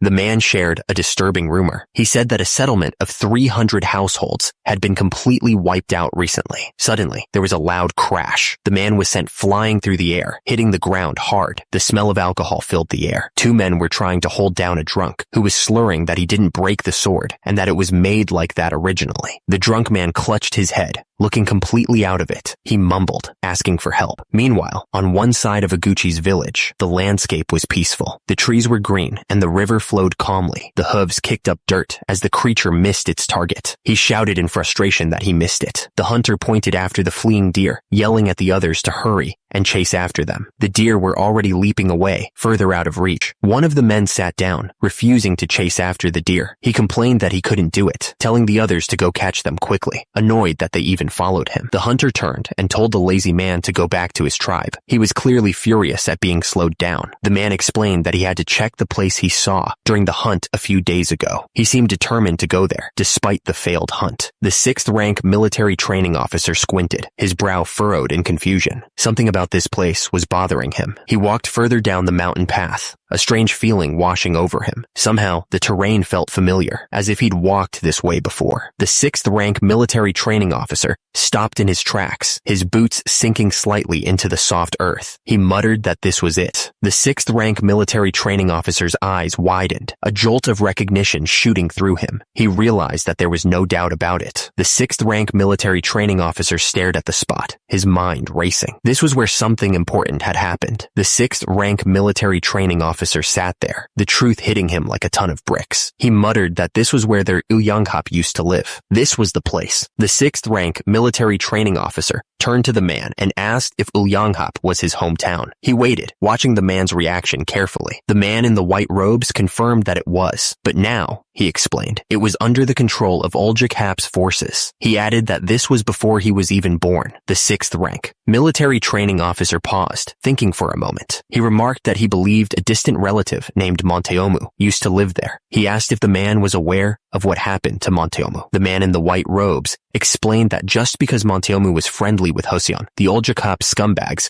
raided and killed him. He seemed angry as he spoke. The man with the beard looked up, his hands raised slightly as if in supplication. His face was etched with worry, the weight of the past heavy on his shoulders.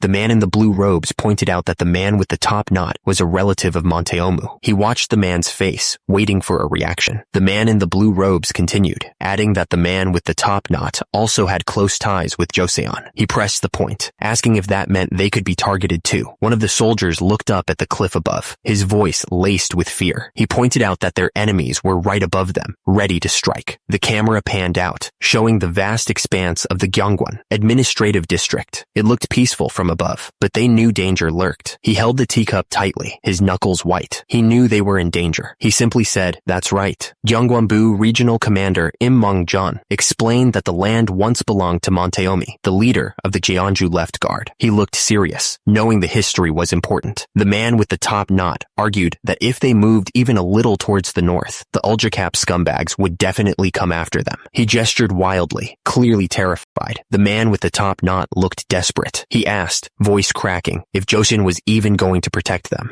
Gyeongbonbu Regional Commander Im Maeng-jeon looked at him sternly. He asked if the man had forgotten what His Majesty had said when they entered the court. The man in the hat stated their duty clearly. They were to subjugate the Haseo Jurchens and the wild Jurchens in the north, no matter the cost. The battle raged on, a whirlwind of steel and fury. One of the men shouted that they might be able to defeat Ulyankap in this fight. Another man looked up, his face etched with worry. He warned that even if they won, the enemy would unite under the excuse of revenge. High on a hill, a group of men looked down at the battlefield. One of them stated grimly that there were 3,000 of the enemy. No, 6,000. Elsewhere, a man stood in a room lined with books. He declared that the country had deliberately stationed them in Horyong. The man's words hung in the air, heavy with unspoken meaning. A voice echoed in disbelief, demanding to know what he had just said. The bald man's eyes widened, and he looked absolutely terrified. He realized the depth of the situation he was in. The man in the hat leaned forward, speaking with a low voice. He told the bald man that Monteomu's son had not avenged his father, but as his relative, he could be the one to do it. The man in the hat continued, saying that their country wouldn't directly get involved, but they would provide legitimate protection. The man in the red robes thought to himself, so that was why they granted him an official position, and showed favor to his tribe all this time. The man in the hat placed his finger on his chin,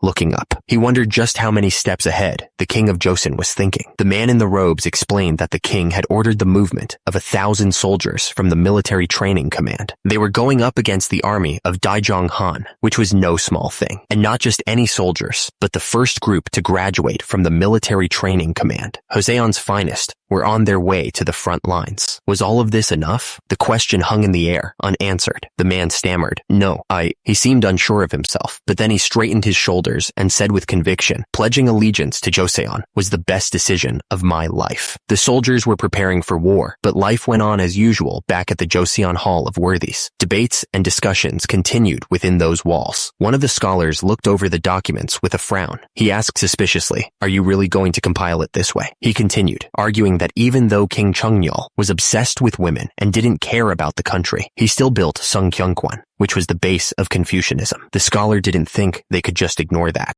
Another scholar held up a hand, ready to argue back. But the thing is, a third scholar, sitting with a book, seemed distracted. One of the others told him, "Can you really focus like this? Don't worry." The scholar stood there for a moment, thinking about what to say next. He was clearly trying to figure out the best way to make his point. The scholar looked at the document again, a frown forming on his face. He pointed at the writing and said, "More than that, isn't Myochiang being emphasized too much?" Another scholar chimed in, explaining that Myochiang was a Buddhist monk who had shaken up the ruling class of Goryeo and led the movement to relocate the capital. He added, "It's probably because he was a Buddhist." The first scholar's eyes widened as he processed the information. He realized something important had to be done. He slammed his hand on the table, startling the others. "It must be corrected," he shouted, his voice full of conviction. The voice was demanding a complete overhaul, not just of the text, but of the very way they carried themselves. It was a correction from top to toe, inside and out. The scholar in the red robes looked absolutely floored, his eyes wide with surprise. He shouted, "Yuya!" clearly caught off guard by something. The voice dripped with disdain, questioning the other person's ability to even grasp the meaning of the book. It was a harsh challenge to their intellect. The discussion ended as abruptly as it began, with a hand slamming down on the book. The sound echoed through the room, leaving no room for argument. The man in purple robes sighed, a hint of regret in his voice. "Well, I can read it well," he admitted, then added, "It was my mistake to make you focus only on reading books." The man in purple robes smiled, mentioning that assigning Monteomu's relative to Hoeryong was quite the move. He seemed pleased with the decision, as if it was a clever chess play. Grand Prince Suyang looked down, but his lips curved into a smile. He said that it was nothing compared to the strategies of his father, King Sejong. Turns out, even the seeds that Suyang brought had taken root. The grain harvest was increasing, which was good news for everyone. Someone mentioned that iron production had also increased significantly. It seemed like things were improving across the board. The number of warhorses had also risen in the northern frontier. It was a sign that Joseon was getting stronger. The man in purple robes laughed, saying that at this rate, he should change his posthumous title from Moonjong to Mujong. He seemed to find the idea genuinely funny. But then, the man in purple robes turned serious, pointing out that in Gyeongsang-do, the distribution of iron wasn't keeping up with production. It seemed like a serious problem.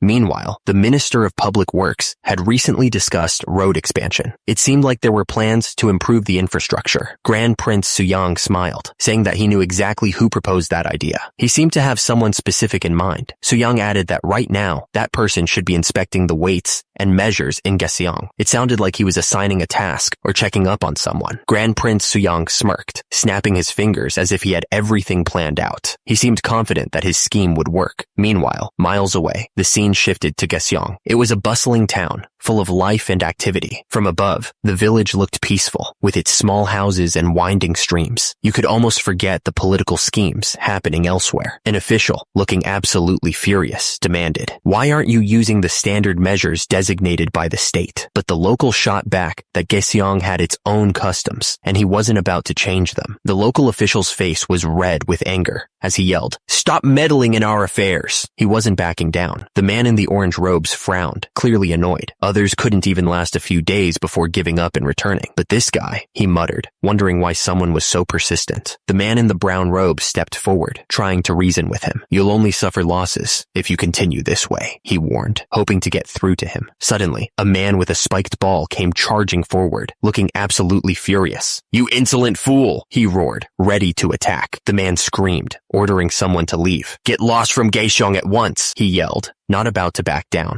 The man's eyes narrowed, a cruel smirk spreading across his face. "Show him what hardship really is," he said, clearly looking forward to the pain. The man's eye narrowed slightly, a silent sign that he understood the situation. He didn't need to say anything else. He drew back his fist, preparing to strike with full force. The veins in his arm bulged with tension. The punch landed squarely on the attacker, sending him flying backwards through the air. His spiked ball went spinning away. He watched as the attacker went flying, his expression unreadable beneath the shadow of his hat. The fight wasn't over yet, but he had definitely gained the upper hand. The attacker landed on the ground with a thud, his eyes wide with confusion. He couldn't believe he'd been taken down so easily. Huh? As he plunged into the water, the man remembered something. "When I traveled with Grand Prince Suyang to the Ming Empire," he thought, the cold water shocking him back to reality. He remembered studying martial body training and observing their commerce. "I personally observed there," he thought, his voice trailing off. Suddenly, the man's eyes widened in shock. "You must change your approach." "What?" he stammered, clearly taken aback by something. The other man held out a book. "It's a travel record from the Ming Empire," he explained, offering it forward. He looked off to the side, his expression thoughtful. He was clearly considering what he had just seen and heard. The man stared off into the distance, his face bruised. He was clearly thinking hard about what he'd just learned, trying to figure out his next move. Floating in the rushing water, the other man looked up, completely bewildered. "What in the world is muscle loss?" he yelled back. "You muscle—" The village was quiet this morning, nestled among the trees. The thatched roofs of the houses made the place look like a field of golden mushrooms. At least something went right, I guess. I heard them say that they had managed to get one thing aligned correctly, which was a relief. The scribe sat at his desk, carefully writing in his book. He seemed calm and focused, as if nothing could distract him from his task. Grand Prince Suyang once said that reports should be written according to the 6 guiding principles to make them easier to understand. So let's follow that. That's what he always said anyway. One of the men, reaching for a book on the shelf, asked if the other was heading to the capital this time. The other man, who was sitting at the desk, said that he was. The man at the desk smiled, thinking about his upcoming trip. He was excited to finally see Grand Prince Suyang again. He was also hoping to get a chance to ask him if his self-studying had been effective. The other man looked over at him and said that he was really diligent. He seemed genuinely impressed by the other man's dedication. The man at the desk added that it would be great if Grand Prince Suyang could visit Gyeongsang and spread martial body training. He really believed in the benefits of the training. Sweat dripped down the man's face, his breath coming in ragged gasps. He looked absolutely exhausted. The Gyeongwon administrative district bustled with activity. Soldiers stood at attention, their presence a clear sign of the times. Hong Yun-seong greeted the man with a respectful bow. "It's an honor to meet you for the first time. Greetings to 6th rank military training officer Aguchi. I am Hong Yun-seong. Nice to meet you." Hong Yun-seong couldn't help but think that Aguchi was different from the other military trainees he had met so far. There was something about him that set him apart. Aguchi's gaze was piercing, intense. You could see the raw determination burning in his eyes. His gaze and aura, it was like that of a wild wolf, untamed, dangerous, and ready to strike. Grand Prince Suyang's face was like stone, his brow furrowed in thought. There was a grimness in his eyes, a hint of the burdens he carried. Hong Yun-seong explained the situation. The winds were strong, so they had to wait in Wongan for a few days before they could arrive. He gestured for them to sit. "Let's sit down, and you can fill me in on what's been happening." A steaming tea set was laid out, the delicate cups filled with fragrant liquid. Hong Yun-seong asked, "How have things been?" Aguchi reported on their progress. "We have subjugated 3 wild Jurchen villages. One village was almost completely wiped out." Hong Yun-seong leaned forward, his expression thoughtful. "Did they not gather together?" He paused. "Since we only targeted small groups, they haven't yet." The men sat around the table, their faces grim. One of them spoke, his voice low. "We haven't ventured too far in yet. We should conduct reconnaissance first." The speaker paused, his expression hardening. "There is a problem," he stated, the weight of his words hanging in the air. The man elaborated, his voice laced with concern. "We don't have skilled horse riders among us." Another man stroked his chin thoughtfully. "I see. Riding a horse and firing a matchlock gun at the same time wouldn't be possible." The man smiled, his eyes gleaming with confidence. "Don't worry. His Majesty has bestowed upon us a special device called a 1,000-league mirror." Inside the box was a strange device. They were told they would be giving these to the scouting unit. The instructions were simple. Look through it and see something far away. The men sat around the table, the 1,000-league mirror resting in the center. One of them picked it up, ready to test its capabilities. He put the device to his eye,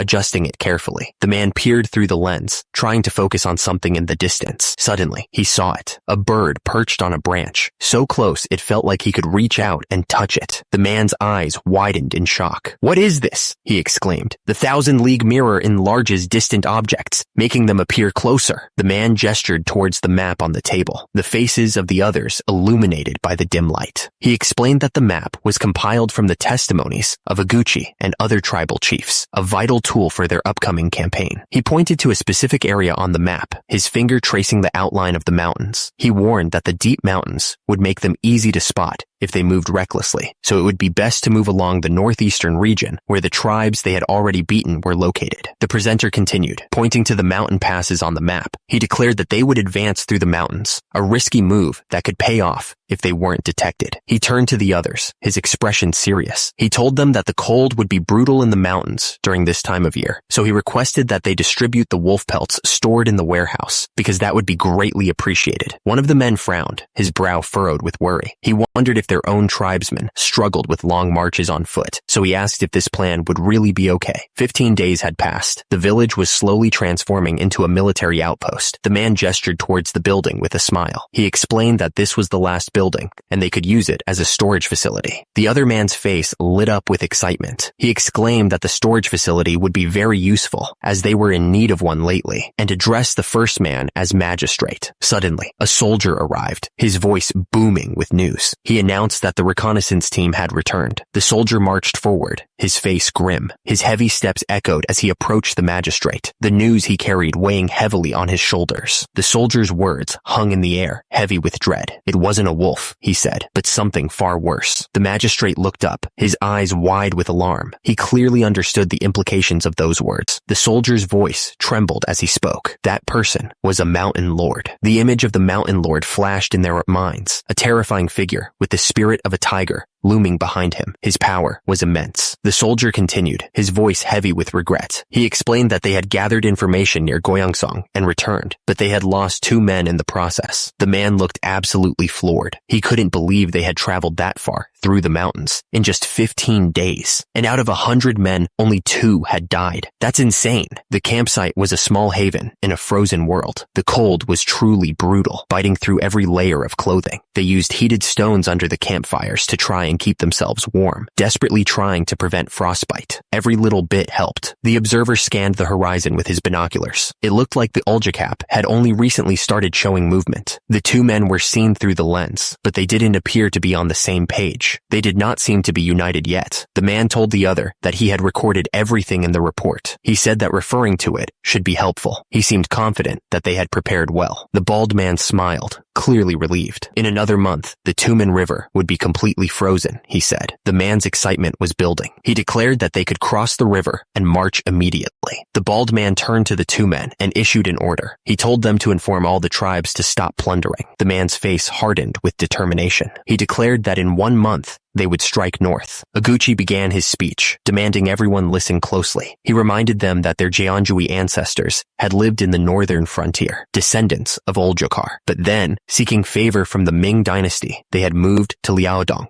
Iguchi's voice rose with anger. He declared that the Ming had deceived and exploited them. He then demanded to know who had welcomed them warmly. The crowd responded immediately, shouting that it was Joseon who had welcomed them. Their faces were filled with fervor. Iguchi pressed on, his voice ringing with conviction. He asked who had provided them with the steel and grains they now used. Iguchi's eyes burned with intensity as he spoke. He was clearly trying to stir up some serious emotions in the crowd. Iguchi had stirred them up real good. The crowd roared back in agreement, shouting that it was Joseon who had welcomed them. Iguchi pressed on, his voice filled with venom. He reminded them that even Monteomu, another descendant of their Oljokap, had gone to the Joseon court to receive silver. But then, those Oljokap dogs had cowardly ambushed and killed Monteomu. The statement hung in the air, a somber reminder. Few would remember Monteomu. It was true. The man's expression was hard to read, but he was clearly thinking about what Iguchi had said. His eyes narrowed, as if he was trying to make up his mind about something. The idea was simple, but powerful. powerful. Wars must always have a just cause. That was the only way to get people to fight and die. Iguchi revealed that Monteomu's son, Chung-san, was still alive, but living a miserable life as he was being deceived by the Ming. Iguchi's voice boomed out, declaring that he never forgot a grudge and always repaid a favor. The crowd roared in agreement, raising their fists in the air. They were ready to follow Iguchi anywhere. The ground shook as a foot slammed down with purpose. The intensity of the moment was building. The soldiers surged forward, driven by a single word: revenge. The soldiers were completely fired up, their battle cry echoing through the air as they charged forward. Revenge! Revenge! They shouted, their boots pounding against the earth. One of the men glanced over his shoulder, his expression unreadable. He seemed to be waiting for something, or someone. Iguchi surveyed the scene with a satisfied grin. Excellent, he exclaimed, raising his hand in approval of the soldiers' fervor. Iguchi's voice boomed across the field, singling out one man from the crowd. Sixth rank official, Gunchung Dewi, Yi Hyogang, step forward, he ordered. Yi Hyogang, the sixth rank official, stood silently, his gaze fixed on the ground. He was clearly waiting for Iguchi's next command. Yi Hyogang stood tall, surrounded by his men. Turns out, his grandfather was Yi Juran, a sixth cousin of Monteomu. But during the wild Jurchen rebellion, the Oljokap showed no mercy. They killed Yi Hyogang's grandfather without a second thought. Fueled by rage, someone shouted, "Kill those bastards! Kill them!" Yi Juran was a hero of the northeastern frontier. It was important to emphasize that his descendants were working for Joseon, which would boost morale even further. The man raised his fist high, shouting, "To honor the spirit of Monteomu." The other soldiers echoed his cry. The soldiers were pumped full of adrenaline and ready for a fight. Yi Hyogang declared that they would march to meet a lake. An archer took aim at the wall, ready to fire. The attacker shouted, "Surrender to us or face annihilation." The arrow flew straight and true, piercing the throat of a soldier. He choked, blood sputtering from his mouth. The soldiers were shocked. One of them yelled, "What the? A steel arrow?" The soldier stared in disbelief. "Since when have they possessed so much steel?" he asked, clearly concerned. The cold steel of the sword slid out of its sheath, ready for battle. The soldiers, terrified by the steel arrow, immediately threw their hands up. They shouted, "We surrender! We surrender!" The leader of the attacking force stepped forward, his face hard. He demanded, "Will you submit to Joseon?" One of the surrendering soldiers spat back, looking angry. "Do you think you're Joseon people? You're just Jurchens like us." Another soldier spoke up, trying to smooth things over. "We belong to Jeonjui before we entered Joseon and became its loyal subjects. We are currently marching to annihilate and subjugate the Oljokap tribe." The leader's voice boomed, cutting off any further explanation. The threat hung heavy in the air. "If you refuse to submit," the leader took a deep breath, the air heavy with the scent of coming rain. He stared straight ahead, his hand gripping the hilt of his sword, ready for whatever came next. The leader barked out orders, his voice echoing across the field. "Prepare your weapons and ready the reserve horses. We will submit to Joseon." One of the soldiers spoke up, confusion etched on his face. "But the Oljokap are also our relatives." The leader's face twisted in anger as he spat back. "Relatives? What nonsense. The ones with the most wealth are your true relatives." The horse stood patiently, awaiting its rider. It was just an animal, but it was about to be part of a brutal game. The metal glinted, reflecting the pale light as the weapons were readied. The air was thick with tension, everyone waiting for the order to charge. The decision was made. A voice rang out, declaring, "All of us will submit to Joseon." Namnal stood firm, surrounded by his men. The leader of the Joseon forces demanded, "Namnal, make your decision. Will you submit to us?" The Joseon leader's face tightened, his voice rising as he challenged, "Or will you fight us?" Namnal began to speak, his voice resonating with conviction. "In the name of Arahap, we, Namnal's tribe." The man's eyes narrowed, his expression hard to read. You could tell he was thinking hard about what to do next. One of the men raised his arm high, his voice booming across the field. He declared, "Pledge our loyalty to Joseon." Two soldiers stood with their swords raised, looking around in confusion. They didn't understand what was happening. Another man stepped forward, his voice firm as he announced, "Golgan, we will submit to Joseon." The man's face was a mask of confusion and disbelief. "What is this? Why is everyone—" He trailed off, noticing something odd. "They haven't even drawn their swords?" A thought crossed his mind. Were these guys actually friendly? It seemed too easy. Suddenly, the man on horseback shouted, "Nimachajok!" Another man, clearly enraged, yelled, "Finally, a battle worth fighting. Yes, you traitorous scum. How dare you cling to Joseon?" The man looked around in total confusion.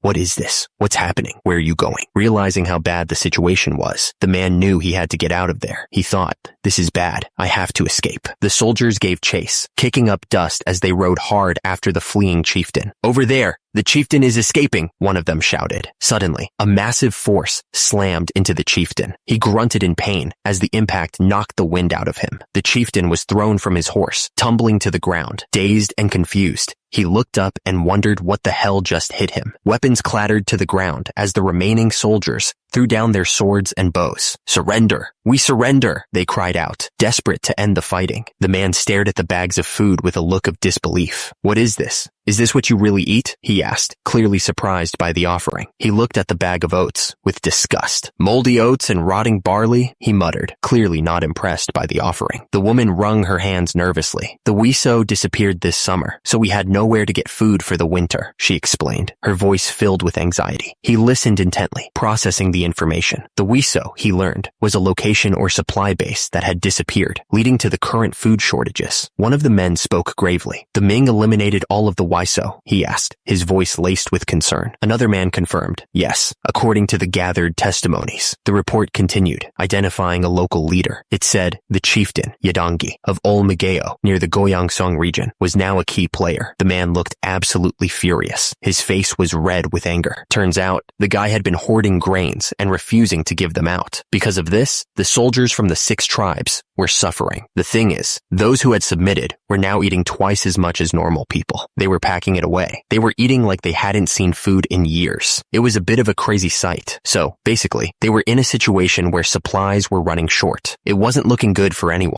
He realized that was why they were so eager to submit. He didn't waste any time and ordered a messenger to Gyeongwonbu. They needed to send backup supplies immediately. The messenger acknowledged the order. He understood the urgency. Suddenly, from the watchtower, a shout echoed through the encampment. "Olmigeo, chieftain!" The chieftain pulled back the curtain, looking surprised. What's going on?" The soldier reported that Aguchi was marching with his forces. He claimed he would avenge Monteomu. The chieftain reacted in shock. Chieftain Yadongi looked absolutely furious. He couldn't believe what was happening and shouted, demanding to know what was going on. Chieftain Yadongi realized Ming had handed them over to Joseon. He cursed, knowing they wouldn't even be able to survive the coming winter. It was true that the Joseon forces wouldn't be able to hold out much longer either. Both sides were struggling. Chieftain Yadangi ordered his men to head up to Goyangsong. They needed to buy time, no matter the cost. 3 days later, the fortress stood against the harsh winter landscape. The order was given, and the cannons roared to life. A storm of steel arrows ripped through the air. The arrows slammed into the fortress walls, detonating in a series of violent explosions. Soldiers were sent flying through the air, screaming in terror as the force of the blasts tore them apart. The fortress wall crumbled under the relentless assault. The once imposing structure was now nothing more than a pile of rubble, creating a deadly angle. The Shingijeon missiles rained down, plunging diagonally through the collapsed wall. Nothing could stop the onslaught now. Trapped beneath the falling debris, the soldiers looked up in horror. One of them wondered if all of this had been part of the Joseon plan all along. The attacker stood below, looking up at the fortress. He bellowed, "Olmigeo, I will give you one last chance." His voice echoed through the valley, dismissing the past. Monteomu's grudge, he claimed, had long been a corpse. He continued to shout, his face red with anger. The only one left, he declared,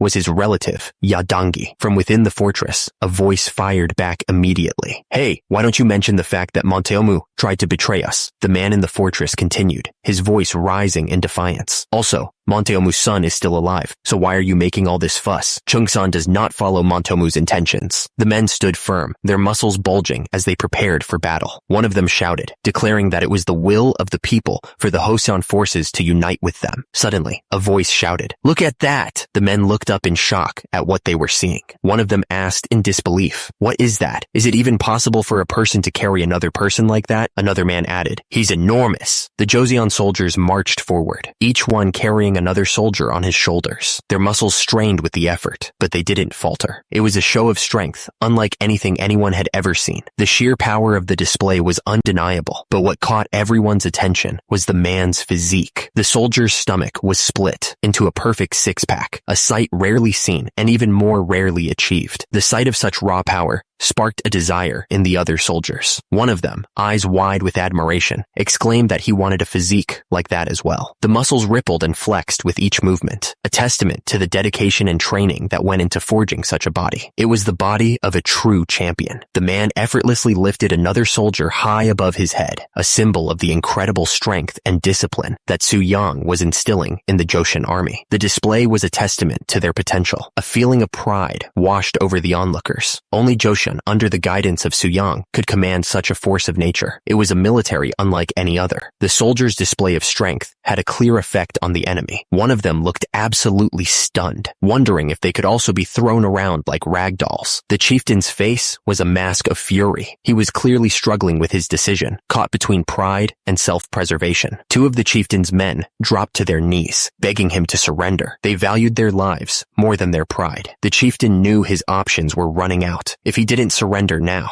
the chieftain realized his own men would carve him to pieces if he didn't surrender immediately. He was out of options. His hands tightened around the spear, knuckles turning white. He was ready for whatever was coming next. From high above, the enemy fortress was visible, and the soldiers below were finally waving white flags. They were shouting their surrender, finally giving in. Thanks to Hong Yun-seong's strategy, the Joseon forces minimized their losses. They had achieved a decisive victory, securing their position. January 1452. Winter had taken hold, covering the Joseon palace grounds in a blanket of snow. One of the men looked up from his book, his brow furrowed. "You've already gone through 50 volumes?" he asked, surprised. The other man smiled. "I haven't even finished 30% yet." The man with the book looked impressed. "That's truly impressive," he said, genuinely surprised. The other man waved his hand dismissively. "You're too kind." The smiling man leaned forward slightly. "I heard there's good news from the northern front this time," he said, his eyes gleaming with anticipation. The other man nodded in agreement. "That's right. The victory was decisive. Joseon, with only 2,000 troops, had subjugated 50,000 Jurchen households. Not only that, but they annihilated 1,500 households of Olmije,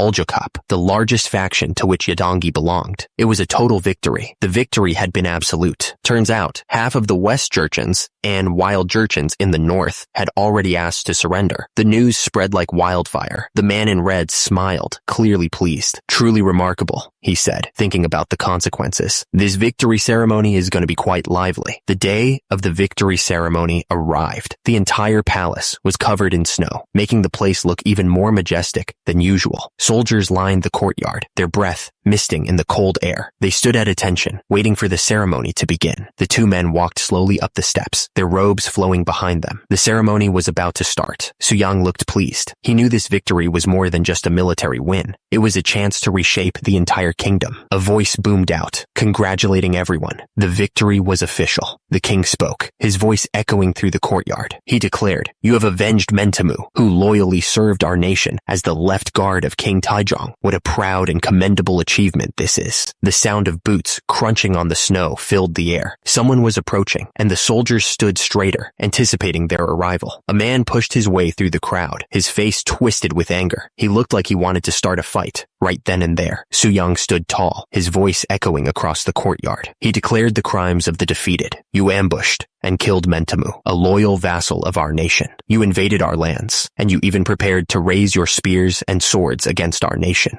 the rightful ruler of the land you reside in." The prisoner looked up, his face pale with fear. He begged, "Your crime of resisting to the very end and refusing to submit is grave. Please spare me." His voice cracked with desperation as he continued to plead. "I know I was wrong." Su Yang's expression was unreadable. He simply said, "You." The prisoner's eyes widened, his body trembling. He muttered, "So this is how I die." Joseon declared that Yadangi would be exiled to Tamra Island to live out the rest of his days. Yadangi could only sob in gratitude, thanking his majesty. The soldiers nearby were shocked. They couldn't believe that Yadangi wasn't going to be executed. That's just like Su Yang, I thought. By meticulously listing Yadangi's crimes, he was doing more than just punishing the chieftain. He was also sending a warning to the other chieftains who had surrendered. The other surrendered chieftains suddenly understood the message. They shifted nervously nervously, realizing the price of disloyalty. Oguchi stepped forward, still in his armor. He asked if he had permission to speak regarding the trial. He declared that he did, but he had a request for His Majesty. Joseon, standing tall in his royal robes, seemed curious. He asked Oguchi what it was that he wanted. Oguchi looked up with determination. He stated his request. He wished to receive a Joseon name from His Majesty. The system chimed in, making the stakes clear. Receiving a Joseon name was a declaration of absolute loyalty to Joseon. Joseon smiled faintly, looking pleased. He seemed to be considering Oguchi's request seriously. Joseon declared that in honor of Oguchi's unwavering loyalty and devotion to their nation, he would bestow upon him the name Zhang Chunggryul. He also appointed Zhang Chunggryul as the commander of Gyeongwon Prefecture. Zhang Chunggryul looked up, the weight of the new name settling on him. He repeated his new name, testing it out. Zhang Chunggryul declared that he would serve His Majesty with utmost loyalty, both in body and spirit. His voice echoed across the courtyard, a promise to the king and the nation. One of the Jurchen leaders suggested that the remaining Jurchens be sent into exile in the southern provinces, where they would spend their lives raising horses. Another Jurchen leader wondered if the southern provinces were too warm, suggesting that exile there would be more like a retirement. Joseon announced that Yi Mangjan would be appointed as a second senior rank military commander. Yi Mangjan looked pleased with the new position. The soldiers cheered, raising their fists in the air. Their hard work had paid off, and they were going to be rewarded for it. The palace stood silent, covered in a blanket of snow. The cold winter air hung heavy, a stark contrast to the warmth and celebration inside. Back inside the palace, Joseon sat on his throne, deep in thought. He turned to one of his advisors and asked what they planned to do with the newly subjugated wild Jurchens. One of the advisors stepped forward, his expression serious. He warned that if they treated the new Jurchens the same way they had treated Zhang Chunggryul's tribe, they would suffer great losses. Joseon stroked his chin, considering the options. He knew that treating the Jurchens differently could breed resentment. He suggested perhaps they could allow them easier access to trade as a way to ease tensions. The advisor explained that Ming had originally stationed Wiso in the area. The goal was to stop them from wandering further into their territory, since they couldn't manage all the land on their own. These Wiso military outposts had been set up to guard and defend the royal palace. The advisor suggested designating Goyang Fortress as a defense outpost. He added that sending merchants there would allow trade to flourish, which would help sustain their livelihoods.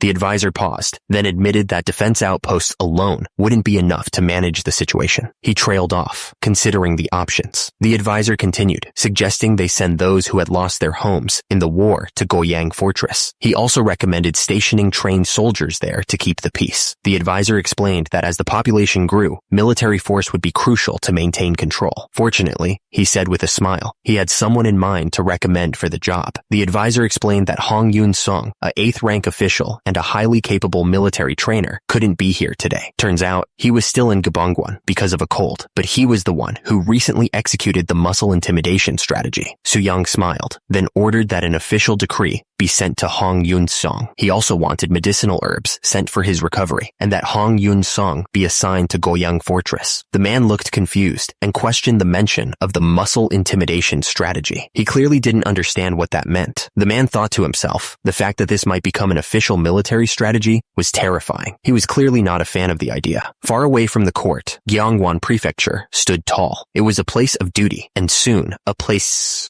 for muscle. The man suddenly sneezed, covering his hand. He was clearly still suffering from that nasty cold. Another man approached Hong Yun-seong, looking concerned. He pointed out that the cold clearly hadn't gone away. He added that it wasn't surprising, considering Hong Yun-seong was training half exposed in the freezing weather. Hong Yun-seong started talking about the future. He said that once he went to the southern provinces this time, he'd really retire for good. He planned to settle in a quiet post, teaching the reserve forces. The other man smiled. He told Hong Yun-seong that he'd collect his stipend, get married, have children, and live a peaceful life. He said he was sure Hong Yun-seong would. But the truth was, Hong Yun-seong was dreaming an empty dream. It wasn't going to happen. The palanquin carrying someone important was approaching the Pei Timber Hall. It was a place of great significance. A man suddenly yelled out, "My son!" He was standing on one side of a badminton court, a net separating him from the other side. A young man looked up and smiled brightly. "Father," he called back, clearly happy to see him. The father approached his son, a wide grin spreading across his face. "My goodness, you've grown so much," he exclaimed, placing a hand on his son's head. Tears welled up in the father's father's eyes as he looked at his son. "I'm so proud of you," he said, his voice thick with emotion. One of the men bowed deeply to Jang Chungryul, asking him to look after the children. He insisted that the commander didn't need to be so formal with him. But Jang Chungryul bowed even lower, refusing to accept such familiarity. He insisted that a student shouldn't even step on his teacher's shadow and begged the man to stop. Rumors were spreading that Grand Prince Suyang's focus on physical fitness was even reforming the wild Jurchens. Apparently, his establishing the body's preparedness was even making Jurchen children practice filial piety. The Grand Prince Suyang paused, a flicker of doubt crossing his mind. But he sat there, muscles bulging, and wondered if filial piety even mattered if you weren't warm and well fed. What good was respect without basic sustenance? Grand Prince Suyang watched as the men trained, one of them clearly struggling. One of the men laughed, telling Sisiup that they had raised them up quite a bit, and that it was like 3 versus 500. He added that they only had 800 though. Suyang noticed that Sisiup didn't look well. He was sweating and looked pale.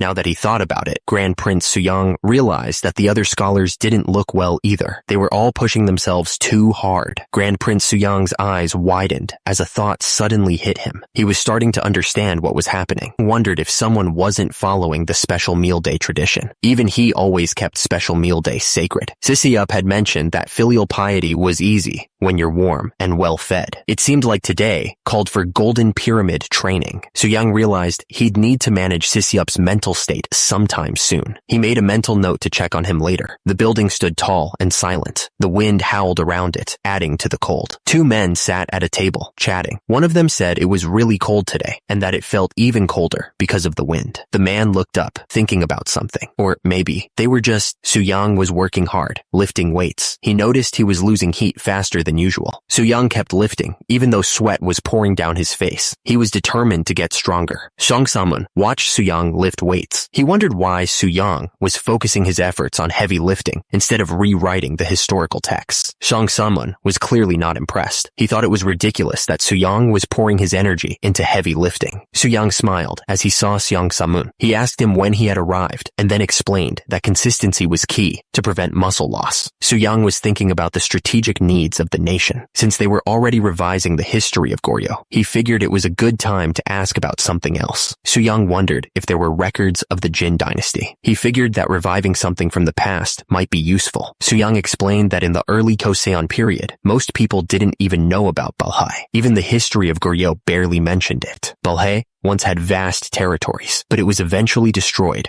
by the Khitans. It was a sad end to an once great kingdom. The last crown prince, Dae Gwanghyun, moved south to Gaogyeong with tens of thousands of refugees. It was a desperate attempt to find safety. King Sejong explained that refugees received the Wang surname from Goryeo. He figured that accepting refugees at the time must have been so urgent that they barely kept any proper records. Suyang decided that he would send someone to take over the historical revision work. He ordered that they head to Gaseong and search for any remaining records about Dai Guang Yan. The person acknowledged Suyang's orders. He understood what His Highness wanted him to do. Suyang thought for a moment. Then he decided that he would bring Sisup along, using this chance to manage his mental state as well. But first, it was time to properly celebrate Special Meal Day. He was definitely looking forward to it. Outside, snow fell softly on the tiled roofs of the traditional buildings. The winter air was crisp and cold. The food was a pale, sad-looking pile of mush. It was the opposite of everything Suyang believed in. Several men sat at their tables, quietly eating the bland meal. One of them was thinking about muscle growth, but he knew this food wouldn't help. Suyang looked absolutely furious. He demanded to know since when they had been instructed to eat like this. The man stammered that reducing fatty food and living simply was the proper way to live. He looked nervous under Suyang's intense gaze. Suyang was not happy. He reminded them that abstaining from meat for more than 3 months was bad for the body, even for scholars. He insisted that they needed to nourish themselves, not starve themselves. He added that occasionally indulging in rich foods eases both the body and mind. It would even help them progress further in establishing the body's readiness. Suyang declared that, with that in mind, today's special meal day was on him. Soo-young stood there, smiling, proud of his decision. He looked like a bodybuilder posing. The men were all eating and thanked Soo-young for the meal. They looked much happier now. Soo-young told them not to forget fiber and to wrap the meat with vegetables. The man eating happily agreed, calling him Grand Prince. Soo-young complimented Choi Baekjong on his pigs, saying they were really something else. Choi Baekjong replied that even if they were pricey, his pigs would never disappoint because they had been raised very cleanly. Soo-young said he would count on him for the next special meal day as well. Choi Baekjong replied that he could absolutely rely on him. He added that just 9 years ago, people avoided them like criminals. Choi Baekjong explained that after doubling their numbers and reforming, they were treated differently now. He added that pepper and spices were essential in meat dishes. Soo-young looked pleased. He was happy with the meal and the company. One of the men exclaimed that pepper was so precious. He had heard that pepper was worth almost as much as silver. They all stared at the food. Soo-young thought to himself that it was a good thing he had plenty of wealth. He blinked, a single drop of sweat rolling down his face. Soo-young told everyone to enjoy today, but he also said that starting tomorrow, they needed to get back to training hard. He watched them eat. Soo-young told Siseup that he would be accompanying him to Gaseong for about a month. Siseup looked confused and asked why he had to go. Soo-young explained that the officials at the Gaseong magistrate office had been practicing establishing the body's preparedness for the past year. He added that there was much for Siseup to learn by watching them. Siseup looked nervous as he thought to himself that he believed he could learn enough at Pei Timber Hall. He seemed unsure. Siseup's hands clenched tightly onto his clothes. He was trying to calm himself, but it wasn't working. Soo-young told Siseup not to be too nervous, saying it wouldn't be that hard. Siseup wondered how he could possibly keep a light heart when traveling with the second prince. They were headed to the Tumen River. The river cut through the landscape. Siseup took a step forward. The journey to Gaeseong had begun. The men wondered if Hong Hyung had recovered from his cold yet. One of them didn't think he would be getting better anytime soon in weather this cold. Meanwhile, Hong Hyung was resting by the heated wall. The warmth seemed to be helping him recover. Turns out the Jurchens were good at everything except farming. They even heated stones and placed them on ice to drill holes for fishing, which was pretty smart. Someone mentioned that a Jurchen discovered the fertile black soil of Cheongdok Mountain. Another man asked if he meant the place called Aoji. One of the men looked towards the mountain and wondered why they had been called this time. The reason for their journey was still a mystery. Lee Gyeongchang looked up, curious. He asked what exactly they had found that was so strange. Hoshinai spoke, looking up. He explained that they were digging for black soil across the river when they found something odd. Lee Gyeongchang and Hoshinai stood in the snowy landscape. One of them pointed out that the ground should be too frozen for pickaxes, so they had burned wood to thaw it before digging. The men examined a stone. At first glance, it seemed ordinary, but then they realized it was shaped deliberately with a chisel. It looked like there used to be a building there. Lee Gyeongchang looked through a spyglass. He pointed out that there were multiple pits dug to extract black soil, and they had found these stones in each one. Finding it in one place might indicate a building, but finding it in several spots seemed odd. He wondered if they might find treasures if they dug further. Judging by the rows of hills, something didn't seem right. Maybe they weren't hills at all. Lee Gyeongchang realized that this might have been the site of an ancient fortress. The implications of such a discovery hung in the air between them. The official decided he would report this issue to Hanyang. In the meantime, he ordered them to clear this area, promising that they would be rewarded for this discovery. The man without the beard pumped his fist, excited about the rewards. The other man just smirked, knowing he'd be the one getting most of the credit. A few days later, they were in the Hall of Worthies. The atmosphere was tense with anticipation. The courtyard was bustling with activity. Two men walked purposefully across the stone pavement, while another figure lingered in the distance. Seong Samun sat at the table, surrounded by stacks of books. He announced that he had come by royal decree to assist with the historical revision. Someone stepped into the Hall of Worthies. The air was thick with anticipation. The man introduced himself as Seong Samun, a royal tutor. His arrival was met with a mix of curiosity and respect. Siseup welcomed Seong Samun, praising his scholarly excellence. He added that he had heard many praises of the royal tutor. Seong Samun spoke to Siseup. He said he'd learned a great deal from watching your highness. Seong Samun continued, explaining that his improving reputation had made him a target of political caution. Historically, he and Siseup would become fierce rivals. Siseup was left wondering what the dispatch really meant. He looked absolutely suspicious. The room was packed with books, stacked high on every surface. It was a place of learning and knowledge, a place where great minds gathered. The man stepped forward, his boots planted firmly on the ground. He announced that he'd read the manual on body's preparedness. He paused, looking looking up with sincerity. It was clear he meant every word. Xiang Saman gushed about how exceptional the body's preparedness manual was. He admitted he'd read it over and over. Su Yang smiled, relieved. He thanked Xiang Saman and thought to himself that he was exactly the kind of talent he wanted to recruit. So Xiang Saman explained that he'd stopped by to grab some books before heading to Gyeonggang province. Su Yang nodded, understanding what he meant. He invited Xiang Saman to come inside. Su Yang greeted Xiang Saman, mentioning that they had met outside. He asked if Xiang Saman had been doing well. He looked genuinely happy to see him. Xiang Saman had heard that Su Yang was returning from Gyeonggang and would be inspecting the training centers in Gyeonggang province. Xiang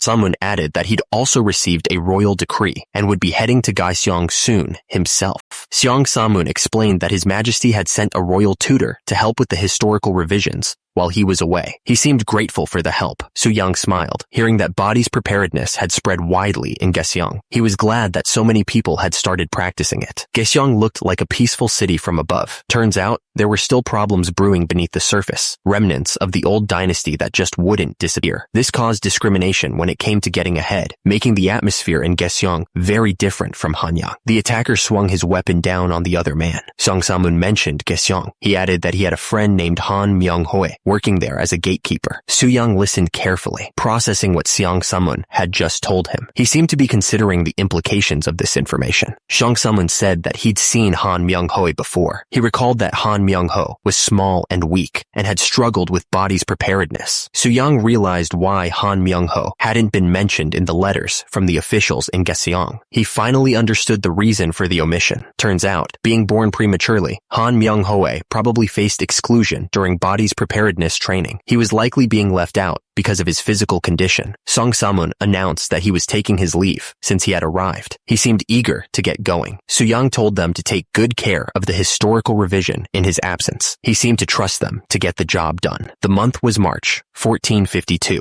The location was Gyeonggang. The horses clip-clopped along the road, kicking up dust as they made their way into the town. The rhythmic sound was the only thing breaking the silence. Su Yang rode into Saicheong, looking around at the new sights. He thought to himself that while he had passed through here before, this was the first time he would actually be staying. The man next to Su Yang chuckled, saying that with Su Yang's impressive physique, many people would surely recognize him. Su Yang laughed, but then admitted he was worried that the Wang family of Gyeonggang might still hold a grudge. Down the road, a commotion was brewing. A man yelled that he was the Maitreya Buddha, while another called him a fake. Another man shouted that he was the loyal Shin Sung Gyom. The whole scene was getting ridiculous. Someone grabbed a guy's ear hard. The guy was definitely gonna feel that. The guy being attacked screamed that King Taejo, Yi Seong-ge, would be furious. The other man just told him to stop it already. He yelled that King Taejo Wang Jeon wasn't even around. He looked absolutely furious. The guy looked shocked. He was definitely not expecting something. Suddenly, Su Yang arrived on horseback. He was ready to put an end to the commotion. People screamed that it was the Maitreya Buddha and ran away in terror. The whole crowd scattered as Su Yang arrived on horseback, completely confused by the reaction. Su Yang just stared, completely dumbfounded by the chaos. He thought to himself, good grief, at the insane reaction of the crowd. Su Yang remarked that things were really different from Hanyang. He wondered how the rumors even started in the first place. Su Yang decided to start by trying to find Dai Guanghyun's descendants. He was determined to get to the bottom of this mess. Suddenly, a man came running towards Su Yang. He was from the Gyeonggang Magistrate Office, and he addressed Su Yang as Your Highness. Gi Gaeon, the Gyeonggang governor, apologized for not greeting Su Yang upon arrival. Su Yang waved it off, saying that while he was here under royal orders, he didn't want to be a burden. Gi Gaeon looked surprised and insisted that Su Yang wasn't a burden at all. He said everyone had been eagerly awaiting his arrival, though some people tripped over themselves to get out of the way. Su Yang just stared, thinking to himself, my,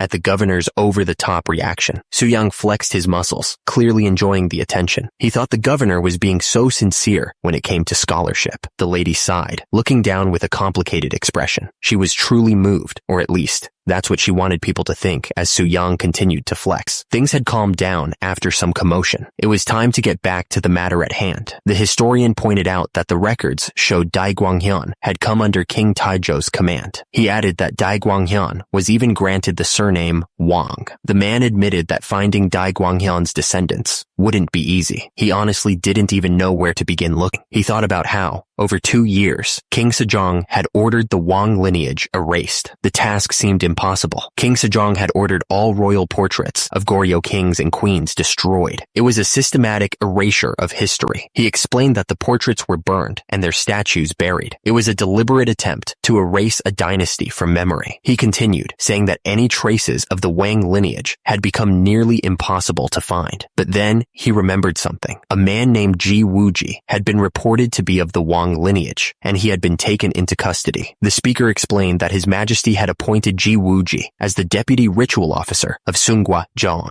This was so he could continue the ancestral rites. He then asked if they would like to meet Ji Wuji. He seemed eager to help them find the Wang lineage. The other man seemed unsure. He asked about the Sunghwa Jon shrine and if they perhaps had a genealogy record. He didn't seem to know much about it himself. The man looked absolutely shocked. He hadn't expected them to ask about a genealogy. The man quickly corrected himself, mentioning the Seonwon rock, and said that the court should already have a copy. Above them, a dog looked down with an angry face. The other man realized that he wasn't willing to cooperate after all. He looked down, thinking about what to do next. That evening, at Gyeongdaeok Palace, the sun was setting. The sky was a mix of orange and red. He looked forward, a serious expression on his face. Things were about to get tough, he thought. One man wondered if the other would be doing his body's preparedness routine before bed. The man in the pink robes confirmed that he would, of course, be keeping up with his training. But then, he hesitated. He gripped the pole tightly, unsure of what to say next. The man in the dark robes held out a weighted training vest, telling him that it looked like it would suit him well. The man in the pink robes looked surprised. The man in the pink robes looked even more worried. He stammered that he had already sent his own vest ahead. The man in the dark robes pleaded with him to help him out. He looked down at the man in the pink robes, hoping he would agree. The man looked like he was about to pass out. He yelled, wondering how he was supposed to carry all of that weight by himself. One of the men told him that it was tough because he had been skipping his body's preparedness routine. He added that he should think of it as a chance to make up for his missed training. One of the tormentors looked at him with a grin, holding out another weight plate. It looked like he was about to make things even harder. The tormentor added another plate to the bar, making it even heavier. He said that they should add one more plate. The man couldn't handle the weight. He was crushed underneath it, his face red with the effort. The man grunted, his face contorted in pain. He was struggling under the immense weight, on the verge of being crushed. Suddenly, a voice boomed out, cutting through the tense atmosphere. Someone yelled for them to stop. Soo-young confronted the tormentor. He demanded to know if he had only learned body's preparedness to threaten others. Soo-young's voice thundered, his face red with anger. He told the tormentor that this wasn't how he taught him. All eyes were on Soo-young, waiting to see what he would do next. The man who had been crushed looked up, unsure of what was going to happen. The men looked absolutely terrified. One of them stammered, calling out to the Grand Prince in a shaky voice.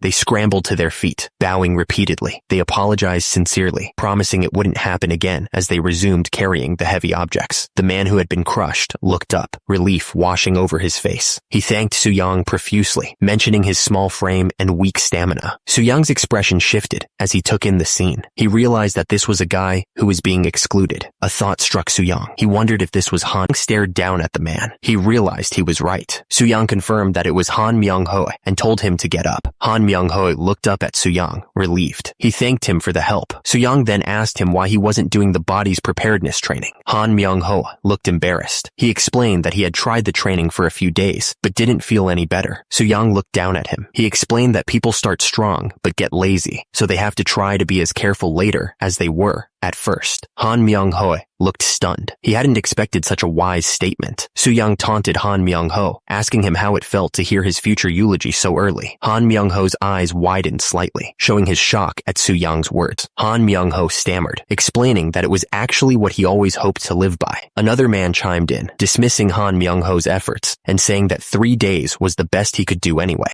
The man added that was exactly why Han Myung-ho was still a palace gatekeeper at Gyeongdaeok Palace, without even passing the civil service exam in his 30s. Soo-young stared down at the man with a cold expression. He figured the guy looked like he needed some special attention. He wasn't kidding. It was going to be very, very special attention. Soo-young's face was stone cold. His eyes narrowed. He wasn't going to let anyone mess with his training. Soo-young addressed the group, thanking them for joining his body's preparedness session. He hoped they would learn a lot while they were there in Gyeseong. Soo-young introduced Scholar Yoon, who had studied under him. He was pleased to meet them all and would be be helping them with their body's preparedness training. Soo-young announced that they'd soon be adding a new concept to the training manual. He explained that everyone's body was different. Soo-young continued, showing off his massive arm as he lifted a barbell. He explained how the way one moves and eats affects how well they build and keep their muscles. He called this sustainable muscle, pointing to images of protein-rich food. Sustainable muscle, he said, came from proper nutrition and fewer minor illnesses. Soo-young, gritting his teeth as he lifted, added that it also meant supporting one's overall lifestyle. He wanted them to understand the full picture. Soo-young brought up something he'd heard from people called Taoists. They claimed that drinking mercury could stop the body from decaying, which he thought was ridiculous. The man looked up, his eyes wide with confusion. He asked if that was what His Highness was talking about. Soo-young rolled his eyes, clearly annoyed. He said that the man always had a knack for clever excuses, and that his first thought was always how to dodge exercise by using medicine. Soo-young grunted as he lifted the heavy weights. He declared that when he built this body, he did it the right way. Flexing his massive muscles, Soo-young explained that he thought of his father as he trained. He just ate a lot of quality meat. Soo-young's face hardened with disapproval. He declared that he didn't touch any of that medicine nonsense. The man looked up,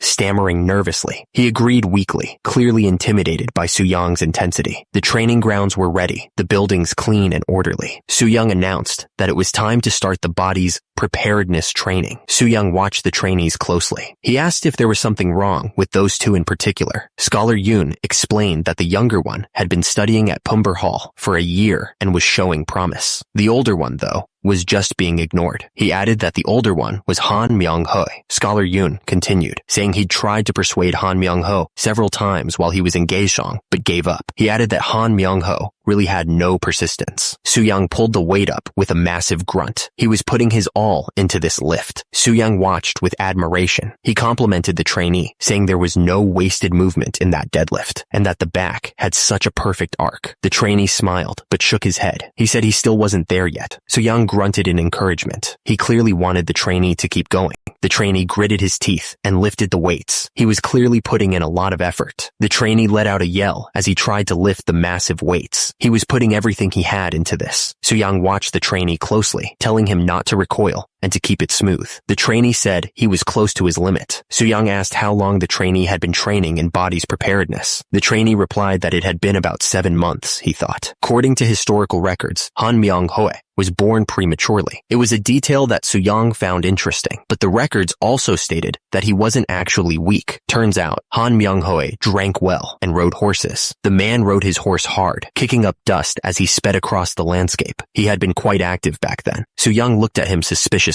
7 months? That didn't seem right at all. Soo-young scanned the trainee up and down. His body looked like it had only been reading books, with a forward neck posture, rounded shoulders, a pot belly, and skinny arms and legs. The trainee explained that every time he tried to train, his body ached. So he rested for a day, and once the soreness went away, he'd do it again. Soo-young yelled at him, his face red with frustration. "It's normal for it to hurt," Soo-young told the trainee to hold the bar and match his movements. The trainee looked nervous as he gripped the cold metal. The trainee strained under the weight, his face turning red. He asked for help, his voice cracking from the effort. Soo-young started counting, keeping pace with the trainee's struggle. He pushed the trainee to keep going, even as the trainee's muscles screamed in protest. Soo-young yelled at the trainee to hold it, pushing him past his breaking point. He wouldn't let him give up so easily. The trainee finally gave out, collapsing to the ground in a heap. He gasped for air, his body shaking from the exertion. Soo-young stood over the exhausted trainee, not letting up. He yelled that they weren't done yet, and now it was time for pectorals. The trainee looked like he was about to pass out. Soo-young explained that increasing overall muscle mass was the most important thing right now. He believed that once their muscles grew, people would start seeing them differently. Soo-young promised that if the trainee could fully keep up with his body's preparedness training for 3 days, he would have a drink with him. The trainee's face was a mask of pain as he struggled with the weights. The trainee's eyes widened at the mention of alcohol. A drinking session with the Grand Prince was an unbelievable reward. The trainee, now filled with renewed determination, promised to give it his all. He wouldn't let this opportunity pass him by. 3 days later, the time had finally come. The day of the promised reward had arrived. The trainee held a cup with trembling hands. He complained that he felt like his entire body had been beaten to a pulp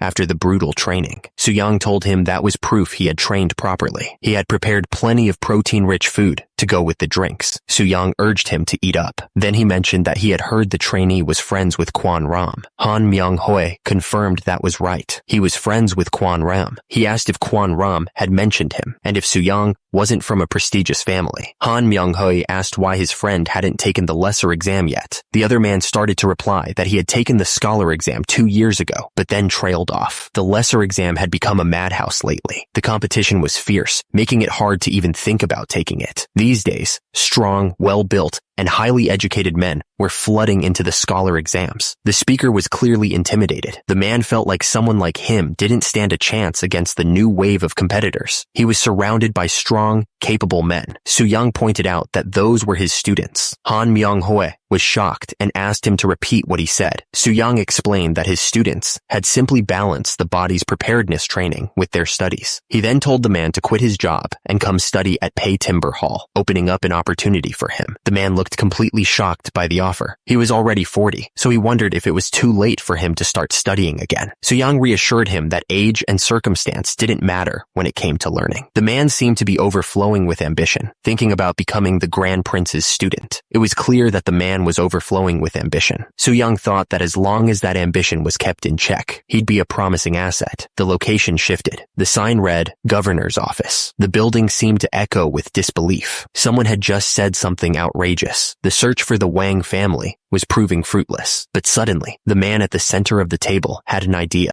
The man announced that they were going to unearth the royal tombs of the previous dynasty. It was a shocking decision. The man declared that he had changed his surname to match his mother's line and burned everything related to his past. His companion looked at him, surprised by the intensity of his statement. The man scoffed, suggesting that all the descendants of the Wang family probably ended up as drowned ghosts. He seemed to have a deep-seated resentment towards them. Another man admitted that when they were burning the royal portraits, he threw the genealogy into the river, afraid it might curse him. He looked uneasy, as if still haunted by the memory. The man pondered how they could restore the public's trust. He stroked his chin thoughtfully, considering the options. The decision was made. They would unearth the statue of King Taizhou Wang Gaon that King Sejong had. The tomb stood silent, bathed in sunlight, a monument to a past buried 24 years ago. Its stones were weathered, and the trees around it stood like watchful guardians. The man explained that if word got out about digging up something King Sejong had buried, it could cause trouble. He claimed they were merely repairing a spot where the soil had collapsed and weeds had overgrown. The two men looked up, clearly confused by something. They exchanged glances, wondering what the other was thinking. Suddenly, the two men's eyes widened in realization. Something had clicked, and they understood the implications of what was happening. The man looked worried as he spoke, admitting that he did worry. He wondered what would happen if there was an accident during the repairs. The man warned that digging too deep in the weeds might accidentally cause something to happen. He made it sound like a casual warning, but there was an undercurrent of menace to it. The man continued, adding that he'd heard strange rumors. Apparently, back when the former dynasty fell, a wealthy noble buried gold and silver near Hyeonung tomb, he said with a grin. The man looked to the side, stroking his beard thoughtfully. He said that in that case, someone with bad intentions might just cause a accident. The man smirked, adding that perhaps someone with ambition and a love for money might cause such an accident. He seemed to be hinting at something. The other man gasped, looking shocked. He wondered if someone who was overly thrilled just to share a drink with the Grand Prince the other day might cause such an accident. He quickly shushed the speaker. The man thought they should send a letter to His Majesty right away. He looked confident in his suggestion, smiling slightly. The sun shone down on the building. It was quiet for a moment. Someone was pressing hard on the back of his thigh. They told him to lower it. The masseuse told him that his frame had bulked up quite a bit in just half a month. She seemed impressed by his progress. Han Myung-ho complained that every time his body improved, they increased the weight for the training device. He said it was torture. The lady told him that he needed to give it his all to build a relationship with Grand Prince Soo-young, saying his life might depend on it. He agreed with her, saying that this time he'd definitely do it. His muscles screamed in protest. The pain was intense, but he knew he couldn't stop now. Someone suggested that he try a new clinic run by medics who had learned rehab techniques. He was in so much pain that it sounded like a good idea. Turns out, the treatment had been developed by one of Grand Prince Suyang's students. That made him wonder if it was as brutal as Suyang's training. The muscular man was working on his foot, and he had heard that the treatment was quite effective. It was developed in collaboration with local physicians. The man realized that someone had developed an entirely new medical treatment. It seemed that becoming one of Grand Prince Suyang's people clearly opened up many paths to success. The man whispered that they say a wealthy man buried treasure near Hyonung. The possibility of finding riches hung in the air. The man looked absolutely shocked, his eyes widening. He couldn't believe what he was hearing. The group stood before Hyonung, the tomb of King Taejo. Someone pointed out that even if the treasure was from the former dynasty, it was still a king's tomb. The man said that just seeing it left like that broke his heart. He suggested that they should clean it up quickly. The man's face tightened as he gave a warning, making sure the task was done carefully without any accidents. There was a clear threat hidden beneath the surface. The man immediately agreed, shouting his confirmation. He didn't question the order at all. The man revealed that he had signed up to help Grand Prince Suyang restore Hyonung. He was hoping to hit it big, believing it could change his entire life. Standing before the tomb, one of the men wondered if they could handle the task on their own. The place was a mess, and the scale of the restoration looked overwhelming. One man encouraged the other, saying that hard work would be rewarded, but the other man scoffed, wondering when he had ever worked hard. He accused him of only joining because of the rumors. The man wondered aloud, questioning where someone would even hide treasure amidst all the chaos. He was clearly thinking about the rumors of buried riches. Suddenly, his eyes widened in realization. An idea had struck him. He figured that somewhere hard to reach and rugged would be the perfect hiding spot. He declared that he'd take the northern ridge. The leader pointed and ordered 3 men to follow him. He was ready to start the search. One of the men watched the leader with narrowed eyes. He wondered why he was suddenly working so hard and what he was really up to. The pickaxe slammed into the earth, sending dirt and rocks flying. The search had begun. Driven by the thought of treasure, the leader dug with renewed energy. He was determined to find it. The leader urged his men to hurry as they cleared the area, stuffing the plants into large sacks. They were doing it all for the treasure. The leader kept pushing himself, repeating that he could handle it. He wouldn't stop until the treasure was his. Sweat poured down the leader's face as he strained to pull up another handful of plants. The work was exhausting, but he refused to give up. It was afternoon on the 4th day, and they had finally reached the bottom. The leader told them they had all worked hard to get there. The leader asked if they were going in.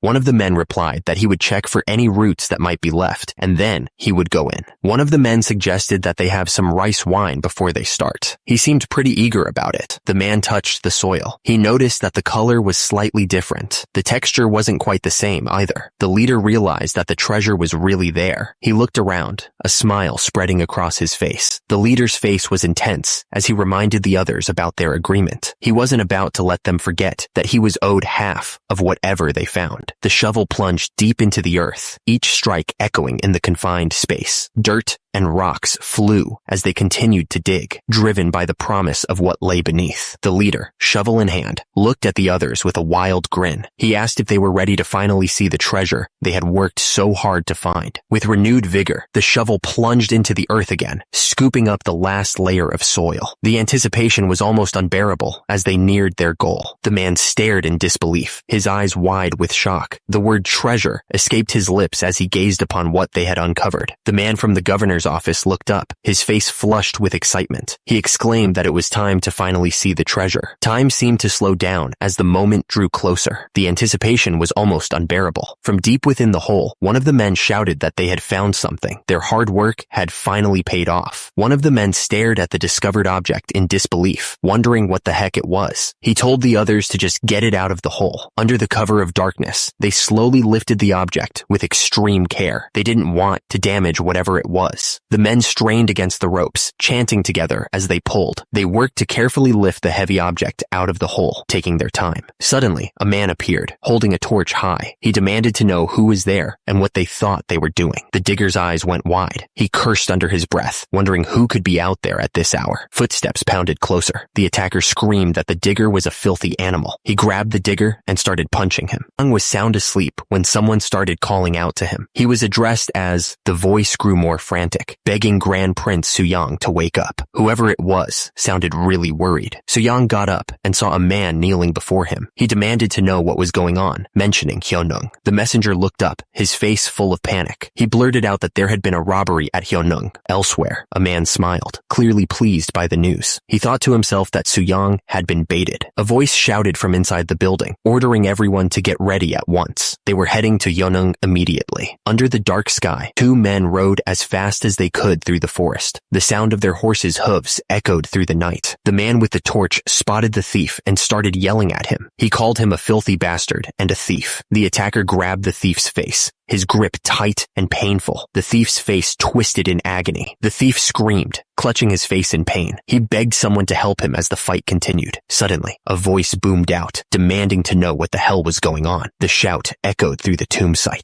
Grand Prince Suyang arrived on horseback, absolutely furious. He yelled about the disgrace they had brought to Hyunung, the resting place of King Taejo. The digger dropped to his knees, begging the Grand Prince for mercy. He stammered that it was just a mistake during the excavation. Grand Prince Suyang's face twisted in rage as he cut off the digger. His shout was deafening. Grand Prince Suyang looked to the side, his expression unreadable. Whatever he was planning, it couldn't be good. The Grand Prince sighed, a heavy breath escaping his lips. He seemed to be weighing his options, considering the situation's gravity. The digger, kneeling on the ground, wept loudly. He cried out, lamenting the humiliation that had been brought upon King Taejo. The attacker spoke up, his face contorted with fear. He insisted that they had only been deceived by a member of the Yi family. The Grand Prince stared intently, his expression hardening. He asked if the Yi family they spoke of was a reference to him. The digger stammered, denying that he meant any disrespect. He then asked the Grand Prince how he knew it was a statue of King Taejo. The digger began to explain what he knew, starting with a story his grandfather had told him. He spoke of a time long ago. He continued, explaining that back when the statue was kept at Bonjeonsa Temple, it was well known. Its crown was coated in gold. The digger explained that he had been told that only King Taejo's statue had a crown coated in gold. This was the key to its identity. The digger paused, thinking out loud. If that were true, then this had to be King Taejo's statue. He wondered why it was buried here, guessing that King Sejong might have been responsible, but he decided not to dwell on that. The digger's face crumpled, tears streaming down his face. He begged the Grand Prince for mercy, saying that he had thought the Grand Prince was capable. He pleaded with him to spare him just this once. The Grand Prince placed a hand on the digger's shoulder, offering a silent promise. He told him to endure it just a little longer, trying to project confidence. The Grand Prince looked the digger in the eye, his expression serious. He said he would try to find a way to resolve this, hoping to calm the man's fears. The digger thanked the Grand Prince. He added that if they were going to use a historically proven schemer, then a bit of insurance like this was only fair.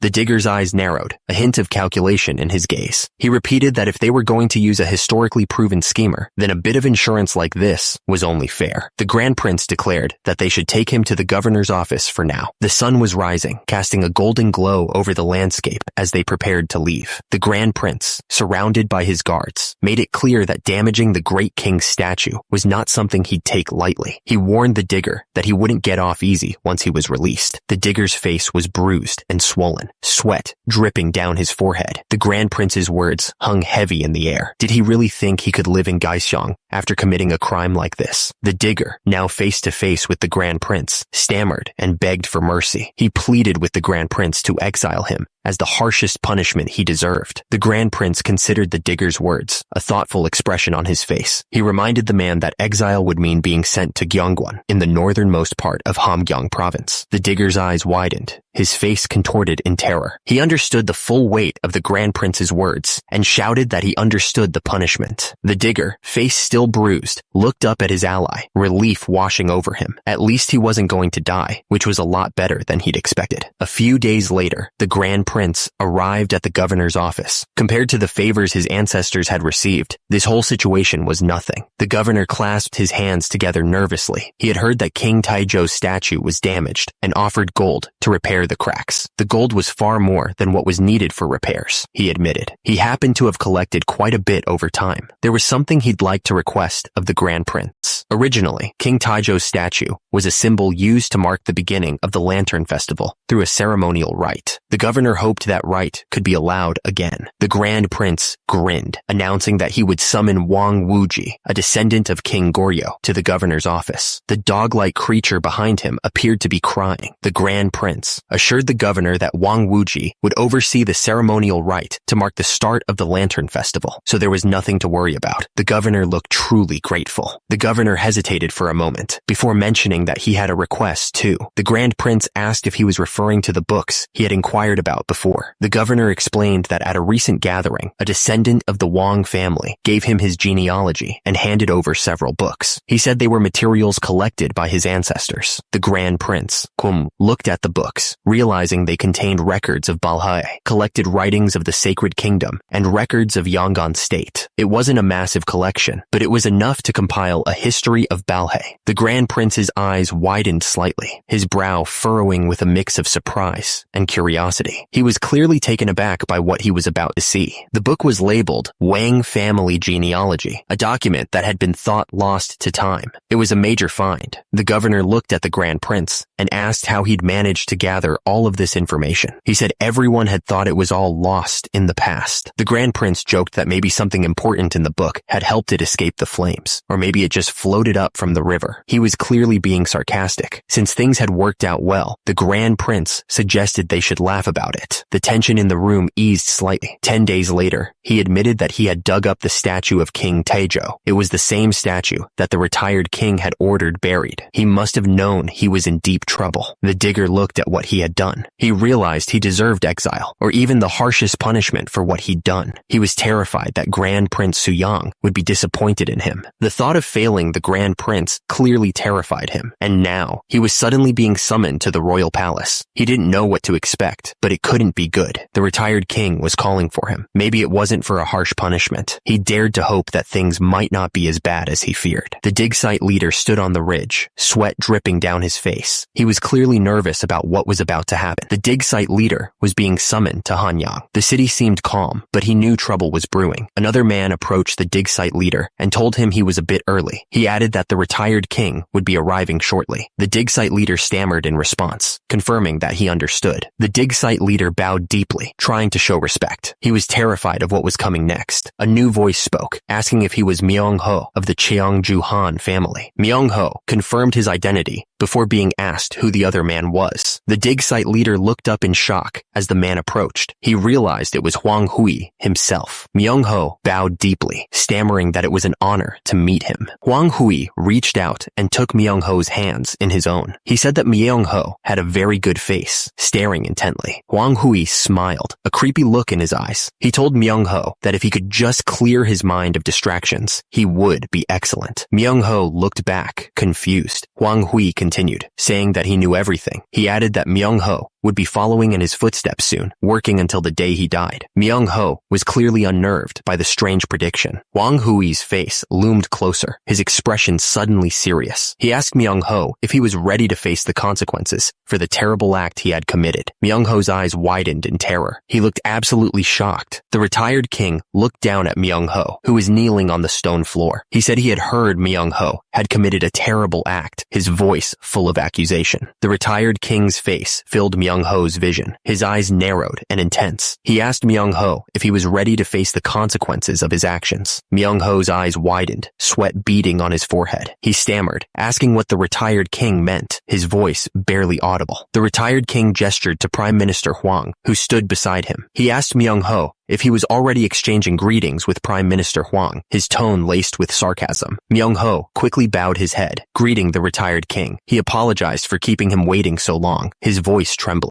The retired king looked down at Myung-ho with a serious expression. He told him not to worry, because he had already heard about what he did from Grand Prince Suyang. Myung-ho's eyes went wide with fear. He looked absolutely terrified, realizing the gravity of the situation. Myung-ho immediately bowed deeply, his forehead nearly touching the the ground. He apologized for bringing shame upon his majesty. The retired king stared at Myung-ho. He said that no matter what he thought, the current king wanted to win back the people of Gyeongsang, so Myung-ho should focus on helping him with that. Myung-ho looked up, his face etched with worry. He explained that he couldn't live in Gyeongsang anymore, and even if he tried to work in court, all the officials from Gyeongsang would recognize him. The retired king stared down at him, his face serious. He told the dig site leader that he needed to change his body, make himself unrecognizable. Myung-ho looked down at his own belly, surprised. He wondered what his majesty meant by that. The retired king continued, explaining that he wouldn't punish him, but for the next 3 years, he was to train in body's preparedness at the Pei Timber Hall. He added that once his entire body was filled with muscle, even his closest friends wouldn't recognize him. Myung-ho bowed deeply, his head nearly touching the ground. He promised to faithfully carry out the order bestowed upon him by his majesty. Myung-ho started crying, tears streaming down his face. He thought to himself that it looked like he was never escaping this body's preparedness life. I made it back to Hanyang with the historical texts. The city looked the same as I remembered it. Meanwhile, my brother pushed forward with northern development plans based on the Balhae materials. He seemed really into this. The man explained that the most viable region for development within their territory was Donggyang Yongwonbu. It used to be the capital of Balhae, apparently. According to recent reports from Gyeongwon, Chief Hoshina of Huncheon has discovered ruins of a fortress. The location was marked on the map. Yes, I received a report saying he discovered it while trying an unusual method to locate the black soil. That's insane. The group needed to find Sanggyang Yongchonbu next. The finger pointed down at the map, trying to pinpoint the exact location. One of the men wondered if there was a large lake nearby. According to the notes compiled by Grand Prince Suyang, they were trying to piece together the clues to find the place. The man explained that Sanggyang was modeled after the old Tang capital Chang'an, with outer walls, inner walls, and a palace compound. He added that he'd heard there was a river running along the west side of the fortress. Looking confident, the man in the red robe considered that if the ruins were that large, they'd be easy to find. But he also warned that if they left them untouched, the area could become a perfect gathering point for bandits or rebels. The order came down to have Hoshina, who earned merit, formally submit to their kingdom. Then,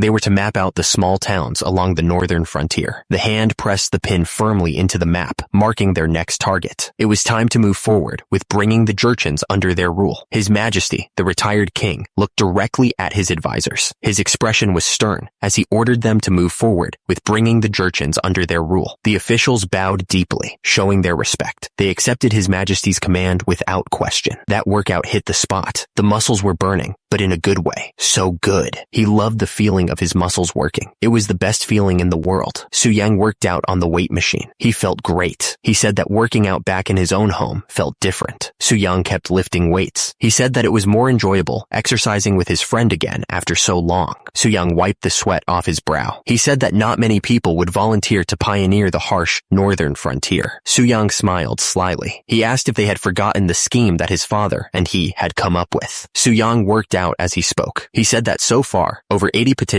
had already been submitted by secondary sons and illegitimate sons, requesting to be freed from their status. He was shocked by the amount of petitions. With furs and other goods flowing from the north to the south, people must see a chance to earn rewards by working and pioneering up north. The market was bustling with activity. Suyang realized that lately, with all the work on the Goryeo history and matters in Gyeongsang, he hadn't been paying enough attention to local affairs. He looked thoughtful. Once the Goryeo history revision was finished, Suyang planned to take a break and look around. He said that he had already found someone to send north. He was 40 this year, but he learned fast. He could do a 750 jun, about 80 kilograms, lift in 3 exercises. One gun was about 0.6 kilograms. The person ate a big piece of meat. Suyang mentioned that the guy wasn't a secondary son himself, but he had a younger illegitimate brother with a significant age gap. He liked his attitude because he volunteered to go north for his brother's sake. So, he appointed him as the magistrate of Gyeogyang County. The bowl was licked clean. Not a single grain of rice remained. It was a testament to someone's incredible appetite. Hong Il-dong looked like he wanted another serving. He shouted that he was ready for one more bowl. Hong Il-dong looked at Hong Il-dong with concern. He pointed out that he had already had 10 servings. Hong Il-dong corrected Hong Il-dong, reminding him that he wasn't just Sir, but his second eldest brother. He then added that in official matters, Hong Il-dong should use his title. Hong Il-dong asked if they had any rice cakes, because they were a little short. The woman carrying the tray looked surprised and apologized. Hong Il-dong grinned, saying that the rumors were true. Hong Il-dong had an impressive appetite. He then added that it was too manly, wasn't it? The regional commander openly complimented Hong Il-dong. Hong Il-dong laughed, saying he was at a loss for words. Hong Il-dong told Hong Il-dong not to get hung up on things like honorifics and titles between brothers. The regional commander told Hong Il-dong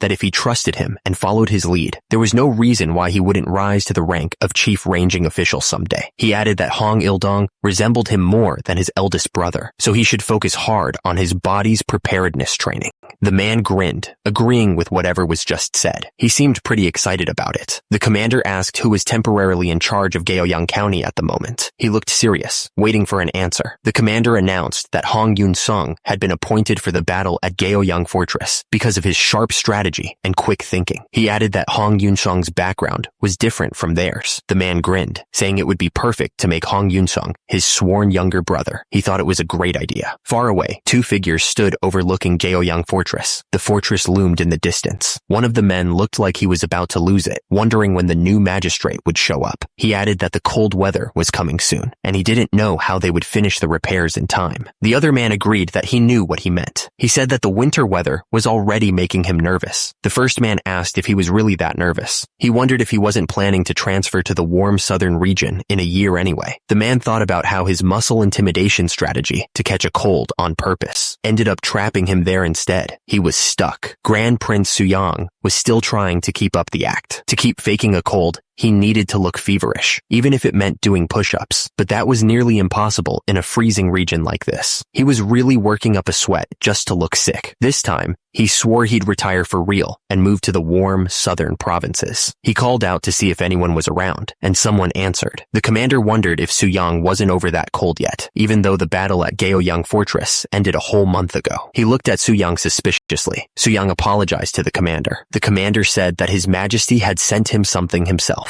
Hong Yun-bong read the scroll carefully. It said that His Majesty himself had appointed him to the position of assistant deputy at the office for the rank, and because he'd been struggling with illness, he would receive medicine to help him recover. His dreams of retirement were fading away. He'd been hoping to relax, but it looked like that wasn't going to happen anytime soon. The other man told Hong Yun-bong that His Majesty clearly recognized his past efforts. He said that His Majesty was acknowledging his merit, and he looked genuinely happy about it. Hong Yun-bong couldn't believe it. How could he possibly deserve this? The other man said it was all thanks to His Majesty's foresight and generosity. He then told Hong Yun-bong that he had been named assistant secretary. Until the magistrate arrived, he'd be in charge. Hong Yun-bong was shocked. The other man then showed him some top-grade Romania decoction. The other man told Hong Yun-bong to go on and drink it. The men bowed deeply, wishing each other a safe journey to Gaoyang. They told him to take care on his way. The man advised him to use the supplies at the local office, since stone and rice were more expensive there. But he also suggested buying a fur-lined coat before heading north, since the prices were better. The man flexed, boasting that he'd strengthened his body with body's preparedness, so the winter cold meant nothing to him. Even so, he admitted that the cold in the north wasn't the same as in Hanyang. He laughed, telling him that if he trained faithfully in body's preparedness, he could overcome anything. He then sighed. Finally, the sign for Gaoyang Fortress came into view. The journey was almost over. The two men finally arrived at Gaoyang Fortress. The sign announced that the new magistrate had arrived. Hong Il-dong looked around in disbelief. He wondered if this was really Gaoyang County. Where did everyone go? It looked like something really bad had happened. Suddenly, Hong Il-dong shouted a warning. He noticed that something was collapsing above them. Hong Il-dong realized they were in serious danger. He and his assistant turned and ran as fast as they could. Hong Il-dong screamed in terror. He was caught in the middle of the collapsing structure. Hong Il-dong gasped, his face pale with shock. He was lucky to be alive. Grand Prince Suyang looked down at him, his expression serious. He asked if Hong Il-dong was all right. Hong Il-dong looked up, still shaken. He stammered that he was okay. Hong Il-dong bowed deeply, expressing his gratitude. He thanked the Grand Prince for saving his life, calling him Sir Magistrate. Hong Il-dong apologized, explaining that if Grand Prince Suyang had arrived any later, things could have gone really bad. He was sorry he couldn't even greet him properly. Grand Prince Suyang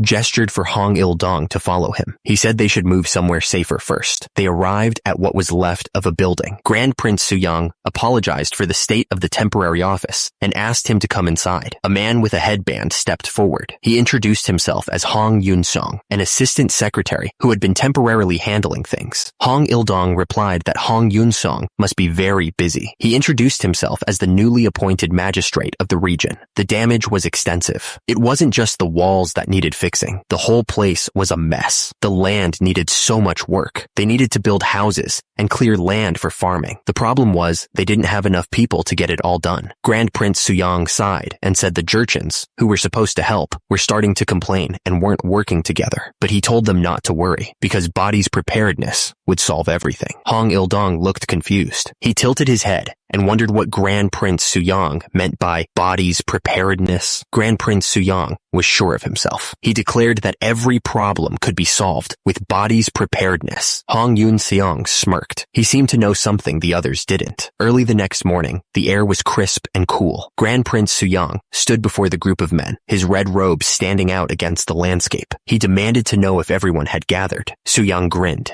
his muscles bulging as he made a fist. He declared that since they didn't know how to work, he would teach them himself. One of the men scoffed, crossing his arms. He wondered what digging holes was going to change, and what they were even gaining from it. The man's hands tightened on the wooden tool. He recalled Grand Prince Suyang once said that even simple physical motions could lead to learning. Grand Prince Suyang swung the pickaxe with all his might, his muscles straining. The force behind each swing was incredible. The pickaxe slammed into the earth, sending dirt and rocks flying. The ground cracked under the force of the blow. Suyang grinned, sweat dripping from his brow. He told Gildong to scoop out the spot where he'd just struck. Gildong replied with a quick, "Yes, sir," but he was clearly annoyed. He thought this whole thing was a pain. Gildong dug into the dirt, his face showing his annoyance. He thought he could have just stayed in the countryside, living a chill life. He blamed his pushy brother for all this. The men swung their pickaxes in perfect sync. They were moving at an incredible pace. It was like watching a well-oiled machine. Suyang watched the men, a hint of pride in his eyes. The other man with him seemed shocked by how fast they were working. He couldn't believe they were moving so quickly. Suyang grinned, pointing at the workers. He explained that this wasn't just labor. It was a way to train their bodies and get stronger. Suyang suddenly turned and called out to Gildong. He told him it was time to move on to spiritual pressure training. He was clearly excited about the next phase. Gildong's face fell, a look of annoyance washing over him. He wondered if Suyang was using him again. He was starting to get really tired of this. Suyang had a guy on his shoulders and was doing squats. He was pushing himself to the limit. You could practically feel the strain in his muscles. Two men watched Suyang's display of strength. One of them suddenly realized something. He asked if that was the same move the assistant secretary used during winter training. The man thought about Suyang's dedication to his body. He realized that it wasn't just brute strength. Suyang's physique showed that he stuck to a disciplined diet, too.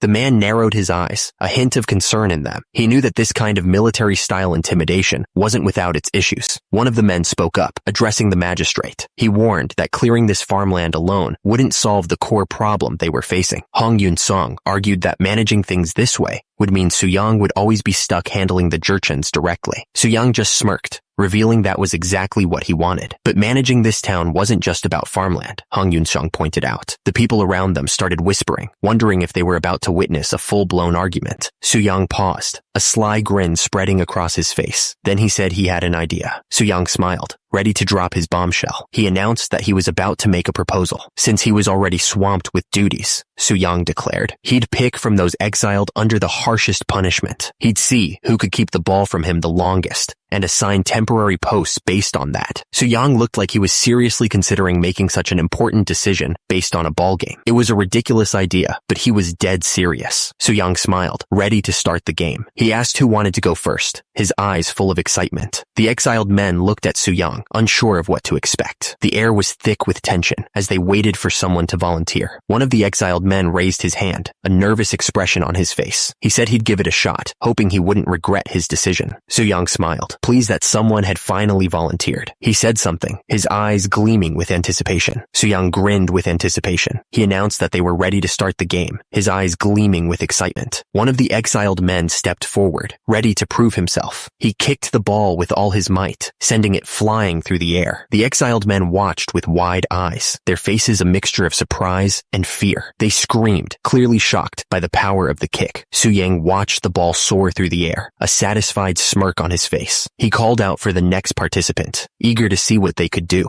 The next man launched the ball with incredible speed, impressing Soo-young. He complimented the man, his eyes gleaming with approval. Soo-young called for the next man to step up, standing over the last guy. He was ready to see what the next contestant could do. Someone watching the game was impressed by the guy's size and speed. He wasn't slow at all, despite his build. One of the men thought this was just a dumb ball game. He didn't understand the point of it all. Soo-young complimented the man's performance, but also gave him advice. He told him he could work a bit more on his lower body strength. Still, despite all the intensity, it was just a ball game. He wondered what Soo-young was really up to. The guy couldn't help but laugh. He thought managing a township was already a huge job with tons of stuff to worry about. And this guy was using a ball game to pick his helpers? The man's face turned serious though. He stared ahead, clearly not amused anymore. He was worried that Soo-young was taking the northern frontier way too lightly. This could be a big problem. The guy grunted as he was struck. He realized it was a new move. He exclaimed. Soo-young stared down at the guy. He was impressed. He said something. Soo-young's eyes narrowed. He was about to get serious. He warned. In a flash, Soo-young was on top of the guy, pinning him to the ground. The force of his weight was crushing. The man looked up in shock. He stammered, completely caught off guard. The guy screamed as Soo-young's strike landed. He went flying backwards, completely overwhelmed by the force. The other men watched in disbelief as the ball soared through the air. They were completely shocked by the power of the kick. Soo-young stood tall, his muscles rippling. He called out for the next challenger to step up. Someone stepped forward, ready to take on the challenge. He was about to test his strength. The guy looked determined. He said he would give it a try. The guy gave a confident smile to his opponent. He looked like he was enjoying himself. He said something, ready to see what the next challenger could do. The men lined up on the hill, ready to throw the balls with all their might. They were getting ready for the signal. The air crackled with anticipation. One of the men stared intensely. His eyes narrowed with determination. He muttered that he wasn't like the others. He was ready to show his true strength. The man grinned, his eyes gleaming with excitement. He said he was looking forward to this. He challenged his opponent to try and stop him, full of confidence. The signal to start echoed across the field. The competition was officially underway.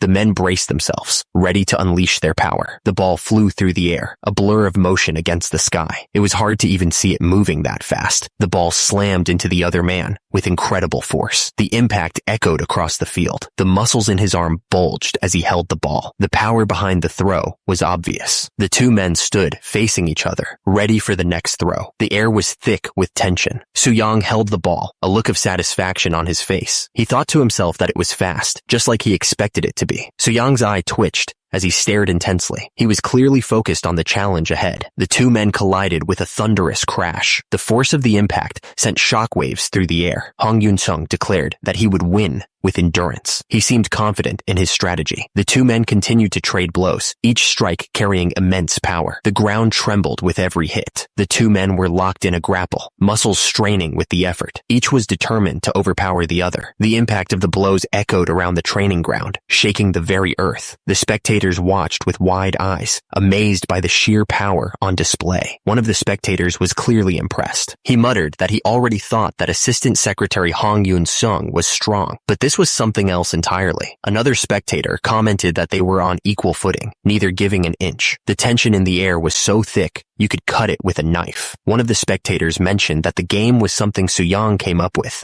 when he was young, based on chukguk. He explained that chukguk was a traditional Korean ball game, similar to soccer. Another spectator exclaimed that he had never seen anyone stand off against him like that in his entire life. The force of their blows was incredible. Hong Yun-sung gasped. The force of the blow had clearly taken him by surprise. The next thing he knew, he was flying. He crashed hard against the ground, the impact sending a shockwave through his body. The spectators watched in disbelief. They couldn't believe the power they were seeing. Soo-young grinned. clearly enjoying himself. This was fun for him, really fun. One of the spectators commented on Hong Yun-seong's incredible brute strength. He had never seen anything like it. The grip was like iron. He just couldn't get away, stuck in Soo-young's grasp. He was starting to panic, knowing he needed to break free. The two men strained against each other, muscles bulging with effort. Soo-young's grip tightened, but the other man refused to give in. He finally broke free. He shouted that it was the end. He was sure he could win now, but Soo-young was too fast. He had grabbed the other man again. They were locked in a struggle once more. Soo-young stood over his defeated opponent, grinning. He told him to just give up already. It was over. Hong Yun-seong's muscles strained with all his might. As the top graduate of the military training command, he was under immense pressure. He couldn't let himself be disgraced. He refused to lose. The tension in the air was thick enough to cut with a knife. Soo-young stared down Hong Yun-seong, waiting for the next move. Soo-young held his ground, muscles bulging. He wasn't going to let Hong Yun-seong escape his grasp. Hong Yun-seong, he was Assistant Secretary Hong Yun-seong, after all. He wouldn't back down. The crowd roared, chanting Hong Yun-seong's name. They were all counting on him to win. The people were shouting at him to hold his ground. He could feel the pressure from the crowd. Soo-young watched the match closely. He realized he had really underestimated Hong Yun-seong's strength. His eyes narrowed, and Soo-young decided it was time to end this. He was done playing around. In a flash, his fist connected with Hong Yun-seong's face. The force of the punch sent him flying. Soo-young gritted his teeth. The muscles in his legs strained with the effort, threatening to tear. He was pushing his body to its absolute limit. With a mighty yell, Soo-young lifted Hong Yun-seong high above his head. The veins in his neck bulged, and his face turned red from the exertion.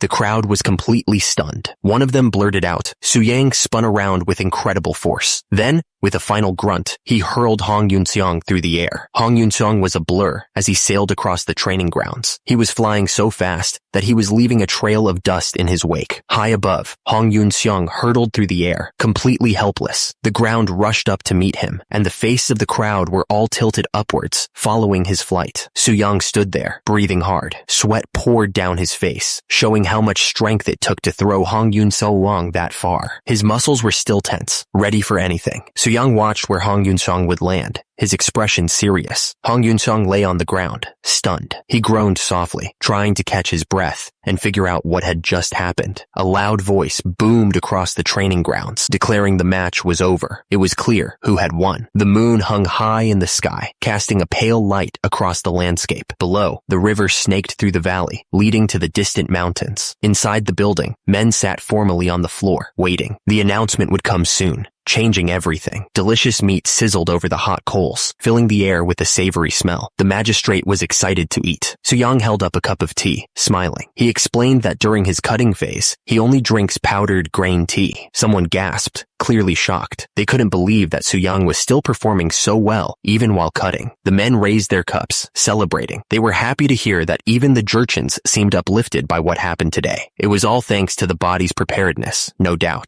Soo-young got a thumbs up from one of the men. He was told that he was amazing out there, and the speaker couldn't remember the last time he broke a sweat like that. Soo-young looked at the man from the military training command. He teased him, saying that in this cold, he probably wouldn't be sweating much from now on. He then asked if he was afraid of a little cold. One of the men spoke up, sharing a story. He said that he once relieved himself outdoors mid-winter. The man shivered by the fire, remembering the event. He added that it froze the moment it hit the ground. The problem was clear. With the fortress in its current condition, surviving the winter would be tough. It was a serious problem. One of the men looked up and saw something that made his blood run cold. He just uttered, as he stumbled backwards. Soo-young suggested that they could turn this into leg training. He proposed that everyone carry stones and stack them around for insulation. But one of the men interrupted him, calling him Hyung and Sir Magistrate. The man insisted that he once built an official building back in Gyeongsang County. He looked absolutely thrilled by the idea. The man practically begged to be allowed to handle it, saying the idea sounded great. The others at the table stared at him, a mix of surprise and confusion on their faces. Soo-young was really happy. He told Gildong that he never expected him to be so proactive and gave him the go-ahead. Gildong was overwhelmed with excitement, feeling more alive than ever. He vowed to give it his all. The next day, the air was crisp and the sky was clear. A man stood next to a heating unit, looking at the construction. He thanked someone for the events of the previous day. Soo-young appeared, looking relieved. He said he was just glad they managed to stop his Hyung's crazy rampage. He then asked what the man was doing up so early in the morning. Soo-young frowned. looking at the units. He didn't think they were made of unfired clay bricks. Something about them just didn't seem right. The man explained that, from what he'd heard, you're supposed to use white clay mixed with stone powder to make proper bricks. But he'd also heard that even with just unfired clay bricks, you could still get good results. Soo-young gestured towards the heating unit. He told the man to take a look, pointing out that the wet clay had already dried and gotten hot. He was clearly worried about the quality of the construction. Soo-young frowned, staring intently at the brick wall. He noticed the wall brick itself hadn't warmed up at all, which didn't make any sense to him. Soo-young's eyes widened in surprise as he looked at the builder. The builder was just as confused as he was. The builder realized the wet clay had dried completely, which was strange. The wall-heated gudol always cracked from the mud drying out and breaking. This was a common issue with these types of walls. The builder remembered how he just patched them with more clay without thinking much of it. Now, he started to wonder if the clay absorbed heat too quickly and cooled down fast. That could be what's causing the cracking, he thought. The clay's properties might be the key to the problem. He stared at the cracked wall. He had always thought the smoke was just leaking out through the gaps in the wall. Soo-young looked up at the sky, thinking hard. Suddenly, a possible solution popped into his head. Soo-young smiled, feeling confident. He suggested they replace the current wall with wall bricks, which should help them withstand the winter cold much better. The man in red looked at the wall bricks with confusion. He asked what Soo-young meant by wall bricks. Soo-young explained that wall bricks retain heat for a long time, so cold air would seep in more slowly. The man in red realized that if the wall holds heat longer, the warmth from the floor heating stones would last longer too. Soo-young explained that with regular walls, you have to fix the whole thing once a crack appears, but with bricks, you can just patch the crack or replace the ones that are broken. Soo-young admitted he wasn't sure if his idea was right, but if it worked to block out summer heat, it should hold up against the winter cold too. So he figured it wouldn't hurt to give it a try. The man watched Soo-young and the other man. He wondered if they were really brothers, since Soo-young seemed way sharper than the older one. He called out to someone. Dim turned to face the running man. He simply said, "Oh, you're here." Soo-young announced that he already spoke to the mason from Gaeseong. Dim looked confused and asked why he had done that. It turns out that wall bricks are used in the side walls when they build hapgak roofs. The workers were busy on the roof. The mason needs to know how to fire bricks the right way. It's an important skill. Soo-young said he'd send someone over and make sure they fired a large batch of wall bricks. He paused, thinking about the scale of the project. He asked how many they were talking about. The man replied that around 5,000 should be enough. Soo-young seemed to be considering the implications of that number. The man looked completely shocked. He wondered where they were going to get the firewood to fire that many bricks. Bricks were not commonly used in Joseon architecture. The main reason was the lack of firewood needed to fire the kilns. But this region was different. There was more than enough wood in the mountains, which made brick production possible. Soo-young watched as the woodcutters prepared to collect the firewood. The thing is, under the excuse of body's preparedness training with the Jurchens, they were producing massive amounts of wood. The axes bit deep into the wood, sending splinters flying. They were really tearing through the trees. All this wood was for constructing palisades. The men worked hard, hauling the logs away. 6 months passed, and it was now November of 1452. The cold was already setting in. One of the guards sneezed loudly, shivering in the freezing air. The other guard took a swig from his flask. He agreed that the cold was as bad as he'd expected. It was going to be a long winter. Soo-young approached the two guards. He called out to them, his voice echoing in the cold air. He wanted to talk to them. Soo-young's massive shoulders filled the view. He was built like a tank, even in the thick winter clothes. The two guards looked at him, waiting for him to speak. Soo-young stared at the guard with a worried look. He pointed out that the guard's lips were turning blue. The cold was getting to him. Soo-young insisted that the best way to deal with the cold was a steam bath, not alcohol. The other man agreed, nodding his head. The man hesitated, but he pointed out that there was a problem with the steam baths. He seemed unsure how to explain it. Turns out, the steam baths were so popular that there was a long waiting line to get in. One guy shouted that it was his turn next, eager to get inside. Inside the steam bath, one man yelled at another to close the door, complaining that he was letting all the heat out. He added that he could feel the blood circulating through his body, enjoying the warmth. Someone commented that they couldn't believe their youngest had turned out to be so capable. They were clearly impressed. The man grinned, clearly pleased with how things were going. He seemed to be looking forward to something. He thought back to when Soo-young had first announced his plans to build a public bathhouse and government office out of bricks. At first, he'd been worried it would cost way too much, but the man stared at the paper in his hands. his eyes widening in surprise. He seemed to be realizing something important. Turns out, producing 5,000 wall bricks only cost 4 seom of rice. The numbers were pretty shocking. The man smiled, clearly impressed by the efficiency. He looked genuinely happy with the results. The man thought that Gildong was really blessed with luck. He seemed to be acknowledging Gildong's success. The story moved to Gyeongwon province. The area was covered in snow. The man looked absolutely shocked. He couldn't believe that Gyeogyang had only half the casualties they did. One of the men explained that they had built a steam bath to help with the firewood supply. Plus, they used bricks to make a well-insulated government office that was warm even in the dead of winter. He added that the wild tribes were also being trained through body preparedness, keeping them working regularly and pushing through the cold. The man put his hand to his forehead, looking frustrated. He wondered what he had been doing all this time. King Sejong looked annoyed and asked what was happening with the Black Soil project. He was not happy to hear that it had failed again. King Sejong clicked his tongue in annoyance. Without another word, he turned and walked away, clearly not pleased with the news. The report came in. They had already used 1,500 gun of iron ore, but it was all useless scrap metal. The project was a total disaster. Soo-young looked at the cursed black soil with disgust. He couldn't believe how useless it was. In a nearby workshop, a blacksmith hammered away at a piece of metal, oblivious to the problems with the black soil. Sparks flew as he shaped the iron, unaware of how much effort was being wasted. The hammer slammed down on the metal, but it was clear something was wrong. The metal just wouldn't take the shape he wanted. It was a lost cause. The blacksmith looked absolutely furious. He couldn't believe how bad the metal was. He complained that even cheap candy was tougher than this trash. The blacksmith looked up as Soo-young approached. He asked how things were looking, then immediately complained that the black soil was ruining the metal completely. He pointed to the black soil. It was sticky, almost like pine resin, which was definitely not a good sign. Soo-young stared intently at the soil. If it acted like pine resin, he thought, a new idea starting to form in his mind. The blacksmith looked confused as hell when Soo-young told him to scrape off the soot and bring it over. He asked what he was supposed to do.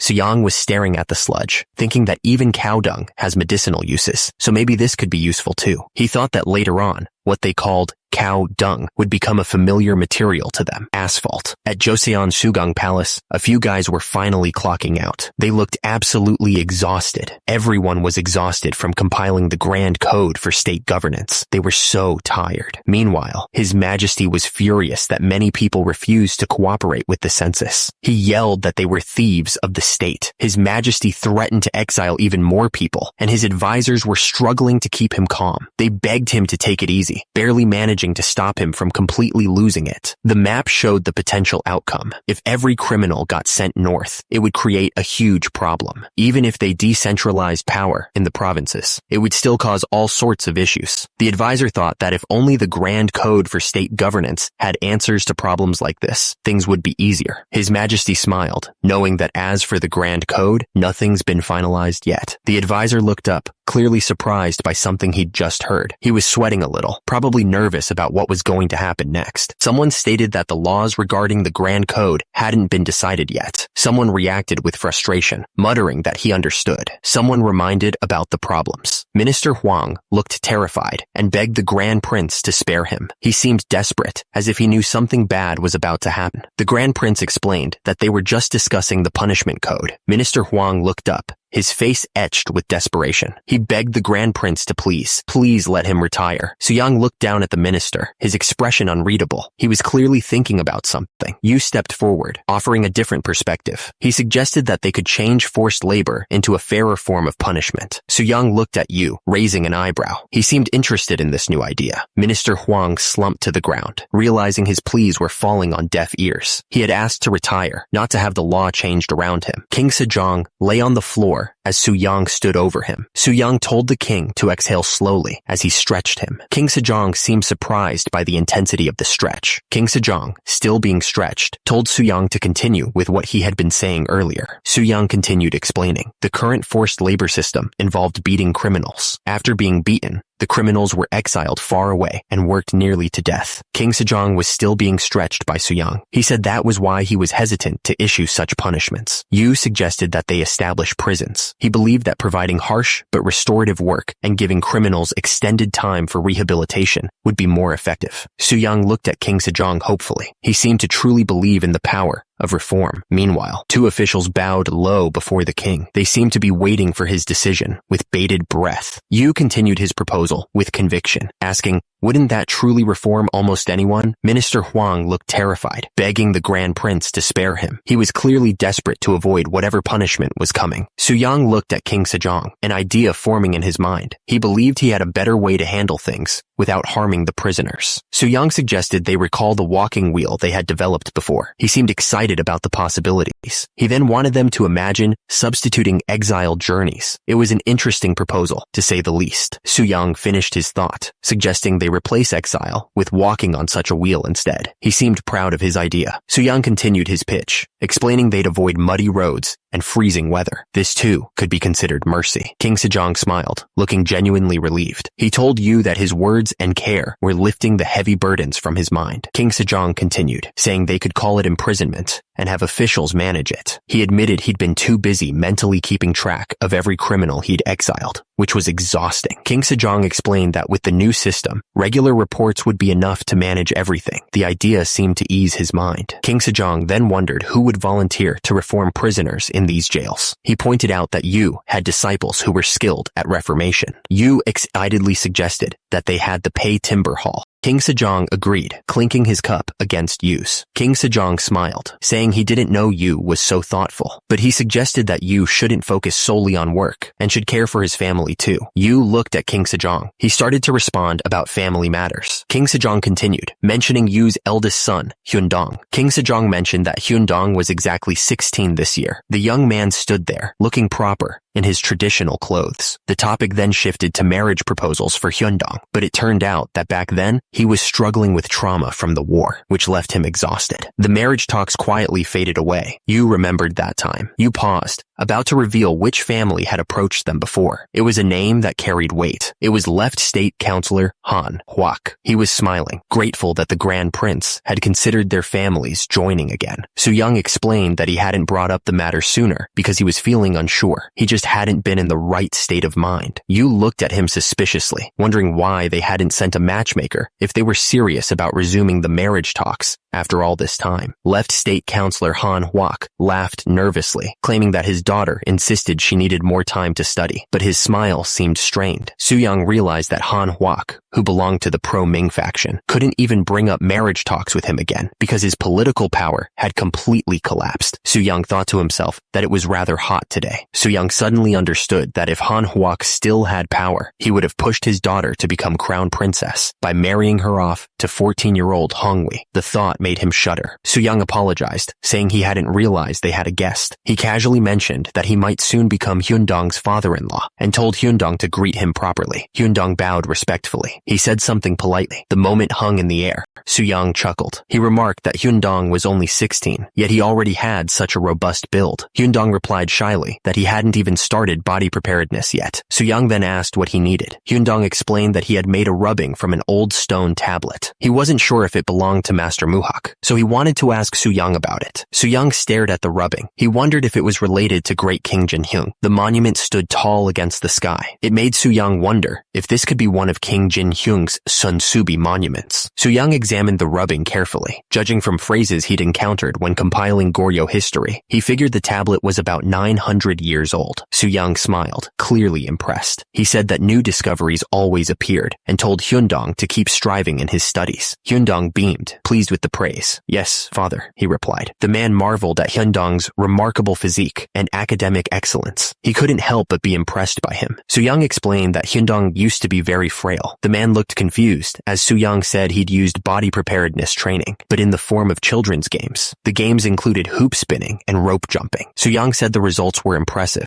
Su Yang added that they're effective for young children, but also beneficial for women. He smiled, pleased with the results. The man thought for a moment. Now that they were talking about it, why not have a friendly game of shuttlecock kicking? Su Yang suggested that they find a way to break the ice with their wives as well. The other man listened intently, nodding thoughtfully at the idea. A few days later, the world had changed. Suddenly, a shuttlecock zipped through the air like a bullet. The air cracked with the force of it. The shuttlecock smashed into the wall, leaving a huge crack in the surface. The woman stood there, racket in hand, looking surprised at her own strength. She couldn't believe what she had just witnessed. What did I just witness? The woman woman stood there, racket in hand, surrounded by the damage she had caused. The other man stammered, trying to process what he had just seen. He asked if he understood correctly. The man looked at the woman with disbelief. He asked if she was the one who had caused all that damage, unable to believe a woman could have such strength. Deok looked nervous. She admitted she was just a homebody, clearly not thrilled about the idea of leaving her house. She really hated moving around. The thought of it made her even more anxious. The clothing lay neatly on the table. Lady Daebuin had invented it. Lady Daebuin held up the clothing item, explaining that it was called a melty. She said it was like suspenders, meant to keep skirts from falling down. She showed how to tie it around the waist. The melty would hold everything in place. Lady Daebuin showed Sukdeok how the melty worked. She explained that you had to pull it upward like this, then tie it back down securely to make sure it stayed in place. Lady Daebuin continued to show how the melty worked. She explained that with clothing like this, even if someone stepped on your skirt, it wouldn't slip down. Lady Daebuin then told Sukdeok that she also had to wear guards for her knees and elbows. She carefully adjusted the guards on Sukdeok's arms. Lady Daebuin then told Sukdeok that she should remove her heavy wig. She also needed to put her remaining hair into this pouch to keep it out of the way. Sukdeok stood there with her arms out, ready to show off the complete outfit. Lady Daebuin smiled, announcing that it was complete. Sukdeok bowed respectfully to Lady Daebuin. Lady Daebuin returned the bow, ready to begin the shuttle ball lesson. Lady Daebuin looked Sukdeok up and down, checking that she was properly dressed for the game. She then asked if Sukdeok had ever played shuttle ball before. Sukdeok admitted that it was her first time playing shuttle ball and apologized for her inexperience. Lady Daebuin waved it off, telling her it was all right and to just follow her actions. Lady Daebuin raised her racket, ready to demonstrate. She explained that in shuttle ball, they started with a serve. Lady Daebuin swung the racket, showing how to do drive shots. She moved with surprising speed and grace. Lady Daebuin launched the shuttlecock high into the air. The racket flashed as she sent it soaring. Lady Daebuin then smashed the shuttlecock with all her might. The force of the hit echoed through the courtyard as she showed Sukdeok how it was done. Sukdeok looked nervous. She worried aloud about whether she could do this well. Lady Daebuin reassured her, saying it was normal to feel that way at first. Lady Daebuin smiled reassuringly. She told Sukdeok not to worry, explaining that she would teach her step by step, starting with how to grip the racket. Lady Daebuin complimented Sukdeok's posture, saying it was quite good and that she was quick to learn. Sukdeok asked if it was really true, then thanked her. Sukdeok felt a warmth spread through her chest. It was the first time anyone had praised her for exercising, and she admitted to herself that it felt pretty good. Lady Daebuin smiled and suggested they try playing around lightly. Sukdeok nodded in agreement, ready to give it a shot. Lady Daebuin told Sukdeok that she should serve first. She grinned, clearly excited to see how this would go. The shuttlecock soared high into the sky, arcing gracefully against the backdrop of the clouds. It hung there for a moment, almost suspended in time. Lady Daebuin moved quickly, swinging her racket with practiced ease. She sent the shuttlecock flying back towards Sukdeok. Sukdeok carefully marked a point on the scoreboard. She felt a surge of satisfaction as she completed the stroke. Lady Daebuin explained that scoring 1 point meant she had earned it. She added that the first person to reach 21 points would be the winner. Sukdeok was surprised and delighted. She had actually scored a point. Sukdeok swung at the shuttlecock with a grin. She was actually having fun. Sukdeok realized she had always thought moving her body was difficult and exhausting. She was starting to change her mind. Sukdeok beamed. She realized that she found the game incredibly enjoyable. It was a feeling she hadn't expected. She let out a sharp cry. The racket slammed into the shuttlecock with a loud crack. The shuttlecock soared through the air, arcing over the court. It landed hard on the ground. Suddenly, a sharp pain shot through her ankle. She winced. A throbbing pain followed in her wrist. She felt the aches of muscles that hadn't been used in years. Sukdeok leaped into the air, her racket raised high. She was ready to smash the shuttlecock with everything she had, putting all her strength into the hit. Lady Daebuin's eyes widened in shock. She exclaimed. The racket slammed into the shuttlecock. The impact sent a shockwave through the air. The shuttlecock shot forward like a bullet. It was aimed directly at the wall with incredible speed. The shuttlecock slammed into the wall with a deafening crack. Dust and debris exploded from the point of impact as Sukdeok watched, surprised by the power of her own hit. hit. Sukdeok's eyes widened as she watched the shuttlecock fly. She couldn't believe how fast it was moving, wondering if it was even possible for a shuttlecock to reach that speed.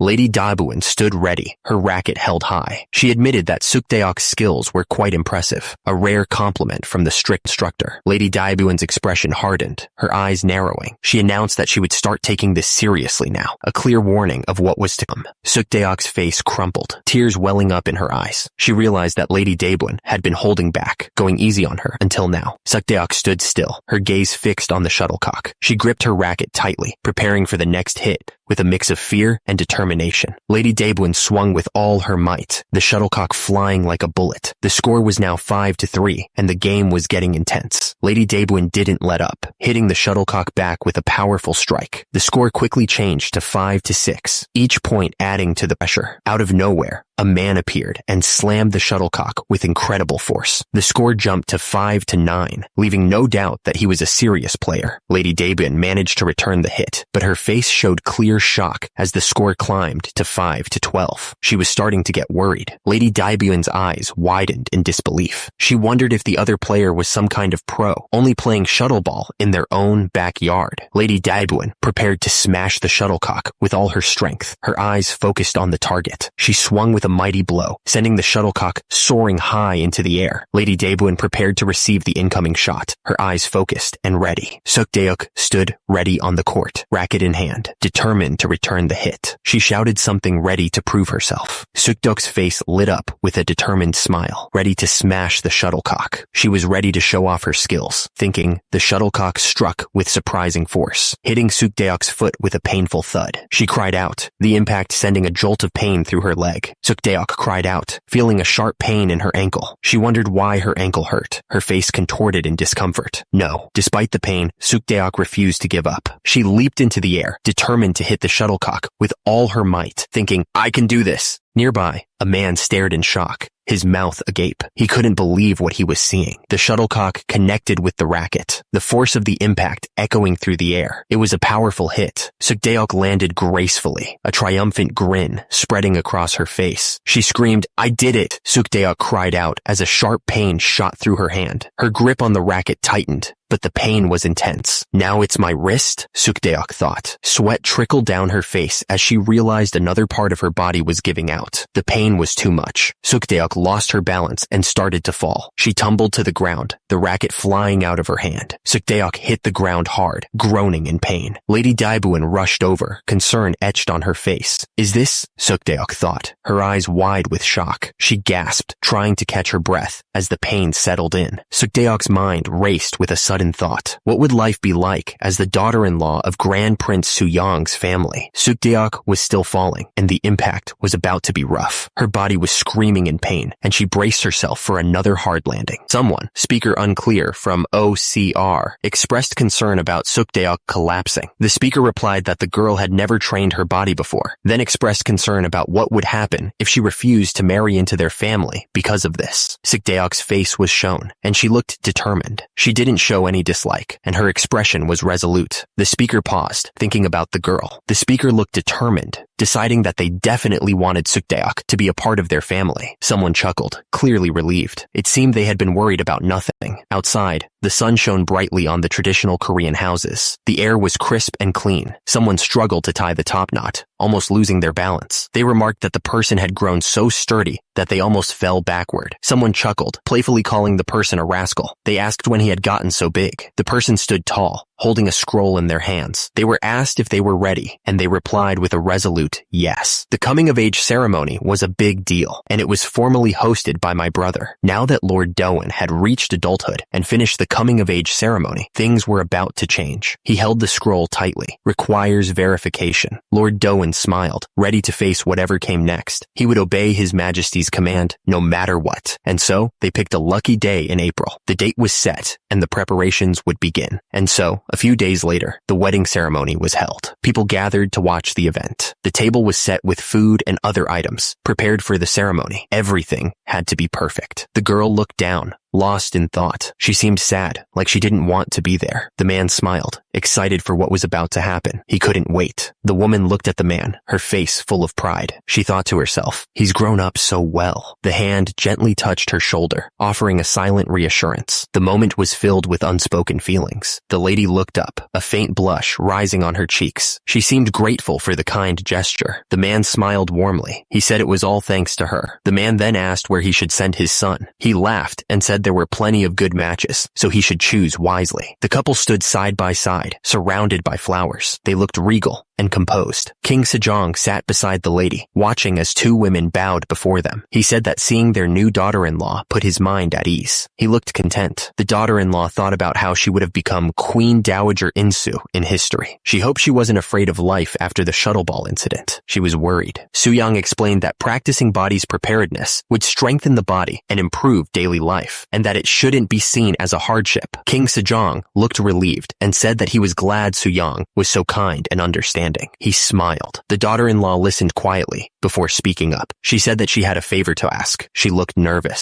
The daughter-in-law continued, stating that she would like to read and fully learn the body's preparedness manual. She seemed determined. She waited for an answer. Soo-young looked at the lady and said that her mindset was admirable, but there was a problem. Soo-young explained that there was a problem. Soo-young continued, explaining that he was born a man and only understood a man's body. The thing is, there wasn't a body's preparedness manual specifically for women. He looked frustrated. Soo-young said that all the standards written were meant for men. He added that his wife had been learning directly from him, step by step. He seemed a little helpless. Lady Daebyun spoke up, saying that if there was a road, there must be a way to follow it. She said that she had heard that he initially created body's preparedness through his own practice. Father, Lady Daebyun looked determined. She wanted to understand the fundamentals of body's preparedness for herself. Soo-young looked at her, considering. He agreed to let her try it herself. Soo-young added that he'd quickly put together the lessons he taught his wife and daughter-in-law. He was going to make a body's preparedness manual just for women. At that moment, the sounds of training echoed from the courtyard. One of the women groaned in frustration. The instructor told her that she was stiff as a board and that she could forget about training if she couldn't loosen up. One of the women training in the courtyard was in agony. She groaned that she might hurt her back just picking things up, and her thighs felt like they were splitting apart from the exercise. The instructor told her to exhale and relax her muscles. The woman cried out in pain. Soo-young, observing this, wondered if he could really make a body's preparedness manual that worked for women. A messenger approached Soo-young. The messenger announced that His Majesty the King requested the Grand Prince's presence. Soo-young thought to himself that he needed to finish the manual. It couldn't be anything important, right? The courtyard was quiet and empty, bathed in the cold light of the winter sun. A sense of foreboding hung in the air. Someone asked King Sejong about Tsushima Island's request to increase their number of trade ships. One of the men looked confused. He asked if the number of ships wasn't already set at 50 in the Geihai Treaty. Why would they suddenly want more? The Geihai Treaty had been put in place because of increasing piracy by Tsushima Islanders at Busan port. They had limited their trade ships to 50, while granting fishing rights to maintain peace and reduce their raids. The man thought to himself that it was strange. Historically, the Geihai Treaty should remain effective until King Jungjong's era, the 11th king of Joseon. King Sejong sighed, remembering a time when they had sold ginseng to Japan at double the price. They had feared its market price would crash due to an excessive harvest. Someone reacted with shock. What? The two men exchanged a gift, but the king's advisor was suspicious. He figured that the request for 100 ships was just an excuse to add ginseng to their trade. It was all a big scam. The advisor continued, seeing the bigger picture. Tsushima Island was just a middleman, he realized. Someone on the Japanese mainland must want ginseng really badly. The advisor's suspicion grew. It was probably the head of the Uchi clan, he thought. That family was always causing trouble. Uchi clan head Uchi Norihiro was a real piece of trash. Back when King Jongjong was on the throne, he demanded their Jola province, claiming it belonged to his ancestors. King Sejong sighed, feeling helpless. Frustrating as it was, they didn't even have a proper map of Japan. How could they deal with these threats if they didn't even know the land? King Sejong realized that Shin Suk-ju should have made maps when he visited Japan, but then he remembered that he'd taken him to Ming instead. The advisor looked absolutely furious. He yelled that they should show force to those faithless and rude barbarians, just like His Majesty had done before. King Sejong's face softened, a tear forming in his eye, but their main forces were currently deployed to the north, he explained. The advisor paused, looking towards King Sejong. He was waiting for the king to give him an order. The advisor listened with a furrowed brow. He couldn't believe what he was hearing. The Ochi clan head looked absolutely furious. He demanded to know why the ginseng had been sold at half price. Because of that foolish action, the Ochi clan now knew its market value. Tsushima Island Lord So Shigemoto was in a panic. The Ochi clan had started mining silver and wanted direct trade with Joseon, which was a big problem. If they did nothing, Joseon would bypass them completely and trade directly with the Ochi clan. Then they'd starve to death. But if they moved recklessly, they'd be killed. He was frozen in terror. The Ochi clan head told him to go to Joseon. He was giving him one last chance to fix the situation. If he failed, he would have to commit seppuku. The two men rode their horses down the mountain path. They were headed towards the eastern hills in present-day Busan. This interpreter, named Shin Suk-ju, had quite the build and was an impressive horseman too. The official from Eastern Hills had met this interpreter, Shin Suk-ju, who had quite the build and was an impressive horseman.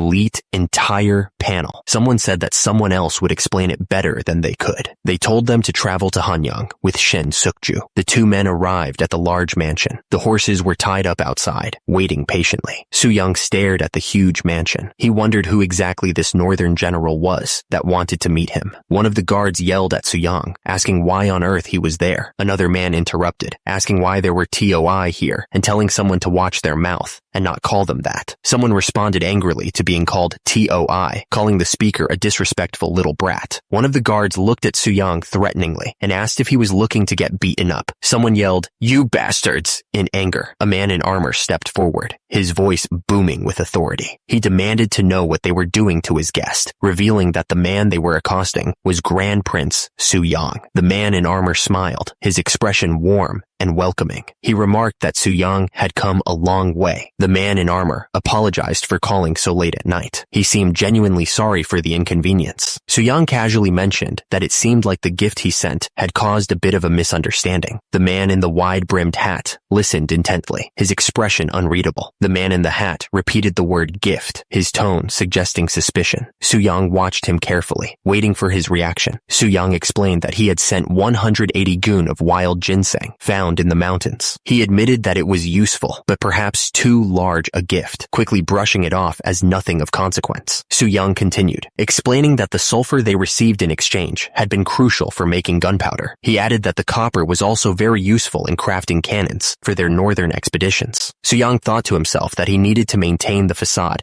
of a strong, ignorant general. He wondered if his performance was convincing enough. The man in the hat complimented Su-young, saying he was like a peerless national hero. He added that Su-young looked capable of solving problems with sheer strength alone, even without sulfur or copper. Su-young explained that they had done all right, subduing the Jurchen tribes, but their numbers were overwhelming. Since they'd been battling the Mongols too, they ran low on supplies, which prompted him to sell the ginseng. Su-young continued, saying that because the ginseng was sold hastily, the royal court wasn't even aware of it. He hoped that the man in the hat would believe his explanation. The man in the hat then mentioned that in Japan, the Mongols were called Mukuri. He seemed to be making a connection to something. The listener reacted in shock, asking if these were the same Mukuri who crushed the Kamakura shogunate. He wondered why they would be fighting Joseon now, looking extremely worried. Su-young recalled that a few things had happened in the past. He had once captured the Mongol king, Taisun Khan, but the guy managed to escape in the dead of night. Su-young's face tightened with regret. He muttered that he should have killed him right then and there. The listener looked at Su-young with doubt. He asked what kind of damage they had suffered because of that incident. Su-young explained that the profit they made from the ginseng was huge. That profit came with a cost. Bandits and thieves became jealous and repeatedly tried to steal the ginseng. The situation was getting worse. The desperate people were even willing to trade directly with Joseon themselves. At this rate, things would get really bad. The people were terrified. They were sure that they would either be attacked and killed or starve to death. The person bowed low to the ground, begging for help. They were completely desperate. Su-young smiled, understanding their plight. He told them that they had truly had a tough time. He told them to get up. Su-young's eyes lit up. A good idea just came to him. The table was set with a variety of foods. It was a moment of calm before the storm. Su-young stepped forward, a plan forming in his mind. He offered to personally meet the shogun and give him ginseng seeds, suggesting they try growing their own. Su-young continued, laying out his plan. He would head to Japan personally as part of the diplomatic mission, hand over all the ginseng to the shogun, and ensure that trading with Tsushima Island would continue as usual. The man's face lit up with relief. He was overcome with gratitude, tears welling in his eyes as he thanked Soo-young profusely. The man bowed low, still overwhelmed. He wondered aloud how he could ever repay this kindness. Soo-young grinned, his eyes gleaming with a hint of mischief. He told the man that it was too early to be thanking him. Meanwhile, in Kyoto, Japan, stood the Nanzen Temple. It was a place of peace and contemplation. Inside the temple, a monk spoke to a man, his voice firm but respectful. He urged the man to stop pretending to be detached from worldly matters and help with national affairs. The man turned to the monk, concern etched on his face. He wondered if they were saying that even the mighty Ming needed Joseon's help. Ganrei Hosokawa Katsumoto explained the situation. To secure the supplies needed for the war, Joseon was sending ginseng seedlings and seeds. The man couldn't believe that Joseon was willing to give away their precious ginseng, even the seeds. Was it all just for copper and sulfur? The man kneeling before him reported that Grand Prince Soo-young himself was joining this diplomatic mission. The news was shocking. The man's face was grim. He declared that they had to head for Akamagaseki right away. Yamana Mochitoyo looked intense. He said that he had to meet that man himself, referring to Soo-young. October 1453, Byokrando, and the fleet set sail. The ships cut through the waves, heading towards Akamagaseki. The worker stirred the bucket, wrinkling his nose. He wondered what this smelly black soil from Gyeongwon was even for. One of the men explained that they tested it. Applying it to ships stopped sea worms from boring into the hull, which greatly extended the ship's lifespan. The man emphasized that they especially needed to apply it to ships headed to Japan. It was vital to protect those ships. Standing on the dock, a man looked at the group. He told everyone to wrap this up properly and not screw it up. The man raised his fist with a wide smile. Since the ship carried the name Bang Gil-ju, he said that they needed to ensure a proper finish. It was a matter of pride. 1 month went by. A lot could change in that time. 2 men stood on the deck of the ship. One recalled that the last time they sailed to Ming together was 10 years ago, hoping they could pull off another miracle in 12 days. Someone expressed concern, but the other man insisted his body was quite strong now. A man called out, "Hyung!" Prince Anpyeong greeted the arriving master monk. He thanked him for the opportunity to build connections with the Buddhists in Japan, mentioning that he personally came in a palanquin. Prince Anpyeong explained that he caused offense to the Buddhist community during the last Chuseok with his Naisarin performance. He added that it had been weighing on his mind ever since, so he was thankful for a chance to make amends. The master monk smiled, his heart as wide as the ocean. He had clearly already forgotten about the offense. It was water under the bridge. Prince Anpyeong grinned, saying that he'd be serving as vice envoy for this diplomatic mission, while his Hyung would serve as chief envoy. He added that there wouldn't be a more prestigious mission than this one. Soo-young's eyes narrowed slightly as he listened. He simply said something. Prince Anpyeong looked up at the sky, a wide smile on his face. He said that he, too, greatly looked forward to it. Even though they were headed on a diplomatic mission, Soo-young insisted that they couldn't skip their bodybuilding training. He had already ordered the weights to be loaded onto the ship. One of his men looked up at him, amazed, and said that Soo-young was truly tireless. Another mumbled a prayer. Suddenly, a man shouted, "No! Absolutely not." He looked like he'd just realized something awful. He thought to himself that he'd overlooked something important. The man continued his rant, saying he'd rather swim to Japan himself. He was not getting on that ship. He pointed out that they were from Liaodong, and while they might have seen small riverboats, they had probably never been on the open sea. Another man chimed in, complaining about the journey. He wondered what was going on, since he'd heard they would have to keep sailing even after they arrived in Japan. At this rate, he said, they'd all shrivel up and die. Soo-young reassured the man, telling him not to worry. He would talk to the Japanese officials and arrange for them to travel by land once they arrived. The man looked at him, surprised, and asked if he could really do that. Soo-young's eyes widened as the weight of the situation crashed down on him. He realized it was up to him to make this mission work. He was like, what? The idea of moving 600 envoys across land was just ridiculous. It would be disrespectful to the Japanese officials and completely unreasonable. But then Soo-young thought, if he was going to play the part of a reckless brute general, this was the perfect approach. It suited the image he was trying to project. One of Soo-young's men panicked, begging him to calm down. He tried to reassure the others, saying that Soo-young knew what he was doing, even if it didn't look like it. Soo-young ignored their concerns and shouted out the order. All right, set sail. About 2 weeks later, the ship arrived in Nagato, Japan. The journey had been long, but they were finally there. The locals stared at the ship as it approached the shore. They wondered what the strange black ship was and told each other to move aside. The spy smirked, pleased that they had skipped Tsushima Island. This meant he could sneak in with the Kyosan delegation and keep an eye on them for a few days. The ship slowly moved closer to the dock, casting a long shadow over everything. The air was thick with anticipation. The people looked up, surprised. They wondered if the door was too small or if the man was just that big. The man holding the reins couldn't help but stare up in awe. He thought the horses were big and the men even bigger. He told Su-young to be careful as he got off, since they were so high up. Su-young looked down at the man with a smirk. He told him that he was the one who should be careful, not the other way around. Su-young hopped off the horse with a thud. He greeted the people with a loud voice. Su-young introduced himself as Grand Prince Su-young, the chief envoy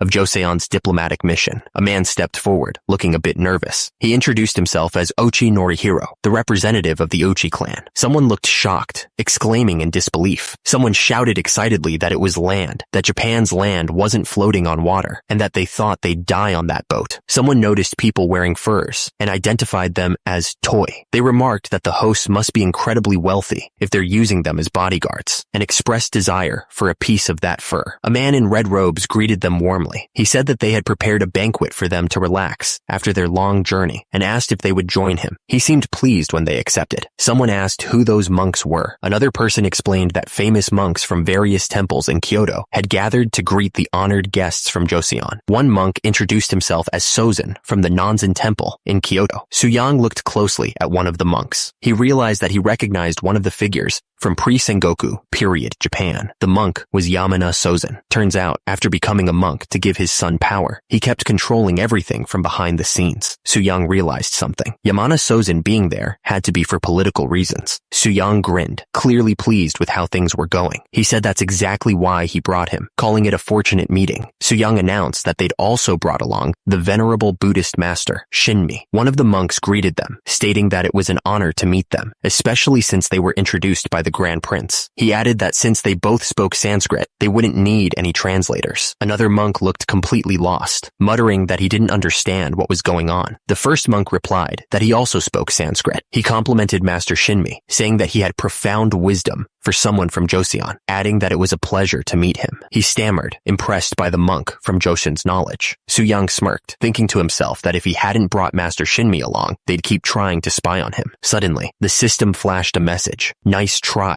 The room was quiet, filled with the soft sounds of the monks. Attendants moved around silently, preparing the banquet. The air was thick with the smell of incense and anticipation. A woman with pale skin held a sake bottle, tilting her head slightly. Her expression was unreadable, a mix of curiosity and something else. Ochi Norihiro waved his hands dismissively. He insisted that they would pour their own drinks, his tone firm. Su-young echoed the sentiment, adding that he was fine as well. He didn't seem pleased with the arrangements. The woman insisted that they were honored guests and should let her serve them, but Ochi Norihiro and Su-young both politely declined, stating that they were fine. The scene showed someone pleading desperately, their voice filled with panic and refusal.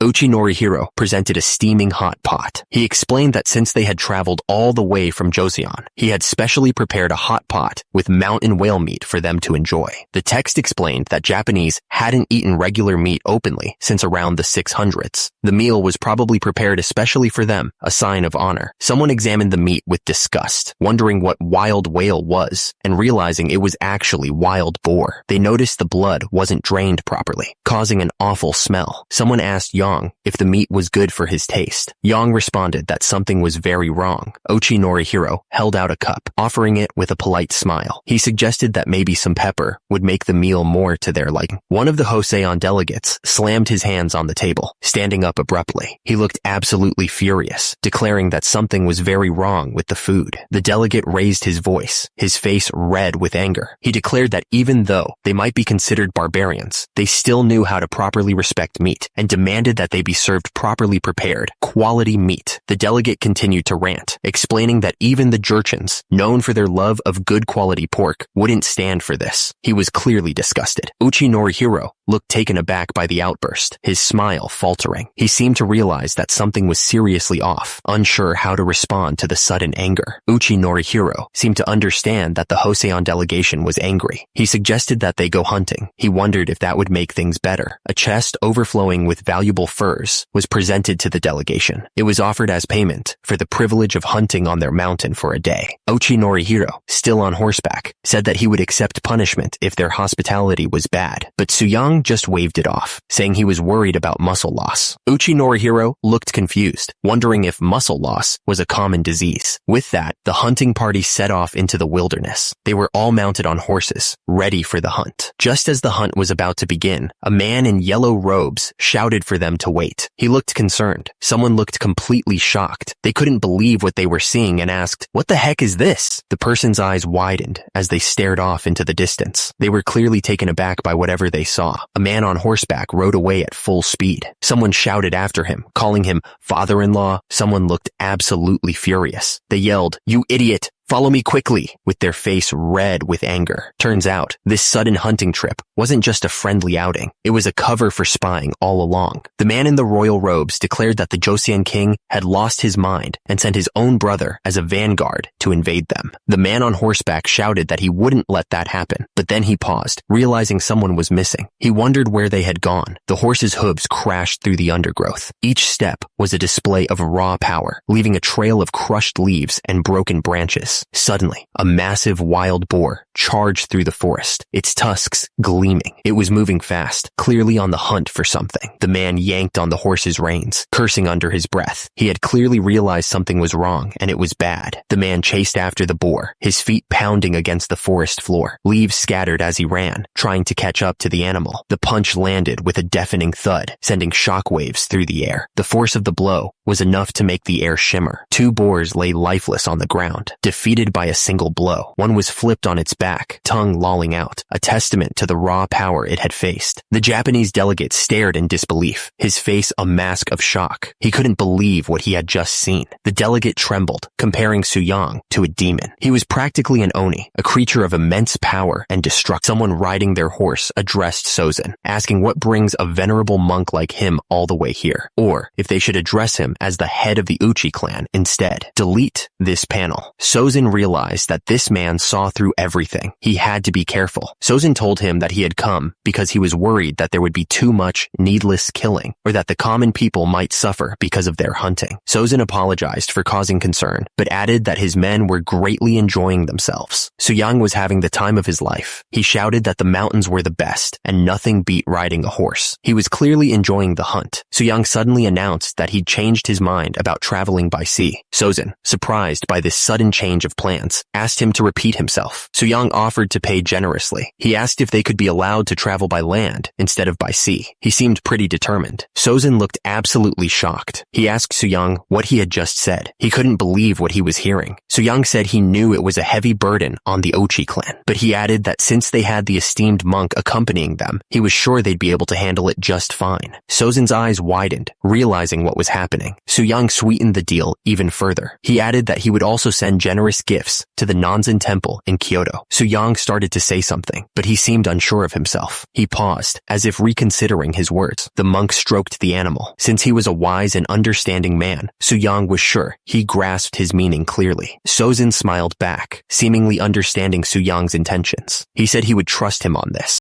A member of the Aochi clan reacted in shock. He couldn't believe what he was hearing, asking if the entire envoy was really going to travel over land all the way to Kyoto. The hunting party tore through the mountains, hunting as they went. They were using Suyang's name as an excuse for their actions. It was pretty messed up. How could such a barbaric brute be the official envoy leader? The monk looked absolutely furious. He couldn't believe it. Was this guy really the brother of the king of Joseon? Days later, they arrived at the Kyoto Nanzen temple. The temple looked peaceful. "Master, you've returned earlier than expected." The man looked completely shocked. The monk hurried back to the temple. He yelled for his master, hoping he was nearby. The monk knelt before his master, completely out of breath. The master looked at him with concern, asking what on earth had happened. The monk explained that as soon as they arrived, that ignorant prince went hunting. He couldn't believe the nerve of the man. The monk continued, complaining that the prince then used the boars and deer to prepare dishes called sunjaguk and suyuk. He looked absolutely disgusted. Dim ranted that it was blood soup and boiled pork. He said the prince threw a feast before stubbornly insisting they travel only by land. That senseless fool had no idea how much trouble he was causing. The man with the mustache listened carefully to what the other man was saying. He seemed to be considering his words, trying to understand the meaning behind them. Dim looked absolutely furious. He couldn't believe that someone like that could possibly be the official envoy leader. The man with the mustache thought for a moment. Perhaps Grand Prince Suyang already knew who Dim was and acted deliberately to unsettle him. The man with the mustache continued. He suggested that perhaps Suyang should be addressed as the head of the Uchi clan instead. Certainly, Suyang wasn't completely oblivious.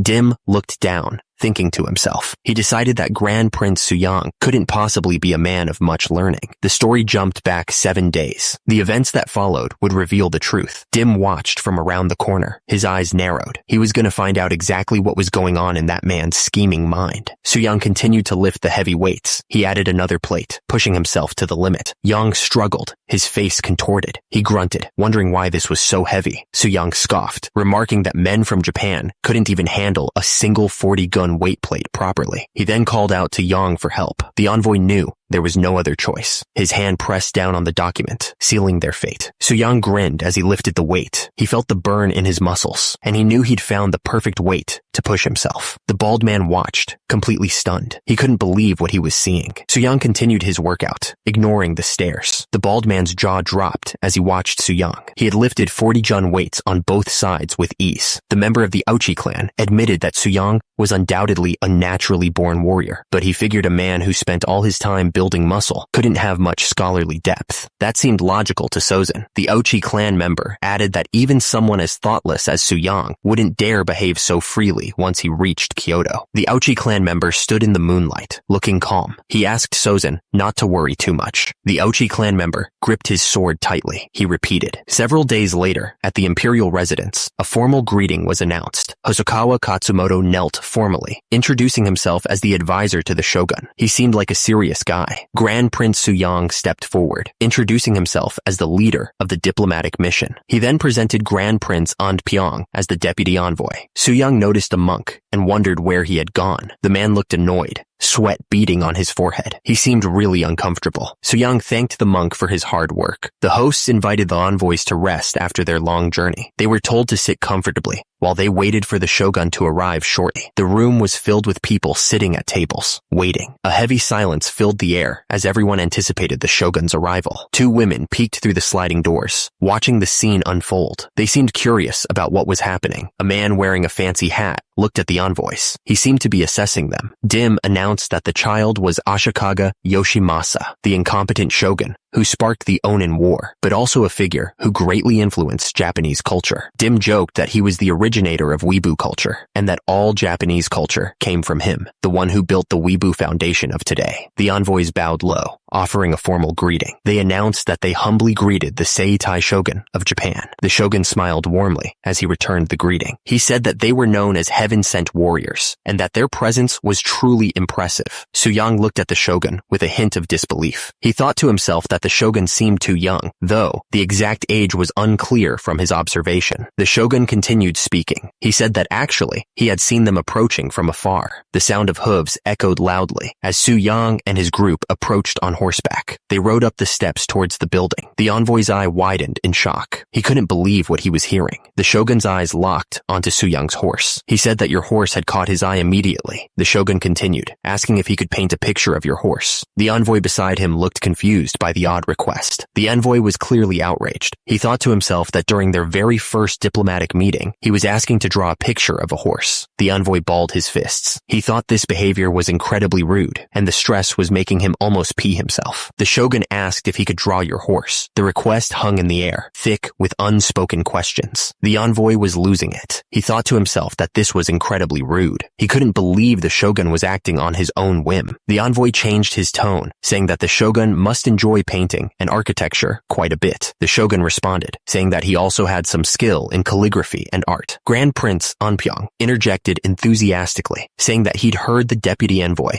was very knowledgeable in art. He suggested that they sit separately and discuss it further, leaving the tedious political talk to the others. The shogun suggested they go and draw Hyukwu. Someone asked if that was the horse's name. The response confirmed it was, adding that there was an interesting story behind the name. The shogun then changed the subject, suggesting that they start discussing the matter of ginseng. Grand Prince Onpyeong stepped forward, holding a box with both hands. He looked serious, presenting its contents with utmost care. One of the men exclaimed that it was a seedling of the famous ginseng. He was impressed that it hadn't wilted at all, even after such a long journey. Someone remarked that the shogun, who only likes to play around, should just keep playing. Suddenly, a voice declared that he would handle all matters concerning ginseng himself. There was no room for discussion. He addressed the group sternly. He explained the process. First, you peel the outer layer from the ginseng seeds, then dry them thoroughly. After that, using your finger, make a hole exactly where the ginseng previously grew and plant it there, he instructed. One of the men, dressed in blue robes, looked up, surprised. He asked what the chances were that it would sprout successfully. The man looked shocked. One of the men questioned if an 1/10 success rate was too low. It sounded like a loss, he thought. Soo-young thought to himself that if he explained this himself, it wouldn't match the image he'd shown so far. So, Hyung had recommended Yi Gukgam, who was skilled at speaking. Yi Gukgam carefully examined the ginseng root. He said that usually, one ginseng root like this. Yi Gukgam explained that one ginseng root like that one usually yielded about 60 seeds. He looked up, waiting for a reaction. Yi Gukgam asked if it wasn't enough, if even just 6 seeds sprouted and grew.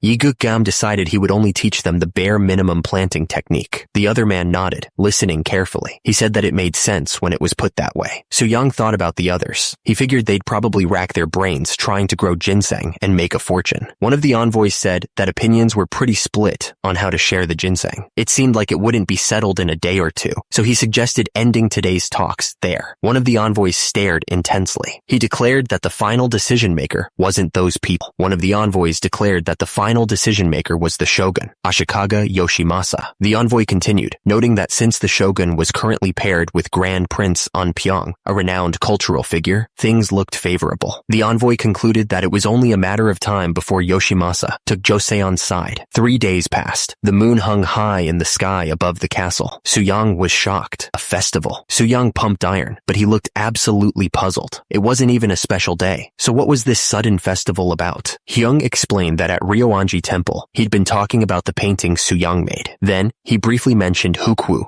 and Soo-young's accomplishments. Hyung continued, saying that the shogun suddenly insisted on holding a festival because he wanted to see Soo-young's martial skills. He sounded just as surprised as Soo-young was. Soo-young looked concerned. Holding a festival would be costly and create a lot of extra work. Besides, what exactly did the shogun want to see him do? It seemed to come out of nowhere. The day of the festival arrived. The crowd roared as they announced the arrival of the Grand Prince from Joseon. The crowd went wild, throwing money into the air. They announced that he was the leader of the infamous toy warriors, the mighty general who crushed those cruel Mukuri and Kokuri barbarians. Someone commented that it reminded them of a Shinto custom, where people throw money at the emperor's procession. But this was something else entirely. Money was flying in from every direction, and he didn't know what to do. The man chuckled, telling his friend to just think of it as raining money. He seemed to be enjoying the spectacle. The other man wasn't so thrilled. He said he'd rather pass on a rain of coins, especially Ming currency. He looked annoyed. The festival was being held at Ryoanji Temple in Kyoto. The place was packed with people eager to see the Grand Prince. As Soo-young approached the temple, he was greeted by a line of armored men. A voice boomed from the entrance, welcoming him and acknowledging the long journey he'd undertaken. The greeter beamed, telling Soo-young that he had heard amazing things about his strength. He added that he'd prepared many things for him, urging him to enjoy himself. Hyung asked what exactly his friend had told the greeter. The other man replied that he had only mentioned the incident Hyukwu. The man continued, explaining that he told the story of when Hyukwu's owner died and the horse charged at Soo-young in a rage. He added that he told the story of how Soo-young had caught the horse, threw it down, and pinned it by the neck until it submitted. It was the story of how Hyukwu was so moved by Soo-young's strength. The man said that it was because of Soo-young's incredible strength that the horse willingly became his. Soo-young had truly tamed the beast. Soo-young thought to himself that his plan to look like a muscle-bound brute had worked out perfectly. He let out a laugh at the thought.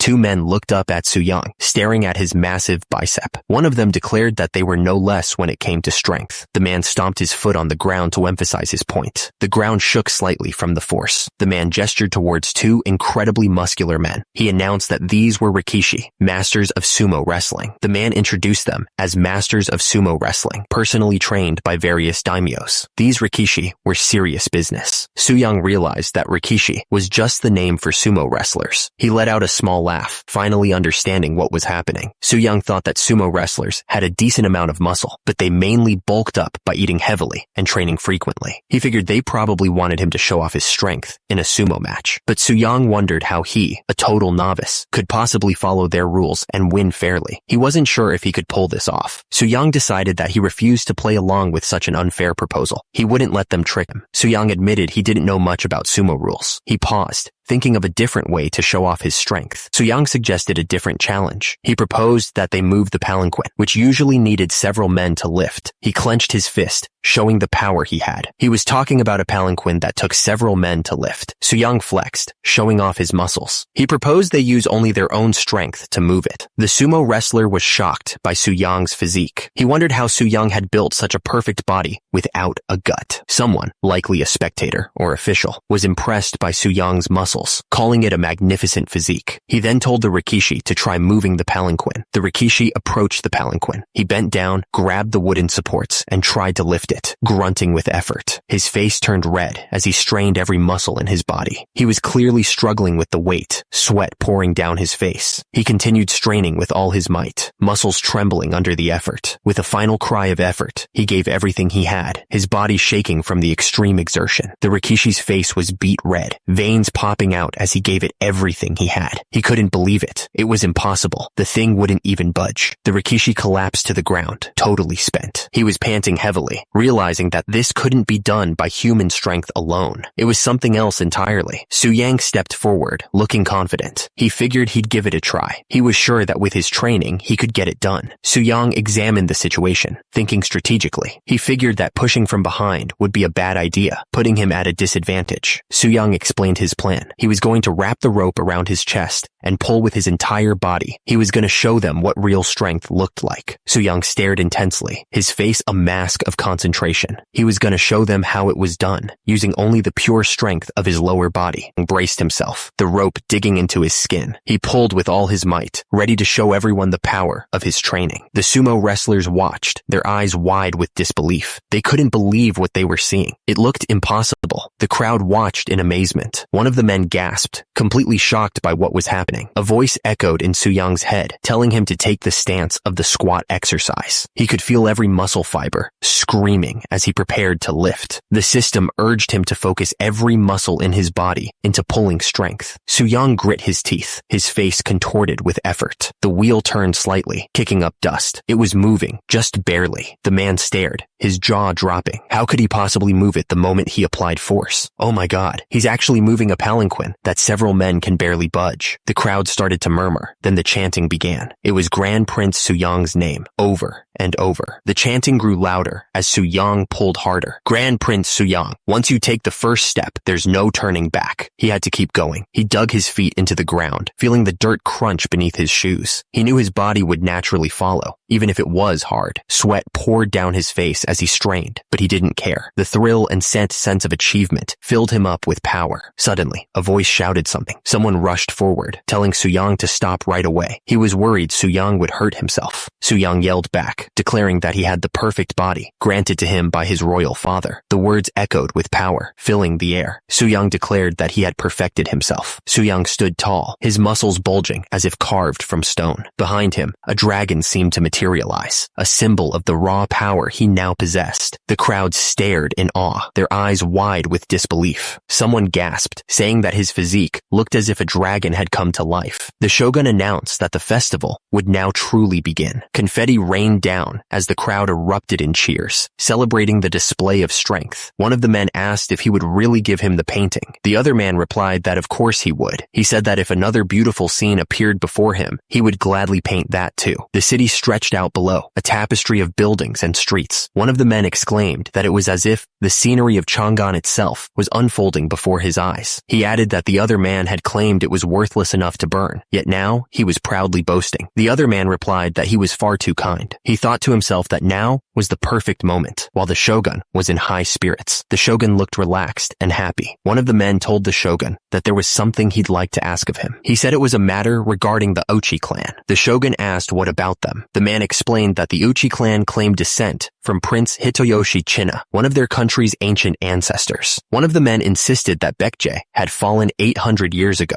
so such a claim was absurd. Another man agreed with him, emphasizing his point. One of the men suggested that they should take a look at Japan's historical records. He thought it would be best to determine what was right and wrong from them. The shogun explained that the ancient records were kept at Shusen, but since that place belonged to the Tenno, it was difficult for just anyone to enter freely. He said he would have the records copied and sent to them himself. Grand Prince Suyang was suspicious. He wondered if it was really that simple. The shogun then asked if, in exchange, Grand Prince Suyang could show them another feat of strength. Grand Prince Suyang said he'd brought his bow along just in case. From above, the group looked down at the massive bow and arrows. One of them commented that the arrows looked more like spears than arrows. Someone asked if all Joseon bows were this massive, but another person replied that only Suyang's bow was this big. Grand Prince Suyang held the massive bow in his hands, the muscles in his arms bulging. He looked like he was ready to show off his archery skills. Grand Prince Suyang's eyes narrowed as he focused on his target. He was completely locked in, ready to show them what he could do. The arrow shot forward with incredible force. The air crackled as it flew. The crowd gasped as they watched the arrow fly. They were clearly impressed by the power behind it. One of the observers clapped his hands together, grinning. He thought it was truly impressive. Grand Prince Suyang laughed and boasted that he'd given the Mukuri quite a scare with this bow. He then called out to Sir Depi. One of the men asked if they should present the festival budget report to the shogun. The other man told him to forget about it. The man held his fan up,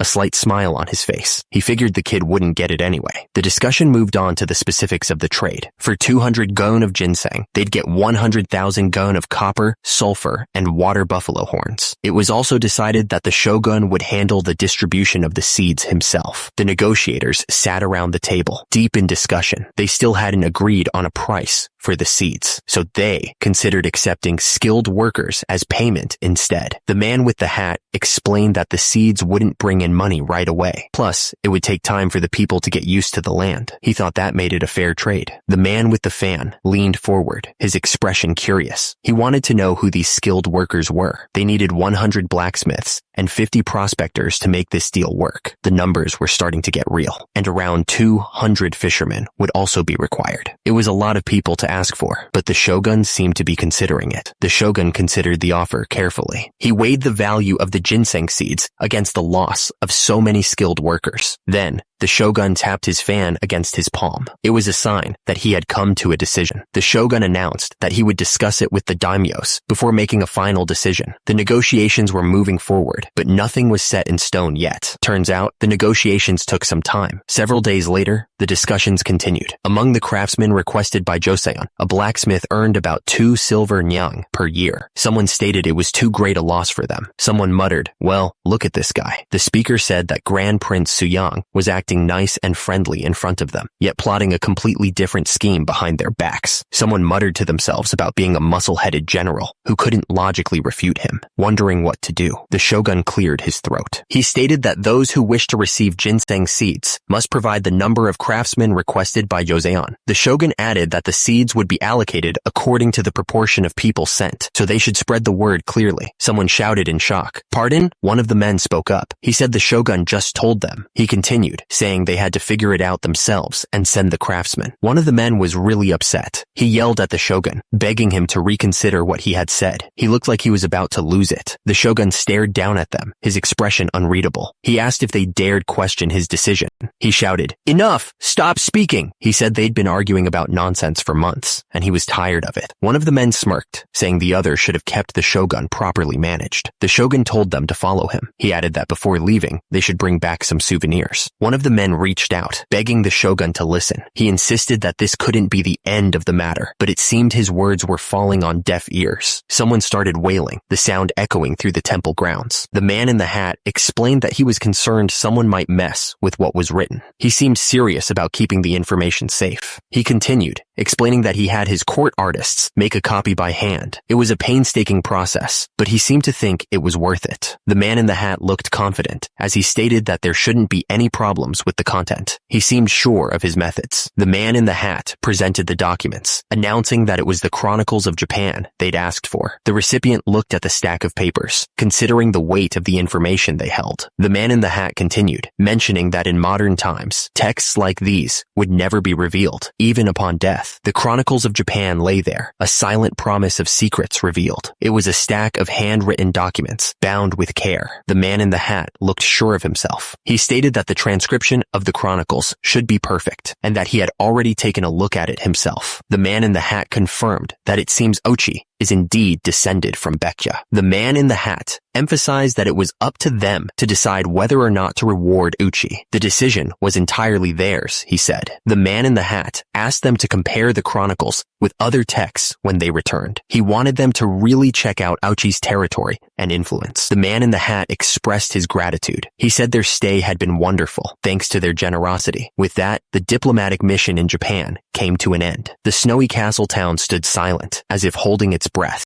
Word arrived that the Jurchens had put on a display of their horseback riding skills at the festival. Then came the order. It was time to board the ships and head home. A man yelled at the top of his lungs, his face red with excitement. The snow swirled around him as he urged everyone to hurry. They had become pretty popular with the Japanese people, turns out. But even so, they still hated sailing on ships and couldn't wait to get back on solid ground. Another ship already? The man sighed, dreading the upcoming journey. He could already feel the seasickness creeping in. Grand Prince Anpyeong bowed respectfully, expressing his gratitude for the chance to meet with the Japanese Buddhists. Grand Prince Anpyeong thought about Sozin. Grand Prince Anpyeong reflected on this. He hoped the ginseng seeds he had given them would amount to nothing more than a passing breeze. The seeds were a gift, but he still had his doubts. It was the 15th of January, the great full moon of the first month, a couple weeks after the Lunar New Year. The palace grounds were covered in snow, ready for the festival. The king acknowledged that the diplomatic trip had gone well. He could feel the soft fur of his royal garments. King Sejong had heard that Grand Prince Anpyeong enjoyed the festivals in Japan, even pulling a palanquin himself. He knew the shogun of Japan was negligent when it came to politics. King Sejong worried if the shogun could prevent troubles over the next decade. He knew from history that the Onin War resulted from an incompetent shogun. Jo Guk-gwan listened intently, his expression serious. He was thinking about the future of Japan. One of the men was still surprised that the other could see trouble coming. He changed the subject and asked if the other remembered the man he sent to Gaoyang. The man had gone north to free his illegitimate brother from slavery. The point was made. A sword was stabbed into a rock, confirming the agreement. The men continued to train. The man in charge had disciplined the uncooperative Jurchens using body's preparedness. This had significantly helped Gaoyang survive the harsh winter. His illegitimate brother had constructed brick buildings to block the northern winds. He was a strong man. Meanwhile, the man heard that the Japanese in Dongne were struggling with handling wrought iron and steel. It was a problem. Suyang crushed the training weight in his hand, thinking it would be ideal if the Japanese also met good leaders. That would greatly benefit the country. The man understood Suyang's concern. He chuckled, saying that many had viewed the diplomatic outcomes achieved by himself and Grand Prince Anpyeong negatively. The reason was that people were suspicious about why they personally handled relations with Japan. Jo Guk-gwan, newly appointed Minister of War, sat on the throne. He looked down at the others. Jo Guk-gwan believed they should have brought skilled warriors from Japan and acquired their swords, not just artisans. Japanese swords and Joseon swords were very different, not just in how they looked, but also in how they were made. Jo Guk-gwan thought that these artisans might struggle at first to make good weapons. Someone else thought, if only you knew how hard negotiations were. King Sejong. Japan was in serious need of good steel. Therefore, King Sejong held out his hand, and a strange energy glowed around it. He seemed to be concentrating, trying to make something happen. Suddenly, King Sejong grimaced, clutching his head. He looked like he was in pain, or maybe just confused by what he was seeing. The attention turned to a Japanese sword. It stood firm, ready for the test. Someone explained that the Japanese sword used wrought iron cores wrapped with hardened steel. The sword came down with incredible force, shattering the rocks into pieces. The impact sent fragments flying everywhere. King Sejong explained that Japanese smiths combined soft and hard iron to make their blades because they didn't have enough good iron. He added that if craftsmen who knew this method got good steel, they could make swords as good as the legendary ones. One of the men realized that he'd thought the Japanese made swords freely from good steel, but now he saw that they put incredible care into their work. Jo Guk-gwan admitted that he had foolishly misunderstood the king's deep insight. The king said it was fine. King Sejong announced that Grand Princes Suyang and Anpyeong and everyone else on the diplomatic mission would get rewards. He said they had done well, and now he could fully focus on making the body's preparedness for women. Suyang just smirked at that. He added that Yu was a capable leader. The speaker told Yu that he wanted him to head to Harbin. Yu looked absolutely shocked. He asked why he had to go to Taisun all of a sudden. It was June of 1454, along the Songhua River. The river flowed calmly through the landscape. Yi Jing-o had taken over from Kim Jong-seo in the north, but turns out he was too strict and didn't have the skills for scheming. The man on the boat told someone that they were skilled at strategy. He ordered them to wrap things up. He looked up, clearly regretting something. He thought to himself that he should have dealt with Taisun then. The man looked at the stacks of letters. He realized that all of them were sent by Taisun Khan. He had no idea that Taisun was so persistent. It was a letter from 5 years ago. He was recalling a past event. Turns out, after Taisun was thought to be dead following his capture by them, he returned alive. The man looked absolutely furious, his face red with rage. He pointed, ready to yell at anyone nearby. The situation went from bad to worse as they began blaming each other for the defeat. It was every man for himself now. The man yelled for the others to finish what they were saying and then get lost. He was clearly done talking to them, especially with the Ming forces pressing them after their retreat. The man scoffed, questioning if the others had ever even fought Suyang themselves. He looked absolutely unimpressed. They had no choice but to keep quiet after that. The consequences of speaking out were too great. 5 years had passed, and the wall between Ming and Oirat territory was finally complete. The man read from his book, sounding pretty pleased with himself, and joked about how scared stiff everyone must be. Ming was running out of money and would soon pull their troops from the area. The man stated that even Wang Chen's treasury was almost empty. He said that they would withdraw their troops from there too. The man said that no one wanted to go to Liaodong, but since Xiao Yutiang, who had fallen out of favor with his majesty, was stationed there, they didn't have to worry. He added that they mustn't get too greedy and that he would report it to the emperor. He said that naturally, conflict would reignite between Oirat and Mongol. The sound of fingers tapping echoed in the room. Someone was getting impatient. The man tapped his fingers. The man's smile widened. The boat finally reached the docks. A man on board announced that they had arrived. A heavy boot landed on the wooden planks of the dock. Someone complimented the crew, saying they did a good job. Li Gay looked around, taking in the new surroundings. He remarked that this must be Harbin, and that he thought there was a movie about it too. The village of Harbin was nestled amongst rolling hills. The air felt crisp and clean. 2 men bowed deeply as Grand Prince Suyang approached. They greeted him formally. Someone greeted Li Mangjeon and Li Gay as they arrived. The person welcomed them, acknowledging they had traveled a long way to get here. Grand Prince Suyang said he'd heard that Li Mangjeon was transferred for his excellent work in Gyeongwon. Grand Prince Suyang then turned to Li Gay. He said he'd heard that Li Gay was in charge of the docks and roads. He complimented him, saying he'd done well. Li Gay explained that he came straight here after finishing his tasks in Gyeongsang province. Grand Prince Suyang replied that Li Gay's extensive experience in that region would be a great help here. Grand Prince Suyang gestured toward the building. He announced that this was the military barracks. Grand Prince Suyang explained that the Jurchens didn't like to mix with their people, so they lived apart, way over on the west side of the fortress. Grand Prince Suyang smiled, inviting them to look around. He added that they'd be checking out the western area together this afternoon.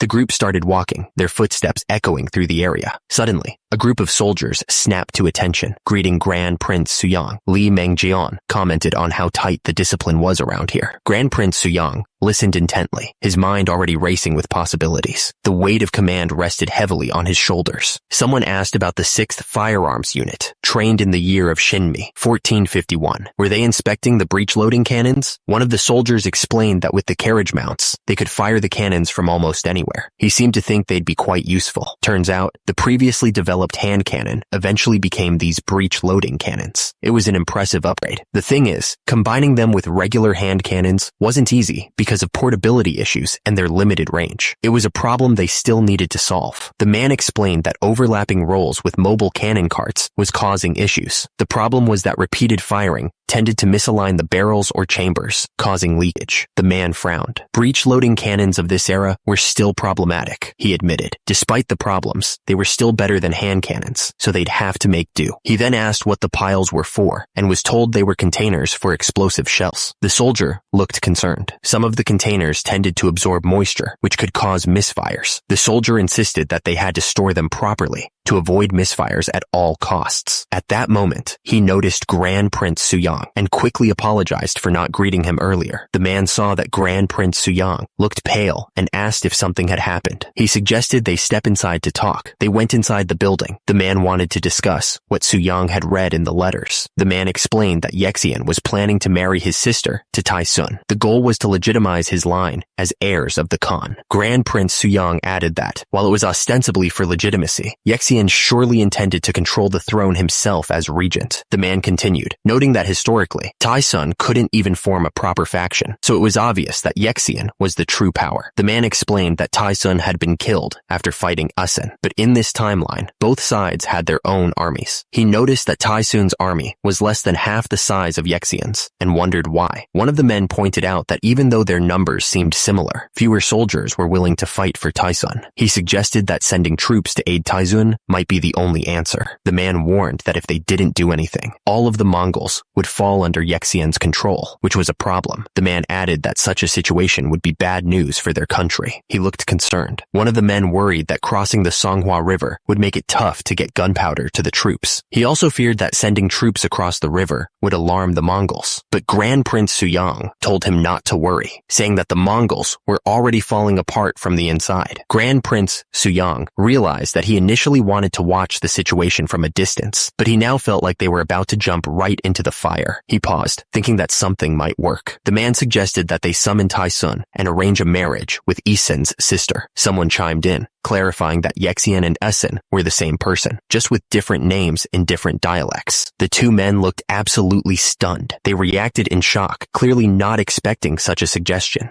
The man explained that whatever Tai Sun chose would be bad for him. He added that Tai Sun would hate marriage even more. However, he suggested attaching a condition to this marriage. The man proposed making Yexian destroy Harbin as a condition. He reasoned that if they fought Yexian in Mongolia with their supply lines cut, it would be a disaster. The man reasoned that their losses would be terrible if they fought directly. So, he suggested luring the enemy to them instead. The man looked down at the table, a determined look on his face. He declared that the battle would be fought right here.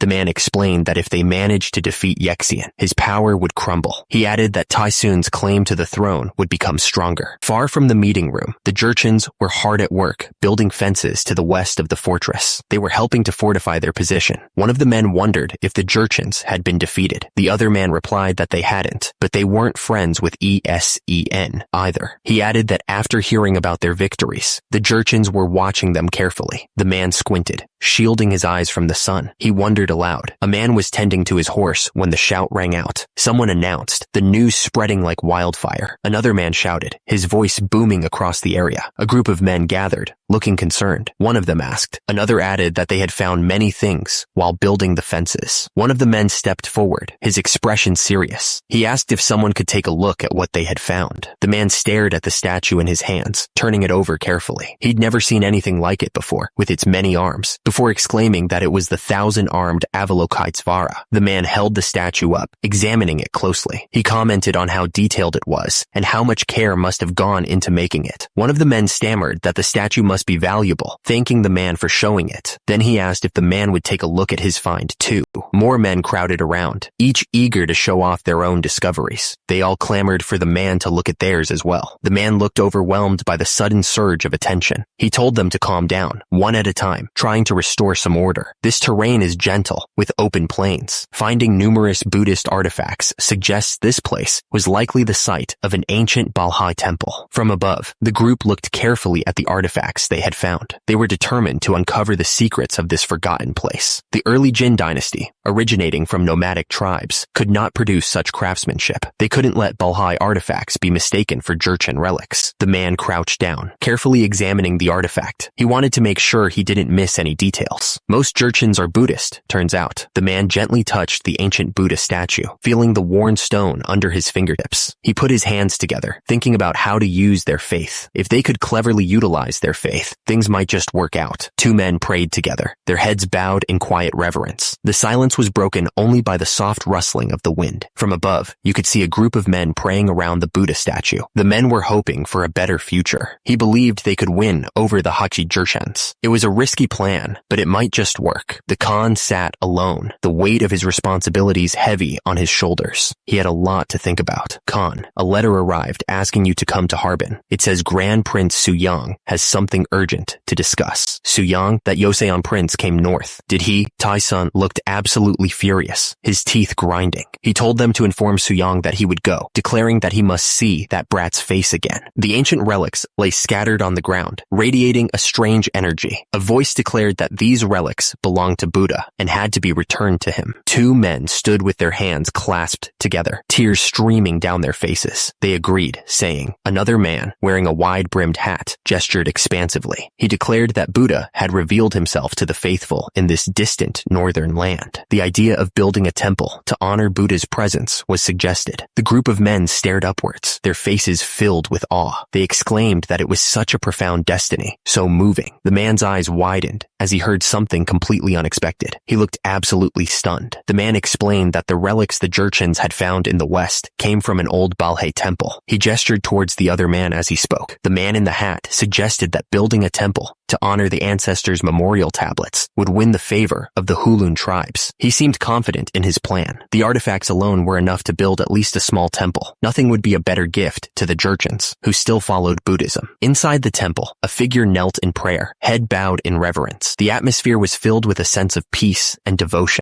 The man in the hat figured the Grand Prince must have his reasons for the temple. He said they could immediately request support and start construction. He then asked if the Grand Prince had a name in mind for the temple. The Grand Prince paused for a moment, building the suspense. He was about to reveal the name of the temple. The Grand Prince threw his arms up and shouted something. A nearby man muttered that it was probably because the Grand Prince's body looked like a black dragon. The Grand Prince quickly corrected him, explaining that the Songhua River flowed into the Black Dragon River at that location. He seemed a little embarrassed. The man in the hat said the Grand Prince could name it whatever he wanted. He then asked what the Grand Prince had just said, before quickly denying that he had said anything at all. The Grand Prince just laughed. 2 months later, the construction was complete. The new temple stood tall and proud. Grand Prince was bench pressing inside the temple. He thought that iron barbells felt so much better than the wooden ones. He also thought it was kind of poetic to practice getting swole at a temple. A subordinate watched him, impressed. He agreed that it was all thanks to Grand Prince. He was truly grateful. Grand Prince told the subordinate to lower the weight a little more. The subordinate nervously replied that he would, sir. Grand Prince looked absolutely furious. He told the subordinate if he was only going to lower it that little, he might as well just use the barbell instead. The subordinate understood immediately. Grand Prince was still in the temple, lifting weights. He noted that it was finally quiet at night now. The subordinate watched him, trying not to make a sound. Grand Prince paused, thinking about the first month after opening the Black Dragon Temple. He sighed, remembering the chaos. Turns out, the Hulings all swarmed in, begging for their ancestors to be enshrined. Grand Prince thought the place was going to burst at the seams with all the people. Grand Prince figured it was all thanks to the power of the Black Dragon. He was glad that they wouldn't need to worry about internal stability when they were thrown into battle. He felt confident in their chances. Grand Prince stroked his chin. Speaking of that, he thought that he should be getting a response soon. He hoped it was good news. Turns out, it was Tai-sun Khan. He was on his way to meet with Grand Prince. The place looked pretty run down. He scoffed, saying it was a pathetic excuse for a residence, adding that it was supposedly from Joseon. The soldier looked at the people and sneered, wondering what they dressed the Jin dynasty leftovers in. He said it was like putting pearls on pigs, clearly unimpressed. The man's face was twisted in disgust. He thought it was a pathetic sight, whatever it was. Grand Prince told the guy to stop the chatter and just sit down. Tai-sun Khan asked if they had anything stronger, like Arki, but Grand Prince replied that they only had soju. Grand Prince watched Tai-sun Khan carefully. He wondered what was wrong with him, seeing him in such a state. Tai-sun Khan could barely stand up straight. He was slurring his words, clearly drunk. Tai-sun Khan kept drinking, pouring the liquid down his throat. He seemed desperate to forget something. Tai-sun Khan's hands were shaking badly as he lifted the bottle. It was clear he had lost a lot of muscle. Tai-sun Khan had become an alcoholic, so that's what it had come to. Tai-sun Khan was furious. He shouted, asking why he didn't get any support after all the letters and explanations he had sent. Tai-sun Khan leaned back back, a dangerous glint in his eyes. He asked if the Grand Prince wanted people calling him the Khan, who got too friendly with the Joseon bastards. Taisun Khan's face turned red with anger. He demanded to know if the Grand Prince even understood the situation he was in. The ground was littered with bodies, a grim reminder of the stakes. Taisun Khan explained that Asin was selectively killing the weaker members of the golden lineage. A man sat by a fire, tears streaming down his face. Taisun Khan revealed that even the 10,000 men he had left were relatives of those Asin had killed. Grand Prince Suyang suggested he just give up and marry Asin's sister. Taisun Khan didn't say anything. He just took a swig from his bottle, clearly annoyed. Taisun Khan spun around, looking absolutely furious. Taisun Khan clenched his fist. He accused the Grand Prince of spouting garbage because he knew he'd never get the throne. Taisun Khan shouted that if he fell, Joseon would be invaded. The Grand Prince stated he knew the situation. He told Taisun Khan to surrender, but impose a condition. He said that Joseon had established a stronghold in Harbin and was gathering the Jurchens. The Grand Prince continued, telling Taisun Khan to inform Asin that he would only marry after Asin drove Joseon out. The Grand Prince looked completely shocked and asked what Taisun Khan was talking about. He clearly wasn't expecting that. Just then, someone announced that the food was ready and to bring it in. The Grand Prince looked over and asked what it was. It was some kind of meat broth, full of chunks of meat and vegetables. It looked pretty good, actually. This stuff's strong. Asin, that bastard. He won't attack easily just because of conditions like that. He'd collected a decent amount of gunpowder weaponry. Someone yelled out that they'd found it, that it was here. The guys started loading the gunpowder weapons as fast as they could. They kept telling each other to hurry up and be quick about it. Someone yelled that they needed to hurry before Asin got there. His eyes were wide with fear. The tension was thick in the air. Someone screamed, cursing Khan's bastards. Someone screamed furiously that they were going to kill them all. Someone's hands gripped a weapon, ready to fire. The tension was so thick you could cut it with a knife. A soldier looked up, his face frozen in terror. He gasped, realizing what was about to happen. The weapon fell quickly, casting a shadow over the soldier. There was no escape. Desperate hands reached out, trying to stop the weapon from falling. It was no use. Someone screamed for them to stop. Someone looked absolutely terrified, their eyes wide with fear. They screamed at the top of their lungs, begging them not to fire. The man who had been near the weapon screamed at the others, calling them filthy Ming dogs. He demanded to know why they were stopping him. The man begged them not to fire the weapon. He explained that the gunpowder had hardened from age. He warned that if they fired the weapon now, it would explode right then and there. His face was tense, knowing the danger they were in. Taisun explained that the others may have weapons, but they were out of gunpowder. He doubted they would risk an attack against Joseon's firepower. He added that no matter how dry Mongolia was, gunpowder stored over 5 years wouldn't withstand even the slightest moisture. Taisun changed the subject, asking if the Ming prisoner was still alive. His eyes narrowed, thinking about the information they could get from him. The speaker admitted that they cursed the Ming prisoner constantly. He continued, saying that whether he died following the orders of a muscle-brained idiot. Taisun let out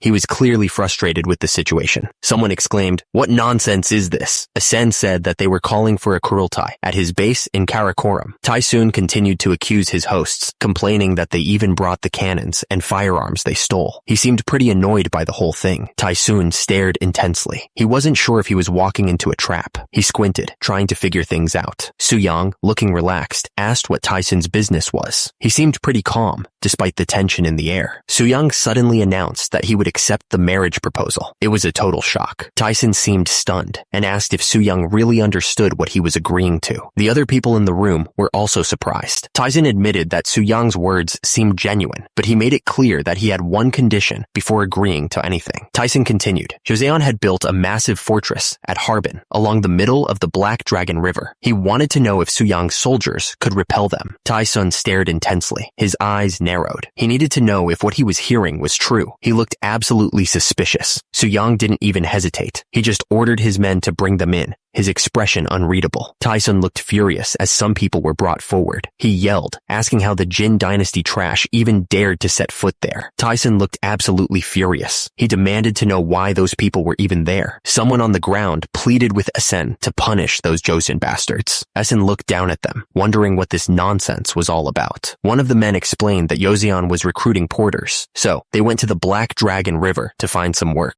They had camped by the riverside to rest, but while they were sleeping, Loud thunder startled them awake, so they looked around. The man with the scar stared in disbelief, his eyes wide. He couldn't believe what he was seeing. Suddenly, a massive pillar of fire erupted into the sky. The explosion ripped through the storage, sending flames and debris everywhere. The thunder and fire pillar indicated that a gunpowder storage had exploded. Someone asked, "So? What happened next?" Suddenly, they heard the voice of a man. He was crying and claiming that Joseon soldiers had accused them of setting the fire and torturing them. The man listening to the accusations just sat there. He seemed skeptical, responding with a simple, "Really?" Taesun stared intently, his face a mask of suspicion. He clearly didn't believe everything he was hearing. Tyson's eyes narrowed. "Do you think I'm a fool?" Tyson leaned back, his expression hardening. "What trick are you playing at?" Soo-young thought to himself. As expected, he's suspicious. Soo-young thought, even without gunpowder problems, that cunning bastard won't move easily. He'll believe you if you provide troop numbers and intelligence about this area. Someone else responded, "You muscle-headed moron. Do you want me to claim I personally scouted it out? Should I say I learned it while enjoying meat broth and drinks with them?" Soo-young smirked, his plan coming together. He gave the order to let them in, knowing things were about to get interesting. The two men sat at the table, the atmosphere thick with tension. Another man stood silently in the background, watching. Someone shouted at Tyson Khan in shock or recognition. Suddenly, a fist flew through the air. The fight had begun. Someone screamed at Tyson, calling him a treacherous bastard. The fist shot forward with incredible speed. It looked absolutely devastating. The fight was far from over. The man scoffed, looking annoyed. He insisted that even if he was drunk, he wasn't weak enough to be taken down by some villagers. He pinned the other man to the ground, his face inches away from his. He wondered what the point would be in killing a Khan who came begging for mercy from Joseon. The man pointed, his eyes gleaming with a wild idea. He suggested that a real man would infiltrate enemy territory and shake up the Tartars' land instead. The man declared that he would endure it for the greater good. The man explained that a certain young man's ancestors had their clan destroyed by Genghis Khan. As a result, he said, the young man held an enormous grudge against the Khan's descendants, a hatred that had been passed down through generations. The man continued, laying out his treacherous plan. He intended to use the Haichi Jurchens to deceive Usin, setting a trap that would be difficult to escape. The man slammed his head against the floor, his voice trembling with urgency. He swore that if there was even a shred of falsehood in his words, they could kill him right there and then. The man revealed that the monk at Black Dragon Temple had saved them when Joseon's guards weren't paying attention. He declared that he wanted revenge on Joseon,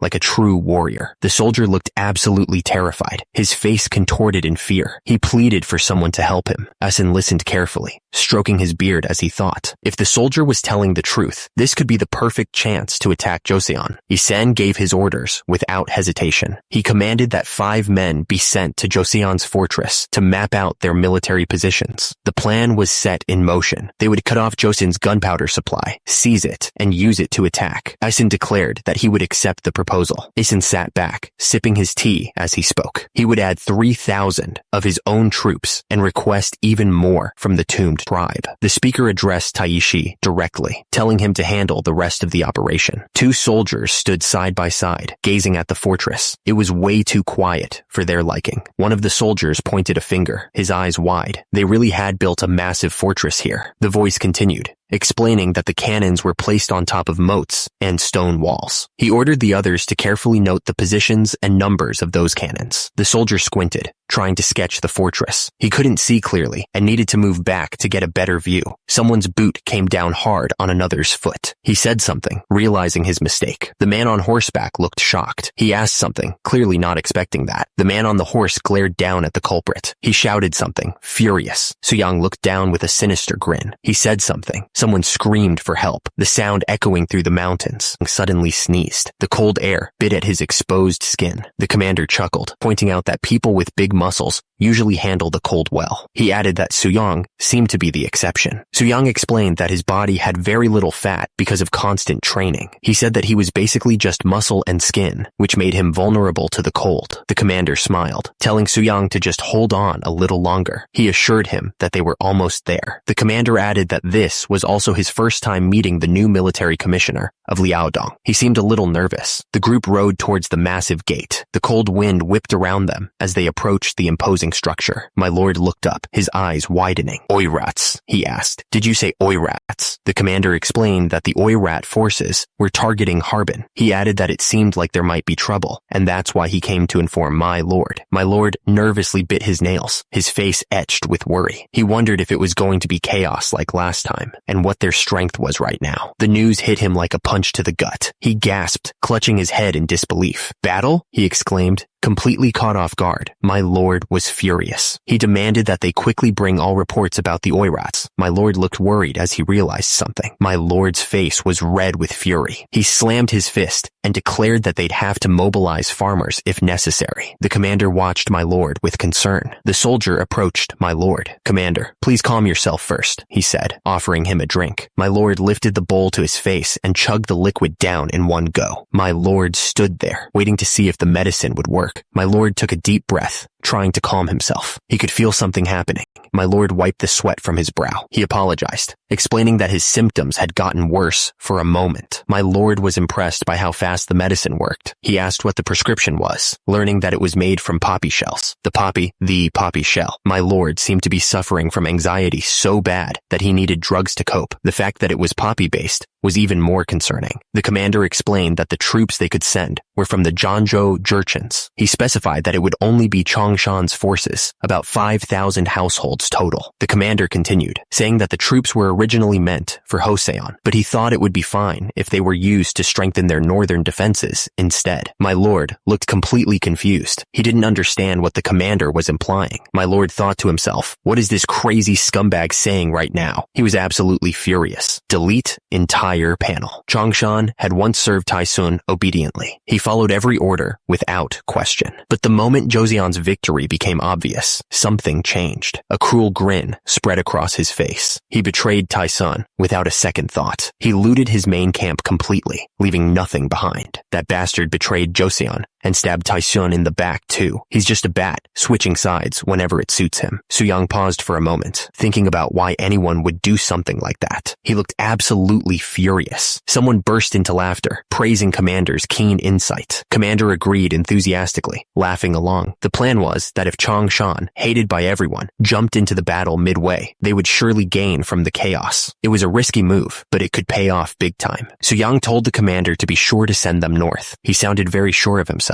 Suddenly, soldiers shouted for everyone to stop right there. The prisoners had escaped, and they needed to be found. Suyang looked absolutely pissed, shouting about how awful things were. Soldiers nearby seemed to be running away from something, but he was too angry to care. Suyang screamed that he was done with all this body preparedness. He'd rather be tortured. It was clear that the intense training was getting to him. His face was red, and tears streamed down his cheeks. He looked like he was about to collapse from exhaustion. He screamed that he quit and started running away. The other soldiers watched him go, unsure of what to do. He ran as fast as he could, his body moving with surprising speed. It was like he was trying to escape from his own skin. He screamed in agony, his body shaking. Every muscle in his body felt like it was on fire. Suyang continued the brutal training, carrying another soldier on his shoulders. The soldier looked like he was about to pass out. He screamed again, his face contorted in pain. He felt like he was going to die. Suyang stood over him, his face unreadable. He was pushing them all to their limits. One of the soldiers tried to run away, completely worn out. Suyang yelled after him, asking if he was already tired of training. Suyang looked down at the exhausted soldier, a grin spreading across his face. He asked if the man wanted to experience the bathroom torture instead. The soldiers scrambled away in terror, tripping over each other to escape. One of them yelled that Suyang was a monster. The order echoed across the training grounds, written in large characters on the wall. It demanded they squat 100 times, 3 sets. Suyang watched them with a strange look on his face. He told them not to shout on the last count, saying, "Good. Good." One of the soldiers called out to Suyang, interrupting the training. He seemed desperate to get the Grand Prince's attention. Across the river, Oirat forces were gathering. It looked like they were ready to attack. Essen seemed to be with the Oirat forces. The man watching from the stairs realized that the battle was about to begin. The leader shouted for everyone to get ready. He looked absolutely serious, knowing what was coming. The soldiers moved quickly, their armor clanking as they marched. They knew they had to be ready for anything. Alak asked if there was any news from the scouting party. The reply reply came back that no Yoseon soldiers had been seen yet. The men on the boat were heading straight into danger. The terrain was perfect for an ambush, with many places to hide. The leader looked confident, believing the northern terrain gave them the edge. He asked if there was any news from their scouts, hoping for good news. The messenger reported that the scouts had been captured near the enemy camp. He clicked his tongue, calling them idiots for getting caught. Taishi shouted that there was movement on the other side of the river. Something was happening across the water. The men stared across the river, their faces filled with shock. They were clearly seeing something unexpected. There were stacks of weights everywhere, piled high. It was clear that this was a place where people pushed themselves to their absolute limits. The trainees squatted under the heavy load, sweat pouring down their faces. They were pushing their bodies to the breaking point. Soo-young stood tall, his arms crossed as he watched the men struggle. His powerful body radiated authority. Soo-young stepped forward, a wide grin on his face. He shouted, "Behold my mercy!" The man stared, his eyes wide with disbelief. He shouted, "What the hell is that?" My lord looked pleased. He was clearly enjoying the reactions to his mercy. For transmigration, he was deeply impressed by this movie. This is Sparta. The story? Nah, he just liked the muscles.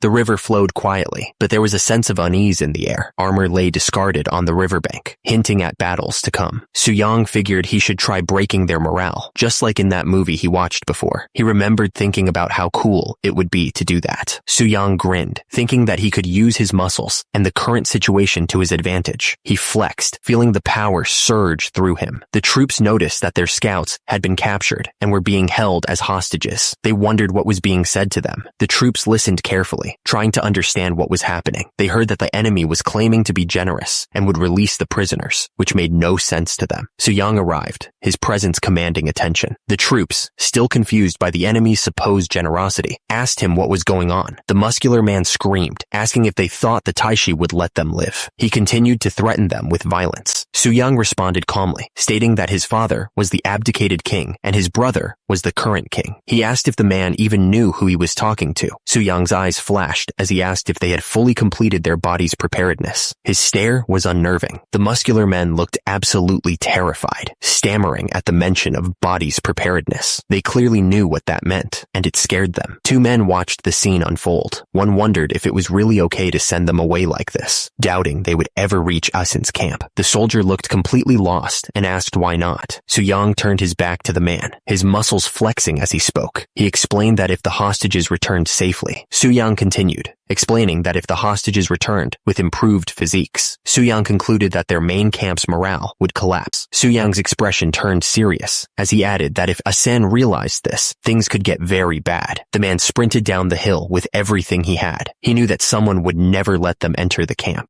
Suddenly, Taishi was ambushed by two hulking figures. The force of the blow knocked the wind out of him. The man looked absolutely stunned by what he was seeing. He wondered. Taishi looked up in disbelief as a spear pierced him. He stammered, trying to understand why. Baeyen's face contorted with rage as he barked orders to his soldiers. He commanded them to shoot those idiots dead. The man was confused, wondering if those men in the distance were the same ones that had been held in the Joseon camp. He started to ask if they could get information from them. He called the man a moronic piece of shit. Baeyen grabbed the man by the collar, his voice rising with anger. He demanded to know if the man had any idea what would happen to their morale if the hostages came back. Baeyen's rage reached a boiling point. He screamed at his soldiers to kill them all. Several days later, Baeyen's detached unit was on the move. A caption appeared. Baeyen means general. Two men stood watch, their eyes scanning the horizon. One of them pointed, announcing that a supply ship was headed their way. The man's eyes widened slightly, a bead of sweat trickling down his face. Something wasn't right. The supply ship was now engulfed in flames. One of the men shouted that it looked like it was on fire. The commander's voice boomed across the beach, ordering everyone to put out the fire as quickly as possible. He screamed at them to extinguish the flames before it was too late. The man looked up at the burning ship, his eyes wide with horror. He realized that it was already too late to save anything. A massive explosion ripped through the ship, sending debris flying everywhere. It was an ambush. Arrows rained down from all directions, striking the burning ships. The air filled with the sound of whistling arrows as the attack intensified. The order to abandon ship echoed across the deck. With no other choice, the men began leaping into the water, hoping to escape the inferno. The freezing water bit at their skin as they struggled to shore. One of the men, teeth chattering, offered the vice inspector some dry clothes. He urged him to change quickly before he caught a cold.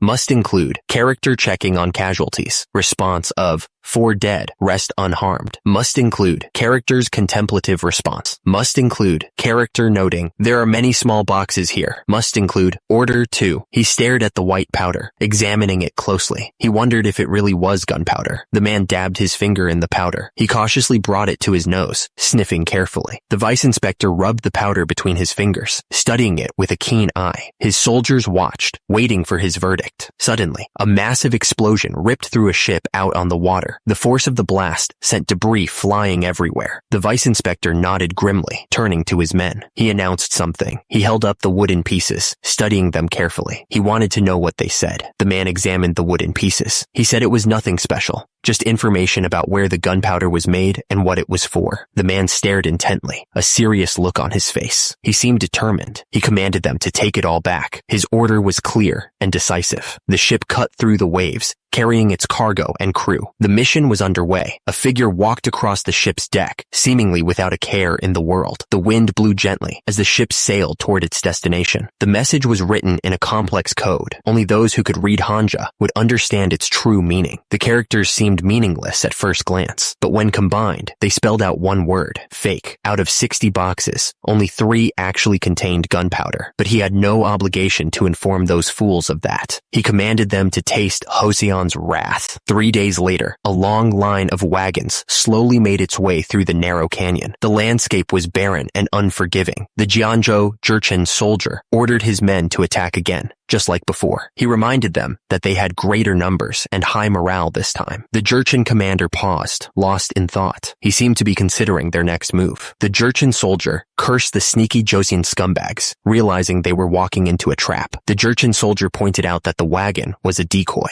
They had been tricked. The Jurchen soldiers were perched high above on the cliff, looking down at the canyon. The leader realized it wasn't a caravan at all. It was the vanguard, and they were walking right into a trap. A soldier questioned the idea of a rash ambush, explaining that lighting beacon fires would bring enemy reinforcements. Sir Bayan decided they would wait for a better opportunity. He looked calm, but the intensity in his eyes showed he was ready to strike. 10 days later, the mountain stood silent. The waiting game continued. Sir Bayan watched the road. After 10 days, the enemy's guard had finally loosened. He figured it was about time to make their move. Officer Hong told Sir Bayan that there was a good spot for an ambush up ahead. A soldier observed that there was a ridge beside the road, which was perfect for a fake retreat. They were moving into position, ready to spring their trap. The mountainous landscape was perfect for hiding troops, ready to ambush the enemy's main force. The terrain would give them a huge advantage. Sir Bayan gave the order to move out. He was ready to spring the trap. The soldiers moved into position,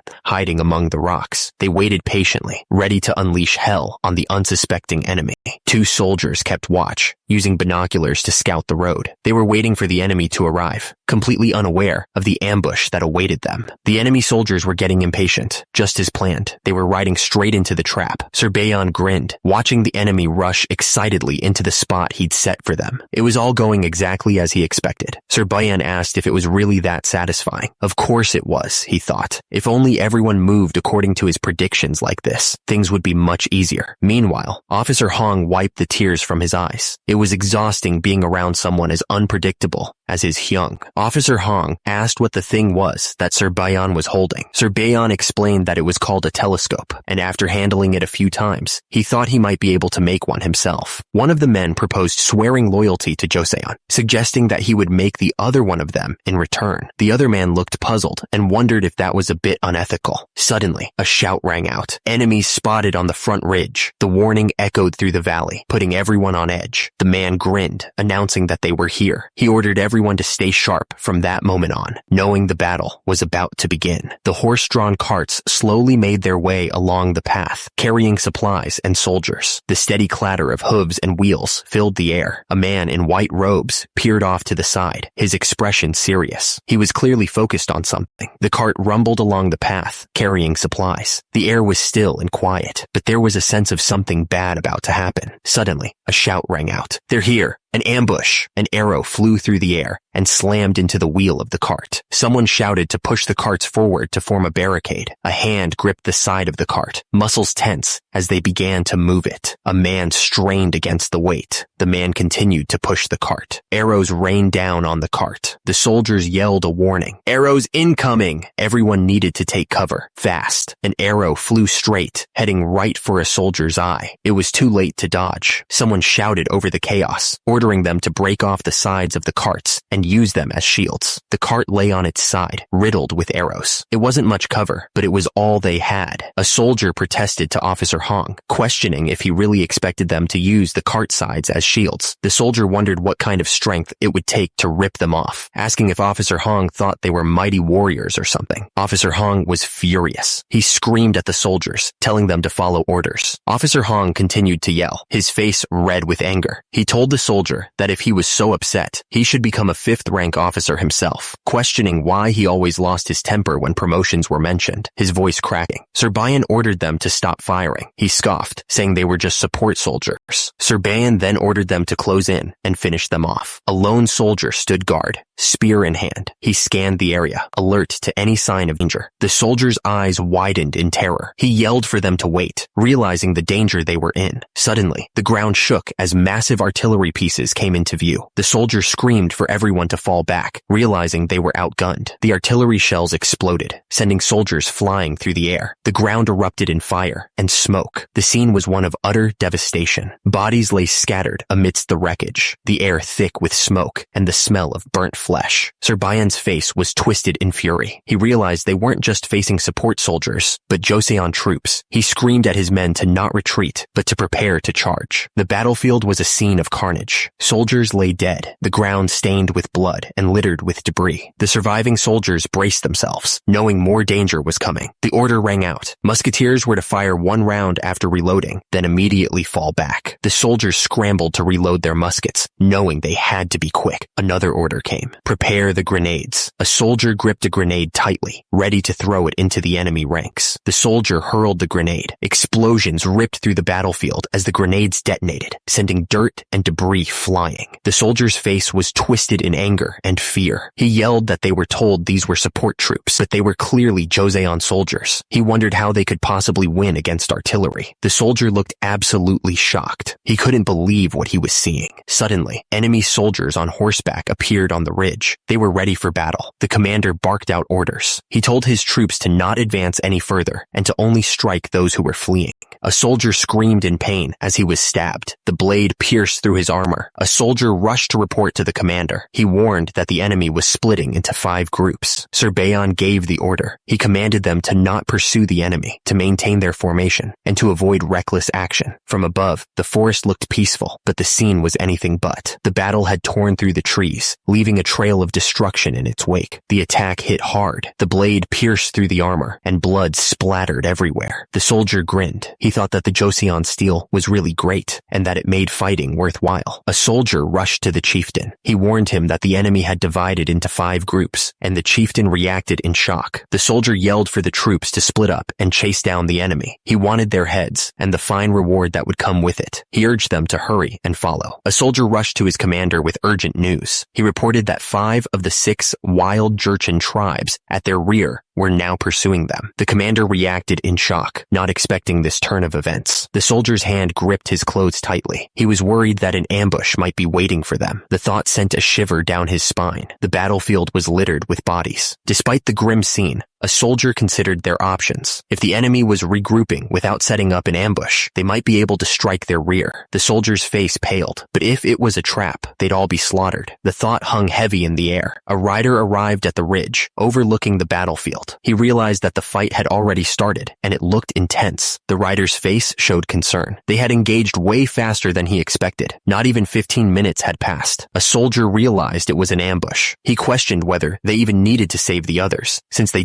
disobeyed orders. He cursed under his breath, calling the Yurgmang troublesome. The leader sat on his horse, looking out at the chaos. He needed to make a decision, but he wasn't sure what to do. The question hung in the air. What now? The leader sat on his horse, looking at his men. They needed direction. The soldiers looked up at him, asking what they should do next. The leader's expression hardened with resolve. He declared that they would rescue them, no matter what. One of the soldiers looked worried. He warned the commander that they could end up in danger themselves if they went ahead. The leader glared back. He reminded the soldier that if it weren't for the others, fighting the Oirats with such a small force would have been impossible. The leader urged them to hurry. Time was running out, and he ordered everyone to move at once. The battle raged on. Dust and smoke filled the air as the soldiers clashed, the sounds of fighting echoing across the field. Suddenly, arrows rained down from above. The archers on the cliffs fired relentlessly, each shot finding its mark. One of the soldiers looked stunned. He couldn't believe they'd been ambushed. The man's face was filled with worry. He realized they were outnumbered and wondered if this was the end of his nominal tribe. Remove entire panel. The soldiers cried out, their voices echoing across the battlefield. They were calling for the chieftain, hoping he was still alive. One of the soldiers groaned in pain, lying helpless on the ground. He was wounded, and his strength was failing. Another soldier yelled out, his voice filled with desperation. He was still searching for the chieftain, hoping against hope that he would answer. The other soldiers gathered around the fallen body, their faces etched with grief. They cried out that the chieftain had fallen, their voices filled with despair. Suddenly, the chieftain roared back, his voice filled with anger. He yelled at them for thinking he was dead, calling them idiots. The chieftain roared, his voice echoing across the battlefield. He declared that arrows like those wouldn't kill Nominal. The chieftain towered over the fallen soldier, looking absolutely furious. He barked at him to quit his complaining and get back on his feet. The chieftain examined his armor closely, running his hand across the metal. He admitted that the armor made by Hoseon had saved him and his tribe from certain death. The chieftain continued, his voice grudging. He hated to admit it, but even that annoying chicken meat had been helpful. The chieftain finished his thought, acknowledging the torturous body training exercises from the past 2 years in Gyeongwon. An unnamed soldier prepares to fire an arrow, tightening the string. The soldier thinks about how the training has made them much stronger. The archer pulls the arrow back with great force, ready to unleash it. He is aiming at the enemy, his muscles strained with anticipation. An unnamed soldier screams, aiming his arrow with fury. He shouts for the enemy to eat this, right before he lets loose his attack. The arrow flies through the air with deadly speed. It is aimed perfectly at its target, a blur against the sky. An arrow pierces through a soldier's armor, sending him crashing to the ground. The impact is brutal, his body collapsing under the force. The archer looked up in disbelief, grunting in frustration. How could an arrow be shot uphill with such force? He couldn't believe that the Joseon soldiers had gotten so strong. The archer's face contorted in rage. They had started with an ambush and the upper hand, but things were falling apart. He couldn't believe they were losing. A soldier reported to Sir Bolai that their forces were getting pushed back. The soldier was shocked that the Hoseon soldiers had helmets and armor, and their archery strength was monstrous. The soldier pointed, his face etched with worry. He reported that Joseon troops were approaching from the main camp. It was getting worse. The soldiers looked up at Sir Bolai, desperate for guidance. They needed to know what to do, begging for his orders in the face of the advancing enemy. Sir Bolai's face was red with anger. He screamed at his troops that they were losing to Jin remnants, who weren't even proper Joseon troops, ordering everyone to retreat. The soldiers looked at each other in disbelief. One of them questioned the order, wondering what would happen to their morale if they retreated now. They looked completely stunned. Sir Bolai didn't even let him finish. He yelled at the soldier to shut up, explaining that they would be completely destroyed if the main Joseon force joined the battle. He looked absolutely determined. The Joseon soldiers cheered, yelling that the enemy was retreating and that they had won. The soldiers were ecstatic, yelling that they had overcome the ambush. They laughed and cheered, finally able to relax after the intense fighting. The leader barked out a warning, his face strained with concern. He told them not to chase after the retreating enemy, explaining that there could be another ambush waiting. The leader scanned the field, his voice filled with urgency. He shouted, asking if everyone was okay and confirming that they had fought off the ambush. The messenger approached with a smile, relaying the good news. He announced that the other tribes ahead were safe, so they should all head back to the main camp. The soldiers began their trek back to the main camp, their steps heavy with exhaustion. The battlefield was quiet, save for the shuffling of feet and the distant sounds of moaning. Suddenly, a shout rang out, cutting through the silence. An enemy soldier hurled an explosive grenade, yelling a warning as it sailed through the air. The soldier screamed, warning everyone that it was about to blow. His eyes were wide with terror as he braced for the explosion. But then, he looked down at his hand, confused. It wasn't an explosive grenade at all. It was just a rock. He realized what was happening and yelled at the enemy soldier. He chucked the rock as hard as he could. The rock hit the enemy soldier square in the face with a loud thwack. The guy staggered back, stunned. The soldier was completely exhausted, sweat dripping down his face. He wondered why those guys weren't running away yet. The wild Jurchens had blocked their escape route. One of the soldiers was exhausted from the intense physical effort. He thought he was gonna die, not from the battle, but from how hard the fighting was. The soldier yelled at the others to just let them run. The soldier scoffed at the fleeing enemy. He couldn't believe they thought they could do any damage with those tiny horses and outdated weapons. The other soldier snapped back, telling him to stop exaggerating. They had been hurt, so he told him to just get a splint or something. The soldier pleaded desperately. When this was over, he just wanted to go back to Hanyang. High above, the building stood firm, but inside, impatience was growing. Someone wondered how long they were going to wait around. Inside the building, one of the men suggested they fill the moat with dirt and storm the place. He scoffed, saying the walls weren't even that high compared to Beijing. Another man agreed, saying they should just attack. He looked eager to get the battle started. The leader frowned. He thought they were too eager for their own good. Their real enemy was Joseon, he reminded them. The leader decided someone needed to step up as a sacrifice to assist their strategies. He called out Ashitamore's name, singling him out. The man quickly agreed with his father's plan, saying, "Yes, father." The leader decided to send troops, exact number, unspecified in visible text. The younger man grinned, saying, "Yes, father, I will definitely crush their fortress." Several days later, near the Songhua River close to Harbin, the troops gathered. The river flowed nearby. Suddenly, massive cannonballs rained down on the troops. Each one hit the ground with incredible force. Explosions ripped through the ranks, throwing bodies into the air. The soldiers screamed as fire consumed them. A soldier yelled a warning, telling everyone to dodge the rolling black things. He looked absolutely terrified. The soldier shouted about the impossible situation. Cannons from the front, arrows from above, and explosives from below. A soldier wondered what they could possibly do. He felt hopeless as the enemy closed in. Another soldier stared up at the enemy fortress, his face pale. He was sure they were done for. The soldier's eyes widened in terror, sweat pouring down his face. He screamed that they were all going to die. A massive cannon fired, sending a ball of destruction towards the soldiers. The ground shook as the shot landed nearby, and the men scrambled to get out of the way. A soldier screamed in agony, his face twisted in pain. He was clearly hit by something, and it wasn't good. Molihai rushed to help Sir Ashitamur. He asked if Sir Ashitamur was all right. From atop the walls, a soldier reported that the tower were attacking. He looked down at the chaos below, firing his weapon.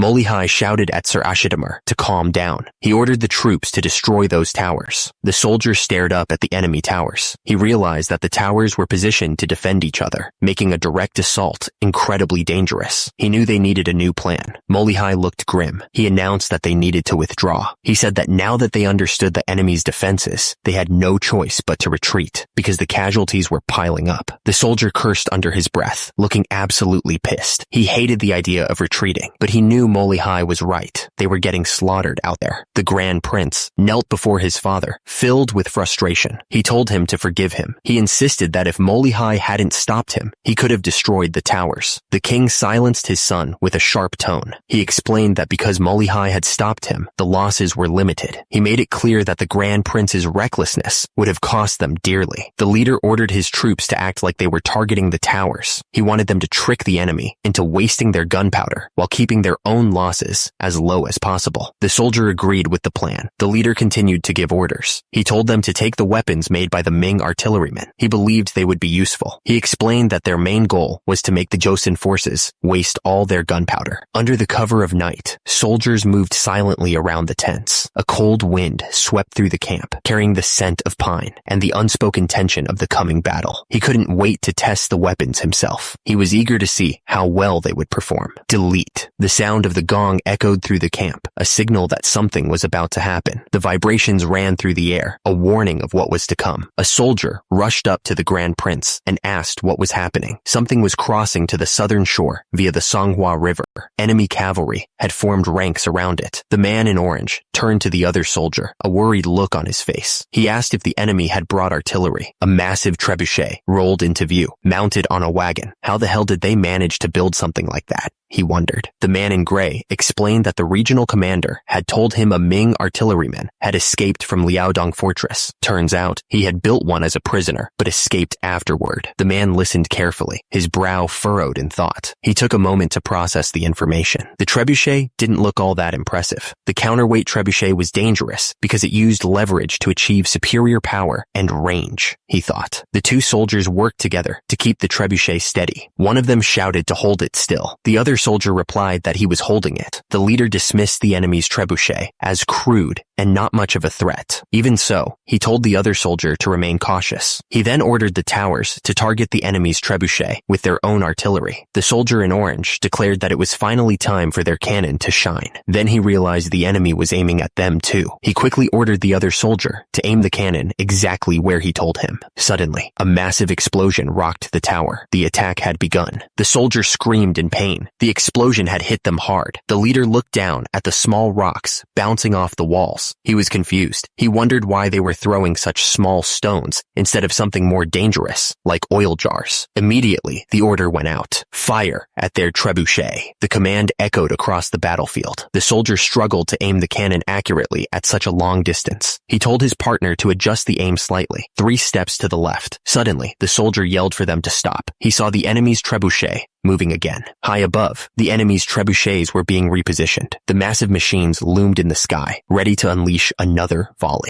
The two soldiers stared up in disbelief. They didn't understand what was happening, but it couldn't be good. The soldier looked at his partner, completely confused. He wondered why the enemy was throwing straw mats at them. Suddenly, the soldier's eyes widened in horror. He realized that the mats were soaked in oil. The fire quickly spread, engulfing the ground below. The two soldiers watched in terror as the flames grew higher and hotter. The archers stood ready, their arrows lit with fire. They wondered when the enemy had gotten into position to launch such an attack. The force of the fire attack shook the entire structure. The wood groaned under the strain. The soldier looked up and his eyes widened. It was a fire attack. The flames spread quickly, eating away at the wooden structure. The heat was intense. The commander yelled at the soldiers to throw the artillery off the tower. He ordered them to leave immediately, lowering the emergency ropes to evacuate. The soldiers scrambled to escape, sliding down the ropes as fast as they could. They knew they had to hurry before the gunpowder exploded. The tower was engulfed in a massive explosion. The force of the blast shook the entire structure. The commander looked up, his eyes wide with disbelief. He realized they had thrown oil-soaked mats. The commander frowned, his expression hardening. Turns out, this had been their plan all along. Sir Ashidamar explained that the flames and smoke were blocking their view. Even if the gunpowder was still good, it would be almost impossible to aim. To make matters worse, they had already lost 2 towers. Suddenly, the alarm was raised. Siege ladders were incoming. The order came down. They weren't holding back. They had to use all the gunpowder they had. The commander ordered the rocket carts to target the climbing enemies and archers. They couldn't let them get over the walls. The commander yelled for the cavalry to mount up and follow him. The troops responded with a unified shout of agreement. The order to fire echoed across the battlefield. The explosion ticked through the siege ladders, sending soldiers flying. Their screams filled the air as they fell. The order to fire rang out. The soldiers didn't hesitate, leveling their rifles and unleashing a volley of shots towards the enemy. Someone cried out in pain. The order to move out was shouted. A soldier fell from the siege tower as enemy fire continued to rain down. The cavalry charged forward, hooves pounding the earth. The commander yelled for them to push the enemy back. The commander pointed forward, yelling for the troops to sweep through the enemy's main force. His voice was full of determination. The cavalry crashed into the ranks of archers, scattering them. Arrows flew everywhere, but the cavalry's momentum was unstoppable. The cavalry clashed in a storm of steel and fury. Swords flashed as riders fought for their lives, arrows piercing armor with deadly force. A soldier's eyes widened in shock. his expression a mix of surprise and fear. Something had caught his attention. An enemy commander, judging by his fancy armor, looked terrified. He cried out, "Protect me! Guard me!" A soldier charged forward on horseback, sword raised high, yelling, "You bastard!" The soldier's face contorted in rage as he yelled, "How dare you attack Joseon?" The enemy commander screamed in terror. The sword gleamed, reflecting the sunlight like a deadly mirror. The air crackled with anticipation as the blade prepared to strike. The rider swung his sword with all his might, bringing it down on the enemy with brutal force. The impact echoed through the battlefield. The soldier tumbled from his horse, his grip failing as he desperately tried to hold on. He hit the ground hard. The fight knocked right out of him. An officer shouted desperately to Sir Ashidamar and Sir Molihai that the left flank had collapsed and they needed to retreat immediately. The order to retreat was given, and the troops scattered in panic. Soldiers ran for their lives, desperately trying to escape the onslaught. The soldier added that the enemy was retreating. The remaining troops scrambled to escape, climbing down ladders from the high walls. They were desperate to get away from the chaos and destruction. The soldier yelled from the wall, waving his sword in the air. He announced that they had taken the enemy commander's head, and their left flank was falling back. The soldier's face was etched with worry. Even with the good news, something wasn't right. Suddenly, a massive explosion rocked the wall. The sound was deafening. The soldiers nearby screamed as the explosion threw debris everywhere. They were caught completely off guard. One of the soldiers pointed up, his voice full of alarm. He shouted, wondering what was happening. It was artillery fire.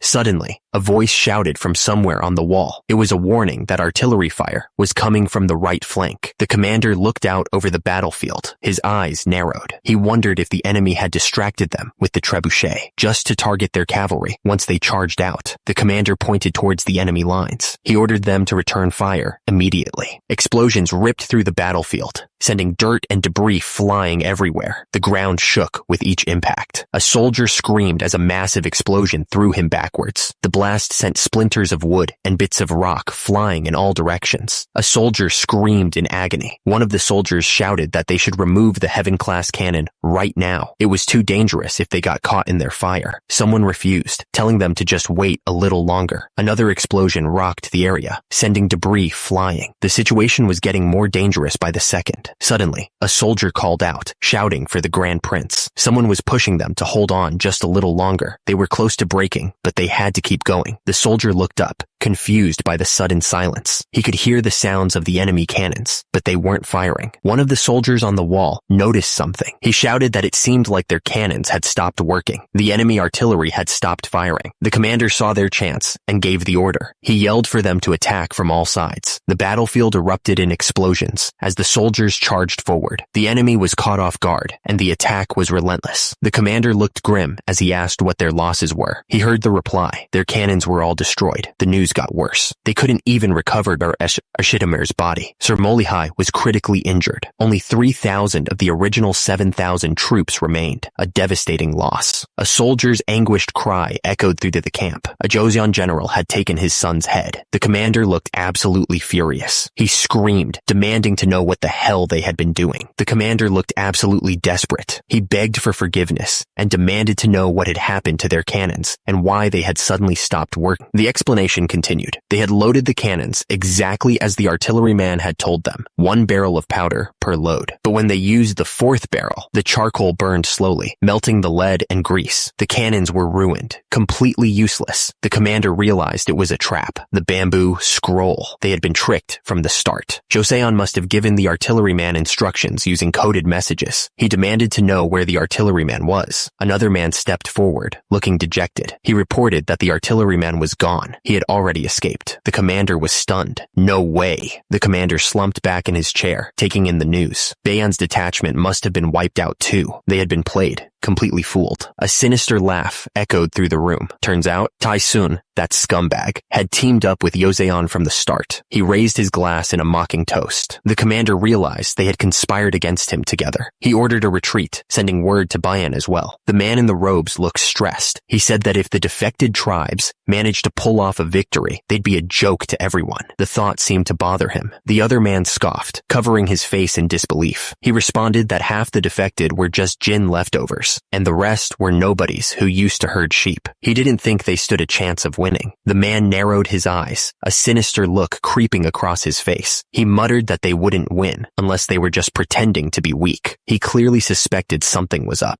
From somewhere above, a voice boomed out, telling them not to worry. It was a message directed at Sir Chung Shan, wherever he was. Suddenly, a messenger arrived with terrible news. Another attack by the defected had happened, and 500 of their strongest men were dead. The messenger was in disbelief. How could this happen again? The man on horseback looked stressed. He wondered how far they would have to run before they were safe. He suggested that maybe they should just return to Liaodong and surrender to Seoyujong.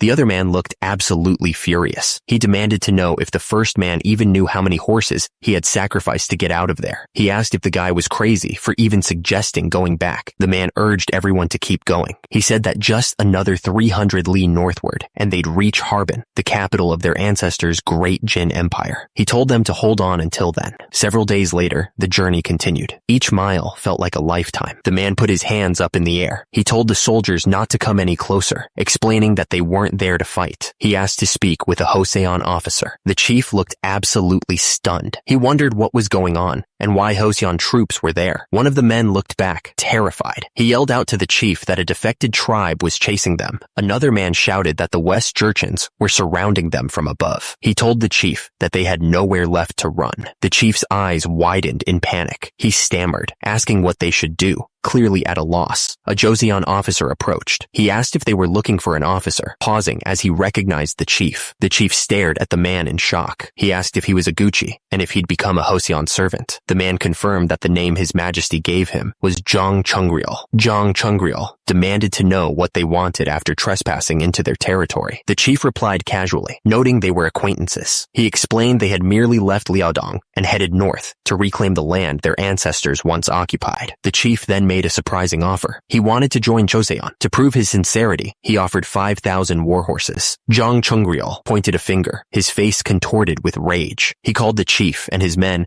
nothing but bat-like thieves for trespassing on their land. Zhang Chungryol's eyes narrowed, filled with a cold fury. He said he'd gladly slaughter them all right then and there, but he'd grant them one last chance. The chief's men were losing it. They were completely surrounded and about to be attacked if they didn't turn around within 2 hours. They were screaming for his orders, desperate for guidance. The chief's fist clenched tightly. He was in a tough spot, knowing that any decision could lead to disaster. Someone shouted out, calling the chief by both his old name and the name he'd been given by Joseon, Aguchi. No, Zhang Chungryol. The chief looked down, his expression unreadable. He was stuck between his past and his new life, unsure of what to do next. The chief threw his hands up in the air and yelled that he surrendered. It was a shocking turn of events. A voice boomed out, declaring that he would go to Hoseon and pay for his crimes. Zhang Chungryol looked up with a strange smile. It seemed like he had accepted his fate. And so, Chungshan became Joseon's prisoner. The Battle of Harbin was over, ending in a great victory for Joseon. Meanwhile, back in Joseon, it was February of 1455. At the Sunset Glow Pavilion, a somber funeral was taking place. It was the funeral of the chief state counselor, Huang Hui.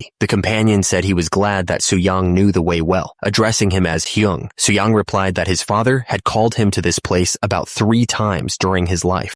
Suyang looked around, surprised by the number of people already gathered, even though it was still dawn. He hadn't expected such a large crowd. The companion responded, asking if it wasn't obvious why so many people were there. The funeral was for the chief state counselor, Huang Hui. The altar was set up with various offerings, and the air was heavy with grief. Someone squinted, trying to get a better look at the crowd. The early morning light made it hard to see. Han Myung-ho was recognized by someone in the crowd. He joked that he was hurt. They only recognized him now. The military officer told Han Myung-hoi that he'd gotten even bigger than him, despite being a soldier. He asked if it was the power of body preparedness training, complimenting his improved physique. Han Myung-ho replied that the military officer was too kind, saying he still had much to learn. He chuckled, recalling that he was told no one would recognize him if he bulked up, but it turned out to be true. The man apologized for bringing it up at the funeral, but asked if Han Myung-ho's late father had left any final words. The military officer paused, stroking his mustache thoughtfully. Something the other man had said was starting to click in his mind. Han Myung-ho's expression grew somber as he recalled his father's final words. He had talked about life in public office. Delete entire panel narration. But the positions his father spoke of were too high-ranking and complicated for him to understand at the time. Delete entire panel narration.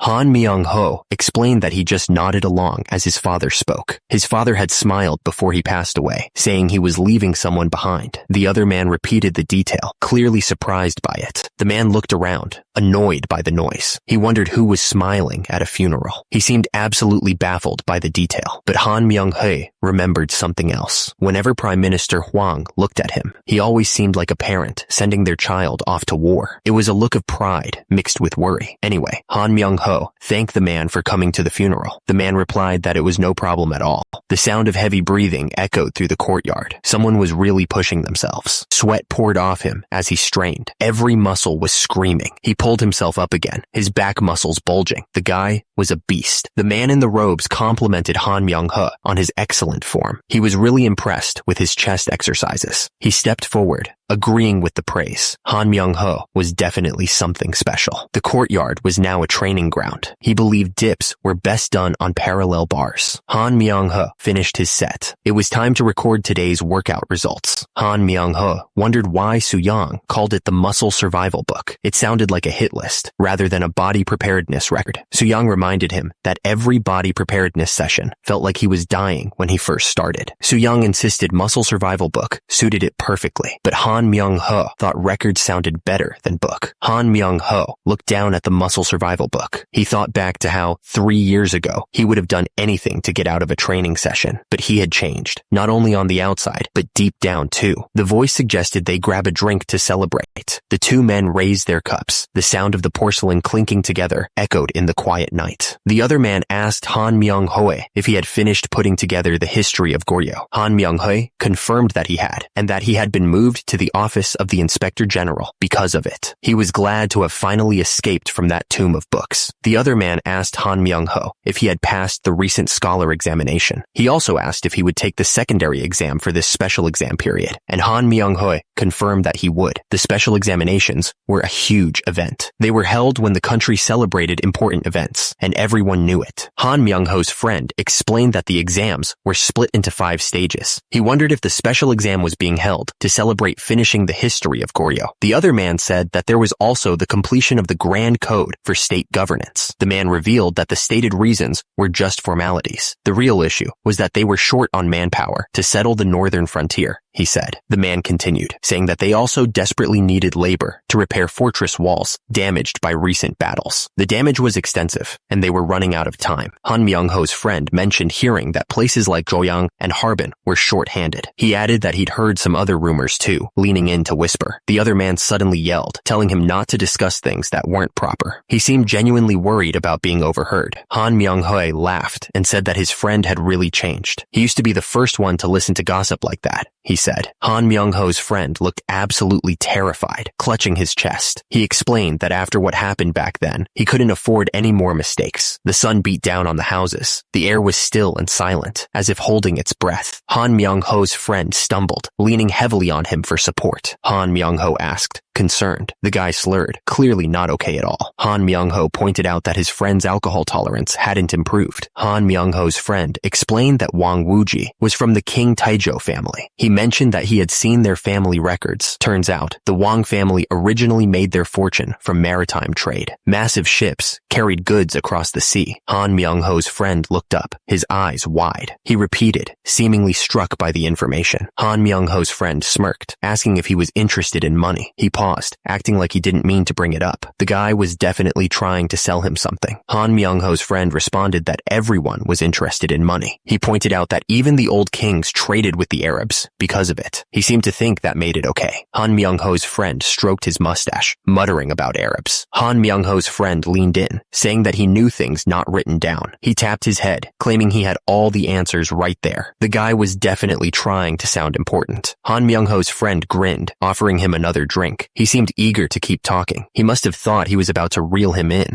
Even though Han Myung-ho had been training hard, his hunger for wealth and power didn't just vanish. He was still wrestling with those desires, even as he tried to push them down. Yet, Han Myung-ho kept up with his training. He was preparing for the special exams tests in literature, balancing the books with the barbells. He continued preparing carefully for the special exams preliminary and secondary tests in literature. He was determined to pass. Someone else failed again. They were clearly frustrated by the results. He achieved satisfying results. A group of scholars crowded around the announcement board, eager to see the results. One of them shouted out to his Hyung, older brother/friend, excited to see both their names on the list, his Hyungs and Oh Sisiup's. The scholar expressed his relief with a laugh. He was so glad that the exam covered the newly built prison in Pyongyang, just like his Hyung had predicted. Now, only the royal exam remained. The scholar was hopeful they would both pass together and encouraged Han Myung-ho not to worry, as he was sure they'd both make it. The scholar felt like he would finally get a government post this time. He had a good feeling about it. Suddenly, a wave of anger washed over someone. His face twisted into a furious scowl. The scholars looked up at the announcement. Someone noticed something strange. Why were there 3 exam topics? The announcement was clear. Having 3 topics was unheard of. This was completely new. The proctor's voice echoed through the exam hall. They had to pick one of the 3 topics and start writing their essays. One of the scholars looked absolutely stunned. He couldn't believe what was happening. He muttered to himself, wondering what he should do. Inside the grand throne room, one of the king's ministers stood before him. He was there to report on the topics for the final examination. The old minister looked completely stunned by what he'd been told. He had to ask if the topics were truly correct, his voice filled with disbelief. But the king just smiled, completely untroubled by the minister's concern. He confirmed that yes, the topics were exactly as he intended. The first topic was about diplomacy with the powerful Ming dynasty. The scholars would have to write about key priorities and what policies their kingdom should adopt. The second choice was about the northern frontier. It asked what actions should be taken to bring the northern tribes into their kingdom. And the third topic was about trade. If they were to trade with the Ryukyu kingdom, what should be their top priority? The minister couldn't hold back his worries any longer. He reminded the king that even the retired king only ever gave 1 topic for the exam. He argued that giving 3 choices would only throw the scholars into total confusion. The king listened patiently, a thoughtful look on his face. He knew exactly what he was doing. He explained that what the kingdom needed now was something different. The king explained that he wasn't just looking for someone who knew books. He needed a person with a wide perspective who could see the bigger picture. He wanted someone who could not only plan big things, but also had the ability to actually make them happen. And among all the scholars, Han Myung-ho was ready. He looked completely confident, holding his brush like he was born for this moment. The king's voice continued, saying he needed someone who understood the process of governing without even thinking. Soo-young definitely understood process, but his was all about building muscle. Back in the throne room, the king simply told his worried minister not to stress so much. The old man could only bow and accept his king's decision. The king truly believed that if this special exam could find just one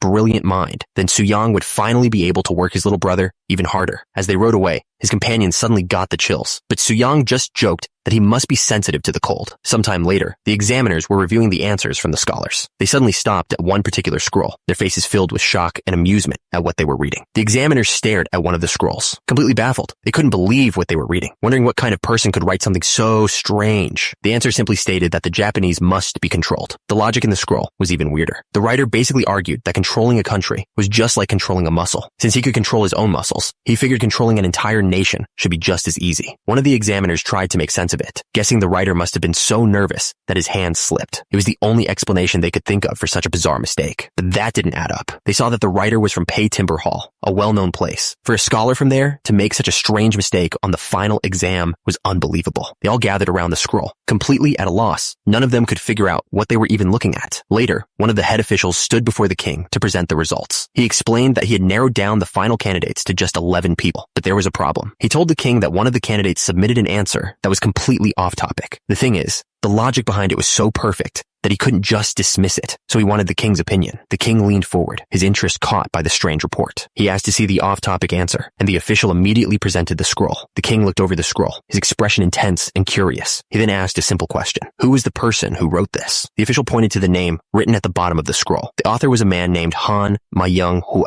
The official began to explain who he was, recalling his history. Apparently, Han Myung-ho had been recommended by the retired king and had worked at the Pei Timber Hall. Not only that, but the respected Minister Huang also thought very highly of him in his later years. This made it clear that Han Myung-ho was not just some random scholar. The king continued to read the scroll, which laid out Han Myung-ho's argument. It started by explaining that in the previous dynasty, the nation used to trade in all directions. However, the scroll argued that this widespread trade eventually drove the nation into chaos and ruin. King Taizhou had to step in and stop the trade, but this created a new problem. The Japanese took advantage of the situation for their own profit. The king couldn't help but let out a small laugh as he read on. This man wasn't just answering the questions. He was completely refuting the premise of every single one. It was an incredibly bold move. So his final suggestion was completely out of left field. He proposed that instead of repeating the past, they should reach out and trade directly with the Arab world, a vision of immense wealth filling his mind. The official was completely stunned by the idea. Trading with the Arab world instead of Ming or Japan was unheard of. He nervously asked the king if he should just throw the whole paper away, apologizing for even presenting it. But the king didn't seem angry or annoyed at all. In fact, a slow, amused smile spread across his face. He then let out a laugh, telling his official not to worry. He found the writer incredibly entertaining, and more importantly, he believed the man was right. The king then turned his attention to the other papers. He pointed out that 2 other essays, one by Kim Sisup and another by Lim Wanjun, were also excellent. He explained that Lim Wanjun's paper on Ming was the best, and Kim Sisup's on the northern tribes was the strongest, so they should both be included. The official was a bit confused, but the king clarified that Han Myung-hoi should be included too, since his paper on the Arab world still managed to address the topic of Japan. The officials bowed, ready to carry out his orders. But just as they were turning to leave, the king suddenly held up his hand, telling them to wait. He had one final instruction for them. He wanted them to leave Han Myung-ho's paper behind for him. A thoughtful smile crossed his face as he explained his reasoning. The ideas in that paper were so interesting that he wanted to read it again himself. The story then shifts to March of 1455 at the Pyongyang prison. It was a massive, imposing structure, standing silent under the setting sun. Inside, a man named Jung Bomsu was reading a letter. He was the prison security chief, and the letter was teasing him for living a comfortable life in the warm South. A warm smile spread across his face. He chuckled to himself, thinking about how the sender was still acting so casual, even after becoming a high-ranking official. The letter continued, describing the situation up north. After the Grand Prince arrived in the freezing lands of Harbin, his soldiers had to march through the deep snow. The writer explained that he and his friend Gildong had left for Harbin because a battle was expected. It was even colder than Gyeogyang, and he braced himself for another fight. He ended the letter with a joke, telling Jung Bomsu to get ready. He promised to catch a bunch of prisoners in the battle and send them all his way. Jung Bomsu sighed, thinking his friend just wanted him to suffer too. But just as he was about to put the letter down, a frantic shout from outside made him freeze. He looked out to see guards yelling that a prisoner was escaping. 2 men were sprinting across the courtyard, and Jung Bomsu could only watch in shock, wondering what was going on. The deputy warden, Seong Samun, was in a full-blown panic. He yelled that a prisoner had escaped during training and screamed for someone to help him catch the man. The prisoner was sprinting for his life, yelling that he'd never rot away in that place. But right behind him, a guard was closing the distance fast. One of the escapees glanced back, his eyes widening in pure shock. Something had just moved past him in a blur. It was Jung Bomsu. Without a word, he grabbed the first man and slammed his face straight into the dirt. Then he calmly counted out 1. He didn't even hesitate. He immediately reached out and grabbed the next escapee with a grip that looked like it could crush stone. A single, heavy punch connected with a solid thud. He announced as the second man went down hard. The last prisoner was met with a powerful kick that stopped him in his tracks. And just like that, it was over. In a matter of seconds, all 3 men were lying on the ground, completely taken out by Jung Bomsu alone. With the escapees tied up, the guard just stood there, completely unfazed. He boasted that taking down 3 guys was nothing compared to what he'd seen on the battlefield. The deputy warden looked on in total awe, amazed by the skill of his security chief. Jung Bomsu just laughed, clearly happy with the compliment. He seemed genuinely flattered by the warden's praise. Sometime later, the day seemed calm and peaceful at the prison. A figure walked with purpose through the prison grounds. The deputy warden stood before the prisoners, who were now running on these huge wooden wheels. He announced that His Majesty had decided to grant them mercy. He explained that they would serve their sentences not through pain, but through this labor. He gave a whole speech about how the work would cleanse their weak hearts and allow them to repay the kingdom. But one of the prisoners, running hard on the wheel, was clearly not buying it. He was completely exhausted and thought the warden's speech was just a bunch of nonsense. As the warden continued to lecture about wise rulers from the past, the prisoner's patience was wearing thin. He just wanted the guy to shut up, unable to listen to another word of it. The prisoner couldn't take another second of the warden's speech. He screamed out, begging for them to just hit him instead of making him endure any more of it. Another man was working so hard with his pickaxe that he was about to be sick, but the guard watching him didn't care about his health at all. He just yelled at him not to throw up on the ground and damage the valuable tiles, telling him to use his mask. The man looked up, completely stunned by the order. He realized the guard wasn't telling him not to be sick, just to make sure he didn't make a mess. This was the last straw for him. He was the magistrate of a county, and he couldn't believe he was being forced to do this kind of hard labor. In a sudden burst of anger, he slammed his pickaxe hard into the dirt. He finally snapped, screaming that he couldn't take this anymore. With his fists clenched in fury, he demanded to see their superior. He was completely done being treated this way.